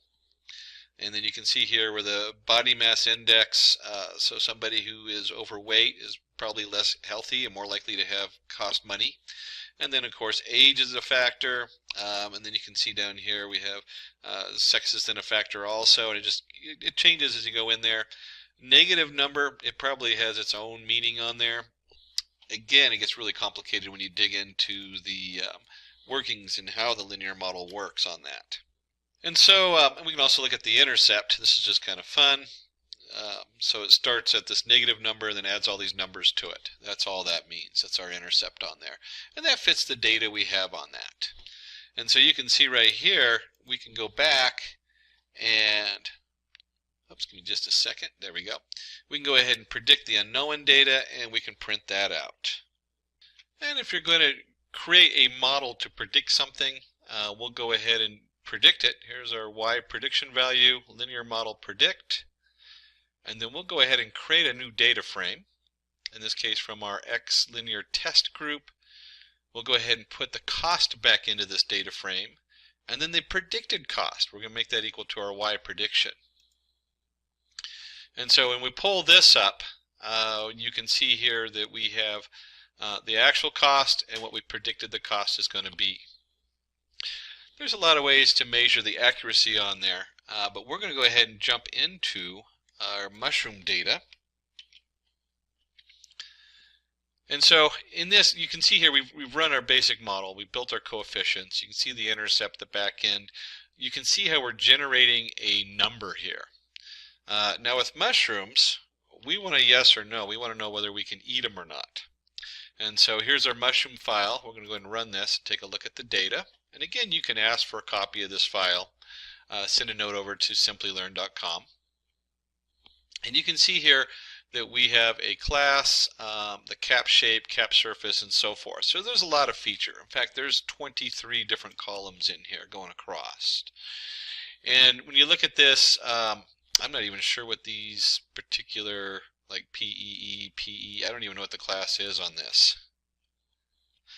I'm going to guess by the notes that the class is poisonous or edible. So if you remember before, we had to do a little pre-coding on our data. Same thing with here. We have our cap shape, which is B or X or K. We have cap color. These really aren't numbers, so it's really hard to do anything with just a single number. So we need to go ahead and turn those into a label encoder, which again, there's a lot of different encoders. With this particular label encoder, it's just switching it to 0, 1, 2, 3 and giving it an integer value. In fact, if you look at all the columns, all of our columns are labels. And so we're just going to go ahead and loop through all the columns in the data, and we're going to transform it into a label encoder. And so when we run this, you can see how this gets shifted from XBXXK to 0, 1, 2, 3, 4, 5, or whatever it is. Class is 0, 1, 1 being poisonous, 0 looks like it's editable, and so forth on here. So we're just encoding it. If you were doing this project, depending on the results, you might encode it differently. Like I mentioned earlier, you might actually increase the number of features as opposed to labeling it 0, 1, 2, 3, 4, 5. In this particular example, it's not going to make that big of a difference how we encode it. And then, of course, we're looking for the class, whether it's poisonous or edible. So we're going to drop the class in our X logistics model, and we're going to create our Y logistics model is based on that class. So here's our XY, and just like we did before, we're going to go ahead and split it using 30% for test, 70% to program the model on here. And that's right here. Whoops, there we go. There's our train and test. And then you'll see here on this next setup, this is where we create our model. All the magic happens right here. We go ahead and create a logistics model. I've upped the max iterations. If you don't change this for this particular problem, you'll get a warning that says this has not converged. Because that's what it does, is it goes through the math and it goes, hey, can we minimize the error? And it keeps finding a lower and lower error, and it still is changing that number. So that means it hasn't converged yet. It hasn't found the lowest amount of error it can. And the default is 100. There's a lot of settings in here. So when we go in here to, let me pull that up from the sklearn. So we pull that up from the sklearn model. You can see here we have our logistic. It has our different settings on here that you can mess with. Most of these work pretty solid on this particular setup, so you don't usually mess a lot. Usually I find myself adjusting the iteration, and I'll get that warning and then increase the iteration on there. And just like the other model, you can go, just like you did with the other model, we can scroll down here and look for our methods. And you can see there's a lot of methods available on here. And certainly there's a lot of different things you can do with it. But the most basic thing we do is we fit our model, make sure it's set right, and then we actually predict something with it. So those are the two main things we're going to be looking at on this model, is fitting and predicting. There's a lot of cool things you can do that are more advanced, but for the most part, these are the two which I use when I'm going into one of these models and setting them up. So let's go ahead and close out of our sklearn setup on there, and we'll go ahead and run this. And you can see here it's now loaded this up there. We now have a logistic model, and we've gone ahead and done a predict here also, just like I was showing you earlier. So here's where we're actually predicting the data. So we've done our first two lines of code as we create the model. We fit the model to our training data, and then we go ahead and predict for our test data. Now, in the previous model, we didn't dive into the test score. I think I just showed you a graph, and we can go in there, and there's a lot of tools to do this. We're going to look at the model score on this one. And let me just go ahead and run the model score. And it says that it's pretty accurate. We're getting a roughly 95% accuracy. Wow, that's good. 95% accuracy. 95% accuracy might be good for a lot of things. But when you look at something as far as whether you're going to pick a mushroom on the side of the trail and eat it, we might want to look at the confusion matrix. And for that, we're going to put in our Y logistic test, the actual values of edible and unedible, and we're going to put in our prediction value. And if you remember on here, let's see, I believe it's poisonous was 1, 0 is edible. So let's go ahead and run that, 0, 1. 0 is good. So here is a confusion matrix, and this is, if you're not familiar with these, we have true, true, true, false, true, false, false, false. So it says out of the edible mushrooms, we correctly labeled 1,201 mushrooms edible that were edible. And we correctly measured 1,113 poisonous mushrooms as poisonous. But here's the kicker. I labeled 56 edible mushrooms as being poisonous. Well, that's not too big of a deal. We just don't eat them.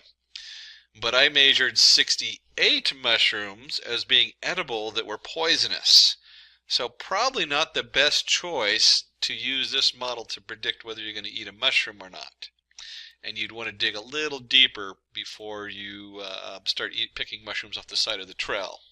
So a little warning there when you're looking at any of these data models, looking at the error and how that error fits in with what domain you're in. Domain in this case being edible mushrooms. Be a little careful. Make sure that you're looking at them correctly. So we've looked at edible or not edible. We've looked at regression model as far as the end values, what's going to be the cost and what our predicted cost is, so we can start figuring out how much to charge these people for their insurance. And so these really are the fundamentals of data science. When you pull them together, when I say data science, I'm talking about your machine learning code. Classification is probably one of the most widely used tools in machine learning in today's world. It is also one of the simpler versions to start understanding how a lot of machine learning works. We're going to start by taking a look at what exactly is classification, the important terminologies around classification. We'll look at some real-world applications, my favorite, popular classification algorithms, and there are a lot out there, so we're only going to touch briefly on a variety of them so you can see how the different flavors work. And we'll have some hands-on demos in Python embedded throughout the tutorial. Classification. Classification is a task that requires the use of machine learning algorithms to learn how to assign a class label to a given data. You can see in this diagram we have our unclassified data. It goes through a classification algorithms, and then you have classified data. It's hard to just see it as data, and that really is where you kind of start and where you end when you start running these machine learning algorithms and classification. And the classification algorithms is a little black box in a lot of respects. And we'll look into that. You can see what I'm talking about when we start swapping in and out different models. Let's say we are given the task of classifying a given bunch of fruits and vegetables on the basis of their category, i.e. fruits are to be grouped together and vegetables are to be grouped together. And so we have a data set, we'll call it the bunch, is divided into clusters, one of which consists of the fruits, while the other has the vegetables. You can actually look at this as any kind of data. When we talk about breast cancer, can we sort out in images to see what is malignant, what is benign? Very popular one. Can you classify flowers, the iris data set? Certainly in wildlife, can you classify different animals and track where they're going? Classification is really the bottom starting point or the baseline for a lot of machine learning and setting it up and trying to figure out how we're going to break the data up so we can use it in a way that is beneficial. So here the fruits and the vegetables are grouped into clusters, and each cluster has a specific characteristic, i.e. whether they are a fruit or a vegetable. And you can see we have a pile of fruits and vegetables. We feed it into the algorithm, and the algorithm separates them out, and you have fruits and vegetables. So some important terminologies before we dig into how it sorts them out and what that all means. When we look at the terminologies, you have a classifier. That's the algorithm that is used to map the input data to a specific category. The classification model, the model that predicts or draws a class to the input data given for training. Feature. It is an individual measurable property of the phenomena being observed. And labels, the characteristics on which the data points of a data set are categorized. The classifier and the classification model go together. A lot of times the classifier is part of the classification model. And then you choose which classifier you use after you choose which model you're using. Where features are what goes in, labels are what comes out. So your classifier model is right in the middle of that. That's that little black box we were just talking about. Clusters. They are a group of data points which have some common characteristics. Binary classification. It is a classification condition with two outcomes which are either true or false. Multi-label classification. This is a classification condition where each sample is assigned to a set of labels or targets. Multi-class classification, the classification with more than two classes. Here each sample is assigned to one and only one label. When we look at this group of terminologies, a few important things to notice. Going from the top, clusters, When we cluster data together, we don't necessarily have to have an end goal. We just want to know what features cluster together. These features then are mapped to the outcome we want. In many cases, the first step might not even care about the outcome, only about what data connects with other data. And there's a lot of clustering algorithms out there that do just the clustering part. Binary classification. It is a classification condition with two outcomes which are either true or false. We're talking usually it's either a cat or it's not a cat. It's either a dog or it's not a dog. That's the kind of thing we talk about binary classification. And then that goes into multi-label classification. Think of label as you can have an object that is brown, you can have an object that is labeled as a dog. So it has a number of different labels. That's very different than a multi-class classification where each one's a binary. You can either be a cat or a dog. You can't be both a cat and a dog. Real-world applications. So to make sense of this, of course, the challenge is always in the details, is to understand how we apply this in the real world. So in real-world applications, we use this all the time. We have email spam classifier. So you have your email inbox coming in. It goes through the email filter that we usually don't see in the background, and it goes, this is either valid email or it's a spam, and it puts it in the spam filter if that's what it thinks it is. Alexa's voice classifier, Google Voice, any of the voice classifiers, they're looking for points, so they try to group words together, and then they try to find those groups of words trigger a classifier. So it might be that the classifier is to open your tasks program or open your text program so that you can start sending a text. Sentiment analysis is really big. When we're tracking products, we're tracking marketing, trying to understand whether something is liked or disliked is huge. That's like one of the biggest driving forces in sales nowadays, and you almost have to have these different filters going on if you're running a large business of any kind. Fraud detection. You can think of banks. They find different things on your bank statement and they detect that there's something going on there. They have algorithms for tracking the logs on computers. They start finding weird logs on computers. They might find a hacker.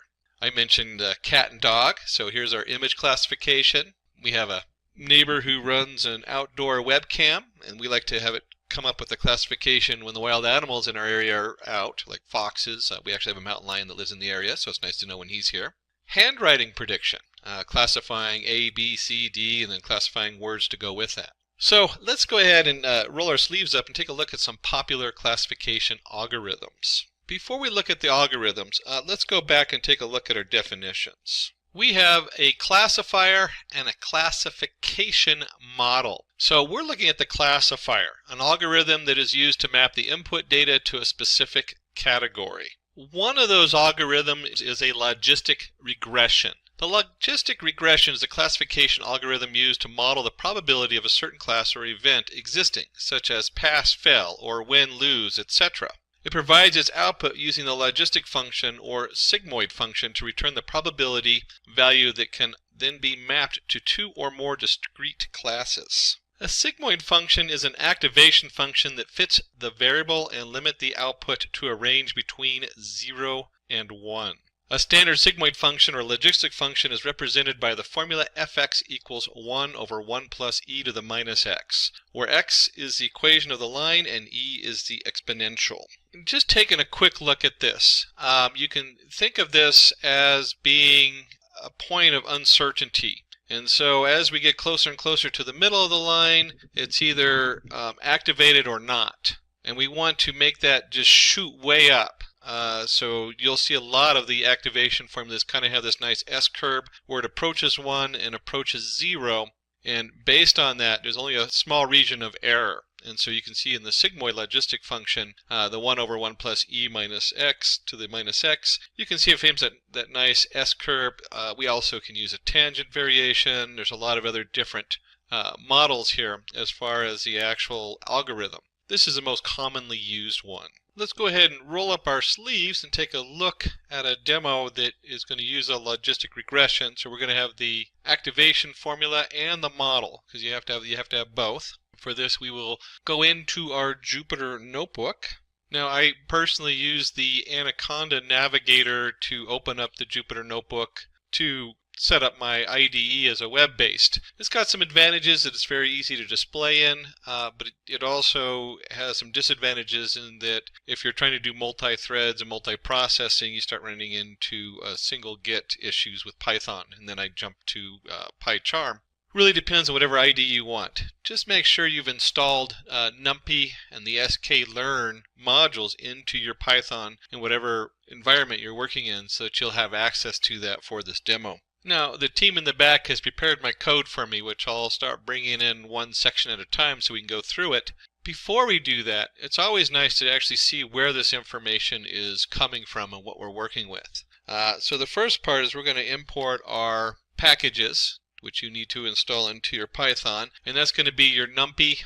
We usually use NumPy as NP, and then from sklearn, the learn model, we're going to use a logistic regression, and from sklearn metrics, we're going to import the classification report confusion matrix. And if we go ahead and open up the scikit-learn.org and go under their API, you can see all the different features and models they have, and we're looking at the linear model logistic regression, one of the more common classifiers out there. And if we go ahead and go into that and dig a little deeper, you'll see here where they have the different settings. And it even says right here, note, the regularization is applied by default. So by default, that is the activation formula being used. Now we're not going to spend, we might come back to this, look at some of the other models, because it's always good to see what you're working with. But let's go ahead and jump back in here, and we have our imports. We're going to go ahead and run those. So these are now available to us as we go through our Jupyter Notebook script, and they put together a little piece of data for us. This is simply going through 0 to 1. Actually, let's go ahead and print this out over here. We'll go ahead and print X just so you can see what we're actually looking for. And when we run this, you can see that we have our X is 0, 1, 2 through 9. We reshaped it. The reason for this is just looking for a row of data. Usually we have multiple features. We just have the one feature, which happens to be 0 through 9. And then we have our 10 answers right down here. 0, 1, 0, 0, 1, 1, 1, 1, 1, 1. You can bring in a lot of different data depending on what you're working with.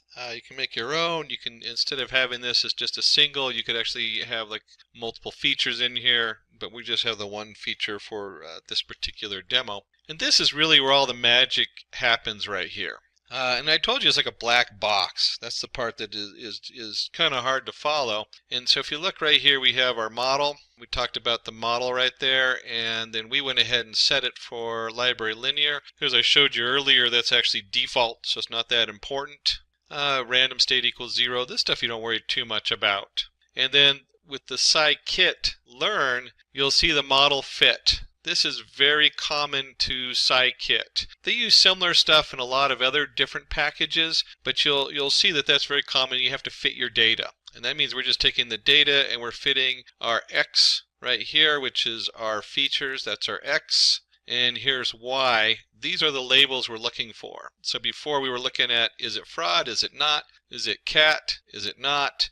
That kind of thing. And this is looking at 0, 1, so we want to have a binary setup on this. And we'll go ahead and run this. You can see right here it just tells us what we loaded it with as our defaults, and that this model has now been created and we've now fit our data to it. And then comes the fun part. You work really hard to clean your data, to bake it and cook it. There's all kinds of, I don't know why they go with the cooking terms as far as how we get this data formatted. Then you go through and you pick your model, you pick your solver, and you have to test it to see, hey, which one's going to be best. And so we want to go ahead and evaluate the model. And you do this is that once you've figured out which one is going to work the best for you, you want to evaluate it so you can compare it to your last model. And you can either update it to create a new one or maybe change the solver to something else. I mentioned tangent. That's one of the other common ones that's commonly used with language. For some reason, the tangent, even though it looks almost to me identical to the one we're using with the sigmoid function, for some reason it activates better with language, even though it's a very small shift in the actual math behind it.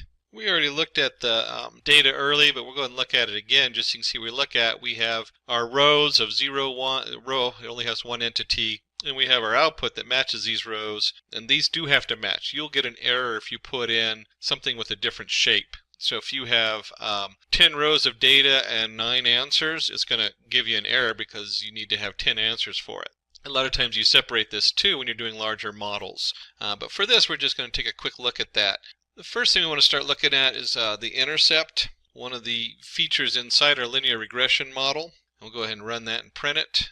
You'll see here we have an intercept of minus 1.516. And if we're going to look at the intercept, we should also look at our coefficients. And if you run that, you'll see that we get our coefficient is the 0.7035. You can just think of this as your Euclidean geometry for a very basic model like this, where it intercepts the y at some point and we have a coefficient multiplying by it. A little more complicated in the back end, but that is the gist of this simple model with just the one feature in there. And we'll go ahead and we'll reprint the y because I want to put them on top of each other with the y predict. And so these were the y values we put in, and this is the y predict we had coming out. And you can see, here we go. There's the y actual, and there's what the prediction comes in. Now keep in mind that we used the actual complete data as part of our training. That is, if you're doing a real model, a big stopper right there, because you can't really see how good it did unless you split some data off to test it on. This is the first step, is you want to see how your model actually tests on the data you trained it with. And you can see here, there is this point right here where it has it wrong, and this point right here where it also has it wrong. And it makes sense, because our input is 0 through 9, and it has to break it somewhere, and this is where the break is.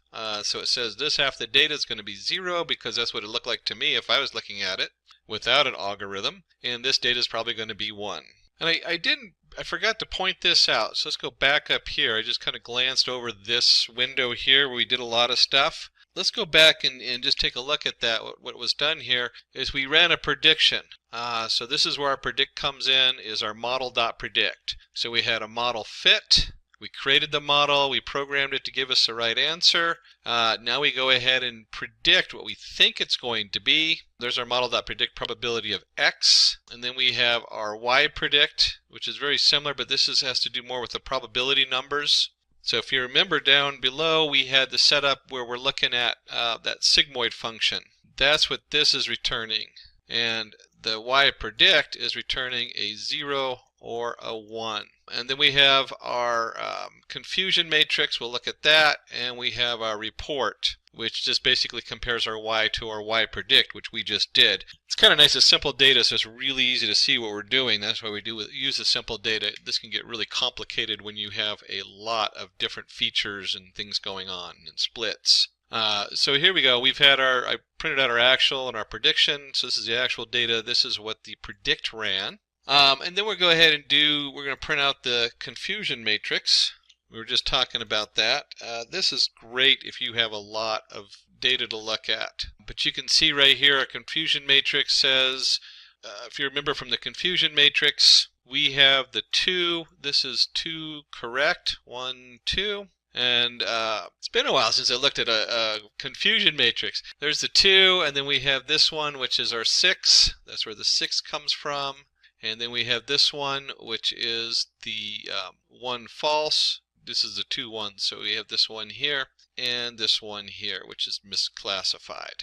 This really depends on what data you're working with as to what is important.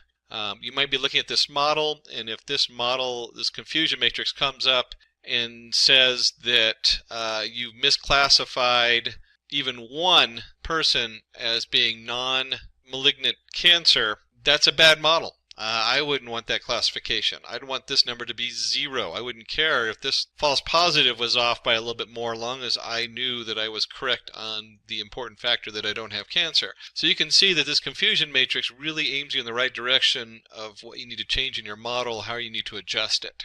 And then there's, of course, a report. Reports are always nice. If you notice, we generated a report earlier. We'll go and just print the report up, and you can remember this is our report. It's a classification report, y, y predict. So we're just putting in our 2 values. Basically what we did here visually with our actual and our predicted value.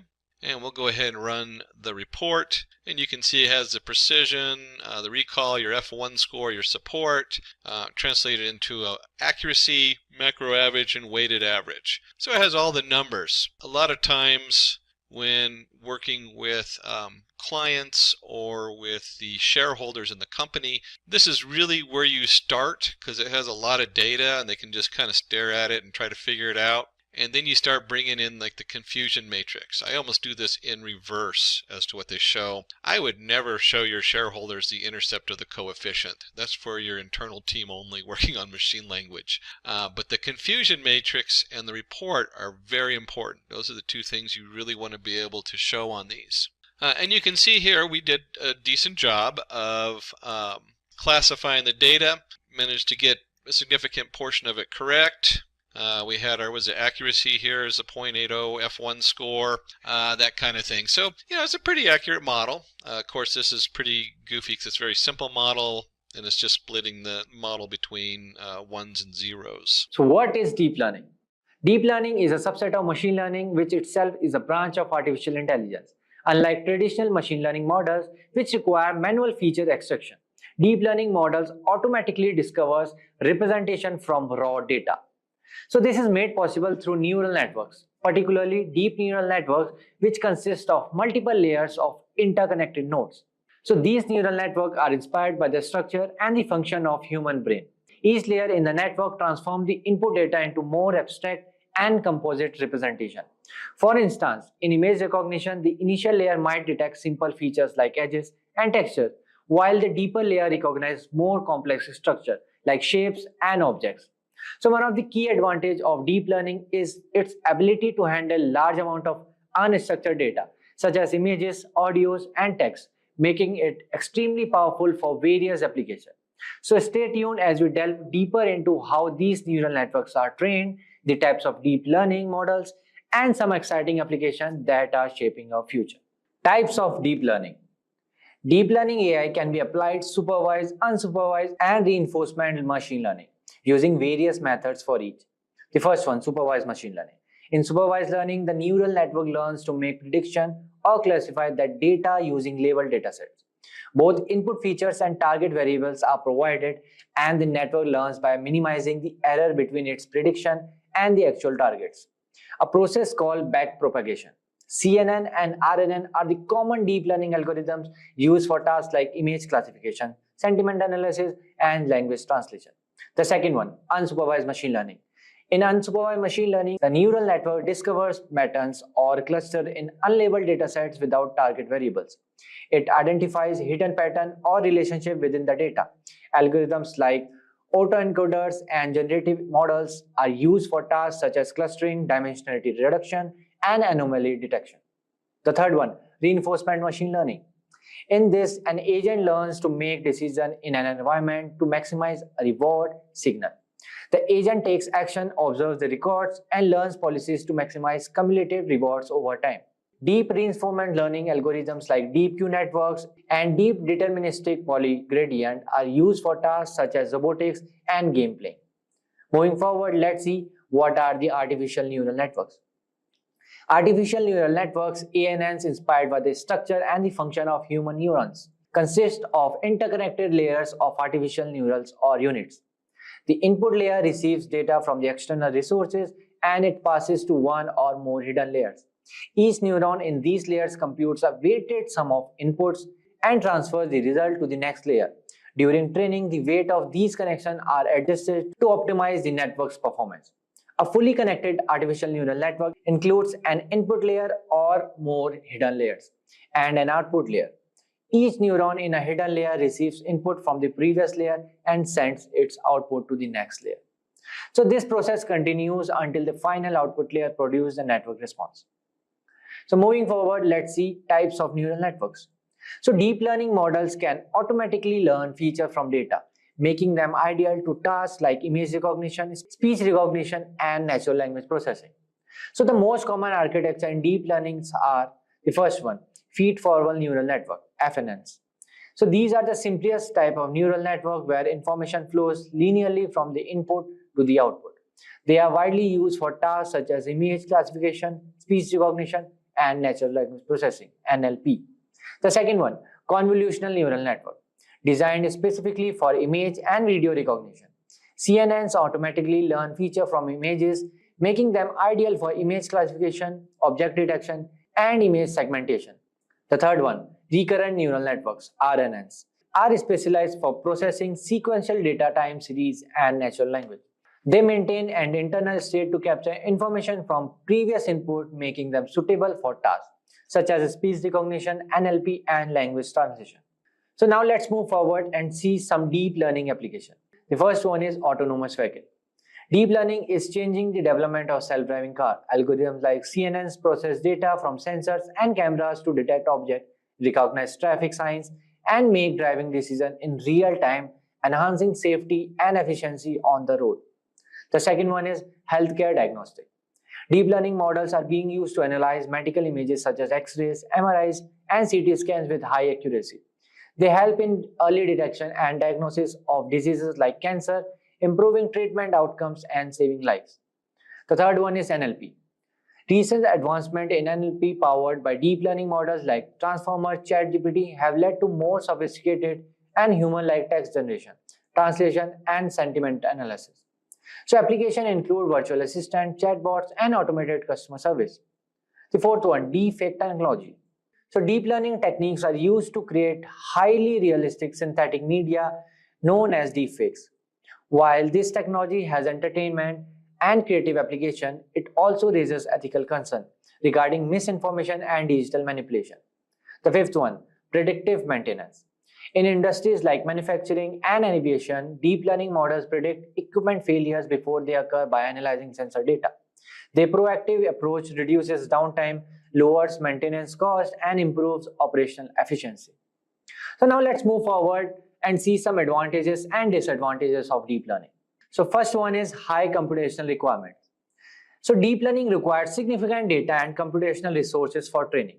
Whereas advantage is high accuracy, achieves state-of-the-art performance in tasks like image recognition and natural language processing. Whereas deep learning needs large labeled datasets, often require extensive labeled dataset for training, which can be costly and time consuming together.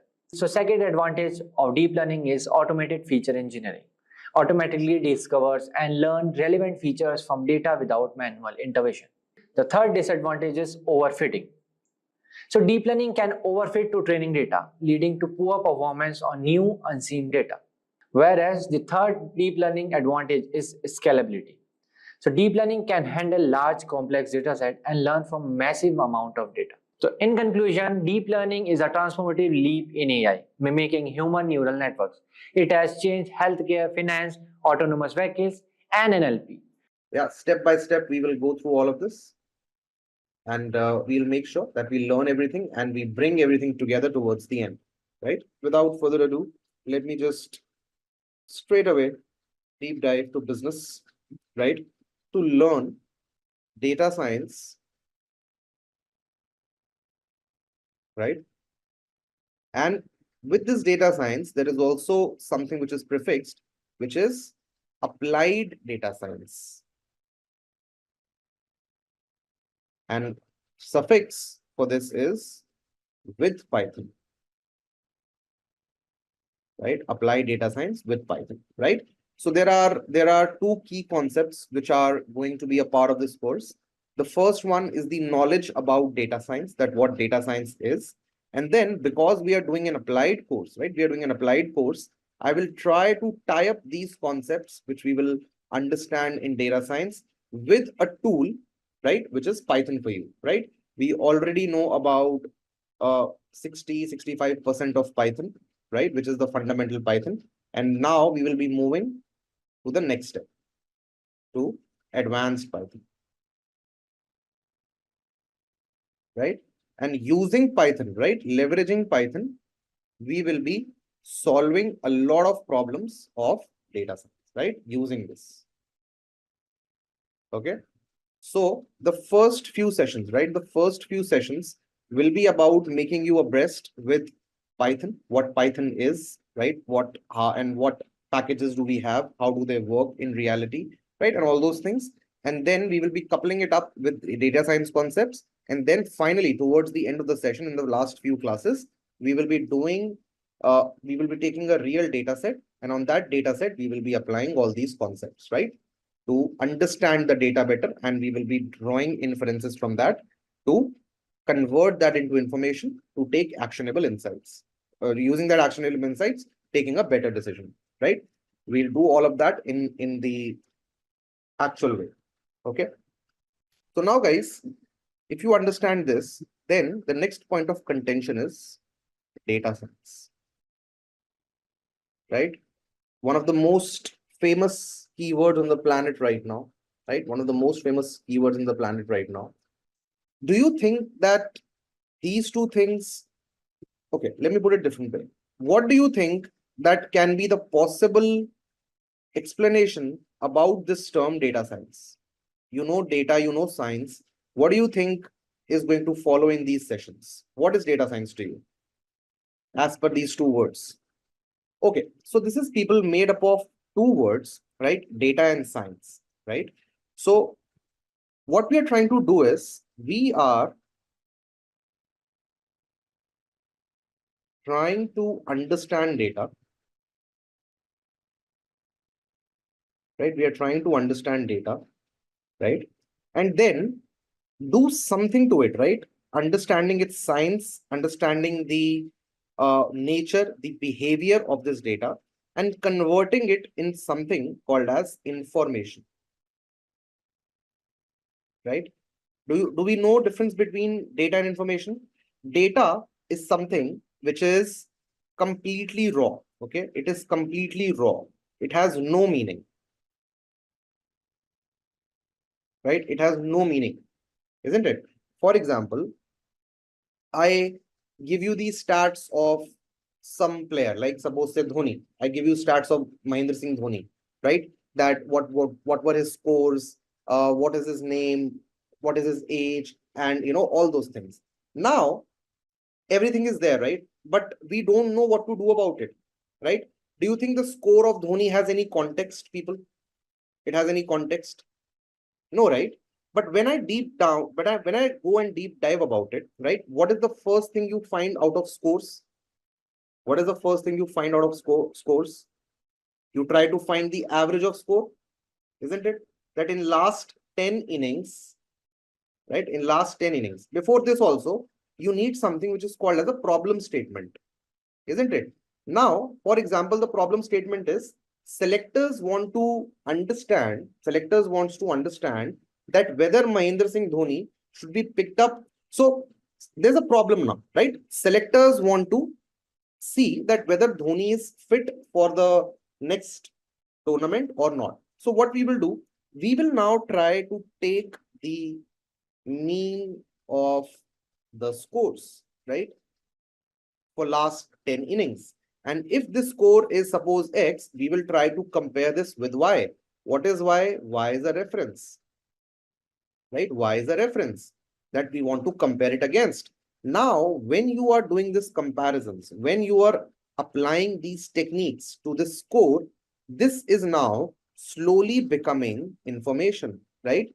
And at the end of the day, once you have the strike rate, once you have the mean score of Dhoni, once you have his age, once you have his fitness score, all those things will now help you to take this particular decision, because now what you have is called as information, right? Because this has context, right? This has meaning, and this is usually processed, right? This is usually processed, right? This is usually processed. Now, what did we do? Now, what did we do here?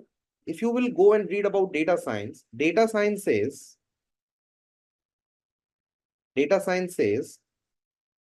it is the art of collecting, right? Cleaning, analyzing, modeling, improving, right? And visualizing, right? Visualizing the data, right? If a person is adept in doing all these things, this person, people, is cumulatively called a data scientist, right? that person is called a data scientist, right? So before going to the definition of data scientist now, I will give you some more examples, right? I'll give you some more examples. Data science people, as I said, is a combination of these things, right? You have to collect the data, right? You have to collect the data, right? And this has a lot of things. Data can be connected from two types. One is primary and the second one is secondary, right? What is the primary way of collecting data? From your IoT devices, right? From sensors, from your inbuilt machines, right? Then from your surveys, which you float, right? Questionnaires, right? All these things are primary ways. What is the secondary way of collecting data? Purchasing data, right? Using internet data, because you have not generated it. You are just using someone else's data, right? Something like transfer learning. What is transfer learning? Transfer learning is a technique where suppose I am bank A and you are bank B, right? So bank A has created some model, right? Trained on their data. Now you are going to use the exact same model, right? You're going to use the exact same model, right? Maybe you're not seeing the data, but you are just using the property of data, like mean, median, mode, and a lot of modeling things, which will come, we will learn about them. And you use this model on your particular data, right? So in a way, you did not have enough data to create the model yourself, but you are now using someone else's model to run your data on it, right? So this is called as transfer learning. So this kind of collection is basically secondary data collection. So you can collect the data, right? Then you can perform data analysis, right? You can perform data analysis, right? How will you perform this data analysis? Using complex algorithms, right? Using complex algorithms, right? Some statistics, right? You can use artificial intelligence,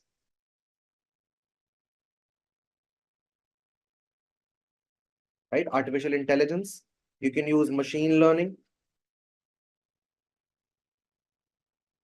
right? Right? You can use all these things for data analysis. Then you can transform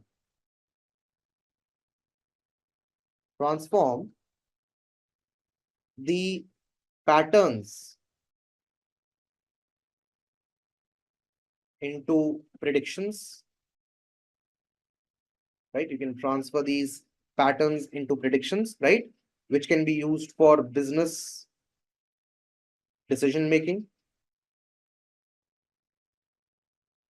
right? For business decision making. Then you can validate the results, right? And present the results, right? So this is like a complete life cycle of a data scientist, right? So before going further, let me give you what combinations do you need to have to become a data scientist. The first one is domain knowledge,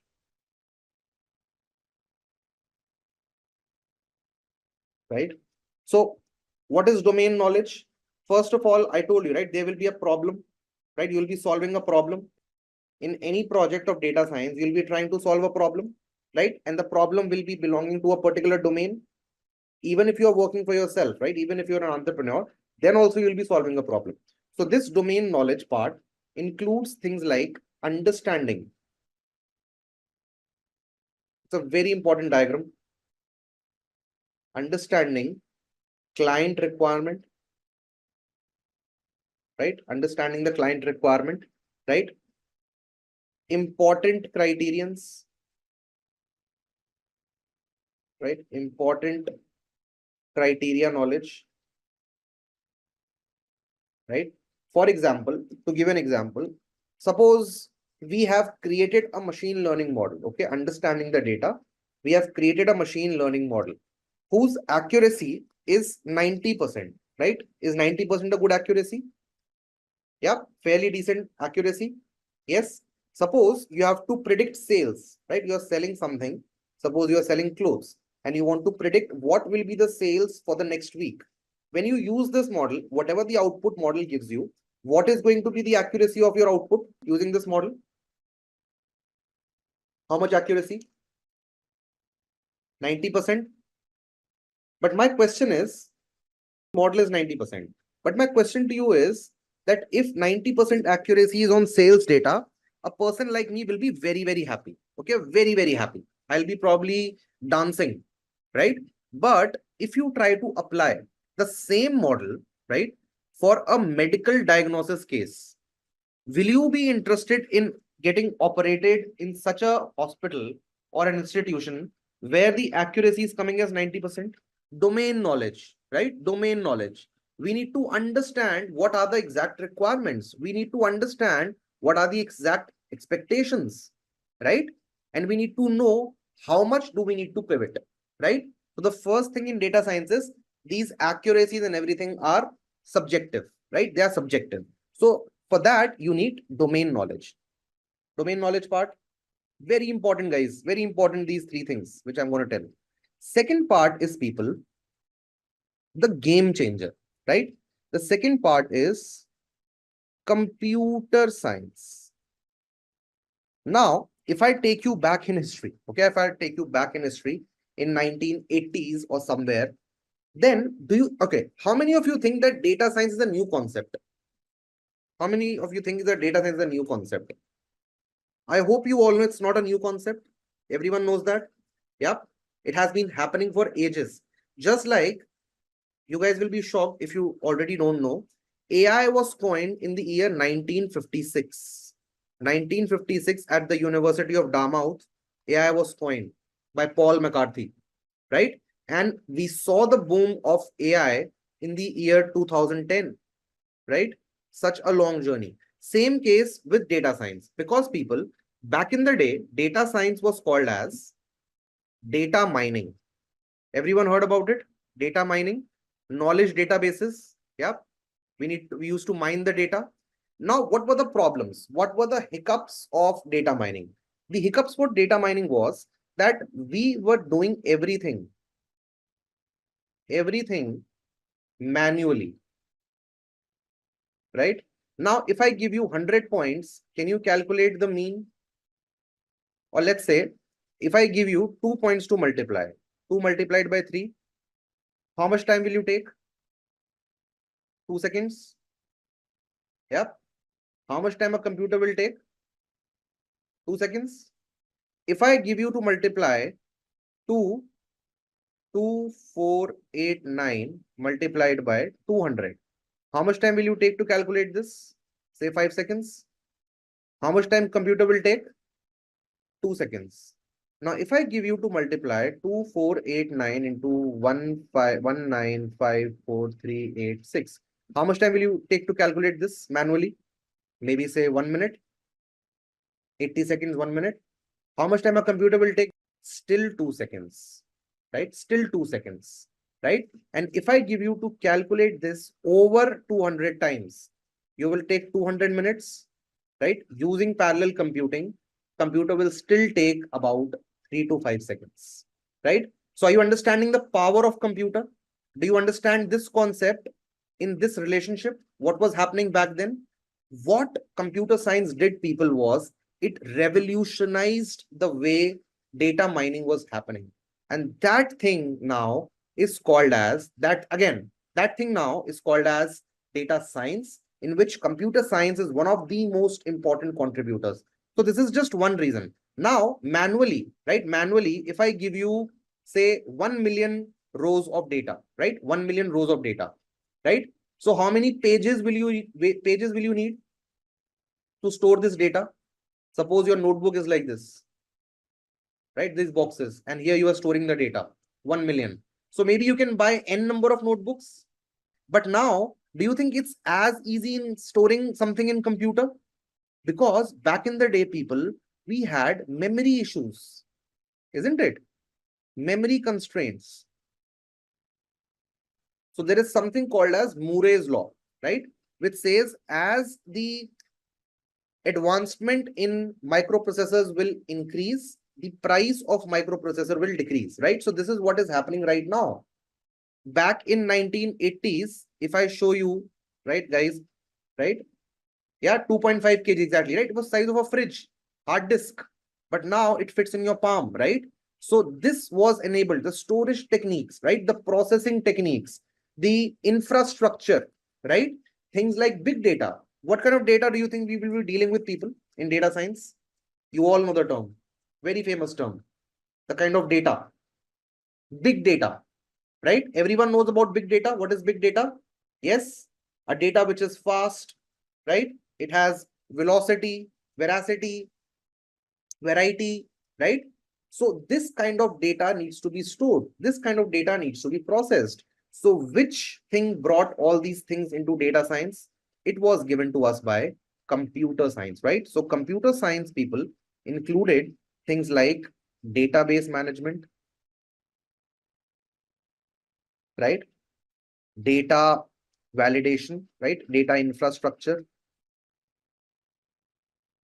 right? Data infrastructure, right?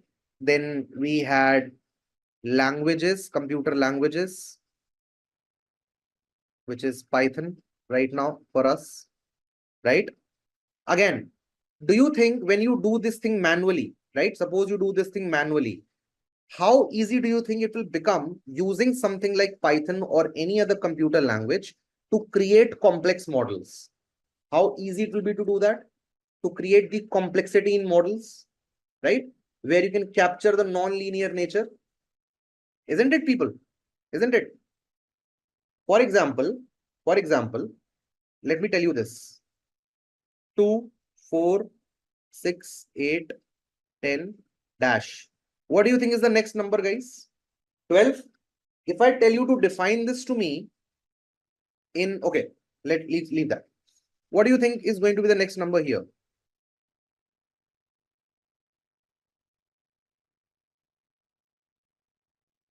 What is the next number? 11.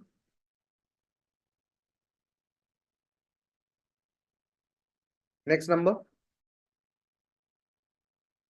25.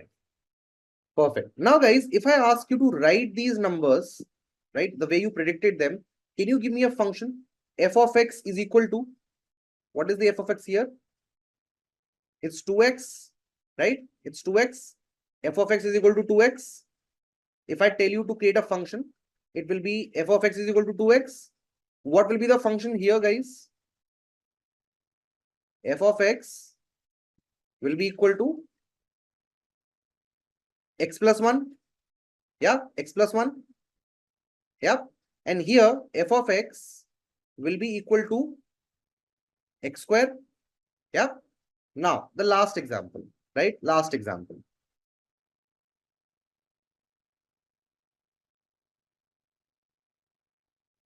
What is the next number here? I don't want the number. I want the function. I want this so that I can generalize. Isn't it? How did you reach this figure? How many of you think it's not possible to determine this? How many of you think it is not possible to determine this? Yeah. How many of you think?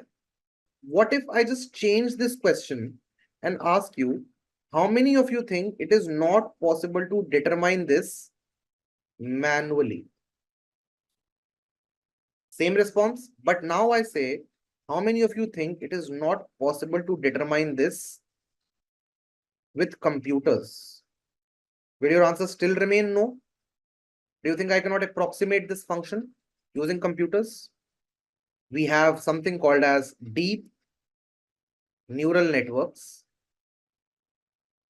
and they are called as universal function approximators, right? So this is the problem, people. This is the problem, right? I will show this to you when the time comes, right? I will remember this example and I will show this to you. But now what I'm trying to tell you is the things which seemed impossible manually was solved by what? It was solved by computers. the distribution of this is like this. Can you figure it out yourself? No, right? We cannot, isn't it? We cannot do that. So this kind of approximation will be given by what? It will be only given by machines, right? And this is, people, what data science is all about, right? It is what computer science did inside data science, right? I hope this is clear. I'm assuming a lot of you will be going for interviews and everything after these course, right? So this will be a very, very important thing for you to know, right? Often it is asked why data science is having computer science in it, right? The reason is this, okay? So this is the role of computer science inside data science. Now, people, the third thing, the third circle, which is one of the most parts, is maths and stats, right? Mathematics, statistics, which was optimization, right? Optimization of your models, right? Design of model, right? Now, guys, if you look carefully, in order to approximate this, what will you be playing with? You will be playing with a lot of data.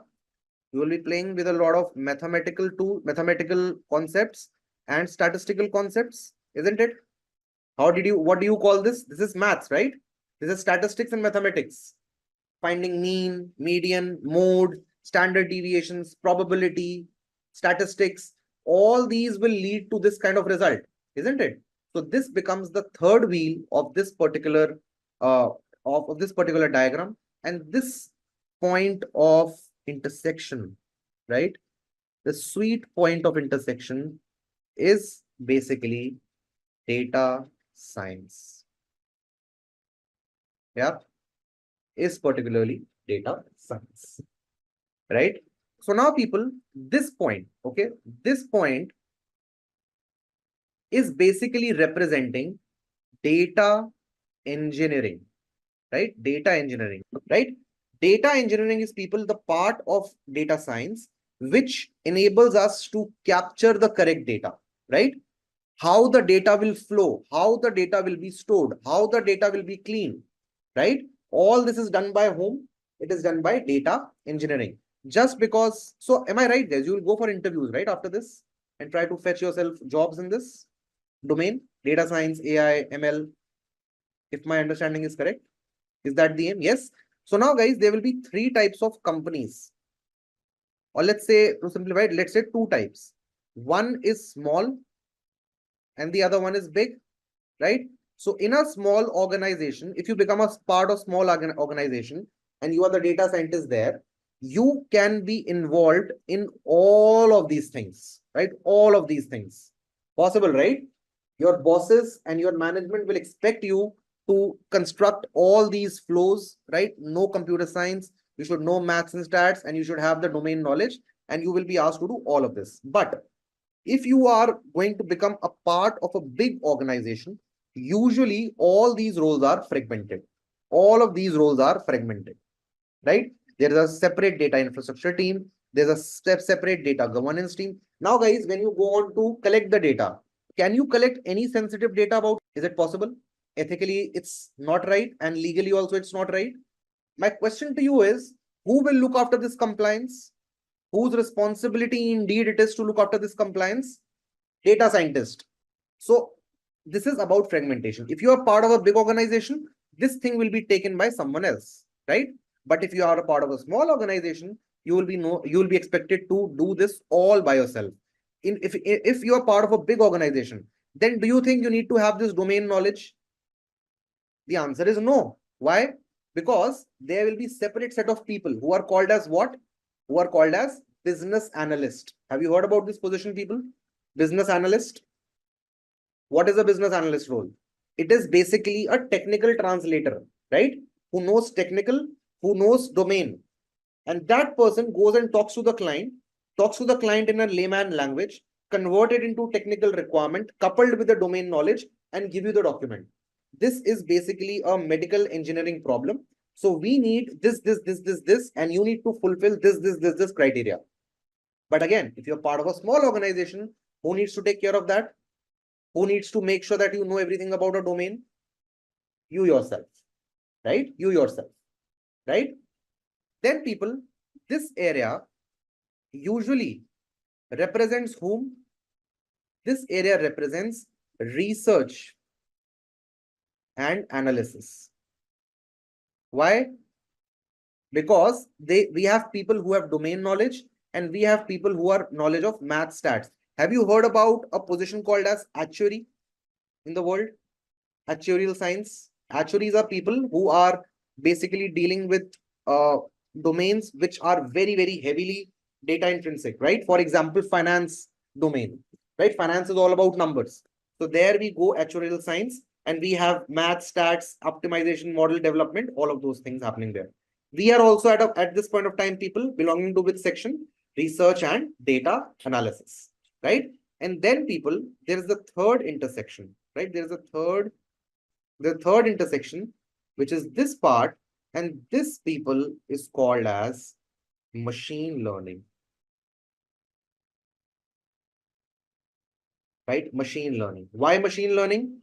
If you can combine the power of maths, stats, right, and you can combine the power of computer science, you will find yourself to be in a position where you can call yourself a machine learning engineer, right?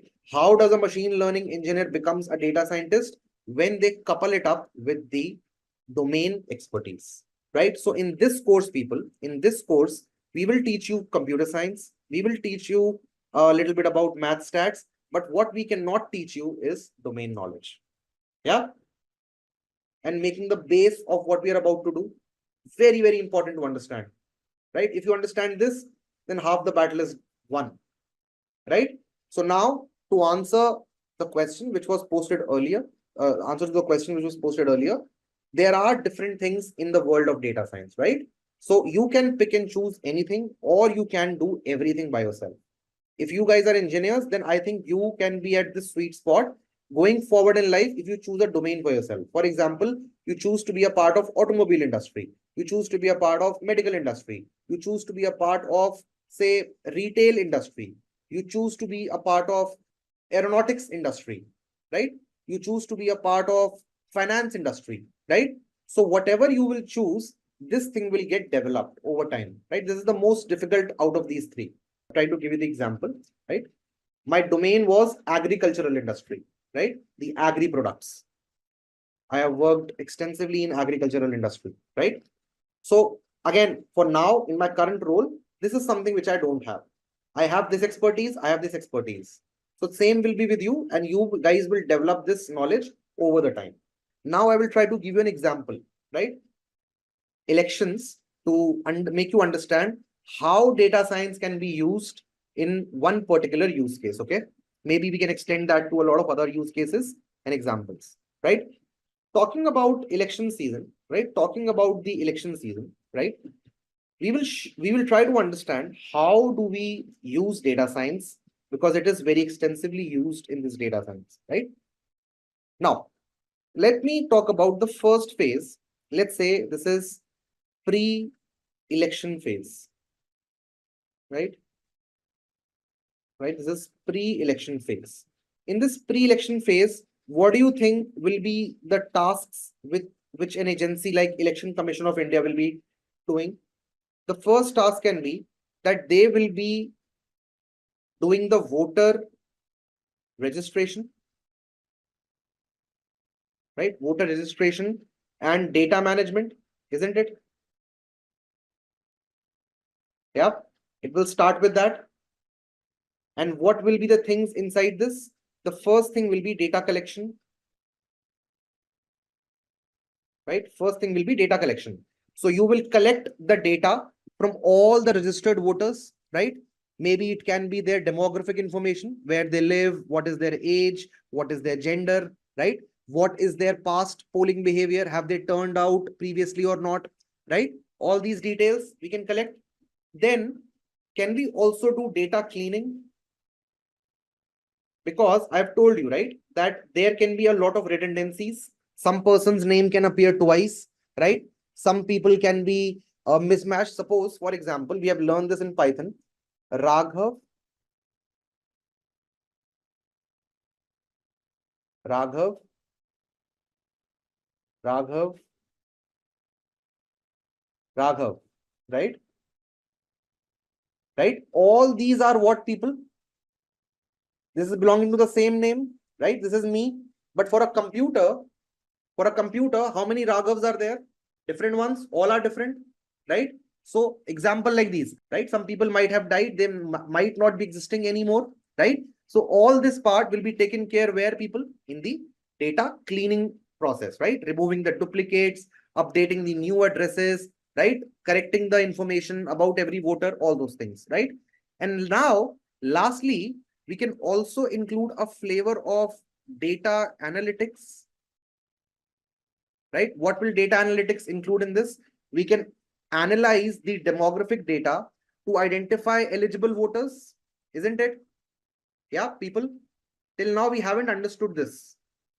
Why it is not automated? How will you pick up all the how will you pick up all the details and nuances? Suppose you're filling a form, right? By mistake, you have, suppose you are 25 years of age. Suppose you have written 250. So does that mean I remove this? I remove this entry of yours? Because by mistake, you have written your age as 250. Is age 250 possible in our current world? Never, right? So I will have to tell the machine that because this is a mistake, please convert it to 25, isn't it? This is called as imputation.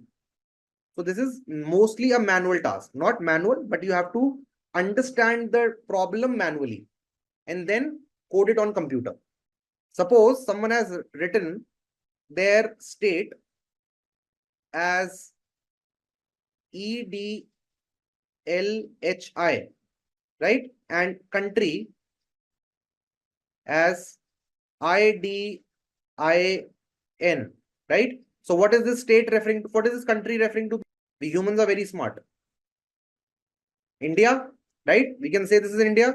And if this is India, then what is this pointing out to? Delhi? Just because you said, and it's a leading question. I wanted to explain this. Tell me, is it possible to do this automatically? No, right? We have to employ manual rules, right? We have to tell, because who's more intelligent? Humans or machines? Humans, right?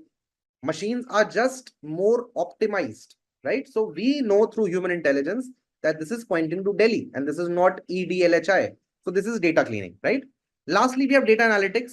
So do you think people, based on these data points, we can understand that who are the eligible voters and maybe who are not registered yet, maybe who have not voted in the past? Can we do all those analytics and reach out to those peoples and persons? That's the first part. This is just the first part, pre-election phase. Now, moving on to the second part, right? Moving on to the second part. Let's say we say public opinion regarding the polling, right? The polling which is about to happen. The first thing will be you want to collect information about people, right? So can you go out and reach all 1.8 billion people in this country? That what is their likable vote for which party? Is it possible? 1.8 billion. Do you think it's possible for 1 billion? Do you think it's possible for 500 million? Do you think it's possible for 100 million? No, right? So basically, I'm talking about what I have something which is called as a population, right? And if I have to study about this population, which is 1.8 billion people, which is impossible, which you just said, what do I need to do? Should I stop my process? No, right? I will go and collect something which is called a sample, right? We always work in samples, right? Suppose someone says that a Coca-Cola bottle does not contain 500 ml of liquid, which it claims, right? Suppose someone has put this allegation. Possible that Coca-Cola bottles do not have 500 ml liquid, which they promise. Now, there are two ways to deal with this, right? There are two ways to deal with this. Either I go and collect all the bottles of Coca-Cola in the world. Possible? Never, right? So what will I do? I will go and pick up handful of bottles, right? Handful of bottles. So what is that handful of bottles? Those are called as samples. One last thing. Suppose someone says that because of an industry, all the fishes of the lake are dying or they are infected. Is it possible to go and collect and check all the fishes in the pond or lake? No, right? What will we do? We will collect again handful of fishes and we will test them, right? Again samples. Now, how does the raw data collected? Raw data as in, I hope you understand this. This is no more about population. With this step being told, now you're dealing with samples. So now do you want to ask me how is sample created? Yeah. Now I'm coming to that. Now guys, there are a lot of, second point is how to sample, right? How to sample, right? So we have sampling techniques, people. One is called as probabilistic and one is called as non-probabilistic, right? I will not go in detail right now. I just want to tell you an overview. Probabilistic is, suppose you are manufacturing t-shirts, right? You're manufacturing t-shirts, right? And suppose you created 100 lots of 1,000 t-shirts, right? So this is box 1, box 2, box 3, box 4, up to 100, right? 100 boxes. And in each box, how many t-shirts are there? 1,000, right? Now, suppose you are a quality inspector. You're a quality inspector. Is it possible for you to go over all the 100 lots with all checking all the 1,000 t-shirts one by one? No, right? What will you do? You will sample. Again, you will sample. Now, the most common way of sampling these kind of problems is probabilistic sampling. What is probability? What is the probability of getting heads or tails when you flip the coin? Equally likely, 1 by 2 and 1 by 2. What is the probability of getting 1, 2, 3, 4, 5, 6 on a roll of a dice? 1 by 6. Now, what is the probability of picking any t-shirt from this first lot out of 1,000 t-shirts? 1 by 1,000. Yes. So do you think all the t-shirts have equal probability of being picked up without any bias? If you decide to draw 5 t-shirts, right, from each of this box, right, and suppose say 2 are defective and 3 are not defective, what will you do? Will you accept the lot or reject the lot? We have majority of t-shirts of non-defective, or let's say we will reject the lot. We will reject the lot. We will reject the lot. Let's say we will reject the lot. Okay.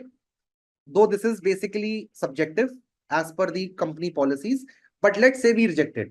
Now, people, my question to you is, what if this entire batch had only 2 defective t-shirts?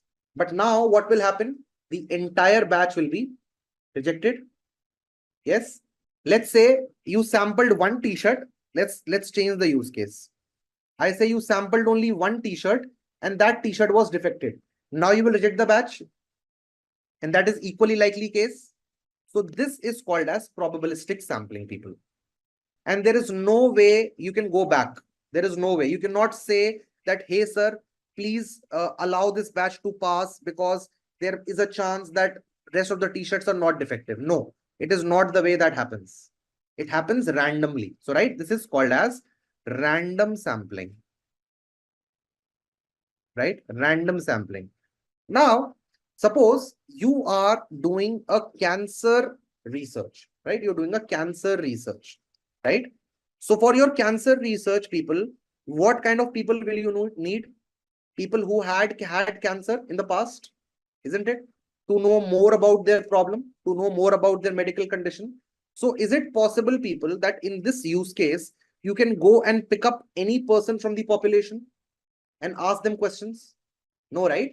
That is not possible. So now, is the probability equally likely or it has changed when you pick the sample? It has changed. Now there is a bias which is introduced that you only want people who had cancer, right? So that kind of sampling, people, is called as non-probabilistic sampling, right? Non-probabilistic sampling. Clear? Now, sampling technique, right? Now, third thing in this same scheme can be, people, what? It can be the data collection, right? Data collection mode, right? That how do you collect the data? You can float a survey on, say, internet. You can go and stand outside a mall or office, isn't it?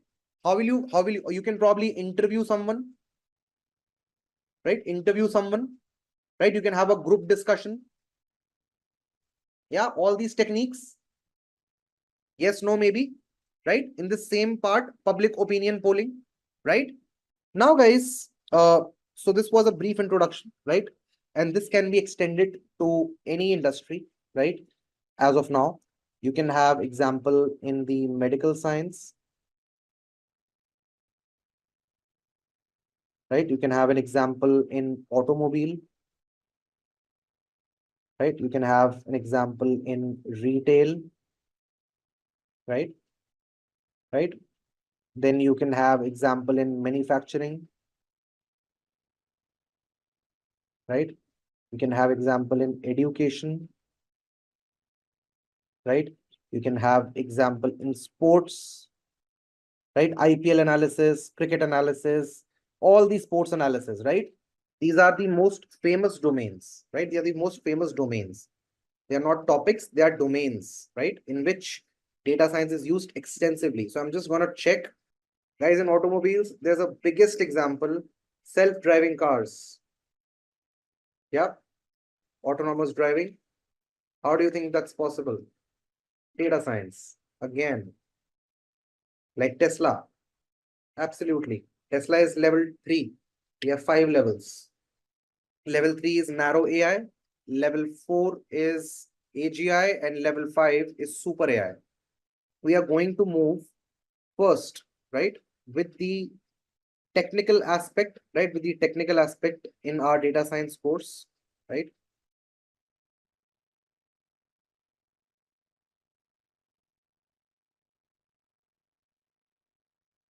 Right, which is based on Python, right, because that is our base language which we have learned so far, right? So in Python, people, we will start and cover 4 of the packages right now. And as we move on to machine learning and other deep learning and everything, you will explore more and more packages. The first package we have to cover will be numpy, right? I'll explain you in detail what numpy is. Then we will cover pandas. Then we will cover matplotlib. And then finally, we will cover something called as Seaborn, right? We will cover something called as Seaborn. So these 4 packages inherently we have to cover in Python to make sure we are able to reduce the time in coding, right? We are able to reduce the time in coding, and using these packages immediately help us in getting the desired results, right? I hope you all remember the concept of modules we have covered in Python. Do you all remember functions and modules? You can use Jupyter Notebook. If your Jupyter Notebook is not installed, you can use something which is called as Google Colab, right? Go to Google, type Colab, right? Let's say you write Colab, right? And then you will see this option. Click on Google Colab and it will allow you to code in Python, right? So we are now going to discuss about the numpy package in Python. Okay, numpy package in Python. So numpy is a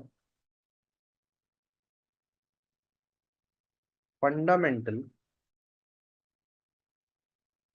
package for data science in Python, right? It is one of the most fundamental packages for practicing data science in Python, right? Why is that? Why is numpy so fundamental? What is so special? Numpy package gives us a new data type for handling data in Python called as ND arrays, right? ND arrays, which stands for, this stands for n-dimensional arrays, right? N-dimensional arrays, right? This stands for n-dimensional arrays. So till now, we have studied about list, integer, tuples, strings, right? Out of which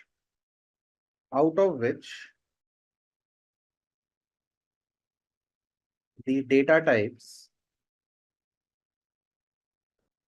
such as list, tuples have been used to store data, right? Store data, right?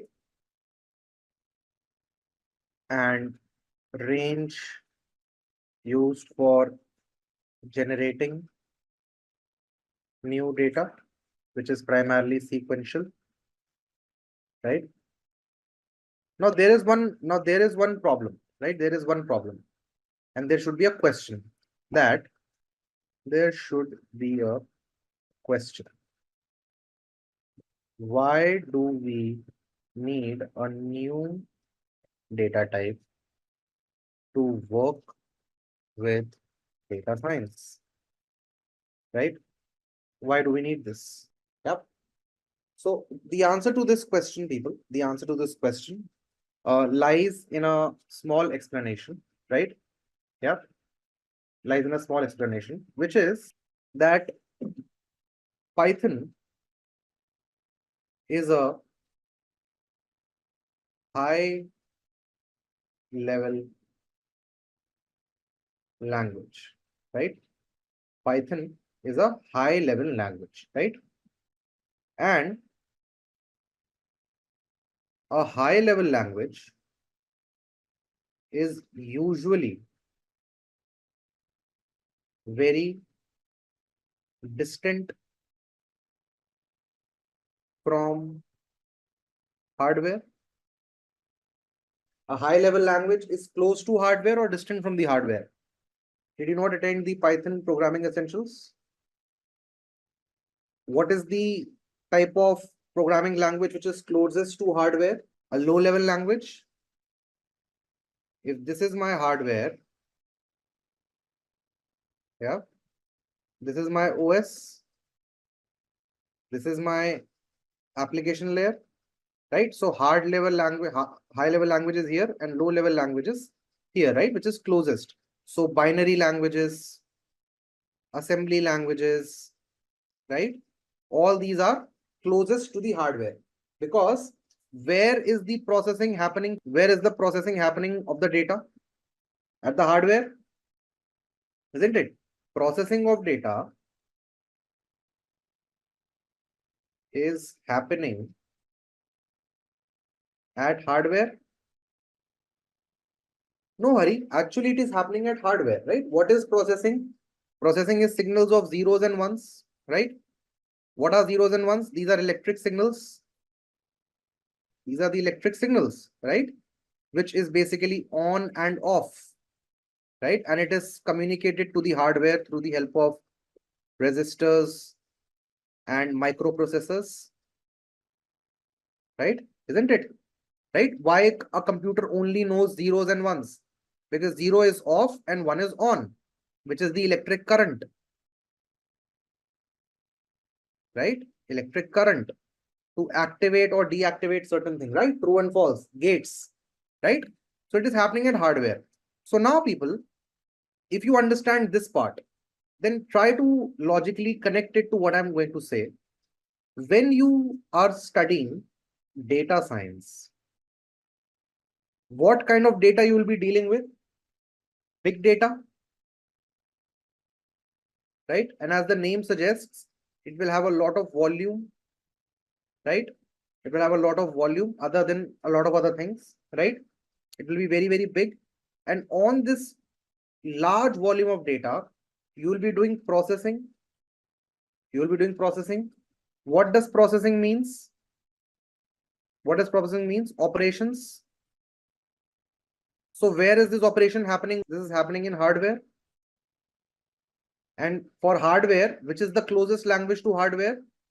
A low level language.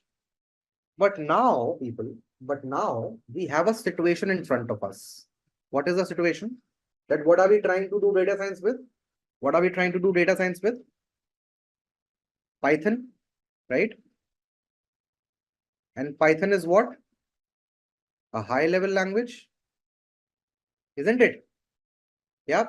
So there's a discrepancy. Yeah, a big one.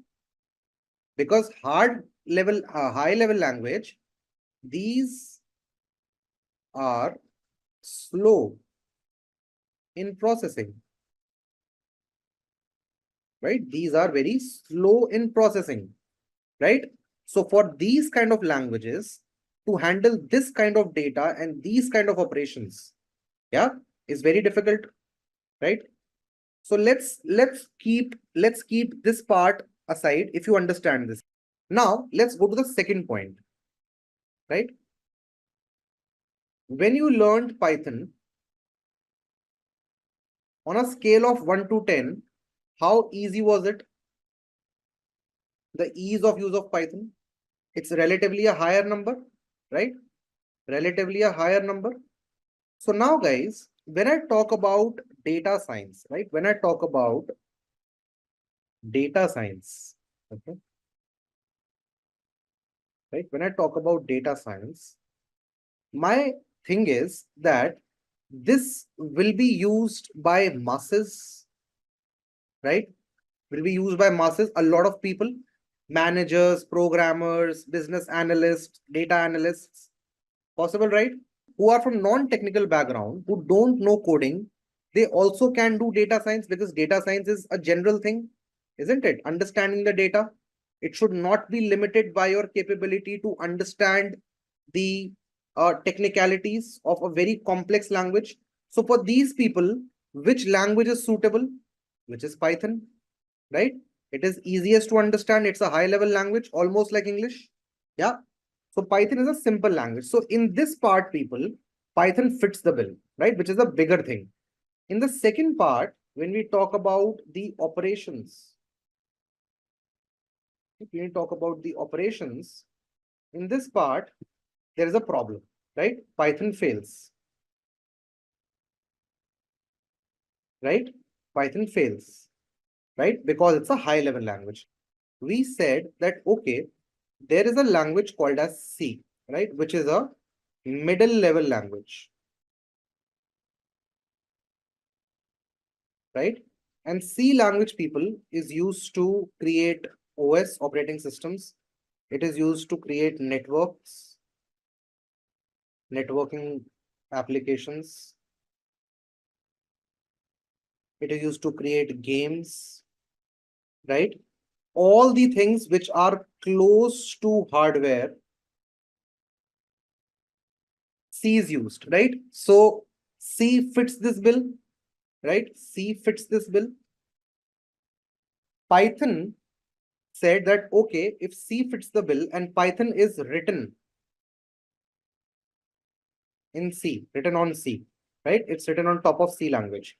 Now what happened was Python said, okay, if my intrinsic data types, my intrinsic processing is not suitable for data science, but my high level nature is, let's do one thing.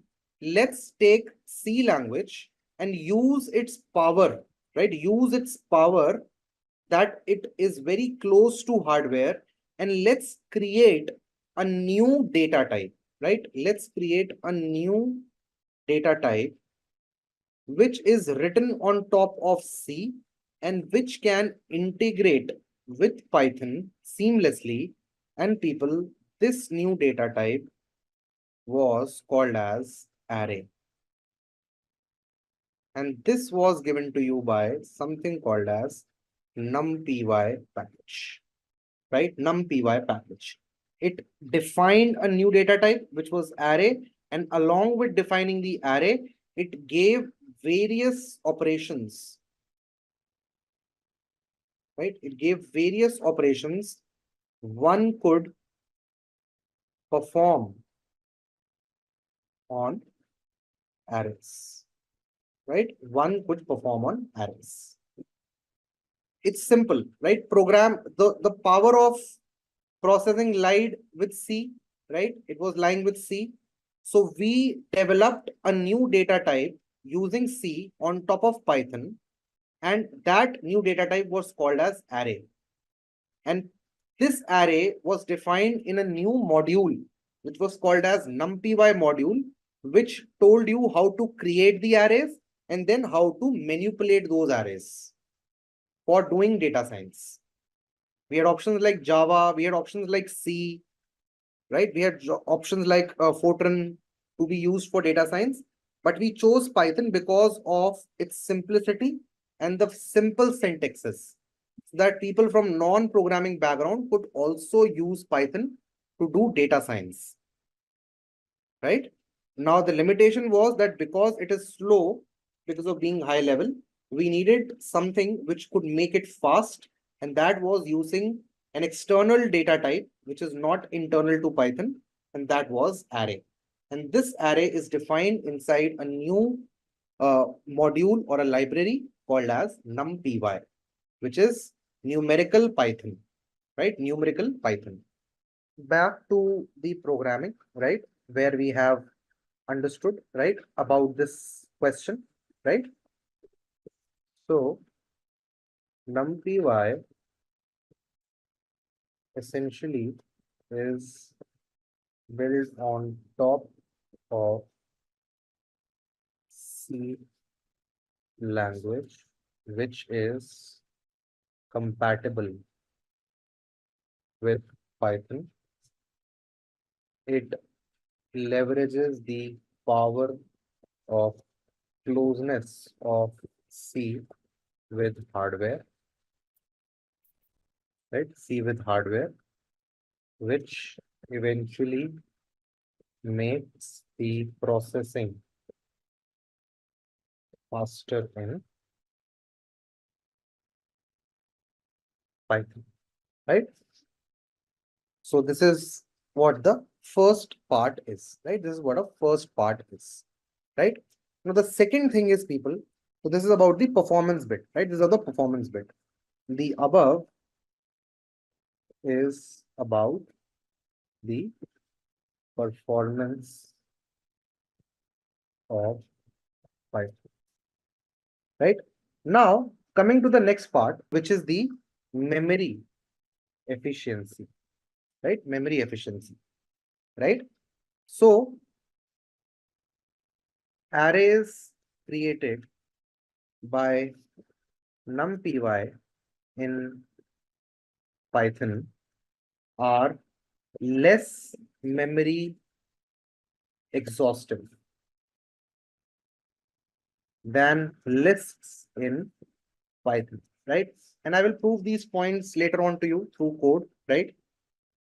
In list, right? In list, each item is an object, right? Each item is an object, right? I hope you remember this, guys. Each item is an object, right? And it holds, right? It holds meta information like references and types, right? Etc. Right? A lot of information it holds, right? This makes list consume more memory, right?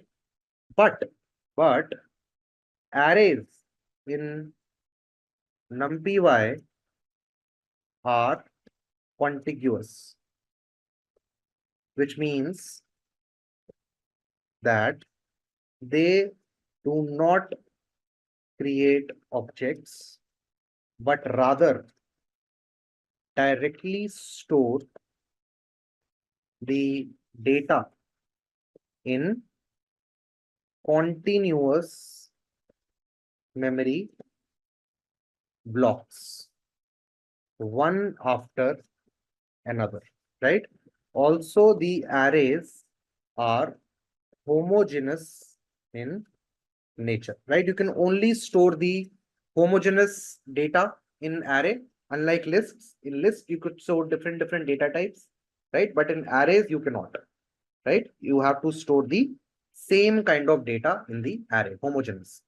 So it's a contiguous memory block, which is meaning that you can store data in continuity, right? One after another in the memory block. So the access is faster, the memory location and the memory efficiency is very higher, right? As compared to the native data type like lists or tuples in Python.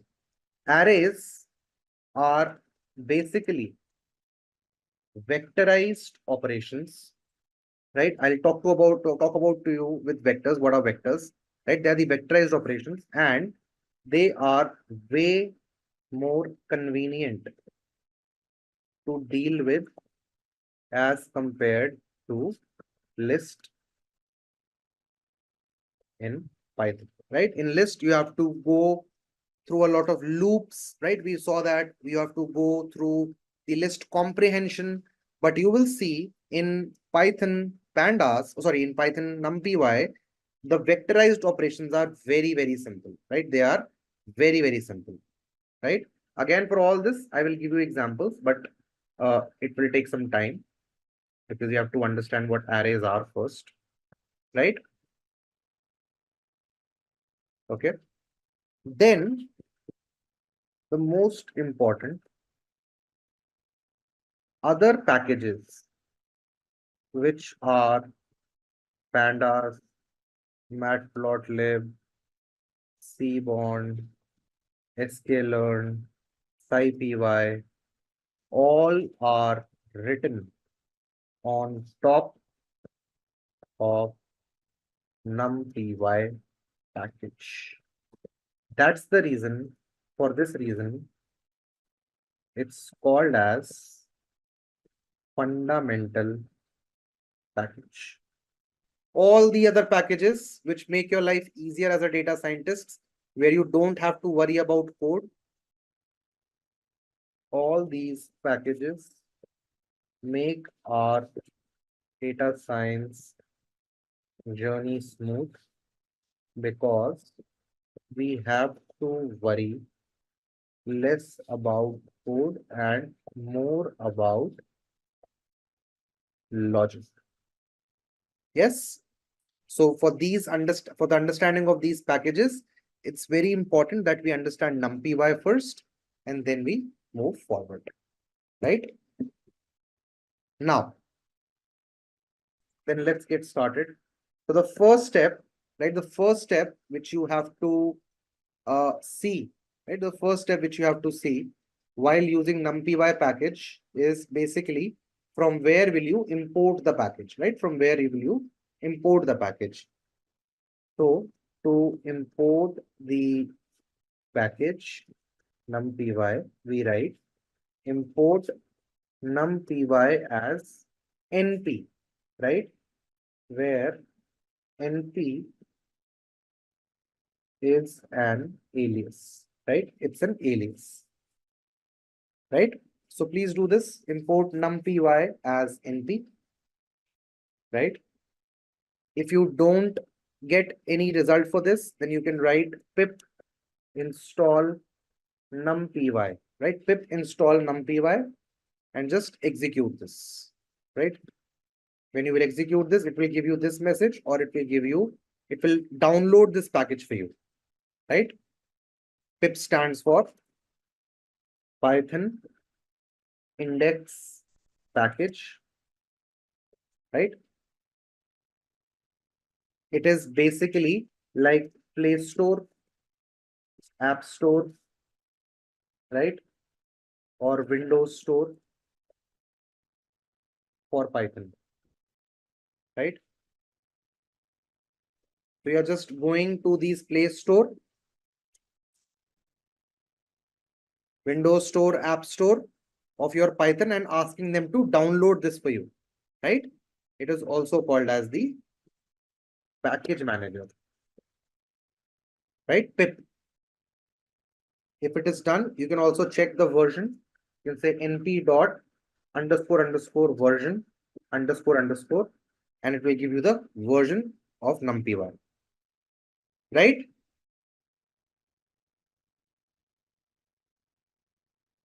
numpy is an open source package, right? Yeah, that's about it. Yeah, it's an open source package, people, right? Open source package. And if you want to see the code, you can go to GitHub. Go to Google, write the code for NumPy. It will show you it on GitHub, right? Done. So let's say okay. So I say we have, okay. Before this, let me come to a little bit of theory before I do this with you. So now guys, I said that NumPy has arrays as data type, right? And this is written on C, which runs directly on hardware. Also, this NumPy array is basically a vector, right? It's basically a vector. Now, what is a vector, people? What is a vector? A vector is a quantity which has sign plus magnitude, right? It has a sign and magnitude.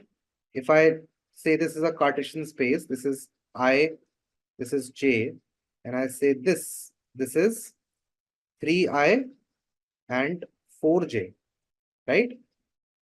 3I cap, 4J cap. So this is a vector, right? And this is the direction. Guys, if you have studied elementary maths, you would know this. Yes, people, this is a vector. If I draw another like this, then this is another vector. So I will call this, say, 2I and 5J. Yep, this is another vector. And this is the theta, right? This is the direction. This is the direction. And what is the magnitude? 3I, 3 square plus 4 square, which is 9 plus 16, which is 25 under root, which is 5. So the magnitude of vector is 5 and direction is equal to theta. This is a vector quantity. Now, what is this? What is this? This is a scalar. This is a scalar. Yeah. Only magnitude. Isn't it? This is scalar, only magnitude. And then I have 2, 3. Right? This is what? This is a vector. It has 2 dimensions or 1 dimension. Only 1 dimension. Right? This is 1 dimension vector. Yep, 1 dimension vector. Now, if I say this 2, 3, 4, 5, what is this called? This is called a matrix. Right? This is called a matrix, which is what? Collection of vectors. And this collection of vectors matrix is called as 2-dimensional. Right? It is called as 2-dimensional. Now, if you have this,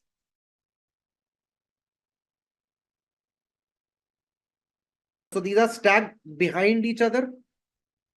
This is 1, this is 2, this is 3, right? So we have 3 layers in matrix. So how many dimensions will be this, people? 1 dimension, 2 dimension, and 3 dimension. This is a 3-dimension matrix, right? Or 3-dimension vector, or 3-dimension array. I'll repeat once again. What is a single value? A single value is called as a scalar, right? It only has magnitude. Now, when you have multiple values, right? This is called as a vector. It has a direction, it has a magnitude, and this is single dimension. Now, multiple vectors, right? Like this, or maybe you can say like this, right? Are you understanding why I'm calling it one dimension? It can be either this dimension or it can be this dimension. In any dimension you stack two vectors, you will get yourself a matrix, right? You will get yourself a matrix, which is now two dimensions. It has rows and it has columns, right? Now, if you stack multiple such matrix one after another, right? This becomes a three-dimensional matrix.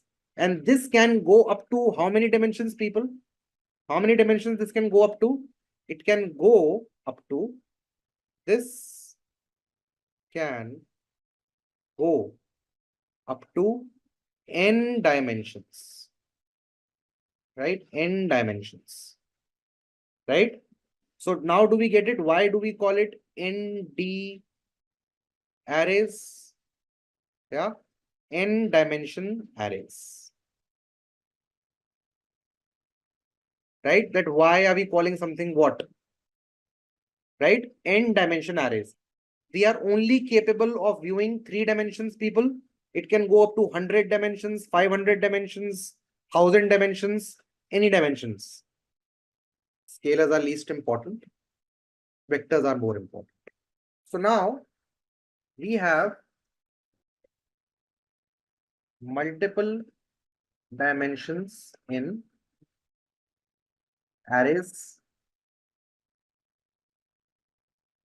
namely 0D, 1D, 2D, 3D, and so on till the ND, right? ND arrays, right? Now, let's create our first array, right? Let's create our first array, and this will be a zero dimension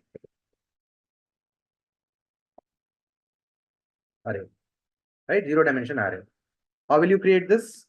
You will say ARR0 is equal to NP dot array, and you will mention what a scalar value is. What is a scalar value? It is a simple value. I say 2, right? NP dot array equal to 2. And when you will now check or print the type of ARR0, it will tell you class numpy nd array, right? It is a zero dimension array. And if you want to check the dimension, you just have to write ARR0 dot ndim, right? And it shows you that there is zero dimensions present. So what is this in short? This is a scalar. I have entered a single value, people, 2, 200, 500, whatever you want to enter. And the syntax is np dot array, np dot array. You are instructing numpy package to fetch the function array on method array and convert this into that particular data type, right? Array 0. And when you check the type is nd array, but what is the dimension of this nd array? This is 0, which is nothing but a scalar, right? We have created this. This is what we have created, right? Now, guys, if I created this list, right? Say LIS is equal to, yeah. So this was a list, right? This was a list, and this is what, people? What is this that we have just studied? According to that, what dimension is this list? So what I'm trying to do is I will create a 1D array with a, or let's say from a list, right? Let me show you how do we do that. Okay.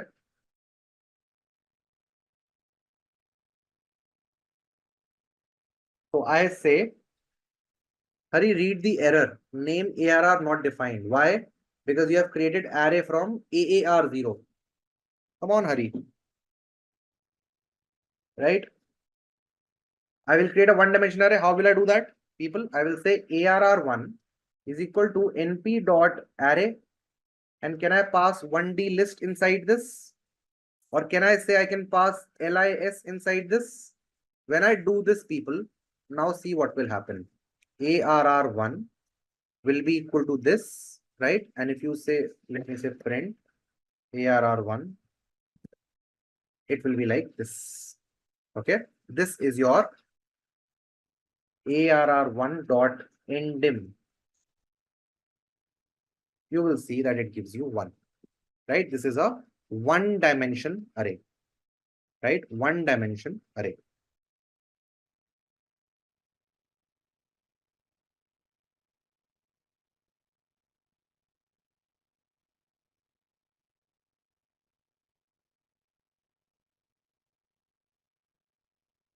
Yes. So for example, when I say scalar, right? When I say scalar, I say 35, right? When I say vector 1D, I say, so these are suppose my marks, right? Now I say 35, 40, 50, right? So now what are these? My marks in 3 subjects. Yeah, marks in 3 subjects. This is my, say, Hindi, this is English, and this is maths, right? Or let's say science, because not everyone has Hindi. Science, English, and maths, right, guys? Now, if I have to create a matrix of 2 dimension, what will I write? So that means this is one student. This is one student, people. Isn't it, guys? Yes, no, maybe. So now in matrix, we will have what? We will have multiple students. Yes, no, maybe. In a matrix, people, we will have multiple students. Suppose this was S1. Now you will have S1, S2, S3, S4, like this. And each student will have their own individual list of marks. So can I say that I'm making a nested list? Can I say that, people? I'm making a nested list. So now let's make it. Okay. From a nested list. Okay. A nested list. So I'll say ARR2 is equal to np.arraylist. I will have to create a list first. LIS2 is equal to. So this is my first bracket. What is this bracket representing? This bigger bracket. Now I will put another bracket inside this and I will write 1, 1, 2, 2, 3, 3. I'll put a comma. Again, right? A comma. Then I will say 4, 4, 5, 5, 6, 6, comma, 7, 7, 8, 8, 9, 9. Right? I'll do this. Right? Now I will say list 2, 2.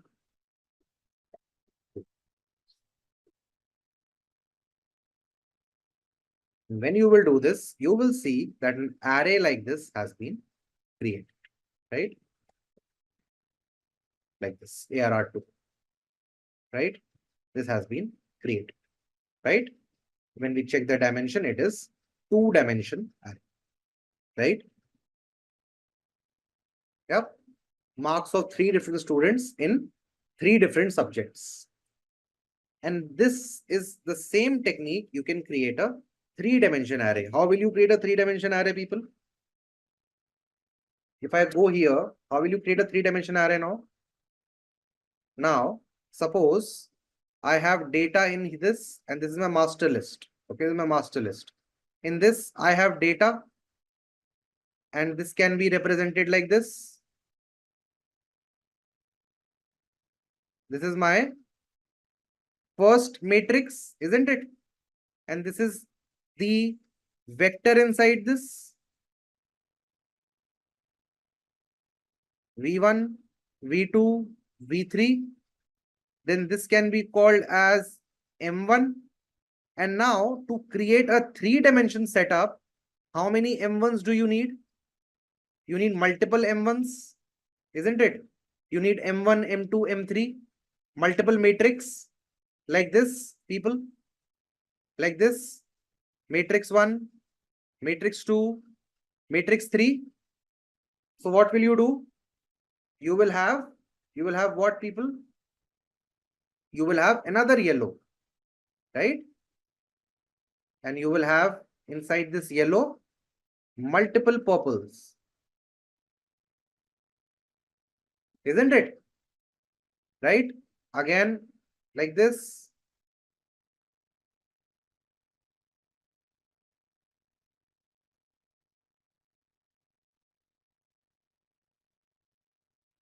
Yeah, like this you will have it, people. So can I say, people, can I say that as I am increasing the dimensions, as I am increasing the dimensions, I am putting 1D, sorry, 0D, right? And okay, again in this V1, do you think you will have multiple scalars, people? Can I say that? Can I say multiple scalars create a vector, multiple vectors create a matrix, and multiple matrix create one 3-dimensional matrix? Can I say that? Let me talk to you about an image, right? Image, right? What is an image made up of, people?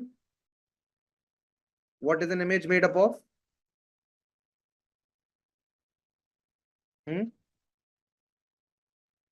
Pixels? Yes or no? No, not frames. Frames is basically videos.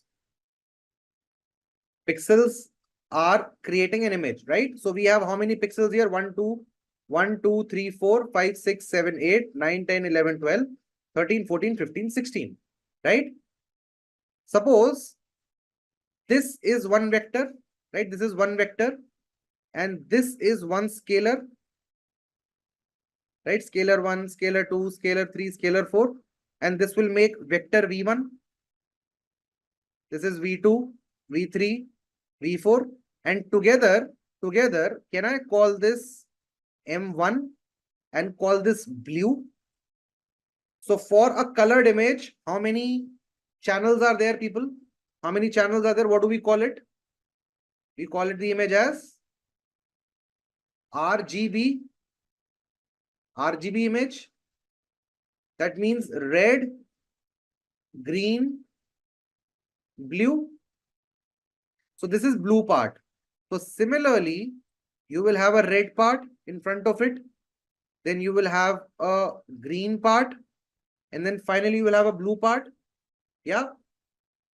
Are you understanding, guys? Why do we require 3-dimensional arrays? Yes. Suppose now you want to make a change at this pixel.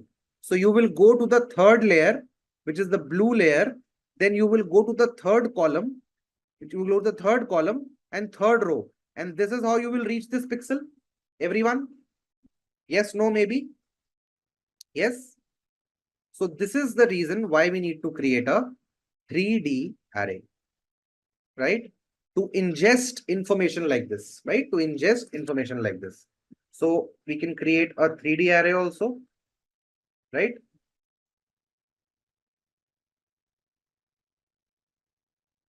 Right? And how did I tell you? How many brackets will I have? Squared brackets? I will have 3 squared brackets. So now this is just one student, right?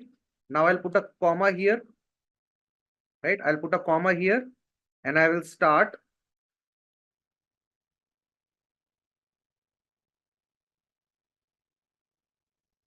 Right? I'll do this. I'll say this list 3, ARR 3, list 3, ARR 3, ARR 3, ARR 3. right? And now you will see that there is a 3-dimension array, right, guys?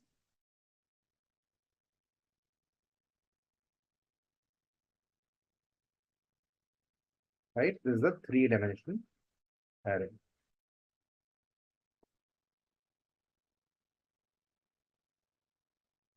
Yep. Moving on, there are multiple ways create arrays, right? The first one we have done. So we have done from lists. From list we have done. Then second will be from we can create a 0 array, right? We can create ones array, right? Then we can create custom array, right? I will show this all to you, right? I'll show this all to you. So let's start with the ones array, sorry, zeros array, right? What do you have to do? You have to write, so let's say 0 underscore ARR 0, okay, a 0-dimension 0 array. So you say np dot zeros, right? And you create a 2, right? A 2, right? And if I say 0 dot endim, right? You will see it is a 1-dimension array, right? It is a 1-dimension array, right? So 2 is by default taken as, so let me just show this to you. It will look like this, right? It is taken as horizontal. What is the dimension of this, guys? A vector. What is the dimension of this vector? No. It's 1. It is basically 2 cross 1, right? 2 comma 1. Sorry, 1 comma 2. My bad. 1 comma 2. Isn't it? Now, what if you had to create a 2 cross 1? What if you had to create a 2 cross 1? Right? So let me just show that to you. So I say, wait. Like this, okay? Now, when I do this, I say ARR1 and I say here 2 comma 1, right? I say 2 comma 1. Now you will see, people, what will happen to this. Now, because you have created, right, specified 2 dimensions, right? What will this be converted to now? What will this be converted to? This will be converted to a 2-dimension vector. By default, it was this, right? Which was this vector, right? By default, it was this vector, right? What is the dimension of this vector? 1 cross, how many values you put here, right? 1 cross 2, like this. So we call this only 1 dimension. We call this only 1 dimension. But now when I will run this one, you will see, yes, 2 cross 1. And now you will see this is 2-dimension, right? You see this is 2-dimension now. Clear, people? Just the orientation has changed, but now you see the bracket. There are 2 brackets now. Because what have you now instructed? You have now instructed Python and rather numpy to create the vector as 2 cross 1. So you have said, give me this 0 and give me this 0 here. So the moment you do this, you are now specifying the rows and columns. Now this 2, 1, right? Let's say this is 2, 1. Now let me create another 2-dimension matrix for you. Let me call this 10, comma 10, right? So how many rows and columns will it have, people? How many rows and columns will it have? I will say 210.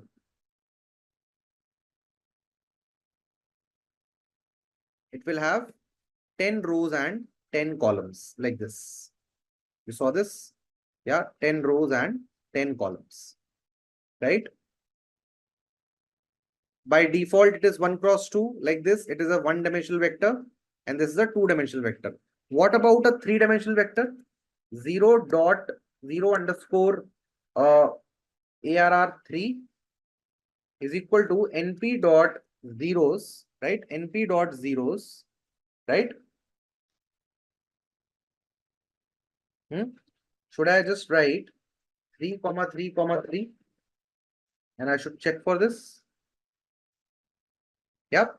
You will have a 3 cross 3 vector, 3 cross 3 matrix with 3 matrix stacked behind each other, right?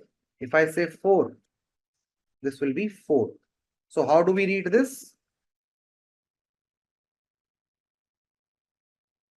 Number of layers, number of rows, and number of columns.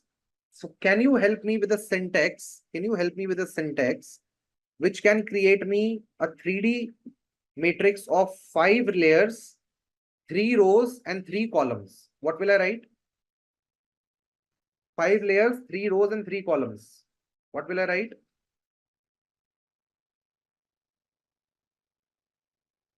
5, 3, 3. Yeah, you'll get 5 layers, 1, 2, 3, 4, 5, right? Like this. Suppose you have to represent an image with say RGB channel and say 256 and 256 pixels. How will you create this? So I'll say img, right? Image is equal to np dot zeros, and I will say inside this 3 channel 256 cross 256, right? And when you will just run this image, it will be like this, right? It will be like this. This is 1 channel, this is 2 channel, and this is 3 channel. And we understood that NumPy is a fundamental package for data science in Python, right? This package gives us a new data type to work with, which is called as n-dimensional arrays, right? Now, what are arrays? What are arrays? Arrays are nothing but vectors, right, which are stored in a contiguous block of memory, which means they are stored continuously one after another, and they do not get converted into the object, unlike the list, and they are way faster, they are more memory efficient than list. I will prove this fact to you today with the help of example, through the help of code, right? So why NumPy arrays? Because NumPy is a package which is built on top of C language, which is compatible with Python. And C, being a middle level language, interacts directly with the hardware. So whatever operation you run, in a fact, that is getting directly executed on the hardware itself, right? That is the reason why the performance is way better when we try to use the n-dimensional arrays. Along with this, these syntaxes, the type of syntaxes we used to type in list, I will show that to you also today with the help of example, are way simpler when you try to do them with ND arrays, right? So arrays are basically vectorized operations, right? And they're also very convenient to deal with as compared to lists and other native data types in Python, right? And the most important part is that in our data science journey, whatever other packages we will use, right? Again, what are packages? They have predefined things stored for you so that you can leverage them and focus less on code and more on logic, right? You need to be aware about the logic more than the knowledge of the code, right? So we have packages for that, which contains methods inside them, which you can use, and without any further calculations, you can work with them directly, right? So that is how we started with NumPy, right? And the syntax to import NumPy was import NumPy as NP, where NP was an alias, right? You could do pip install NumPy if someone did not have access to NumPy. If NumPy was not coming by default, you can use pip install NumPy, which is Python index package, right? And this is like Play Store, App Store, Windows Store for Python. All the packages are stored in pip, and you can call pip, you can ask pip to download that package for you so that you can use that, right? It's basically the package manager.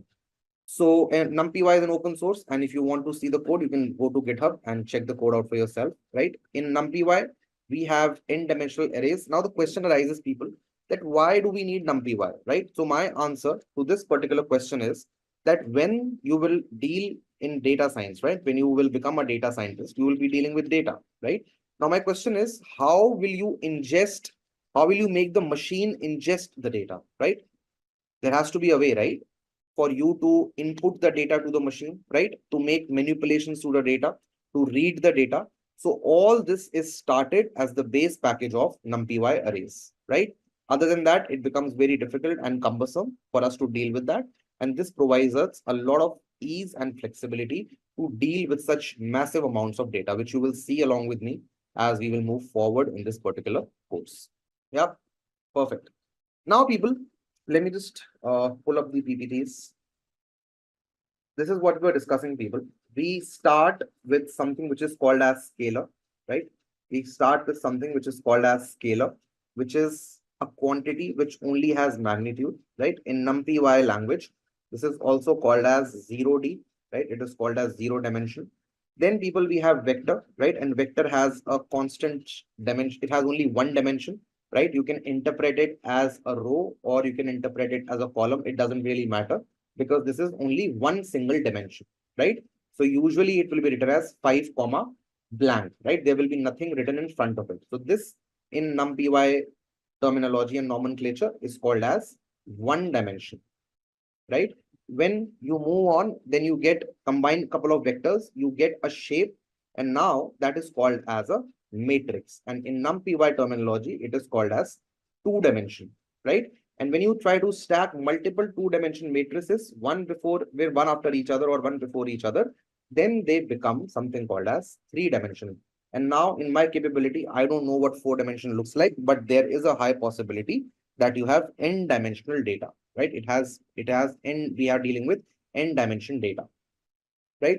Suppose with this, I also add time, right? At t equal to 1, at t equal to 2, that will serve as the fourth dimension for this data. But how does it look like? I don't really know that, right? Because humans are only capable of visualizing 3D, three dimensions at max, right? So you can go to n dimensions and hence the name n-dimensional arrays, right? ND arrays. Post this, we moved on to create certain things and I tried to explain you the data, right? So the data will look to you like this, right? You might have a scalar quantity, which is marks, right? 1 marks, right? Now, if I go on to vectors in 1D, it can be marks of one student, right? Marks of one student in science, English, and maths, right?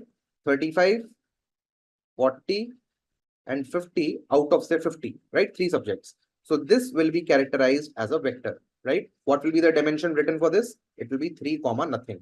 This will be 0, right? Shape will be 0. For this matrix, suppose we have 1, 2, 3, 4 students, and each student will have 3 marks.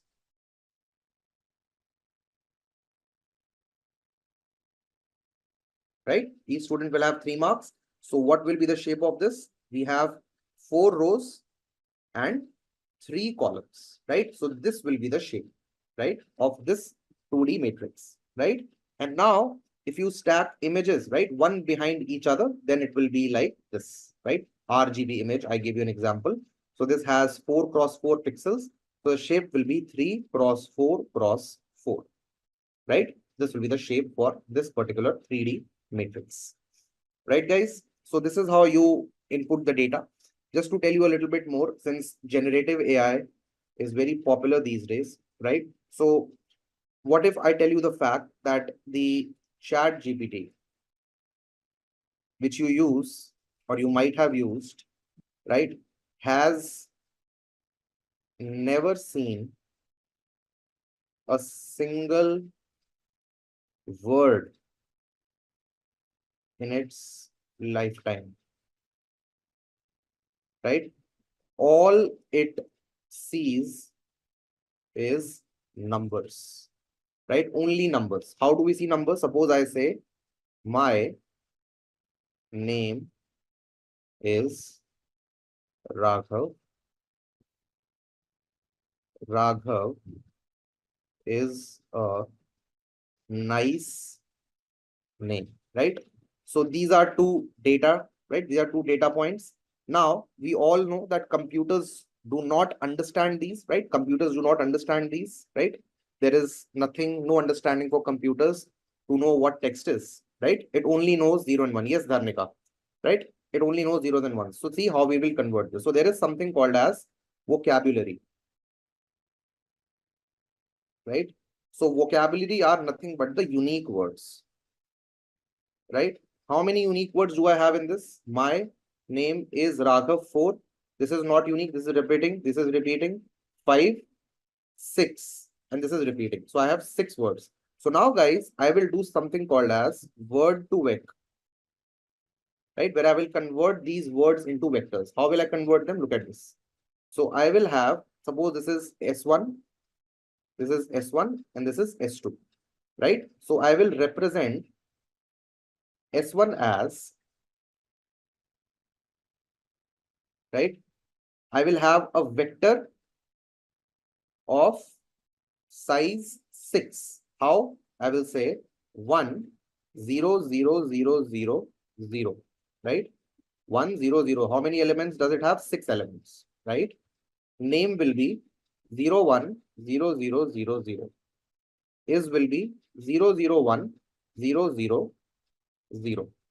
And Raghav will be 0, 0, 0, 1, 0, 0. Right? This is S1. My name is Raghav. Now, when it comes to S2, right? When it comes to S2, how will I enter this? S2, 0, 0, 0, 1, 0, 0, Raghav. What is here? 0, 0, 1, 0, 0, 0. What is a 0, 0, 0, 0, 1, 0? A nice is 0, 0, 0, 0, 0, 1. And name will be 0, 1, 0, 0, 0, 0. Right? Now, this will be the vector representation of these two sentences. Just to tell you a fact, GPT-3, right? GPT-3 model, right? GPT-3 or GPT 3.5, they have vocabulary of 30,000 words, right? 30,000 words. And each word, right? Each word has a dimension of 12,500 numbers, right? What do I mean? Suppose I say Raghav. So it will be one word and it will be represented by 11,500 different numbers, right? And like Raghav, there will be 30,000 words in this GPT model, right? 30,000 words in this GPT model, right? And this total number of parameters which get trained in the neural network, which we will learn later on, neural networks, they are almost close to 1.75 billion parameters, right? 1.75 billion parameters. So why I'm telling you all this? Because to showcase to you that what is the importance of vectors, right? In the entire machine learning and data science. Yeah, people. So this is the reason, people. Now my question is, how will you create these vectors? How will you read these vectors, right? The answer is through numpy package because it is the base package. Clear, people? Yeah, I hope today's class will be interesting for you because you will know the context. Why are we doing it? Yeah, so I'll try to show that to you, how we convert things to vectors, right? Okay, let me go here now, right? Let me go here. So people, we started using numpy. So I started with the 0-dimension arrays, right? 0-dimension arrays. So 0 dimension is nothing but a scalar. So I created ARR0, which was np.array, and I entered a single element inside this, which is nothing but a scalar. And then I checked the type of ARR0 also, right? And then I checked the dimension also. So the answer was 2. class was numpy nd array and the dimension was 0, right? Exactly what I had mentioned in my PPT, right? It will be having a 0 dimension like this, right? Same thing has been proven, right? Because it's a scalar.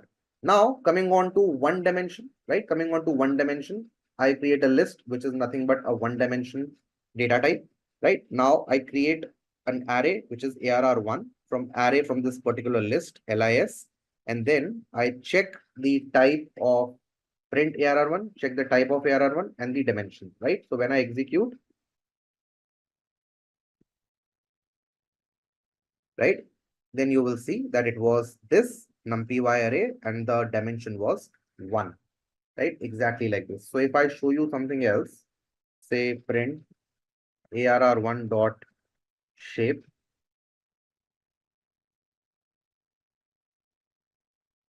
you will see it's 4 comma empty, right? And I show it to you here.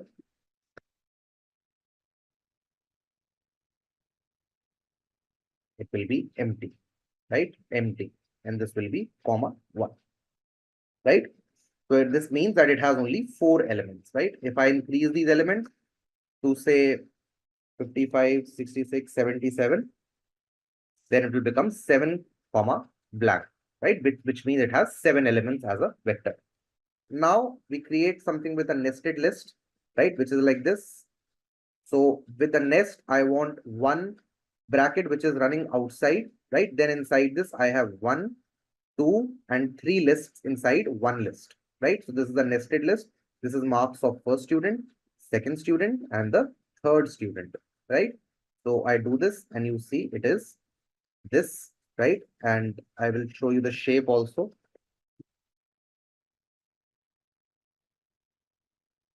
Right? It will be 3 cross 3, 3 rows and 3 columns, 3 rows and 3 columns, right? Now, similarly, we can also create a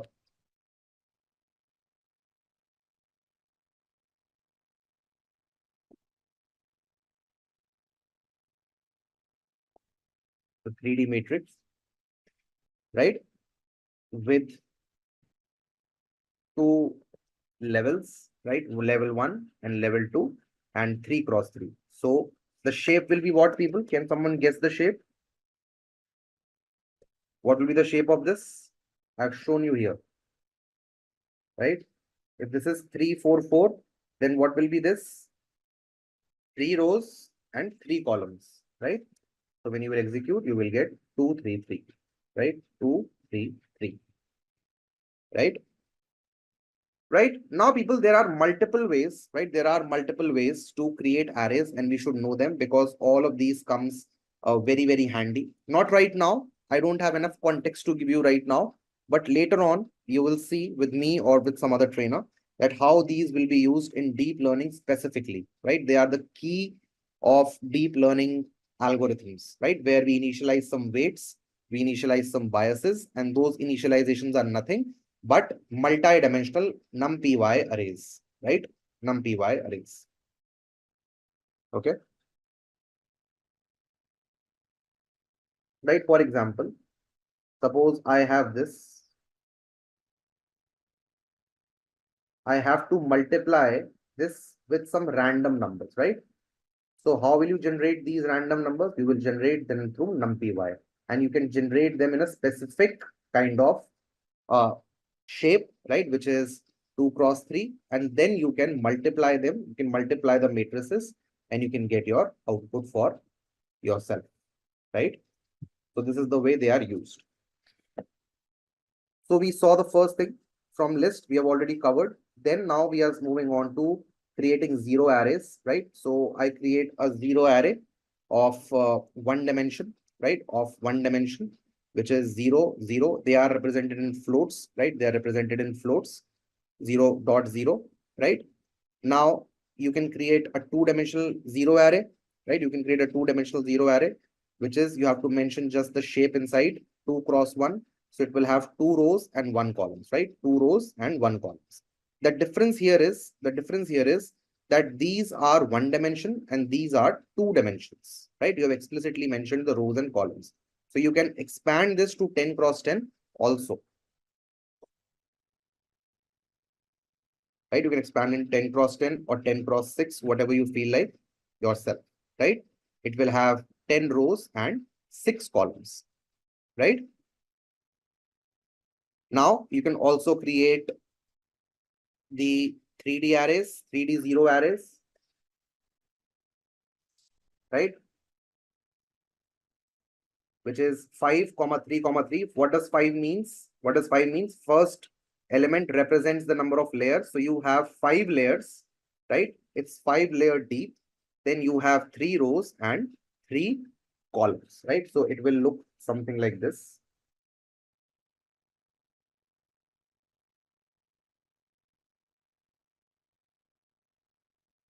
One, two,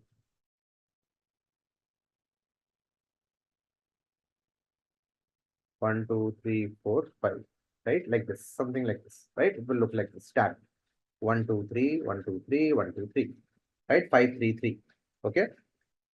Yes, the number of matrices, Hari, what I represented, right? Layers, rows, columns, right? Layer, rows, and columns. Clear? So now when you execute this, you will get an arrangement like this. Okay. I tried to show you this thing with another example, right? Which is I created an image of an RGB image of 256 cross 256 pixels, right? Which have all zeros inside them. And this is how it was created, right? 3 layers RGB 256, 256. So this is how the image will look like, right? This is how it will look like. Now you can also create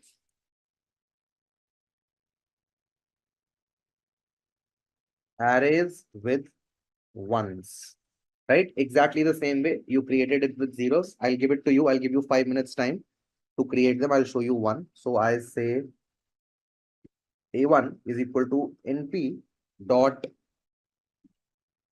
ones, and inside I pass 2. I check A1. So this is a array like this, right? It is an array like this. Now you create 2-dimension and 3-dimension arrays of 1. It is basically as a float. Hari, it's represented as a float, right? It's represented as a float. Okay. Right. Perfect. Right. Also, guys, with this, right? Also with this, you can create the custom arrays, right? You can create the custom arrays, right? How do we create custom arrays, people? How do we create the custom arrays? You have created now zeros. You have created now ones. Now what is left that you create? The custom arrays. Forget about this. I will come to this later on. Right? Let's create custom arrays. Right? So the syntax remains the same. Right? I say cust underscore arr is equal to np dot full. Right? This is the syntax. Np dot full. Right? And you will say 6 cross 6. And suppose you want an array of all 4s. Right? This is the dimension 6 cross 6. And this value after comma is basically the value which you want. You execute this and you copy this, paste this, and you will get the arrays of 4s for yourself. Right? If you want of 10, you will get of 10. If you want 10.3, you will get 10.3. Right? Anything which you want. If you want Ks, you will get Ks. Right? All the examples. So let me just show that to you.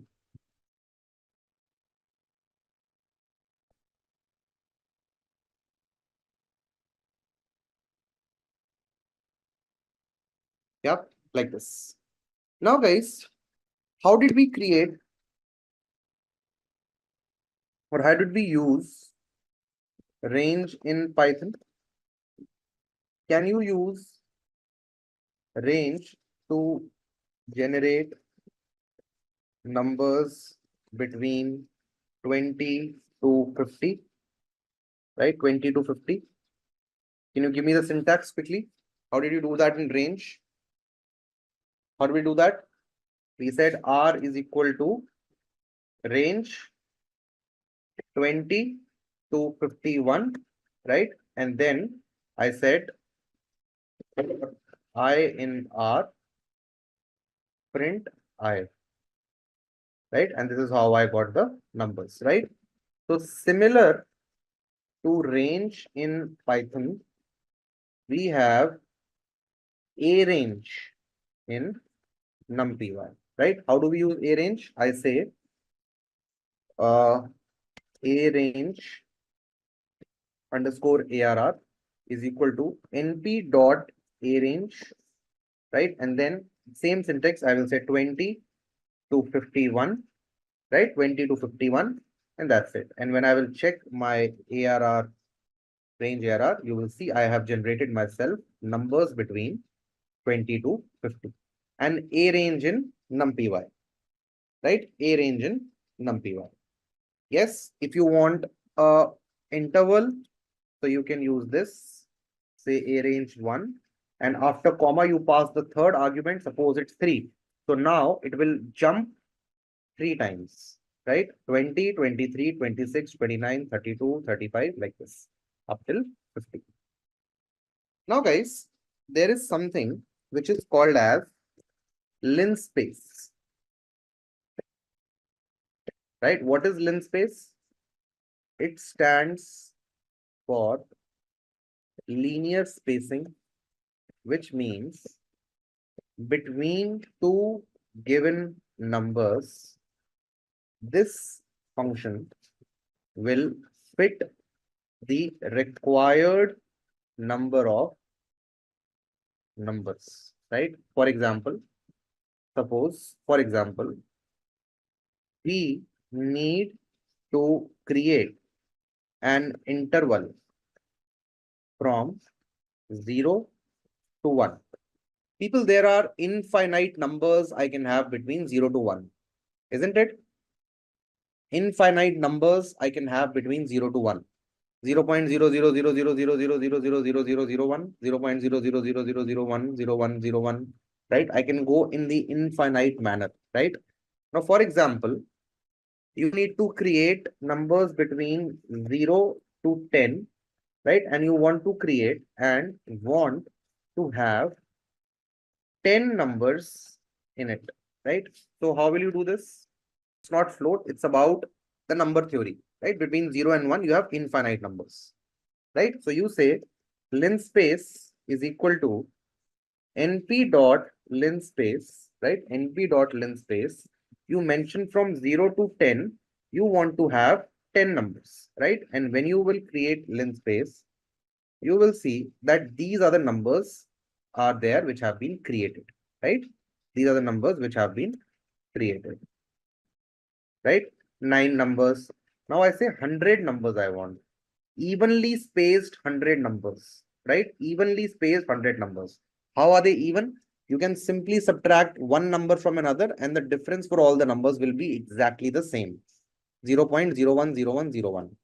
Subtract any two numbers, it will be 0.010101, right? Where do we need this? We need this to plot the axes, right? When you will plot graphs, you will need axis. Between this interval, you need 5 values. That works like this, okay? Suppose you want from 0 to 10, 5 different values, right? You will have 5 different values like this, right?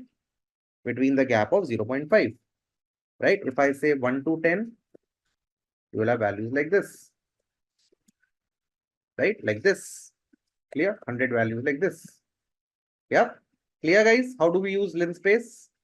Suppose you want from 0 to 10, interval from 0 to 10, and 10 will be included, 0 will not be included, right? We'll start from 1. So I go to 1, it will be from 1. Why is 0 not included then? Yeah, 0 is included, right? 0 is also included and 10 is also included. 100 numbers between them, right? Clear? This is what linspace is. Now, guys, now suppose you, Logeshwaran, linspace is basically used if you want to create n numbers between the range of numbers, right? Between 0 to 1, right? Suppose between 0 to 1, you are trying to plot a graph, okay? And your values are 0 0.2, 0 0.3, 0 0.6, right? And you want to draw a graph. So you will have to mark the axis, right? The x-axis and the y-axis. So you can use linspace there. And what will it do? It will take the range, it will take the interval in between you want to add the equal space numbers. And then the third argument here will be that how many numbers do you want between them. So this syntax tells you that from 0 to 1, give me 100 numbers.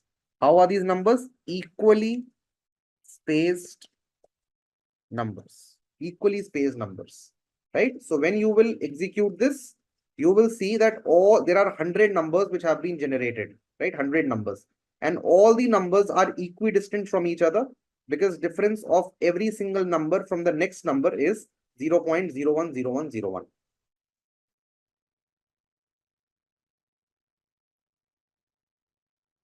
Yep, that's what it does, right?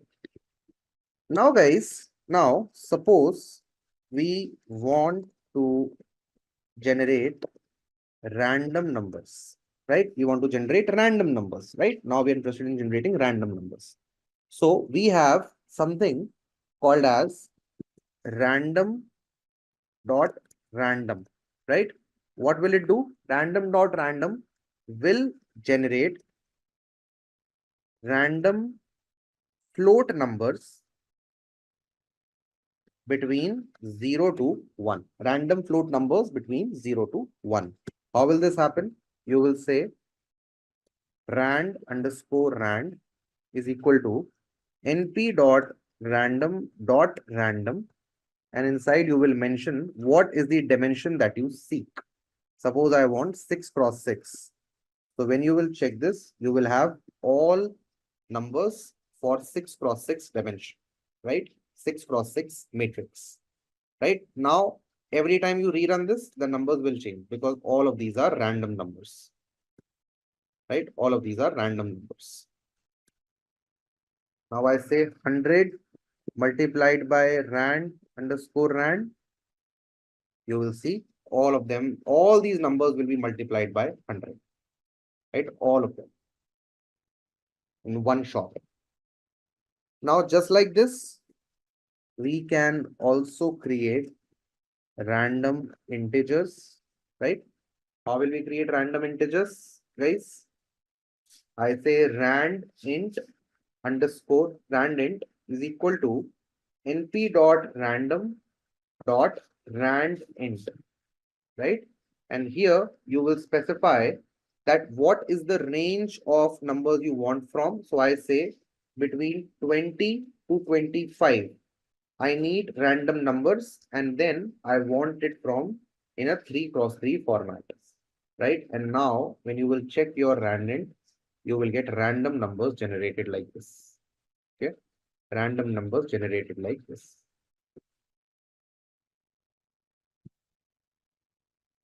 Right?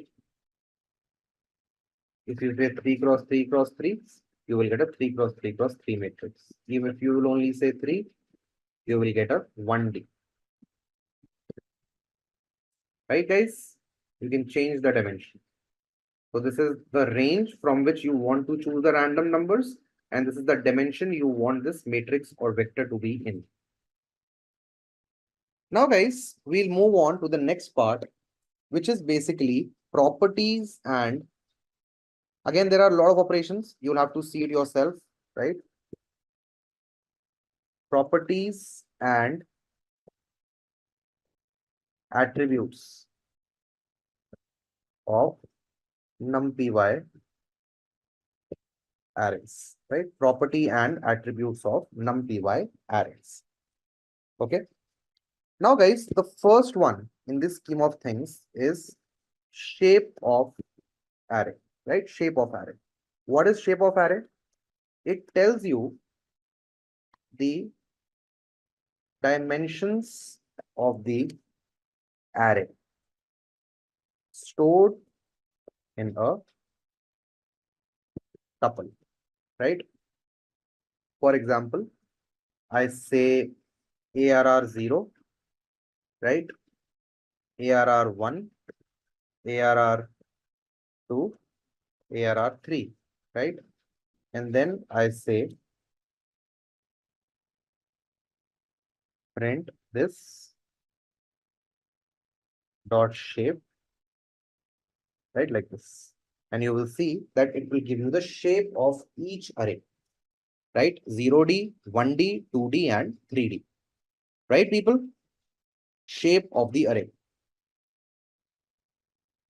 Please try it out. We have used it 1 or 2 times, but this is what shape of array actually means. Second is, people, endim, right? Is endim, right? Endim of array, right? It tells you the rank of the array, whether it's 1-dimensional, 2-dimensional, 0-dimensional, 3-dimensional, 4-dimensional. So again, I will do the same thing.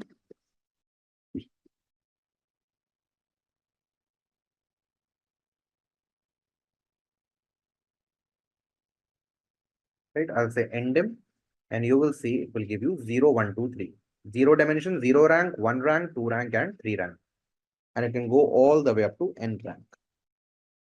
Right. Before this, I should have also printed these arrays. Right, these are the arrays.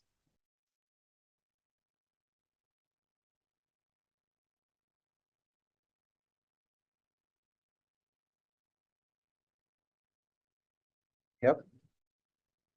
These are the arrays which we have, and these are the subsequent things, right?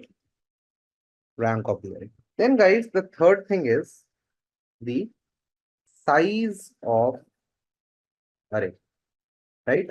It tells you the number of elements inside. How many elements do we have inside this array? In ARR1, how many elements do we have? 1, 2, 3, 4, 5, 6, 7. How many elements do we have in this 2 cross 2 AR2? 1, 2, 3, 4, 5, 6, 7, 8, 9, which is rows multiplied by columns, 3 multiplied by 3, right? And how many elements do we have in this 3D? Which is 2 multiplied by 3 multiplied by 3, which is 18, right? So now, when you copy this, right, you can use this and say size, right? So it will say 1, 7, 9, 18.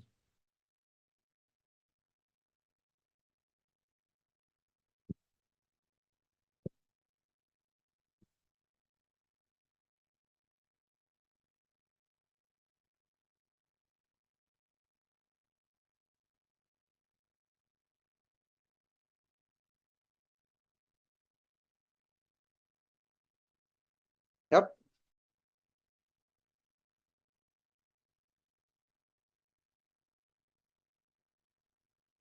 Fourth is, people, the D type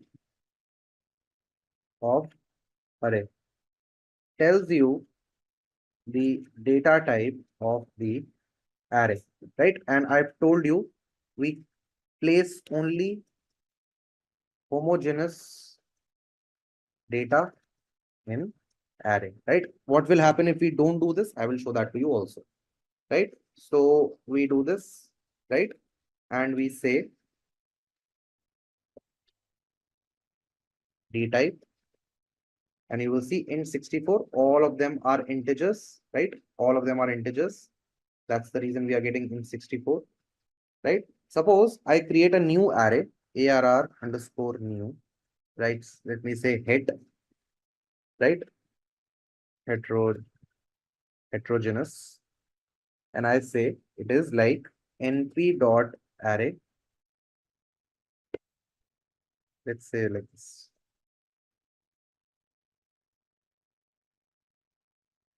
Right, like this. Now, people, when you will check ARR dot D type, you will see it will give you float. Just because of one floating point number inside this entire array, it gets converted to float, right? Between all the integers, if you put one float, then it will be taking float directly, right?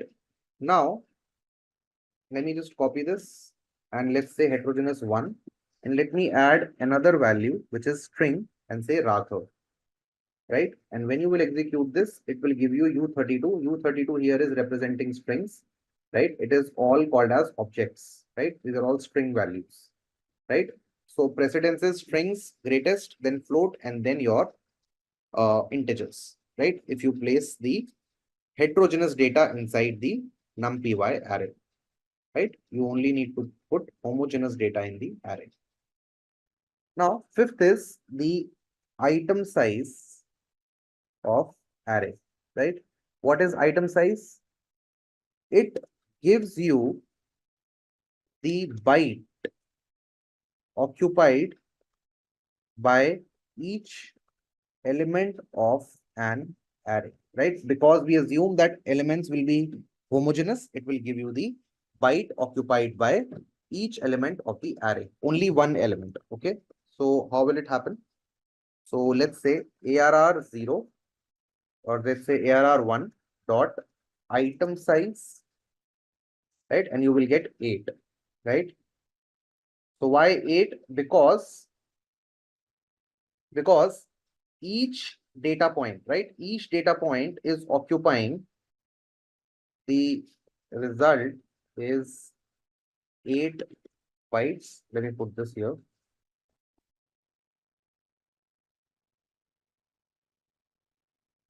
Right, 8 bytes, because each element in ARR1 is occupying 64 bits, which are equivalent to 8 bytes, right? 1 byte is equal to 8 bits. So 64 bits will be equal to 8 bytes, right? That is how it is giving you the result. Now, if you are interested in knowing the entire bytes, right? Entire bytes, then you say n bytes will give you the total bytes occupied by the elements of the array, right? You say print ARR1 dot n bytes, right? And write bytes. It will be 56 bytes, right? Why? Because how many elements do we have in our ARR1?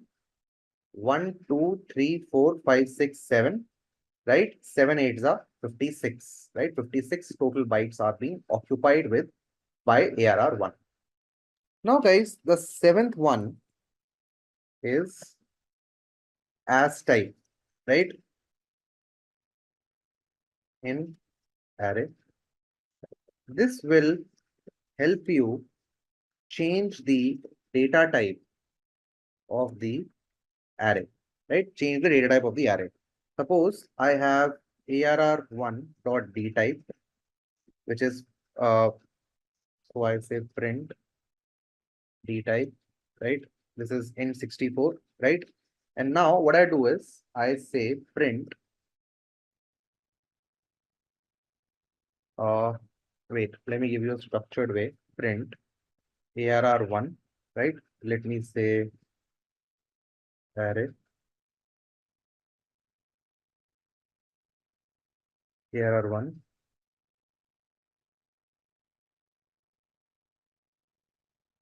right? D type of array. Now ARR1 is equal to ARR1 dot as type, right? Dot as type. And let's say I want to convert this in NP dot, right? NP dot int 32, right? I want to convert this in ARR int 32, right? When I do this, and now when I will copy these same things, you will see for yourself, right? Now the D type was int64 and now the D type is int32, right? If I want, I can do this conversion in float also, float 64, right? And then I will just copy this and I will paste it here, right? And now you will see now the floating point has been activated, right? It has been now activated. We can go till int, we can go till int 8, right? I can go to 16, right? And I can do this. I can go to int 8 also. Yep, like this. Int 8 also. 64, 32. So first one has to be, yeah,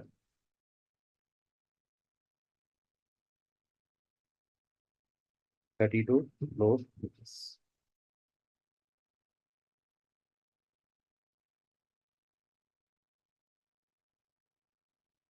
Whatever, right? Like this. Okay. You can convert this. Also, people, this is later on conversion. You can define the data type of the array while creation time also. How would you do that? Suppose you are creating ARR11 and you say np.array, right? And suppose you take it from a list and then you just put a comma and say d type. So what will be the default data type here, people? If I just do this, if I just execute this, what will be the default data type? int64 is the default, isn't it? But now suppose I want to change it right here. I say data type is equal to float 32, right? Sorry, float 64. np dot, sorry, my bad. Float 64, right? And I say ARR11 and this will be float 64. If you want float 32, it will also become float 32, right? Right here, while you define. Instead of using as type, you can do it right here, right? These things will come in very handy, people, because you will have to save memory. Because when your data becomes very, very big, you will be always in a crunch for memory. Like this, you want integers, then integers will be like this. Random.randint, like this. Suppose you want to generate 0 to 6, right? And suppose you want to generate, say, 100 numbers, like this, 0 to 6. The scores 1 to 6, like this, randomly, right? Suppose you want to generate 100 scores for 5 different batsmen randomly. It will be like this: batsman number 1, batsman number 2, batsman number 3, 4, and 5th, right? Yep. Understand the data, guys. Now it's the time to understand the data. Yep. Now, guys, we have methods in numpy arrays, right? Methods in numpy arrays. So what are these methods now? The first method we have to learn is called as reshape, right? Reshape.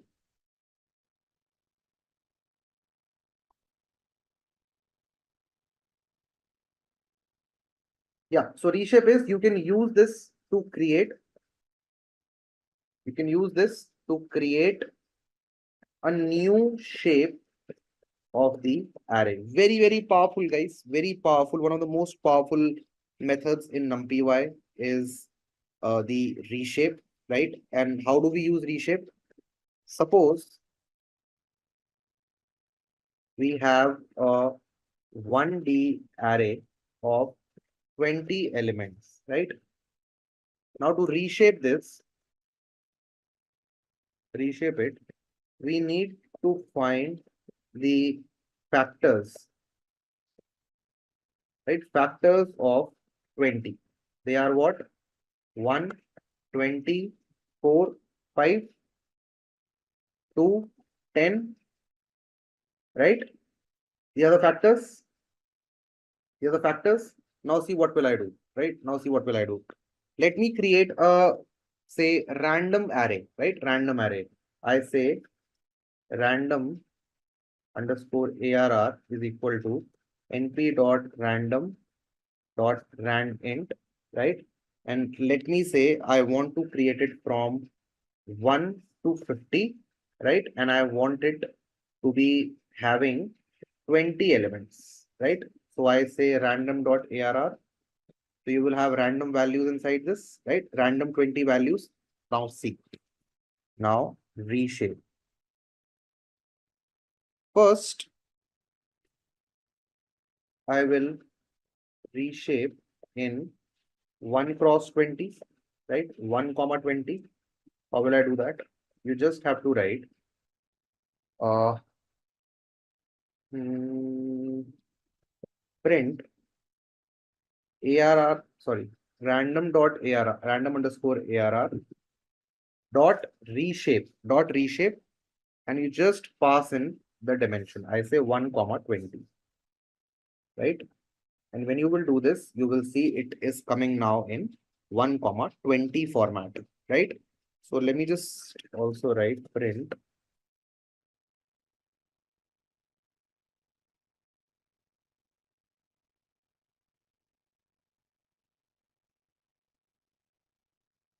right 2D 1 comma 20, right? And now what I'll do is I'll copy this and I will paste this and say 20 comma 1, right? You will see it will be like this 20 comma 1 immediately with reshape, right? Let me copy this. Let me say 2D. I'm still at 2D. Let me say 2 comma 10, right? And you will see this is 2 comma 10. Now I can reshape it in 10 comma 2, right? 10 comma 2, right? Then I can reshape the same thing in 4 comma 5, and I can reshape this in 5 comma 4, right? Like this. Guys, are you able to see the power? One dimension, I'm able to create 2 dimensions. And now I will take it a step further and I will write it in 3 dimensions, right? How will I write it in 3 dimensions? Let me say this 1 comma 2 comma 10, right? This will also be 3 dimensions. 2 comma 2 comma 5. Let me say this. And now you will see I can have this in 3 dimensions, right? Yep. I can also say in 3 dimensions like this. I want to have 5 layers with 2 rows and 2 columns, right? So you will have it like this also, right? So this is how people, we can reshape the array very powerful, very, very powerful, right? Very, very powerful, right? And you can take this and say print random dot this, and you can say print dot shape, right? So this was the first one.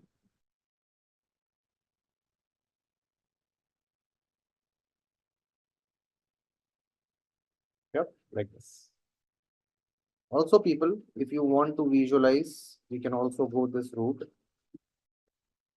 We can have 10 comma 2 comma 1, right? It will look like this, right? 10 layers, 10 layers you can have,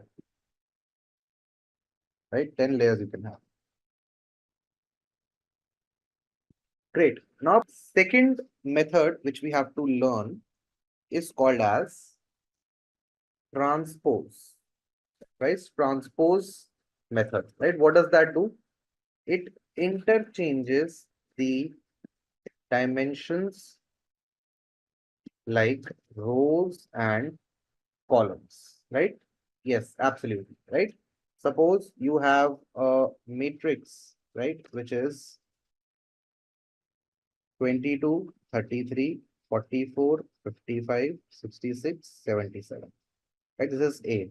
So now when you will A transpose it, right, the dimension right now, the shape right now is 3 comma 2. Now this will become 2 comma 3, and how this will happen? Rows will now become columns and columns will now become rows, right? So let's make column the rows, right? Sorry, columns the rows. It will be 22, 44, 66, 33, 55, 77, right? So people in transpose, no information is lost. It is just a change in the view, right? Which is happening, right? 22, 44, 66, 33, 55, 77. Why do we need transposition? Suppose we have two matrix. This is 11th class mathematics, right? One has a dimension of n cross m, and the second has dimension of a cross b. If you want to multiply these two matrices, say m1 and m2, right? There needs to be a satisfaction of condition. M should be equal to A, right? M should be equal to A, right? M should be equal to A. This should be equal to this. And the resultant vector, the resultant matrix which you will get will be of n cross B dimension, right? So oftentimes, suppose this is n cross M. This is n cross M, right? M cross N. And you know that M is equal to A. So what will you do? You will transpose this matrix, right? You will transpose this matrix. Then it will become n cross M, and then M can be equivalent to A, right? For example, what I'm saying, we have one matrix which is 2 cross 3, and this matrix is 2 cross 5, right? So can you multiply these matrix, people? Is 3 equal to 2? The answer is no, right? The answer is no. So what will you do? You will just transpose this, and this will become 3 cross 2, and this is 2 cross 5, and now you can multiply this, and the resultant will become 3 cross 5 matrix, right? So for operations like these, we need transposition, right? So how do we transpose it? How do we transpose it? So let's say again, ARR2, right? This is ARR2, and I want to transpose it. So I say ARR2 underscore T is equal to NP dot transpose. Sorry, ARR2 dot transpose, right? And now when you will see ARR2 underscore T, you will see rows and columns have interchanged, right? Rows and columns have interchanged with each other. Or let me give you one more example. If this is not clear, let me pick up this again.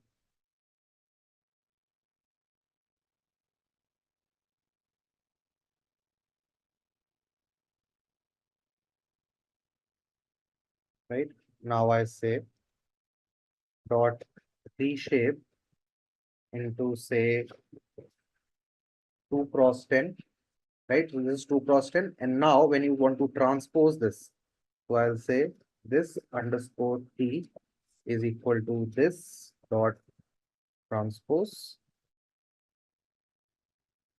T or A in this, and you can check this now, and it will be this. Sorry guys, so this is going to be, it will be like this, right? Transposed.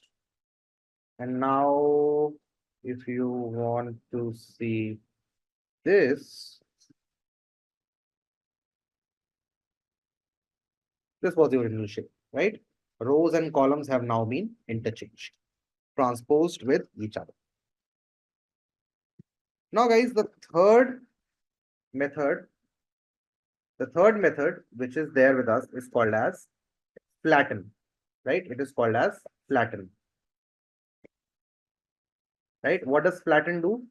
It reduces the dimension to one dimension, right? Any dimension you have, it reduces it to one dimension. For example, I have this, right?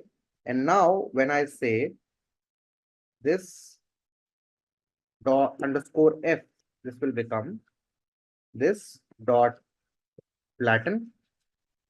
And when you will check this up, you will see that it has now become one dimension. No matter how many dimensions you have, it will become one dimension, right? Let me take this again to show you one more example, right? And here I say dot reshape into uh, 5 cross 2 cross 2, right? I do this. My random ARR is this, right? It has 5 layers, 2 rows and 2 columns, right? So now I say this underscore flatten is equal to this dot flatten. And if you will check it now again, you will see it has now flattened it up. Yep. Now, why do we need this? We need this for a lot of statistical operations. We need this to feed the data into the algorithms, right? As we will move forward, you will understand the use of flattening, right? Now, guys, moving on, and as discussed, let me now show you the power of numpy, right? Numpy over lists and other data types, right? I will not take a lot of examples. Just a second, guys. Yeah. Okay. Now, guys, I told you that lists take up much more memory as compared to numpy arrays, right? And I'm going to prove this to you, right? Now, let me create a random sequence of random numbers using range in Python, right? And say I create range of 10,000 numbers, right? Range of 10,000 numbers. So what will this give me? This will give me numbers from 0 to 9999, right? Continuous numbers, right? So this is range. I will use a range in numpy to create a similar series of numbers, right? So let's say array is equal to np dot a range, right? Same thing, same done by both, right? I've shown you above also. Now let me import sys library, right? Sys package, and I will use something called as get size of, right? Get size of. What does this do? Get size of. It's a method which calculates the bytes occupied by a single element in vanilla Python. What is vanilla Python? It is the traditional Python, right? Vanilla Python. So let me just show that to you. I'll use this and I will say print. Now, guys, if I get size of any random number from this range, right? Any random number, say I get size of 5, right? And I then multiply that bytes with the length of random, right? With the length of random, this ran, right? Right? With the length of random, do you think I will get the bytes for the entire data structure? What am I saying is, suppose I used range 5. So what will this give me? 0, 1, 2, 3, 4, right? This will be the output. So now I say get size of, say I say 2, right? So suppose 2 is x, and then I multiply this with the length of this series, which is 5. So do you think I will get 5x, which will represent the number of bytes occupied by the entire data type? Anything randomly, any random number. This can be 3, right? Why not, Hari? Why not?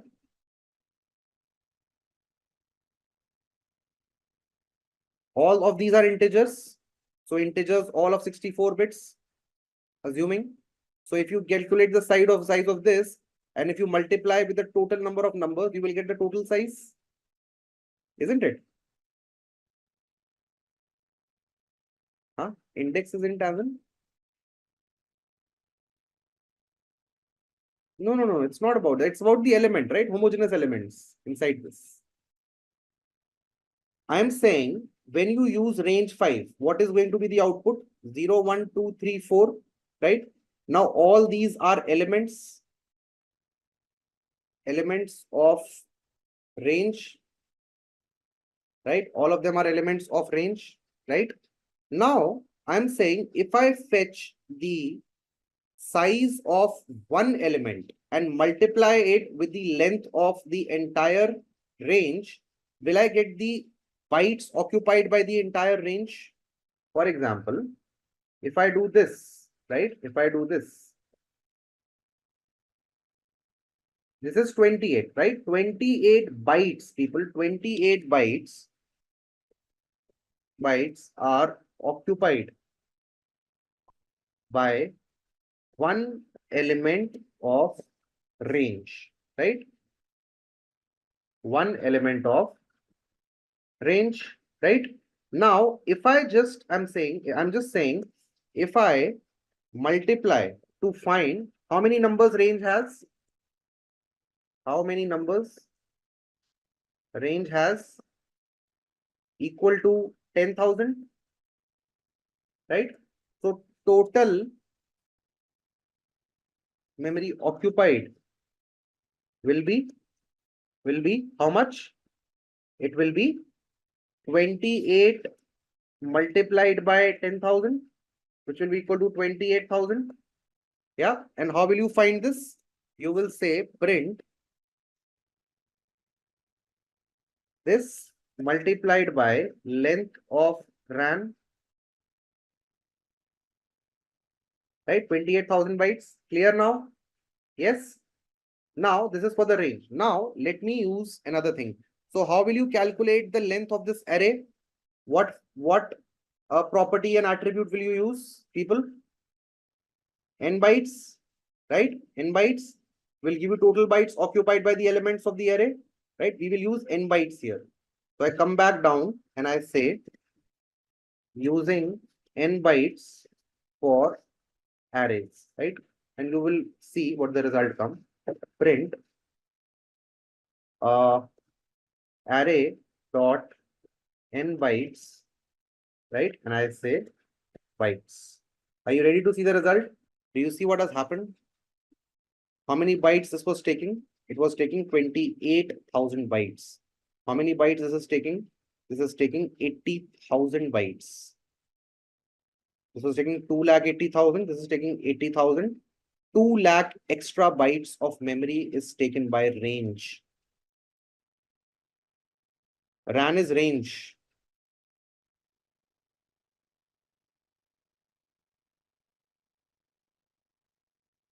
Yep. And if I just go to million numbers, right? Million numbers in both. See the difference it becomes, right? This is now 28 million bytes it is taking, and it is taking 8 million bytes. 20 million extra bytes are occupied, right? Now, people, do you believe me? Yep, that numpy-wise are way more efficient in memory management as compared to the traditional data types of Python. Yes? Okay, that's the first part. Now, second is, people, performance, right? Performance. So what I'm going to do is, I am going to import time, right? It's a module in Python, right? Suppose I say x is equal to range this much, right? Okay. And then I have y is equal to range, say this to this, right? Both of them will have equal amount of numbers, same numbers, both of them will have, right? This will have, say, 1, 2, 3, 1, 2, 3, 10 million values, 10 million values. This will also have 10 million values, right? Both of them will have 10 million values. Now, what I'm trying to do is I want to add them up, right? Bit by bit, I want to add them up, right? I want to add first element of this to first element of this, second of this to second of this, third of this to third of this, like this. Okay, I want to do this. Now, what I'll do is I will run a counter, right? I will run a counter, which is the start time, right? And this is given by time dot time, right? Which will give you the, this will give you the current time, right? After this, I will run the operation. I will say C is equal to x plus y for x comma y in zip x comma y, right? In zip x comma y, right? Add x plus y bit by bit, element by element for x and y in zip. Zip is a function, right? Which allows you to do this operation sequentially, right? Sequentially, right? Add the elements of x and y element by element, right? Element by element, right? Element by element, right? And then I'm going to print, right? So start time will start, and now I will say time dot time, which is now the end time, minus start time. So this will give me the time taken for execution, isn't it, guys? Will give me delta of time, which is equal to time taken for operation, seconds, right? These many seconds will be taken, right? So let me run this, and it takes around, say, 4.3 seconds, right? To do this, right? 4.3 seconds. Now, guys, see what happens. You had to write this complex syntax in the traditional Python. Now, let me show this on arrays, right? What will happen on arrays? I will say A is equal to np dot arrange,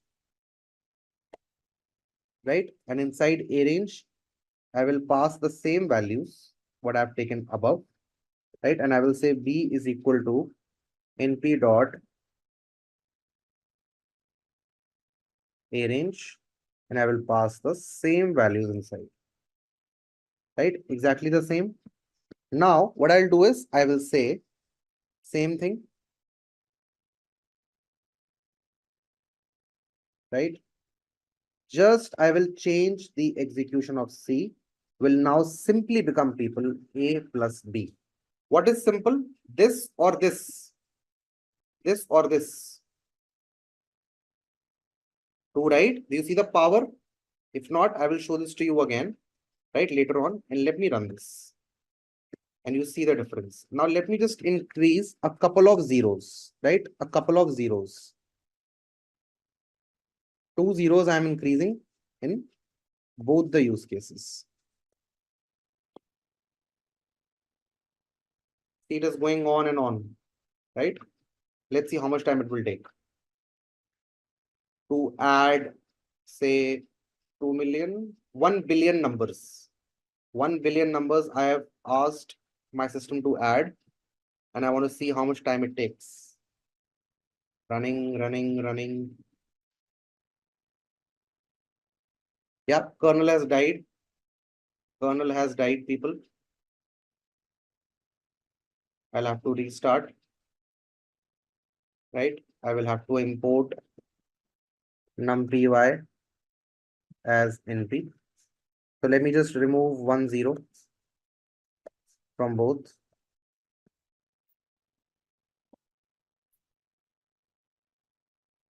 It is taking 4 seconds, removing 1 0 from here also, right?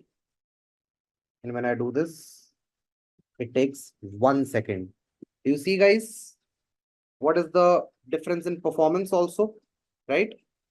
For both of these, yep. And if you didn't understand this, let me give you an example. Range 5, this is 5 to 10, right?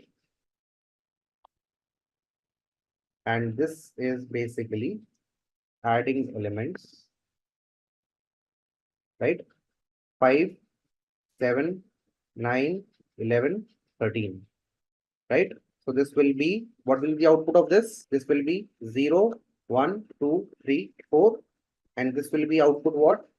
5, 6, 7, 8, 9, right? So 0 plus 5, 5, 6 plus 1, 7, 7 plus 2, 9, 8 plus 3, 11, 9 plus 4, 13. And the same thing, if I do here, then what will happen? I say 5, and 10, right? And I say C is equal to A plus B. And I say C. Same thing you get here, right? We can move on, right? The next bit, guys, which we have to understand, is called as the indexing in numpy arrays, right? Indexing in numpy arrays, right? How do we index the elements, right? How do we index the elements? Indexing in numpy arrays, right? Indexing in numpy arrays. So again, you know indexing from basic Python. So let's start with 1D. For 1D arrays, right? I will use ARR1. Yeah, this is ARR1 now, right? This is ARR1. Okay. Now, people, what I want to do is, I want to fetch, right?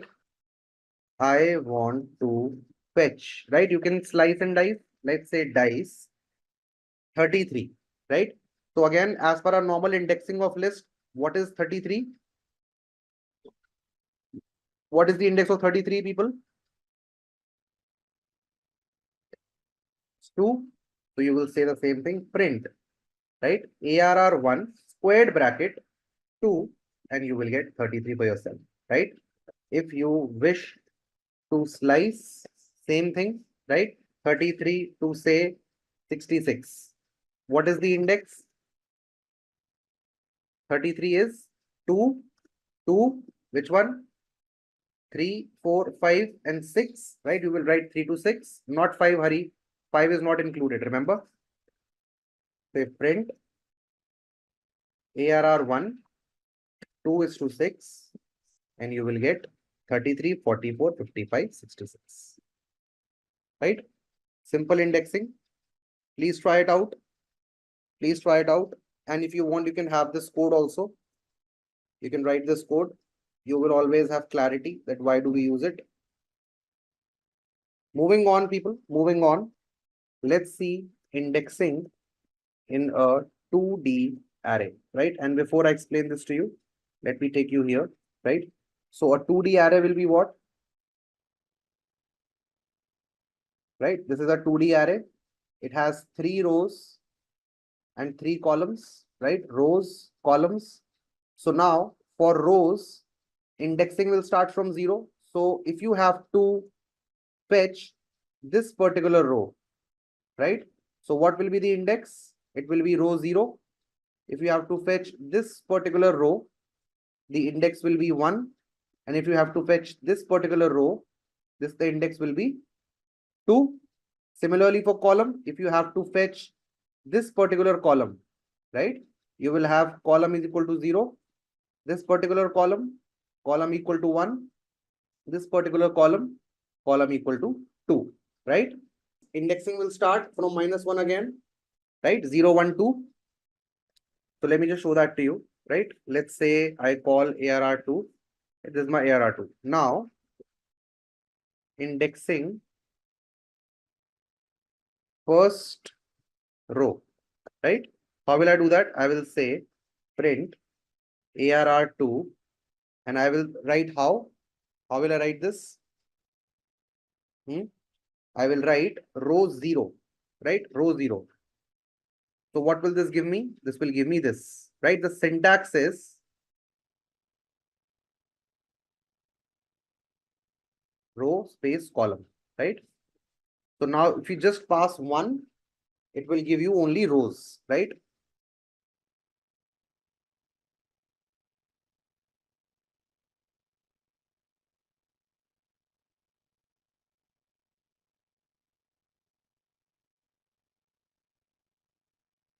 Row 1, row 2, row 3, right? Similarly, if you want to create it for columns, right? What will you say?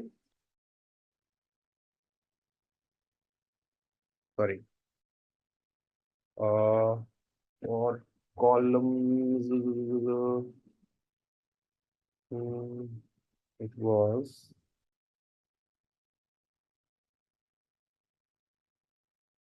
0, column 1, column 2, column 3, right? Right? So what is my column 1? 76, 89, 98.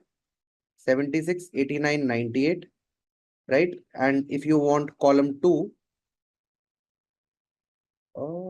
sorry. If you want column 2, this is the column 2 and this is column 3. Right, guys? 90, 99, 99. Independently. Now, if I ask you to fetch me a particular element, right? Say I want you to fetch me 78, right? How will you fetch 78? You will say print ARR2. What is the row for 78? Which row does it belong to? 0, 1, 2. To which row 78 belongs? 1 row. Which column it belongs to? 0, 1, 2. 1. Hurry, check again whether it belongs to 0 column, first column or second column. Right? And you will get, sorry, 0, 1. So this is 2.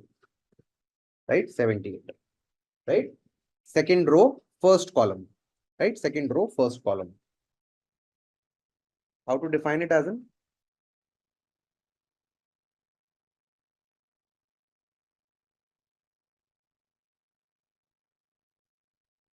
Right? This is your matrix, right?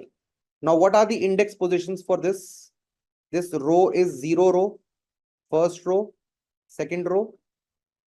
This is your 0th column, first column, second column. Yeah. Yes, no, maybe. Are we understanding this? This much is clear. The indexing of rows and columns. Now, if you have two, so the syntax is, say this is matrix A. So you will say A, in this A matrix, you will write row, comma, column, right? Suppose I want to access only 0th row. So there will be no column. So what will you get? Row number 0, right? Row number 0, and you will just put it like this, or you can put a comma and put colon. Colon means what? Take everything. So I want all 3 columns together, 0 row and all 3 columns. So this will be your, let me show that to you. Right? See this? 0th row and all the columns. So what will be your answer? 76, 88, 90. Right? Then if you want to access the second row, 89, 90, 99. 89, 90, 99. 1 and like this. Clear? Now similarly for columns, what will happen? You will take all the rows, comma, which column do you want? If you say 2, what will be the result for this? What numbers will you get for this? Colon, comma, 2. you will get 33, 66, 99. Now, coming to the element, right? Suppose now you want to fetch 55, right? So what will you write? You will write which row does it belong? Follow this syntax. It belongs to the first row. Which column does it belong to? First column. So what will you get? 55. Come to this example. Now you want 78 in this particular array or matrix, right? Where is 78? Which row does it belong to? Is it first row? Check carefully. 0th row, first row, second row. Yeah. So I put 2 here. Now which column does it belong to? First column, second column, sorry, 0th column, first column, second column. Belongs to the first column. So I put 1 here. So when you put this syntax, you will get 78. Clear? Now, the third thing is slicing through the array, right? Now, for this, I want 90, 99, 78, 99. That means what? I want this, this, this, and this. Let me take you to the PPT first. Now, what I'm asking you to fetch me? I'm asking you to fetch me these 4 numbers, right? These 4 numbers. So here, what will you write? Which rows are included in this, people? Which rows are included in this? Row 1 to all, right? 1 to all. Yep. Not 2, 1 to all, right? And you leave everything like this. If you have the last row, you leave it empty after the colon, comma. Which columns do you want for this? 1 and 2, right? And when these will intersect, you will get this area, you will get this shaded area, green shaded area. So I will say, I need from column 1 to all the columns, right? So what will this fetch you? What will this fetch you? This will fetch you 44, 55, 66, and 77, 88, 99, right? What will this fetch you? This will fetch you 22, 55, 88, 33, 66, 99. What are the commonalities between both of these? Access, both of these slices, what are the commonalities? It is only this much, right? 55, 66, 88, 99, right? So do you think you will get your result? Yeah, let's check it here, right? I say print ARR2, right? And this I say, I need row 1 to empty, and then column 1 empty, and you will get 90, 99, 78, 90. Indexing. Yeah. Now guys, let's check it for 3 dimensions, right? 3D. I say ARR3, right? This is my ARR3, right? So let me just put an example here. Suppose my arrays are 1, 1, 2, 2, 3, 3, 4, 4, 5, 5, 6, 6, 7, 7, 8, 8, 9, 9. Right? This is my first. Then behind this, I have another matrix, which is 1, 1, 1, 2, 2, 2, 3, 3, 3, 4, 4, 4, 5, 5, 5, 6, 6, 6, 7, 7, 7, 8, 8, 8, 9, 9, 9. Right? And in my third one, I have 1, 1, 1, 1, 2, 2, 2, 2, 3, 3, 3, 3, 4, 4, 4, 4, 5, 5, 5, 5, 6, 6, 6, 6, 7, 8, 8, 8, 8, 9, 9, 9. Is it qualifying for a 3D array? Can you access anything on this particular array if given a chance separately, like this one?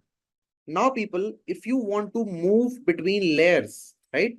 If you want to move between layers, do you think I have told you one particular access, which is what? Which is the layers. So what number will be given to this layer, layer number 0, layer number 1, and layer number 2. So now, if you have to access this 555, which layer you will go to first? You will go to first layer. Then which row will you go to? You will go to first row and first column. So if you pass this syntax, what will you get? You will get 555. Right? Problem solved. The only bottleneck was the layers part, and you have additional parameter or argument for this layer. So if I come back to my example, and if you have to access this 555, right? How will you do that? I say print ARR2, ARR3, right? And this I say, and in this I say what? I have to access this 555. Which layer number is this? This is layer number 0, right? This is layer number 0, and this is layer number 1. So I say layer number 1. Which row is this? In this particular layer, it is layer number, sorry, it is row number 1 and column number 1. And when you do this, you will get 5 by 5. Right? If you want 999, what you will do? You will change this to 2, 2. Right? If you want 777, or let's say if you want 98, what will you do for 98? Layer number 0, row number 2, column number 0. And you will get this 98. Clear, guys? Yep. Layer, row, column. In the same way, you will slice it. Right? You will slice it. Yep. Right? I'll write the syntax so that you don't get confused. It is array, squared bracket, layer, row, column. Right? Layer, row, column. Right? This is the syntax. Perfect. Right? Great. We can also perform some operations, right? Plus, minus, multiplication, division between two arrays very, very easily, right? It should not pose any problem to us, right? We can do all the operations which we want to, right? Between two arrays, right?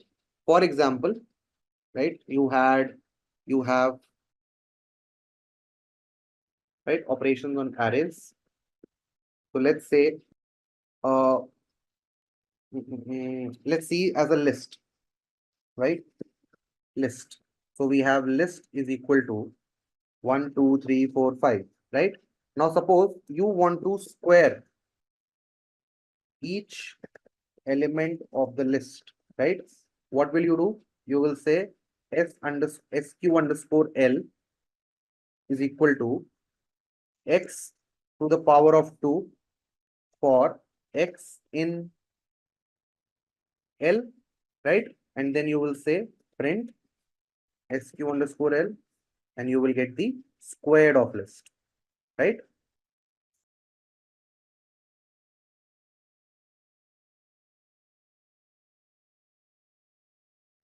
Original list, squared list. Now, in array, what will happen?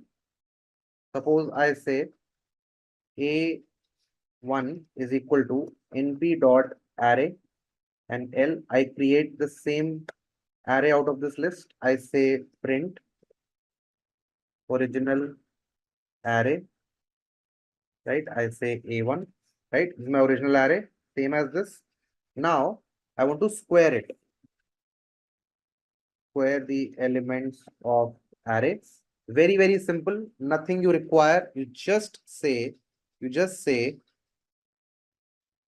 sq underscore a1 is equal to sq underscore a1 is equal to a1 to the power of 2, right? A1 to the power of 2, right? And then you print the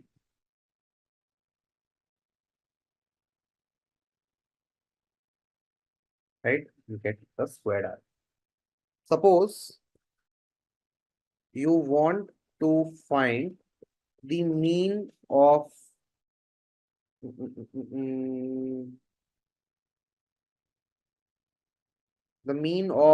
numbers using list, right? So what will you do?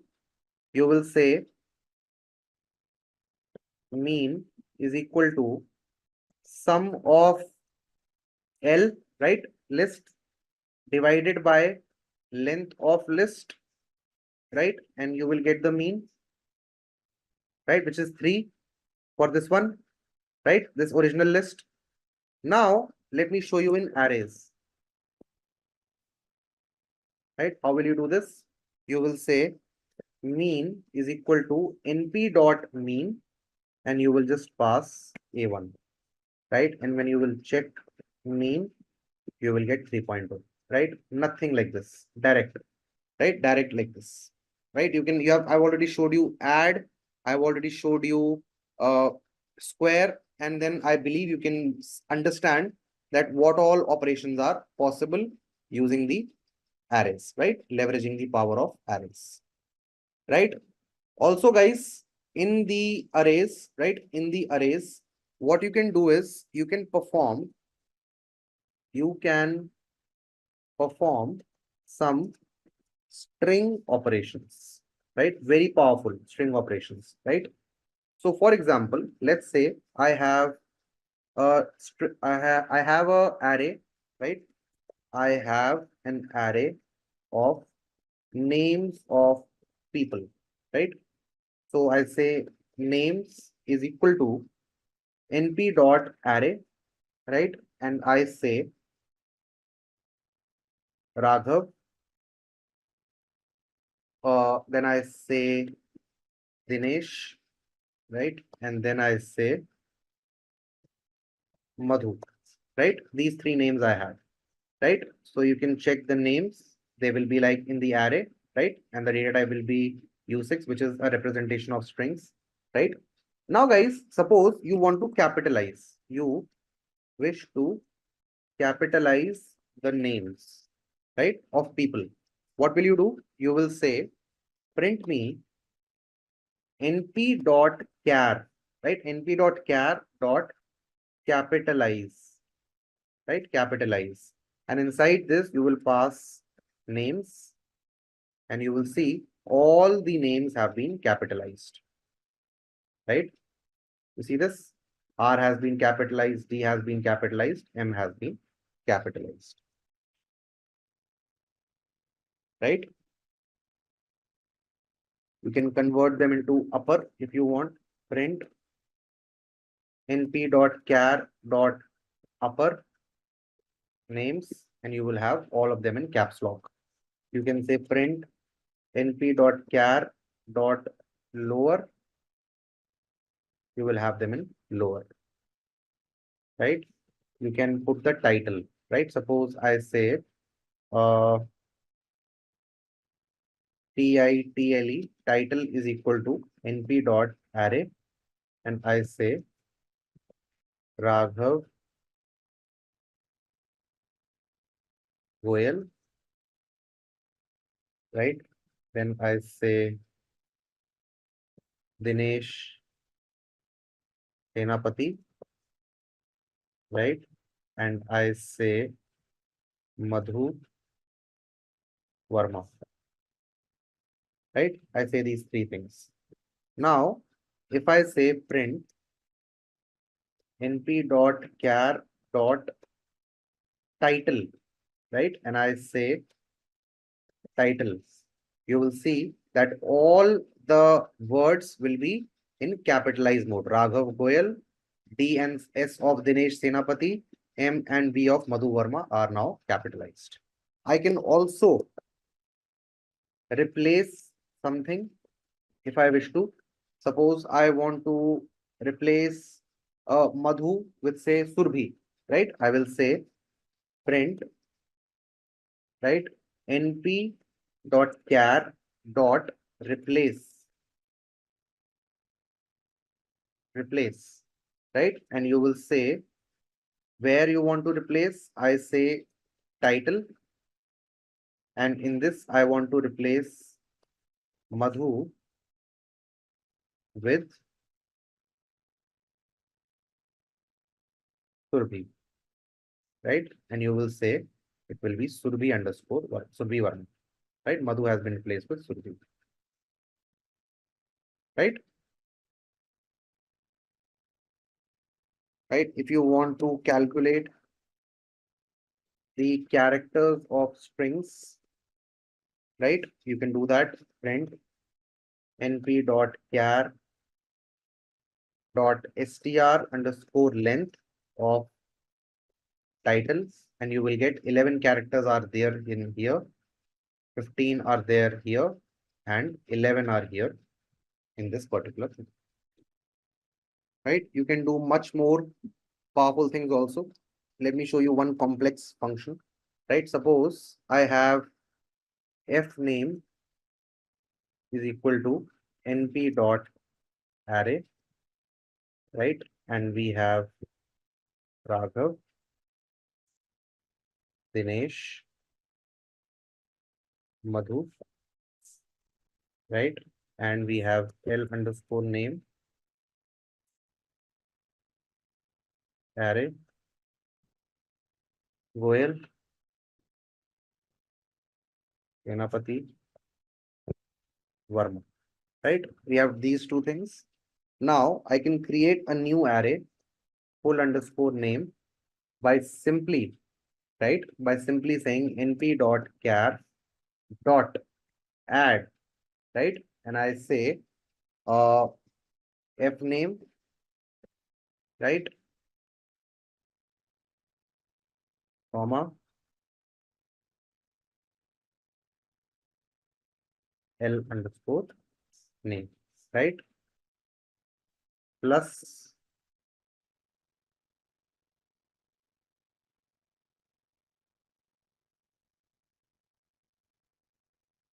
yep,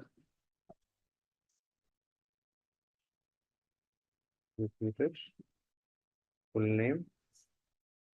Yeah, Raghav Goel. I just was trying to add a space in between.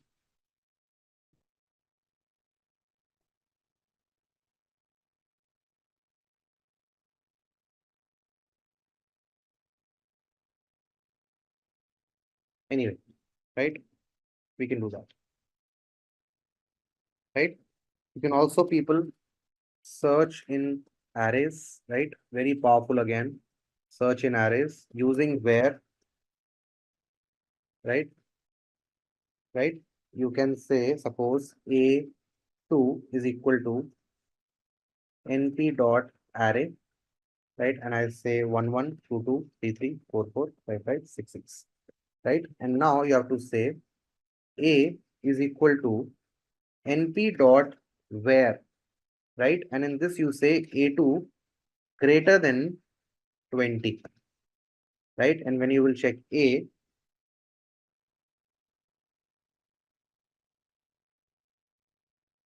it's giving me the index. Why is it giving me the index? Why is it giving me the index? Does it always return index? One more thing is you can find an letter, right? Through a letter. You can find an element through a letter. Guys, these are all some tricks which you should know because you will be dealing with data and you need to pull data, right? You need to pull data a lot, right? Based on conditions and based on things. Suppose you want to find out the names which have G in them, right? Or RA in them. So how will you do this? I will say print, right? And I will say np dot char dot find, right? And I will say find this inside full underscore names, right? And find me RA, right? RA.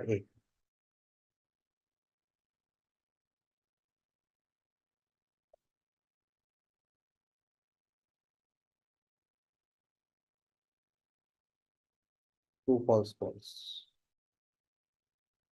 Right? It returns true because it has found it here, right?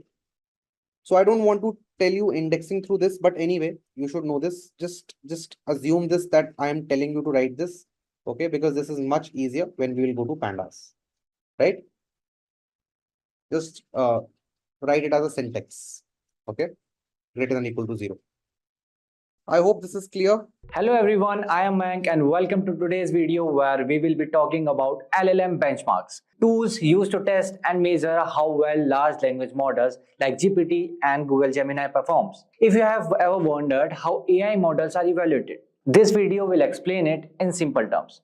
LLM benchmarks are used to check how good these models are at tasks like coding, answering questions, and translating languages or summarizing text. These tests use sample data and specific measurement to see how well the model performs. For example, the model might be tested with a few examples, like few short learning, or none at all, like zero short learning, to see how it handles new tasks. So now the question arises, why are these benchmarks important?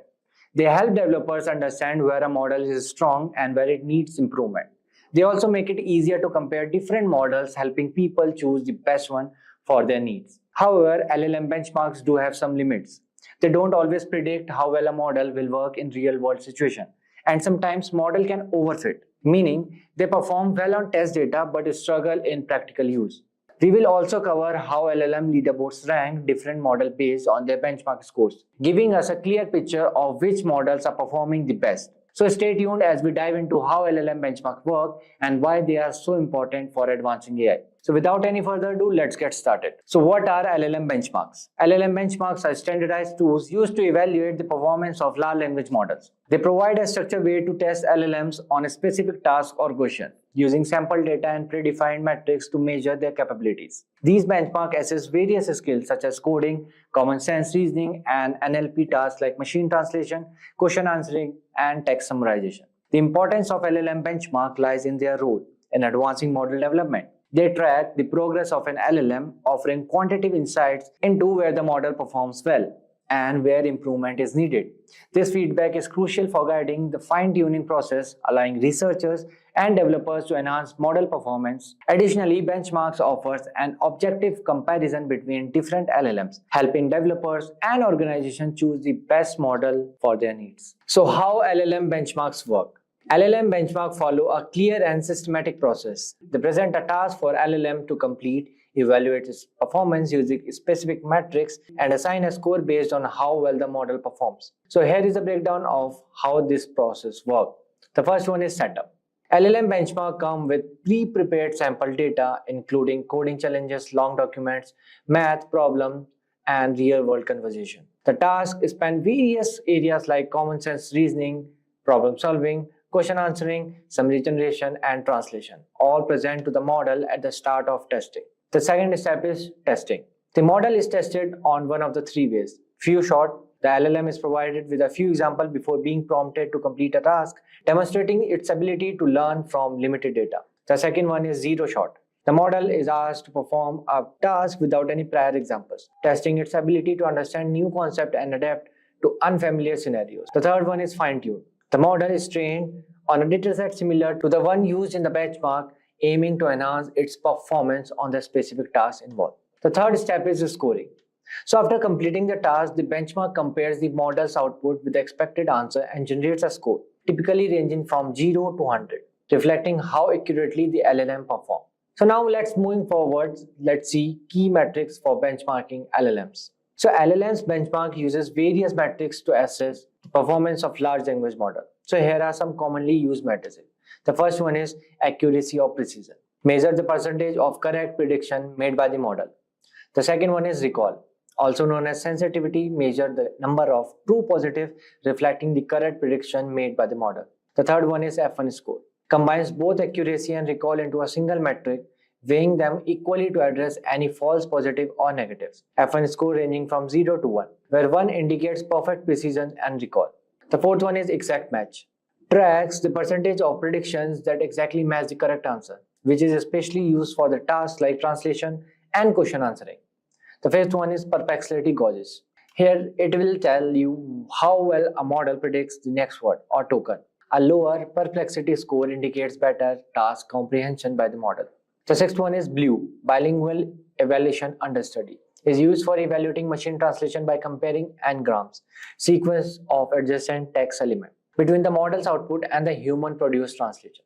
So these quantitative metrics are often combined for more through evaluation. So in addition, human evaluation introduces qualitatively factors like coherence, relevance, and semantic meaning, provide a nuanced assessment. However, human evaluation can be time-consuming and subjective, making a balance between quantitative and qualitative measures important for comprehensive evaluation. So now let's moving forward see some limitation of LLM benchmarking. While LLM benchmarking are valuable for assessing model performance, they have several limitations that prevents them from the fully predicting real-world effectiveness. So here are some few. The first one is bounded scoring. Once a model achieves the highest possible scores on the benchmark, that benchmark loses its utility and must be updated with more challenging tasks to remain a meaningful assessment tool. The second one is broad dataset. LLM benchmark often rely on sample data from diverse subjects and tasks. So this wide scope may not effectively evaluate a model's performance in edge cases, specialized fields, or specific use cases where more tailored data would be needed. The third one is finite assessment. Benchmark only tests a model's current skills, and as LLMs evolve and new capabilities emerge, new benchmarks must be created to measure these advancements. The fourth one is overfitting. So if an LLM is trained on the same data used for benchmarking, it can be lead to overfitting, where the model performs well on the test data but struggles with the real task. So this result is scores that don't truly represent the model's broader capabilities. So now what are LLM leaderboards? So LLM leaderboards publish a ranking of LLMs based on the variety of benchmarks. Leaderboards provide a way to keep track to the myriad LLMs and compare their performance. LLM leaderboards are especially beneficial in making decisions on which models to use. So here are some. So in this you can see here OpenAI is leading and GPT-4o second and the Llama third with 405 parameter B and 3.5 sonnet is there. So this is best in multitask reasoning. What about the best in coding? So here OpenAI O1 is leading. I guess this is the Orion one, and the second one is 3.5 sonnet, and after that in the third position there is GPT-4o. So this is in best in coding. So next comes fastest and most affordable models. So fastest models are Llama 8B parameter, 8B parameter, and the second one is LLAMA Llama 70B, and the third one is 1.5 flash. This is Gemini 1, and lowest latency. And here it is leading Llama again. In cheapest models, again Llama 8B is leading, and in the second number we have Gemini Flash 1.5, and in third we have GPT-4o Mini. Moving forward, let's see standard benchmarks between Claude 3 Opus and GPT-4. So in general, they are equal. In reasoning, Claude 3 Opus is leading, and in coding, GPT-4 is leading. In math, again GPT-4o is leading. In tool use, Claude 3 Opus is leading, and in multilingual, Claude 3 Opus is leading.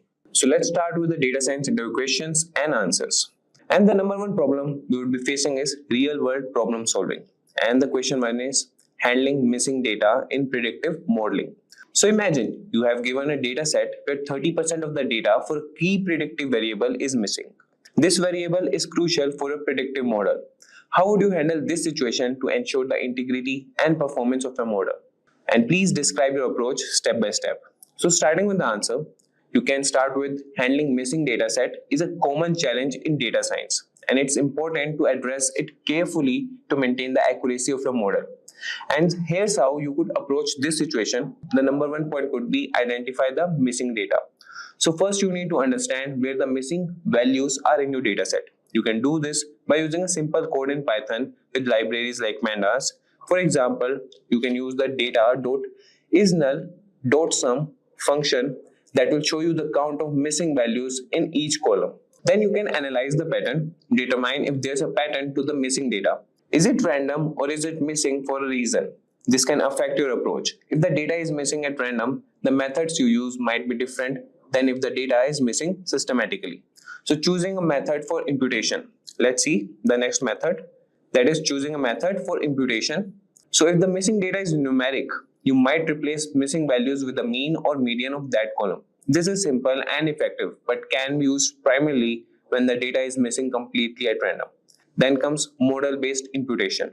Sometimes you can use other variables in the data to predict missing values using a regression model. This can be more accurate but is also more complex. Then we'll use the k nearest neighbors KN algorithm. But before that, we have a code snippet here that could be used for the implementation of imputation. You could use Python or R. And now moving on, we'll see the k nearest neighbors algorithm. So this method predicts the missing values based on how closely related the data points are to each other. So after imputation, it's crucial to check how your changes have affected the overall dataset and model performance. Sometimes filling in too many missing values can introduce bias. And then we have visualization. To help understand before and after the imputation, you could visualize the distribution of the variable using histograms or box plots. This helps in seeing how the imputation has changed the statistical properties of the data. And by following these steps, you can handle missing data thoughtfully and maintain the integrity of your predictive model. Now moving to the question number 2, that is based on evaluating model overfitting. So the question is, you have developed a predictive model, but you suspect it might be overfitting the training data. How would you test and address the issue?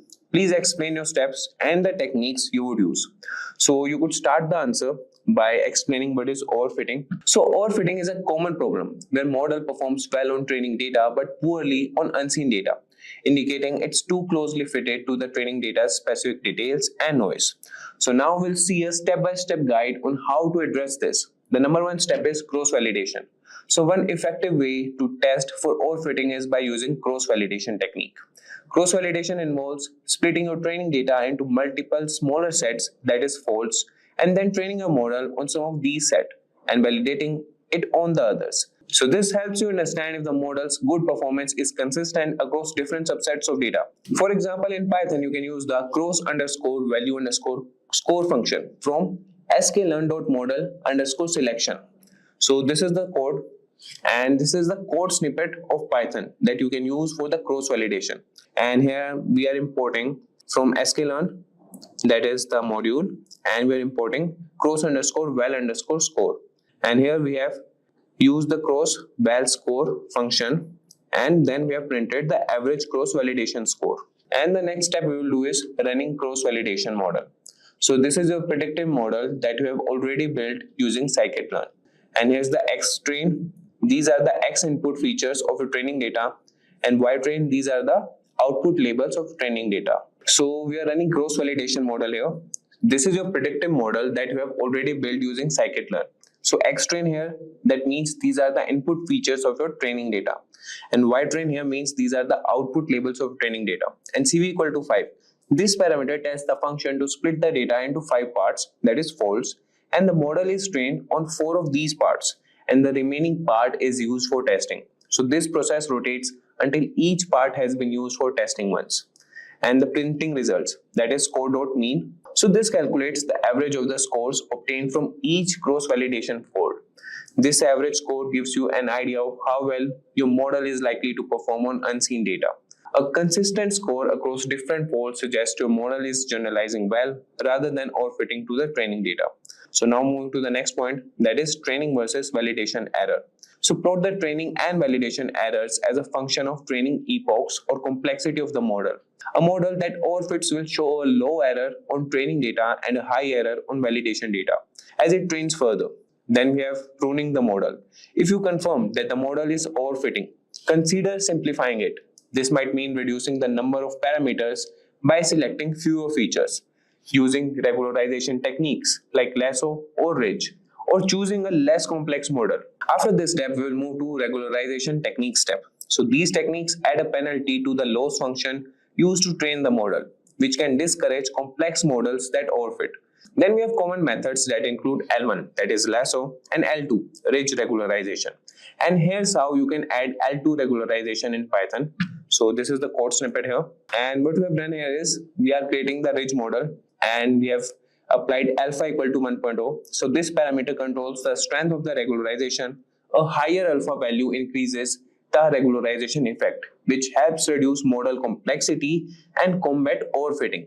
The alpha value can be tuned to find the optimal balance between bias and variance. And now coming for the fitting the model. So model.fit, and in that we have X train and Y train. that trains the ridge model on the training data. It adjusts the weight of the feature in X-train to predict the Y-train while also considering the regularization term. This helps prevent the model from fitting too closely to the noisy aspects of the training data. And then we are re-evaluating the model. After making adjustments, it's important to re-evaluate the model again using the same cross-validation technique to see if the issue of overfitting has improved. And then we have visualization. To help illustrate overfitting, you could create a plot showing the training and validation errors over the number of epochs or model complexity. So by using these techniques, you can identify if a model is overfitting and take steps to correct it, ensuring it performs well not only on the training data but also on new unseen data. So now moving to the next question, that is question number 3, and it is based on real-time data stream processing. And the question is, you are tasked with building a model to predict stock prices in real time. The data comes in every second and you need to update your predictions accordingly. Describe how you would set up your system to handle this type of data effectively, and what tools and techniques would you use and why. So you could start answering this question with handling real-time data.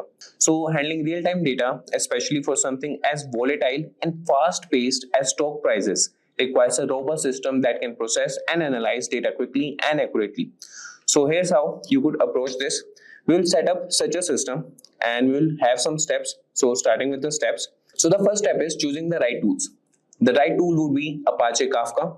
So this is a popular tool for handling real-time data that streams because it allows you to publish and subscribe to streams of records, that is data. And it can handle high throughput with low latency. Kafka acts as a buffer and manages the flow of data, ensuring that your system doesn't get overwhelmed. And you can also use Apache Spark. Especially Spark streaming is excellent for processing the data. It can process data in real time and perform complex operations like windowing, grouping data into chunks of a specified time period, and aggregating, that is summarizing data.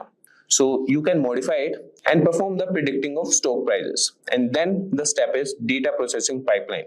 And the first step comes here is ingestion. Data first enters the system, typically through Kafka, which collects data sent from the stock market. And then we do the processing. So Spark streaming takes over here. Here you can apply transformations and run your predictive models on the data. For example, you might calculate moving averages or other indicators that feed into your stock price prediction model. And then comes the output. Finally, the predictions are outputted. This could be to a dashboard for traders, an automated trading system, or even stored for further analysis. And then we develop the model. Now comes the model development. You would likely use a machine learning model that can update quickly and incorporate new data as it arrives. Models such as ARIMA for time series forecasting or more complex machine learning models like recurrent neural networks (RNNs) can be suitable. The model should be retrained or fine-tuned periodically with new data to ensure it stays accurate.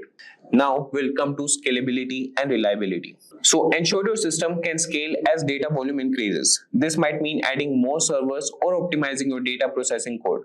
Implement monitoring to catch any issues early, like delays in data processing or model performance drops. And now we'll see the step, that is visualization and monitoring. Consider setting up a real-time dashboard that shows key metrics like prediction accuracy and processing time. This helps in quickly spotting when something goes wrong. By setting up your system with these tools and strategies, you can effectively handle the challenge of predicting stock prices in real time. So now we will move to the next question, that is question number 4, and this will be based on scalable data analytics. So we have covered 2 questions that were a bit code-based questions, and now we'll see other questions that would be based on scalable data analytics, or they might be on different areas. And with the 13th question, we will start again with the coding ones. So moving with the question 4, that is based on scalable data analytics. And the question is, given a scenario where your organization suddenly needs to scale its data analysis capabilities due to an influx of data that would be 10 times the normal volume, how would you handle this situation to ensure your data analytics processes remain efficient and accurate? What technologies would you consider and what steps would you take? So you can start answering this question with, handling a sudden increase in data volume requires a strategic approach to scaling your analytics infrastructure without compromising on efficiency or accuracy. So we'll see some steps from that you could effectively manage this scenario. That you would start answering the interviewer that we can start by evaluating the current infrastructure's ability to handle increased loads. This includes assessing your databases, servers, and analytical tools to identify potential bottlenecks or limitations. Then you could move to next step, that would be choosing scalable technologies. To manage the increased data volume, consider leveraging cloud-based solutions such as Amazon Web Services, Google Cloud Platform, or Microsoft Azure. These platforms offer scalable resources which can be adjusted accordingly to the data load, ensuring you only pay for what you use. Integrate big data technologies like Apache Hadoop for distributed storage and Apache Spark for fast data processing. These tools are designed to handle massive volumes of data efficiently and can scale up to meet standard increased demands. Now we'll move to the next step, that would be optimizing data processing. So implement data partitioning and indexing strategies to improve the efficiency of data queries. This will help in managing large data sets by breaking them into smaller, manageable chunks and speeding up search operations. And use real-time data processing frameworks like Apache Kafka or Apache Flink, which can handle high throughput and provide timely insights from large data streams. And the next step would be automation and monitoring. Automate routine data processing tasks to reduce the manual effort and speed up the analysis. This can be done through scripting or using workflow automation tools. Set up comprehensive monitoring systems to track the performance of your data processes. Tools like Prometheus for system monitoring and Grafana for analytics and monitoring dashboards are useful here. They help ensure that the system is running smoothly and alert you to potential issues before they become critical. And the next step will be regular evaluation and scaling. Continuously evaluate the performance of analytics infrastructure. As your data grows, keep adjusting and scaling your resources to maintain optimal performance. Plan for periodic reviews of your technology stack and infrastructure to ensure they remain aligned with your data needs and organizational goals. By following these steps, you can ensure that your data analytics processes are prepared to handle sudden surges in data volume effectively, maintaining the integrity and speed of insights.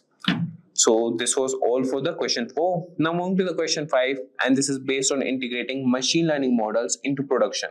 And the question is, you have developed a machine learning model that performs well in testing environment. Now you need to integrate it into your production environment where it will be used in real-time applications. What steps would you take to ensure the successful deployment and operations of the model in production? So we'll start answering this by successfully deploying a machine learning model into production involves several critical steps to ensure it performs as well in real-time operations as it does in testing. So you would have a clear pathway to make the interviewer understand. We will start with the pathway with the first step, that would be model validation. So before moving anything into production, revalidate your model's performance using a separate validation dataset. This helps confirm that the model generalizes well to new, unseen data. The next step will be preparing the production environment. Ensure that the production environment is ready to handle the model. This includes setting up the necessary hardware and software, ensuring that it can handle the expected load, and that all dependencies are correctly installed and configured. Then the next step comes, that is model wrapping. Wrap your model in an API, that is application programming interface, making it accessible to other parts of your software infrastructure. Frameworks like Flask for Python can be used to create a simple web server that listens for data inputs and provides model outputs. Then comes the next step, that is deployment strategies. Consider using containerization tools like Docker, which can help encapsulate your model and its environment, ensuring that it works uniformly across different development and production settings. And then we'll use deployment strategies like blue-green deployment or canary releases to minimize downtime and reduce the risk of introducing a faulty model into production. And then comes the next step, that is monitoring and logging. Implement logging and monitoring to track the model's performance and health in real time. Tools like Prometheus for monitoring and ELK, Elasticsearch, Logstash, Kibana for logging help in quickly identifying and diagnosing issues in production. And then comes the next step, that is performance tuning. Monitor the model's performance over time. If the model's performance degrades, or if new data shows different patterns, you may need to retrain or fine-tune the model to maintain accuracy. And after this step, there's a step for feedback loop. Set a feedback loop where predictions and outcomes can be compared. This feedback is crucial for continuously improving the model and catching any drift in data or changes in external conditions that affect the model. And after this comes a last step, that is legal and compliance checks. Ensure all the data used by the model in production complies with privacy laws and regulations. This is crucial for maintaining trust and legality, especially when handling sensitive information. So by carefully planning and executing these steps, you can smoothly transition your machine learning model from a testing environment to a fully functional component of a production system. So this was all about the question number 5. Now moving to the question number 6, that would be based on data-driven decision making. And the question is, your company wants to shift towards more data-driven decision making. You have been tasked with developing a strategy to implement this. What steps would you take to ensure that the data at all levels of the organization is utilized effectively to make informed decisions? And what challenges might you face and how would you address them? So you can start answering this by implementing a data-driven decision-making strategy that will require a comprehensive approach to ensure that reliable data is accessible and effectively used across all levels of the organization. And now we can develop and deploy this strategy, and similarly you could tell this strategy to the interviewer. So the number 1 step will be assessing current data infrastructure. Start by evaluating the existing data infrastructure to understand what data is available, how it is stored, and how it is currently used. This assessment will help identify gaps in data collection, storage, and access that need to be addressed. Now we'll move to the next step, that is developing a data governance framework. Implement a data governance framework that defines who can access data, how it can be used, and who is responsible for maintaining its quality. This framework ensures data integrity and security, which are critical for making reliable decisions. Now we'll move to the next step, that is training and empowerment. So train employees at all levels on the importance of data-driven decision making and provide them with the tools and knowledge necessary to analyze and interpret data. This might include training sessions, workshops, and ongoing support to ensure everyone can use data effectively. Now moving to the next step, that is implementing analytical tools. So deploy user-friendly analytical tools that can integrate seamlessly into the daily workflows of employees. Tools like Tableau, Microsoft Power BI, or even advanced Excel techniques can provide powerful data analysis capabilities without requiring extensive technical knowledge. After this, we'll move to the step that would be creating a centralized data platform. Develop a centralized data platform where all organizational data can be accessed and analyzed. This platform should be scalable and secure, providing a single source of truth for the organization. And then we have the promoting a data-driven culture. So foster a culture that values data-driven decision making. Encourage experimentation and learning from data-driven initiatives. Celebrate successes and learn from failures to continually improve the use of data-driven in decision making. And there would be some challenges and solutions for that. So one major challenge we know here is resistance to change, as some employees may prefer traditional decision-making methods. So address this by demonstrating the tangible benefits of data-driven decisions through pilot projects and success stories. So data silos can also hinder effective data use, promote cross-department collaboration, and integrate disparate data sources to overcome this challenge. After that, you can monitor and do continuous improvement. So by systematically implementing these steps, you can transform your organization into one that leverages data at all levels to make informed and effective decisions. And after answering in these steps, you could make the interviewer have a truth and a faith in you that you could make these models. Now move to the next question, that is question number 7, and that is based on handling large data set. And the question is, your project involves analyzing extremely large data sets, potentially exceeding terabytes in size. What strategies would you use to manage and analyze such large data sets effectively? Describe the tools and techniques you might employ. And you could start this with answering that working with large data sets, especially those in terabyte range, presents unique challenges in terms of storage, processing, and analysis. So we'll have a structured approach to handle these challenges effectively. We'll start with the data storage, that would be use distributed file systems. Consider using a distributed file systems like Hadoop Distributed File System, HDFS, or Amazon S3. These systems are designed to store vast amounts of data across many servers, offering high availability and fault tolerance. And then comes the next step, that is data processing. Leverage big data processing frameworks. Tools like Apache Spark are ideal for processing large data sets because they handle distributed computing effectively. Spark can perform data processing tasks much faster than traditional disk-based processing due to its in-memory computing capabilities. And next we could start with efficient data sampling. So there are many sampling techniques that we can use. So when the data set is too large to handle, even with powerful tools, consider using data sampling techniques to reduce the size to a manageable level. without losing significant insights. Ensure that the sample represents the whole dataset accurately. And then comes optimization of data queries. Indexing and partitioning. Optimize your data queries by implementing indexing and partitioning. This can drastically reduce the time it takes to perform queries by limiting the amounts of data scanned. And then we can do scalable analytics. And then we'll move to the next step, that is scalable analytics. And in that, we could start with the parallel computing. Use parallel computing capabilities of frameworks like Spark or Dask to analyze data across multiple nodes.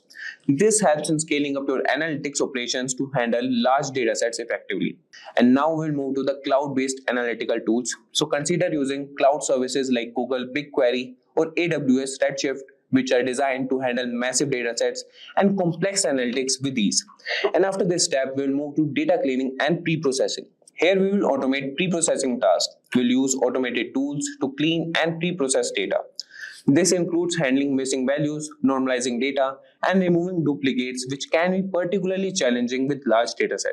And after this step, we'll move to the step that will visualize large dataset. So we'll use specialized tools. That tools could be Tableau or Power BI that can handle large dataset by aggregating data and using efficient back-end technologies. For more detailed exploration, tools like Plotly or Bouquet can be used as they offer capabilities to interactively visualize large volumes of data. And after that, there would be a step for regular maintenance and updates. That could be continuously monitoring the data quality. As new data comes in, you can continuously monitor its quality. And after this step, you could integrate all these strategies and tools into your workflow, and you can effectively manage and extract valuable insights from extremely large datasets, thereby supporting robust data-driven decision making. And you could answer the whole strategy to the interviewer. Now moving to the question number 8, that is based on optimizing machine learning models. And the question is, during model development, you have noticed that your machine learning model is underperforming. What steps would you take to diagnose the problem and optimize the model's performance? What techniques and tools would you use? So you can answer this by starting with the optimizing. And optimizing a machine learning model that is underperforming involves several steps to diagnose and improve its accuracy and efficiency. And here we will have structured approach to tackle this issue. And you could start this with the number 1 step, that is diagnosing the problem. Evaluate model metrics. Start by thoroughly evaluating the performance metrics of a model. For classification task, look at accuracy, precision, recall, and the F1 score. For regression task, consider R squared, mean squared error, that is MSE, and mean absolute error, that is MA. And then you can move to the next step. That is, use plots like ROC curves for classification models and residual plots for regression to visually assess where the model is going wrong. After that, we'll move to the next step, that is data quality and quantity check. Inspect the data. That is, sometimes the quality and quantity of data can be the root cause of poor model performance. Ensure the data is clean, well pre-processed, and sufficient. Look for issues like missing values, outliers, or imbalanced classes. And after this, we'll move to the feature engineering step, that would be experiment with creating new features or transforming existing ones to provide better predictive power. And then we have the next step, that is model tuning and configuration. After feature engineering, we'll move to the next step, that is model tuning and configuration. So hyperparameter tuning. Use techniques like grid search or random search to find the optimal settings for your model's parameters. Tools like scikit-learn's grid search CV or randomized search CV can automate this process. And there's a cross-validation that would implement cross-validation to ensure that the model's performance is consistent across different subsets of the dataset. And then we have the next step, that is trying different models. So experiment with algorithms here. If initial models are underperforming, try different algorithms that might be better suited for the problem. For instance, if you started with linear regression and it's not performing well, consider more complex models like random forest or gradient boosting machines. And after this, we have ensemble methods that we can use techniques like bagging, boosting, or stacking to combine the predictions of multiple models to improve overall performance.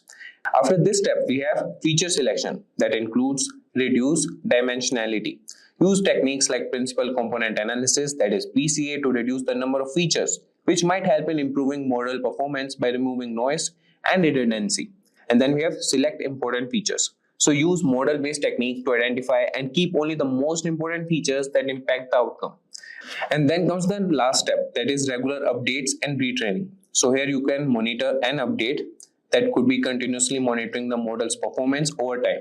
As new data becomes available, update and retrain the model to adapt to any changes in underlying patterns.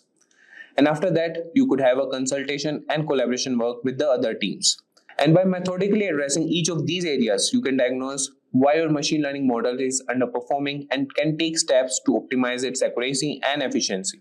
So this was all about question number 8. So let's start with the question number 9, and this is based on handling unstructured data. So the question is, you are given a large amount of unstructured data, including text, images, and videos. What strategies would you use to manage and analyze this type of data effectively? Describe the tools and techniques you might employ. So you can start answering this question by describing that dealing with unstructured data can be challenging due to its lack of predefined format or structure. However, with the right strategies and tools, you can effectively manage and analyze it to extract valuable insights, and there will be an approach how you can do that. So we will discuss the approach here, and starting with the steps. So the number 1 step will be data categorization and organization. So the number 1 step in this step will be sorting and tagging. We will begin by categorizing the data into types, that will be text, images, or videos. Use tagging to add metadata, which helps in organizing the data and makes it easier to access and analyze later. Then, and after that, particularly for text data, we'll use natural language processing, NLP. We will employ NLP techniques to extract useful information from text. Tools like NLTK, Spacey, or even more advanced models like BERT can help you perform tasks such as sentiment analysis, entity recognition, and topic modeling. After that, we will do text indexing. We can use Elasticsearch or Apache Solr to index large volumes of text. These tools provide powerful search capabilities and can handle complex queries efficiently. And after that, we'll move to image data. And to structure image data, we'll use image processing. We'll use libraries like OpenCV for basic image processing tasks such as filtering and transformations. For more advanced image analysis, consider deep learning models using frameworks like TensorFlow or PyTorch. And then we'll feature extraction. Apply techniques to extract features from images, such as edges, textures, or key points, which can be used for further analysis or machine learning. And then we'll come to video data. And here we'll do video processing, and we'll use the tools like FMPEG that can be used for basic video processing tasks such as format conversion or extracting frames. For analyzing video content, look at machine learning models that can classify or recognize activities in the video. And after this, we'll move to temporal analysis. For videos, temporal components are important. Techniques like sequence modeling or recurrent neural networks, RNNs, can be useful to analyze sequences of frames for activities or events. And then we'll move to data storage and management. Here we'll use the given volume and complexity of unstructured data and use big data platforms like Hadoop or cloud services like AWS S3 for storage. These platforms can scale up to handle large data sizes and provide the necessary infrastructure to store and retrieve unstructured data efficiently. And then we have visualization and reporting. Custom dashboards that we'll create here. We will develop custom dashboards using tools like Tableau or Power BI, which can integrate different data types and provide a unified view of the analyzed data. And after that, we will do data summarization. Tools that provide summarization capabilities can help in considering large volumes of unstructured data into more manageable and interpretable forms. And after that, we will leverage these strategies and tools and can effectively manage, analyze, and derive insights from unstructured data, which can be crucial for making informed decisions in various applications. And this is the path that you can explore and explain to the interviewer if this question has been asked. Now moving to the question number 10, and that will be based on scaling AI solutions in enterprise. And the question is, your company wants to scale its AI operations from a few initial pilot projects to enterprise-wide implementation. What are the key considerations and steps you would take to ensure the successful scaling of AI solutions across the organization? And what challenges might you face and how would you address them? So you can start answering this question with the scaling AI solutions. You could answer him that scaling AI solutions across an enterprise requires careful planning and strategic implementation to ensure success and alignment with business objectives. And there should be a strategic approach to implement this. So starting with the approach, and the number 1 step will be strategic alignment. So identify business objectives, Start by identifying the business objectives that the AI solutions are intended to support. This ensures that the AI initiatives are aligned with the company's strategic goals and can demonstrate clear business value. And then comes the stakeholder engagement. So engage stakeholders from various departments early in the process to gather input and build support. This helps in understanding diverse needs and ensures broader acceptance of the AI solutions. And after that comes the infrastructure and technology.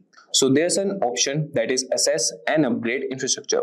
Evaluate whether your current IT infrastructure can support the expanded use of AI. You might need to upgrade hardware, invest in cloud solutions, or adopt technologies that facilitate AI processing and data handling. And after that, we have standardization of tools. Standardize the tools and platforms used for AI development to ensure compatibility and ease of maintenance across the organizations. And after that, we'll move to data management. So robust data governance, that is to implement a strong data governance framework to manage enterprise data effectively. This includes policies for data quality, security, and compliance, especially important when scaling AI solutions that rely on vast amounts of data. And after that, we will come to data accessibility. So ensure that data is accessible across the organization, but also secure against unauthorized access. This involves setting up secure data lakes or warehouses that centralize data while allowing controlled access. And then we come to the next step, that is talent and training. So build AI competency, that is develop in-house AI expertise through training programs and hiring. So this builds the necessary skills within the organization to develop, manage, and scale AI solutions. And after that, you can also perform cross-functional AI teams.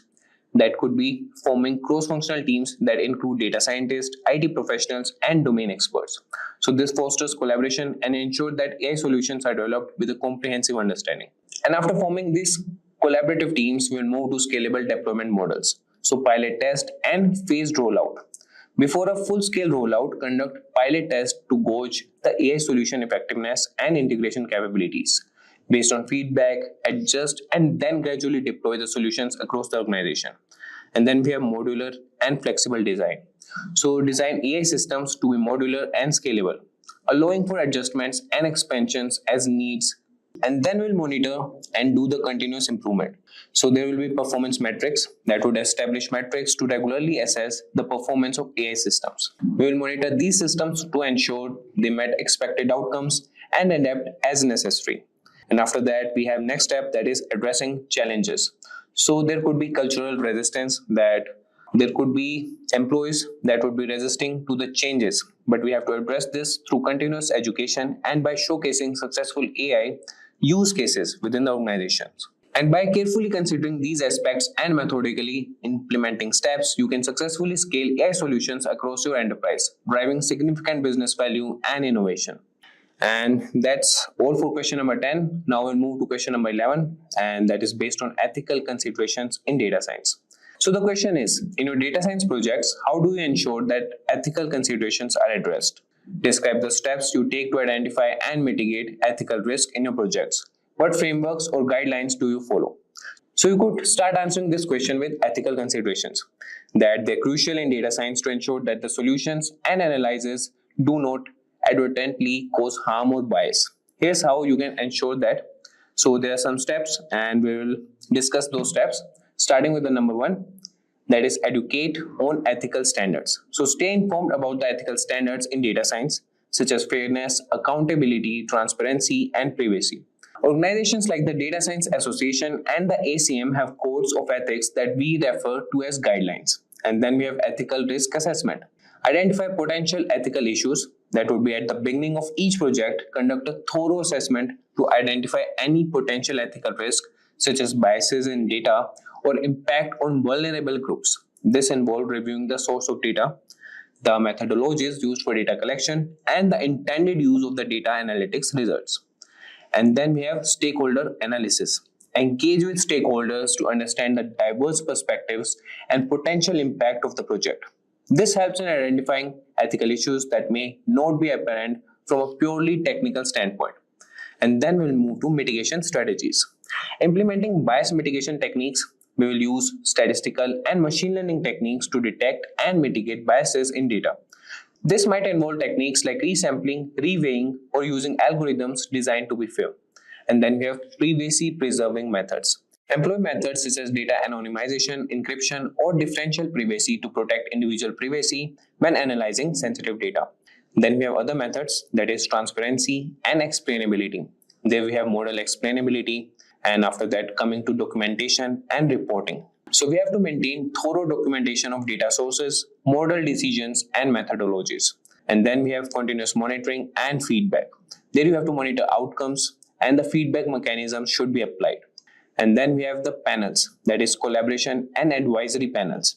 Then we have ethical review boards. So for complex projects, setting up or consulting with an ethical review board can provide oversight and diverse perspectives on the ethical implications of project methodologies. So by proactively addressing ethical considerations through these steps, you can ensure that your data science projects uphold high ethical standards and positively contribute to society while minimizing harm. So this was all about question 11. Now moving to question number 12, that is based on time series forecasting for business decisions. So the question number 12 is, you are tasked with forecasting monthly sales for a retail company using time series data from the past 5 years. What steps would you take to prepare and analyze this data to make accurate forecast? What specific tools or techniques would you use and why? So we can start answering this by time series forecasting. And we could address them that it's a powerful tool for predicting future events based on past data, especially in business context like retail sales. So we will have a structured approach here, and we'll start with data collection and cleaning. First, we will gather data and ensure that you have collected all relevant data, including monthly sale figures from the past 5 years, and also considering including external factors that might affect sales, such as economic indicators, holidays, and promotional activities. And then we'll proceed to clean data. We'll check for and handle any inconsistencies or missing values. And then we have data visualization. Here we will plot the data.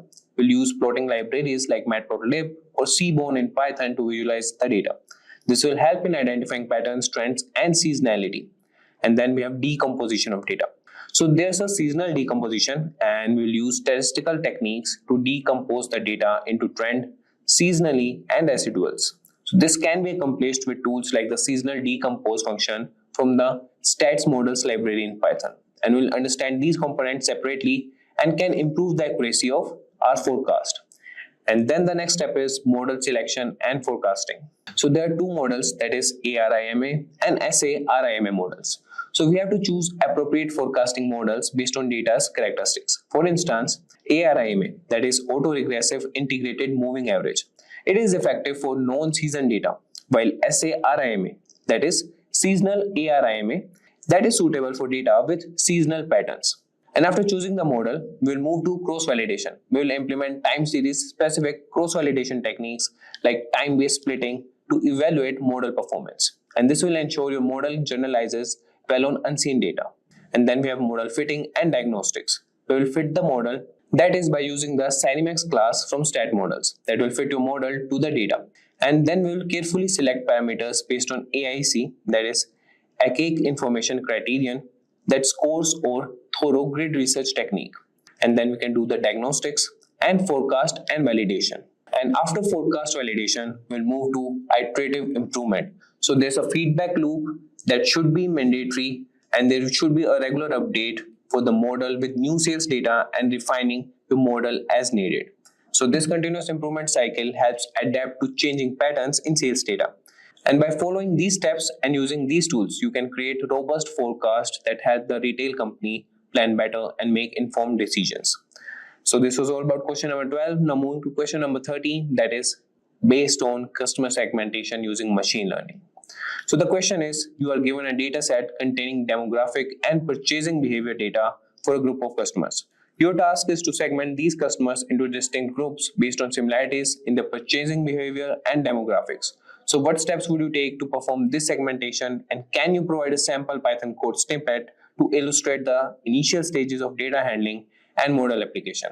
So we can start this by explaining customer segmentation, that it's a powerful approach to tailor marketing strategies and improve customer service by identifying distinct groups based on their behavior and characteristics. And here also we have a detailed approach for this task. So we'll start with number one step, that would be data exploration and pre-processing. So there will be initial exploration, that is beginning by examining the data set to understand the features, have labels such as age, income, purchase frequency, etc. Then we'll look for missing values or anomalies and decide how to handle them. That could be using imputation. And then we'll move to feature engineering. We will create new features that might be useful for segmentation, such as customer lifetime value or average transaction amount. We will also use normalization, that is, normalize the data to ensure that one feature doesn't disproportionately influence the model due to its scale. We'll use standard scaling or min-max scaling as appropriate. So then we'll come to the next step, that is choosing the segmentation technique. And here we have k-means clustering. So this is a popular method for customer segmentation. Here we will decide on the number of clusters by using techniques like the elbow method or silhouette analysis to determine the optimal cluster count. And then we have model implementation. And in that we will use data preparation, and we'll prepare the data by selecting the relevant features and applying any final transformations. And then we have model fitting. We'll fit the k-means clustering model to the data and evaluate and interpret analyzing clusters. And after analyzing clusters, we'll move to the next step, that is strategic insights. We'll provide actionable insights based on cluster characteristics such as targeted marketing strategies for each segment. And then we have iterative refinement, that is feedback incorporation, and we'll use business feedback to refine the segmentation. If additional data becomes available, incorporate it to enhance the model. And now we'll see the sample Python code. So for this, first we'll import the libraries and modules. As you can see on the screen, we have imported pandas, random forest classifier, train test split, standard scaler, classification report. And after that, we'll load the data. And for that, we have used the pandas to read the data, that is read underscore SSV. And after that, we are processing the data, that is data pre-processing.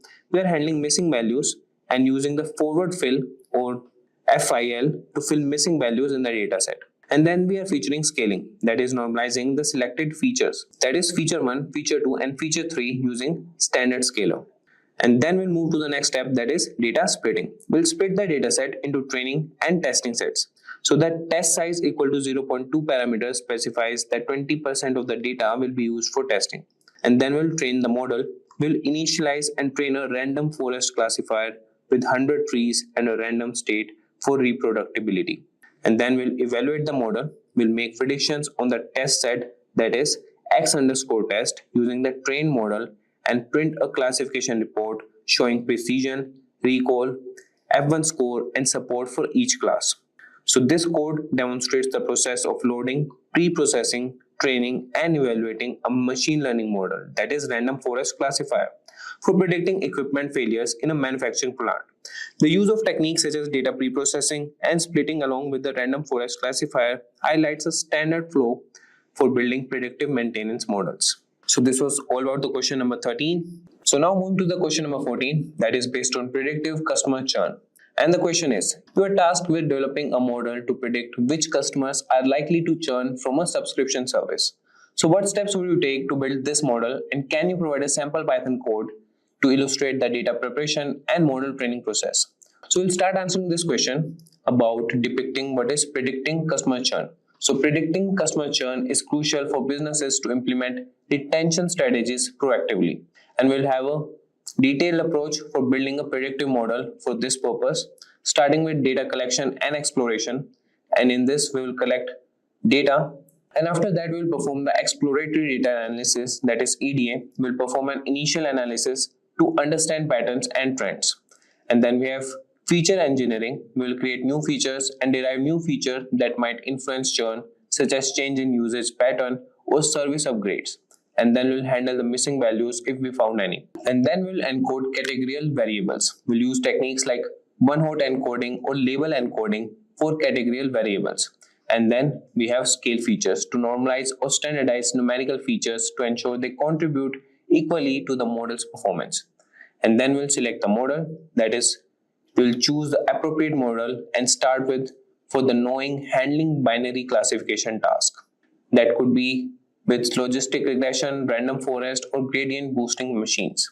And after selecting the model, we'll train the model and evaluate it.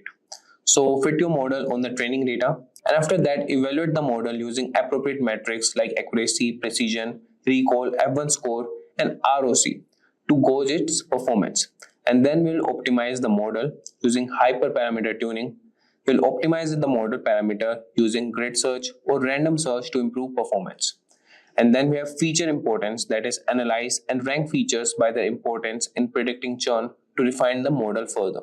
And then the last step is deployment and monitoring.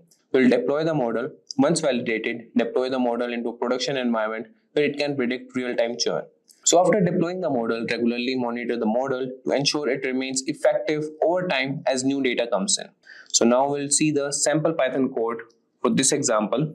So starting with the importing of libraries, we will import pandas, numpy, scikit-learn, sklearn, tensorflow, and the tensorflow keras and callbacks. And after importing the modules, we'll start with data loading. We'll load the dataset from a CSV file named equipment_data.csv, and that too with the pandas data frame. And after that, we'll do the data pre-processing. We'll handle missing values, and for that we'll use forward fill to fill missing values in the dataset. And then we have feature scaling that will normalize the selected features, that is feature 1, feature 2, feature 3 using standard scaler. And after that, we'll use the data splitting. We'll split the dataset into training and testing sets, and the test size will be equal to 0.2. And this parameter specifies that 20% of the data will be used for testing. And after that, we'll start with building the model.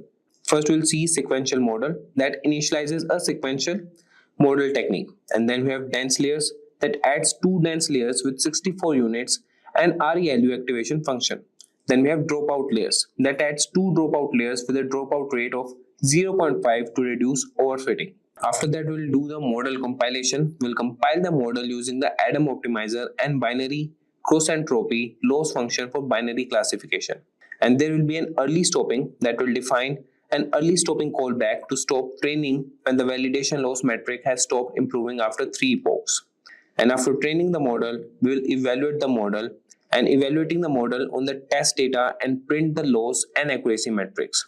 So this code demonstrates the process of loading, pre-processing, building, compiling, training, and evaluating a deep learning model using TensorFlow and Keras for predicting equipment failures in a manufacturing plant. So the use of techniques such as data pre-processing, dropout, regularization, and early stopping helps in building a robust deep learning model for predictive maintenance. So that's all with question number 14. Now I'll start with question number 15, that is based on deep learning and NLP. And your question is, you are tasked with developing a sentiment analysis model using deep learning to understand customer opinions from reviews. So what steps would you take to build this model, and can you provide a sample Python code snippet to illustrate how you would pre-process data and train a simple deep learning model? So we'll start answering this with sentiment analysis. That sentiment analysis using deep learning allows businesses to gauge customer sentiment from text data like reviews or comments effectively. And we'll have a detailed approach for building a sentiment analysis model. We'll start with data collection and cleaning. We will collect the data, gather a substantial data set of text reviews and their associated sentiments, typically labeled as positive, negative, or neutral. And then we'll clean the data, pre-process the data by removing noise such as HTML tags, special characters, and stop words. And we'll normalize the text by converting it to lowercase. And then we have text pre-processing. We'll convert text into tokens, words, or phrases. And then we have vectorization that transforms tokens into numerical format using techniques like word embeddings or TF-IDF, that is term frequency in words document frequency. And then we'll use the padding. And then we have the option of model selection. We'll choose a model architecture based on a basic approach and use a RNN or more advanced architecture like LSTM, that is long short term memory, or GRU, that is gated recurrent units, which are effective for sequence data like text. And then we have model training. We'll compile the model, define the model architecture, and compile it with the loss function suited for classification like categorical, cross entropy, and an optimizer like Adam. And then we'll train the model, we'll fit the model on our pre-processed data. We'll evaluate and optimize it. Evaluating model performance, here use the metrics such as accuracy, precision, recall, and F1 score to assess the model. And then we have hyperparameter tuning. We'll optimize the model by adjusting parameters like learning rate, number of layers, and units per layer. And then coming to deployment. We'll deploy the model and integrate the model into the existing review processing pipeline so it can automatically classify new reviews. So let's see the sample Python code, and we'll have a basic approach for that. Here we'll import NumPy, TensorFlow, sequential, embedding LSTM, dense dropout. So embedding converts positive integers, that is indexes, into dense vectors of fixed size. And LSTM, that is long short-term memory layer, that is used for learning dependencies in sequence data. And then we have dense, that is a regularly dense connected NN layer. And then we will import pad underscore sequences. And after that, we have the data set and the sample text data representing customer reviews that will store in variable text. And then we have labels that has binary labels indicating sentiment, 1 for positive, 0 for negative. And now we'll start with the pre-processing of data. Here we have declared that tokenizer. We will initialize a tokenizer that will help only the top 1000 most frequent words. And then we have fit underscore on underscore text, that is update the internal vocabulary based on the list of text. It essentially creates a dictionary of word to index pairs. And then we have text to sequences that will transform each text in text to a sequence of integers. And then we have pad sequences that will ensure all sequences have the same length by padding shorter sequences with zeros up to the maximum length. And then we'll start building the model.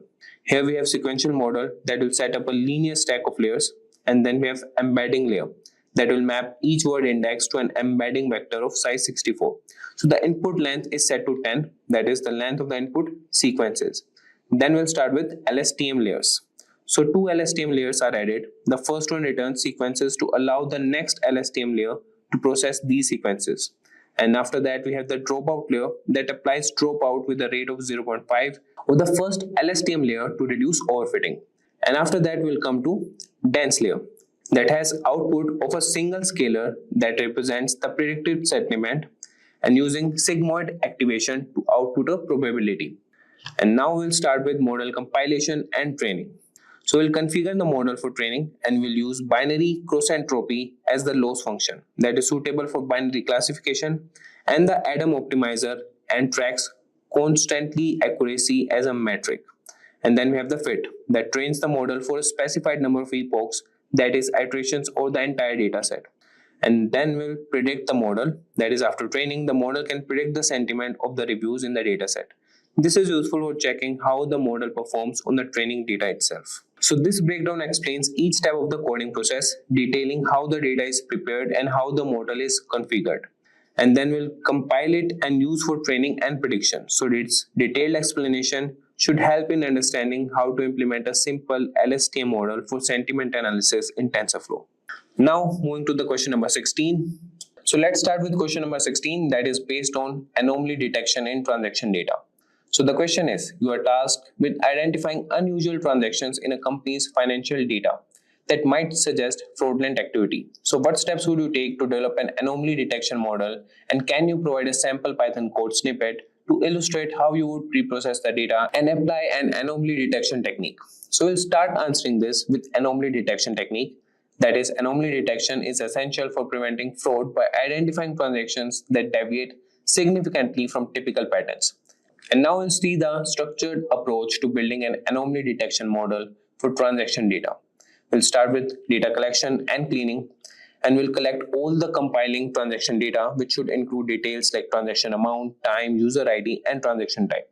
Then we'll move to feature engineering and develop features that capture the essence of transactions, such as time of day and the day of the week. And then we have data normalization. We'll use scaling techniques such as min-max scaling or standardization to ensure that the model is perfectly normalized. And then we have choosing the anomaly detection technique. So here we have to choose the technique which is effective for high dimensional data sets and works for isolating anomalies instead of profiling normal data points. After choosing the anomaly technique, we'll train anomaly identification. We'll fit the chosen model to the data, and the anomalies that would have been chosen will be those transactions that the model identifies. And after this, we come to the last step, that is review and action. Here we have manual review, that is transactions flagged as potential anomalies should be reviewed manually to confirm fraudulent activity. And then we have continuous improvement. That is, we can regularly update the model with the new data and feedback from the review process to improve accuracy. And now moving to the prediction, that is after training the model, we can predict the sentiment of the reviews in the dataset. And this is useful for checking how the model performs on the training data itself. Now we'll see the Python code to see how you can set up this model for anomaly detection. We'll start by importing the libraries and module, and after that we'll load and prepare data. That is, we'll load transaction data from a CSV file into the pandas data frame. And after that, we'll convert the transaction time column to date time format, which allows the extraction of additional time-based features. And after that, we'll perform feature engineering that will extract the hour of the day from the transaction time column. This feature can be important as transactions occurring at unusual hours may be indicative of fraud. And then we'll move to the normalization of data. This will apply standard scaling to the amount and hour of the day feature. This normalization process involves subtracting the mean and dividing by the standard deviation for each feature, ensuring that the feature contribute equally to the analysis and improving the performance of many machine learning algorithms. And after that, we'll start with anomaly detection with isolation forest. That's a technique. We'll initialize an isolation forest model with 100 trees, that is n estimators equal to 100, setting the proportions of outliers, that is contamination, to 1% of the data. So this parameter is crucial as it influences the threshold of marking an observation as an anomaly. Then we'll fit the model to the scaled amount and hour of the day data and predict the anomaly status for each transaction. And then we'll start with filter and display anomalies. We'll filter out transactions identified as anomalies, that is anomaly equal to -1. We'll display these transactions which can be reviewed manually to determine if they represent actual fraudulent activity. So this code snippet provides a systematic approach to detecting anomalies in transaction data, leveraging the isolation forest algorithm's ability to handle complex and high-dimensional dataset effectively. So the pre-processing steps ensure that the data is appropriately formatted and normalized for optional model performance. So this was all about question number 16. Now moving to question number 17, and that is based on integrating machine learning models into web applications. And your question is, you have developed a machine learning model to predict real estate prices based on various features like location, size, and amenities. How would you integrate this model into a web application to allow users to get real-time price predictions? Can you provide a sample Python code snippet to illustrate how you would prepare the model for integration and handle user requests? So starting with the approach, that is integrating a machine learning model into a web application, this will involve several steps to ensure the model is accessible and perform well in a live environment. So here's how you can approach this task. We could divide into steps, and we'll start with number 1 step, that is model preparation. We'll finalize and save the model.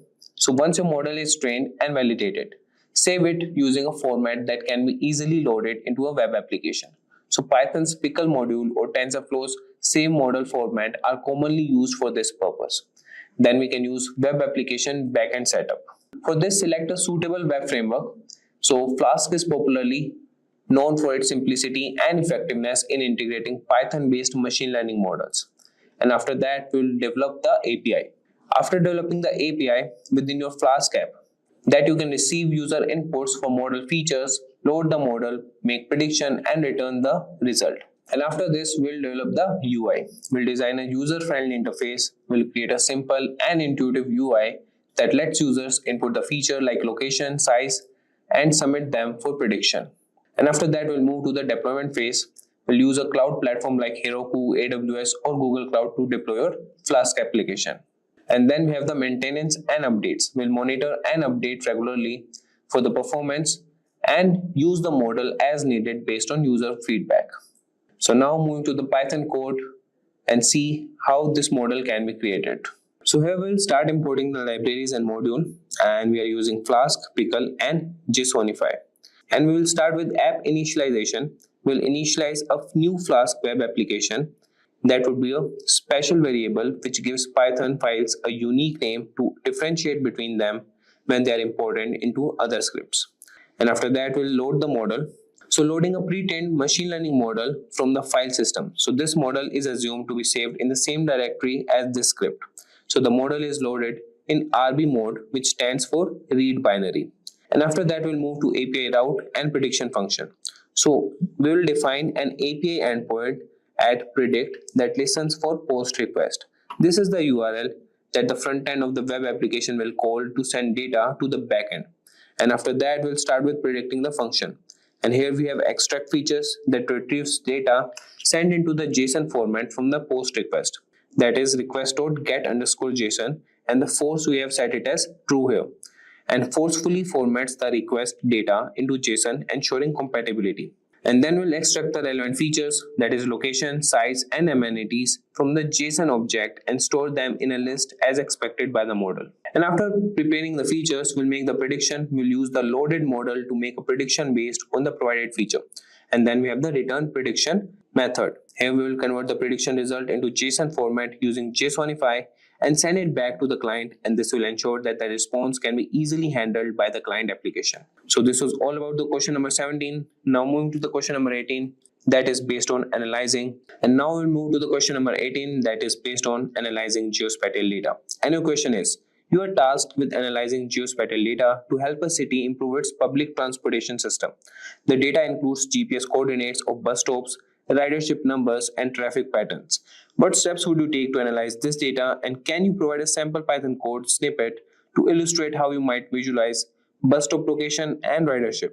So you can start answering this question, that geospatial data analysis can provide critical insights into how effectively a public transportation system serves its city and guide improvements.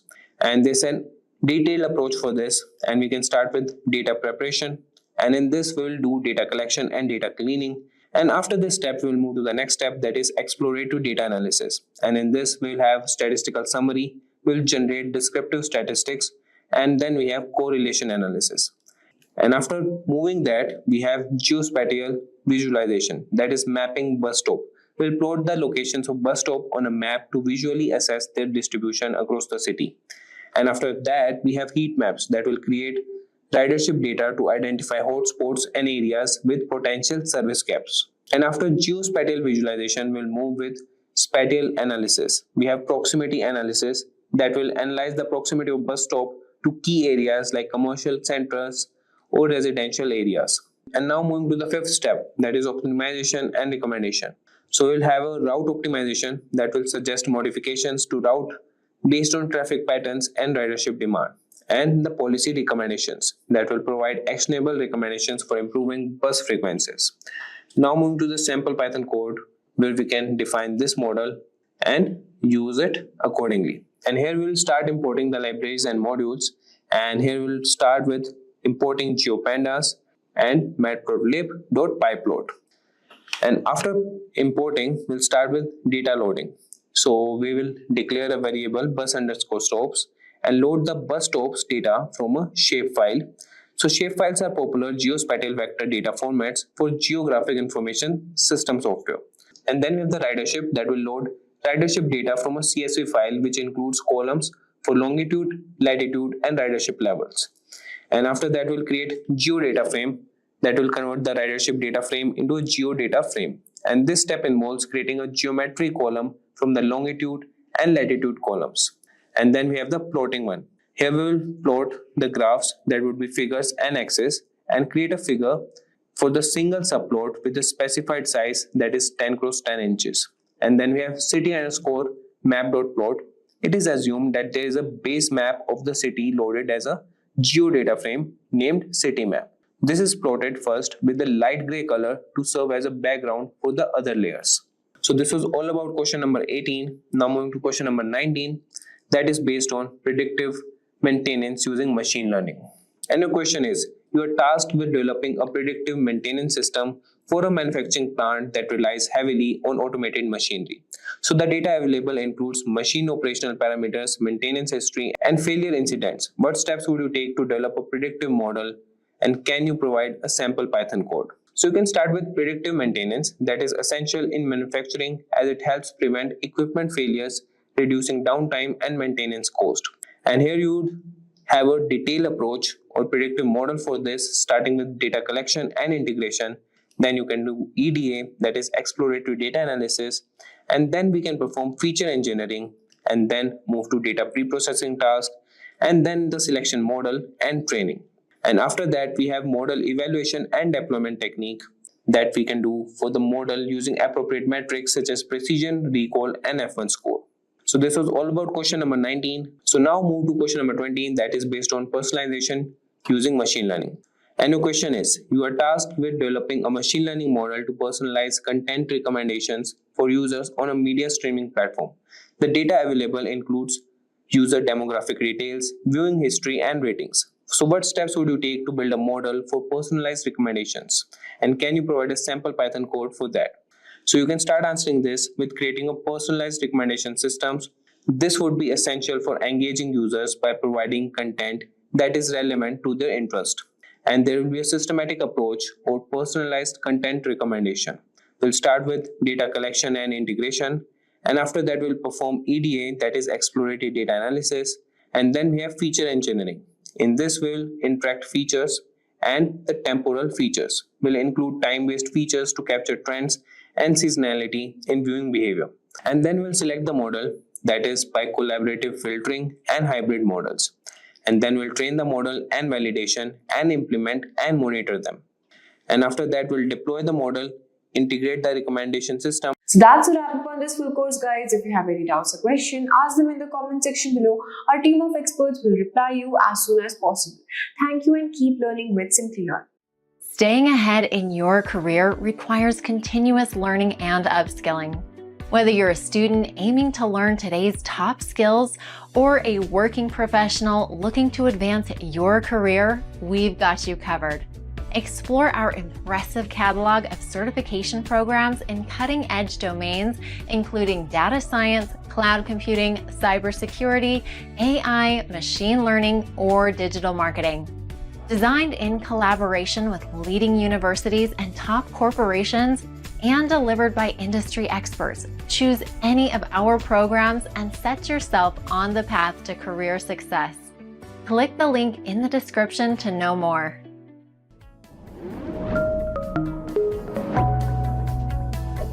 Hi there, if you like this video, subscribe to the Simplilearn YouTube channel and click here to watch similar videos. To nerd up and get certified, click here.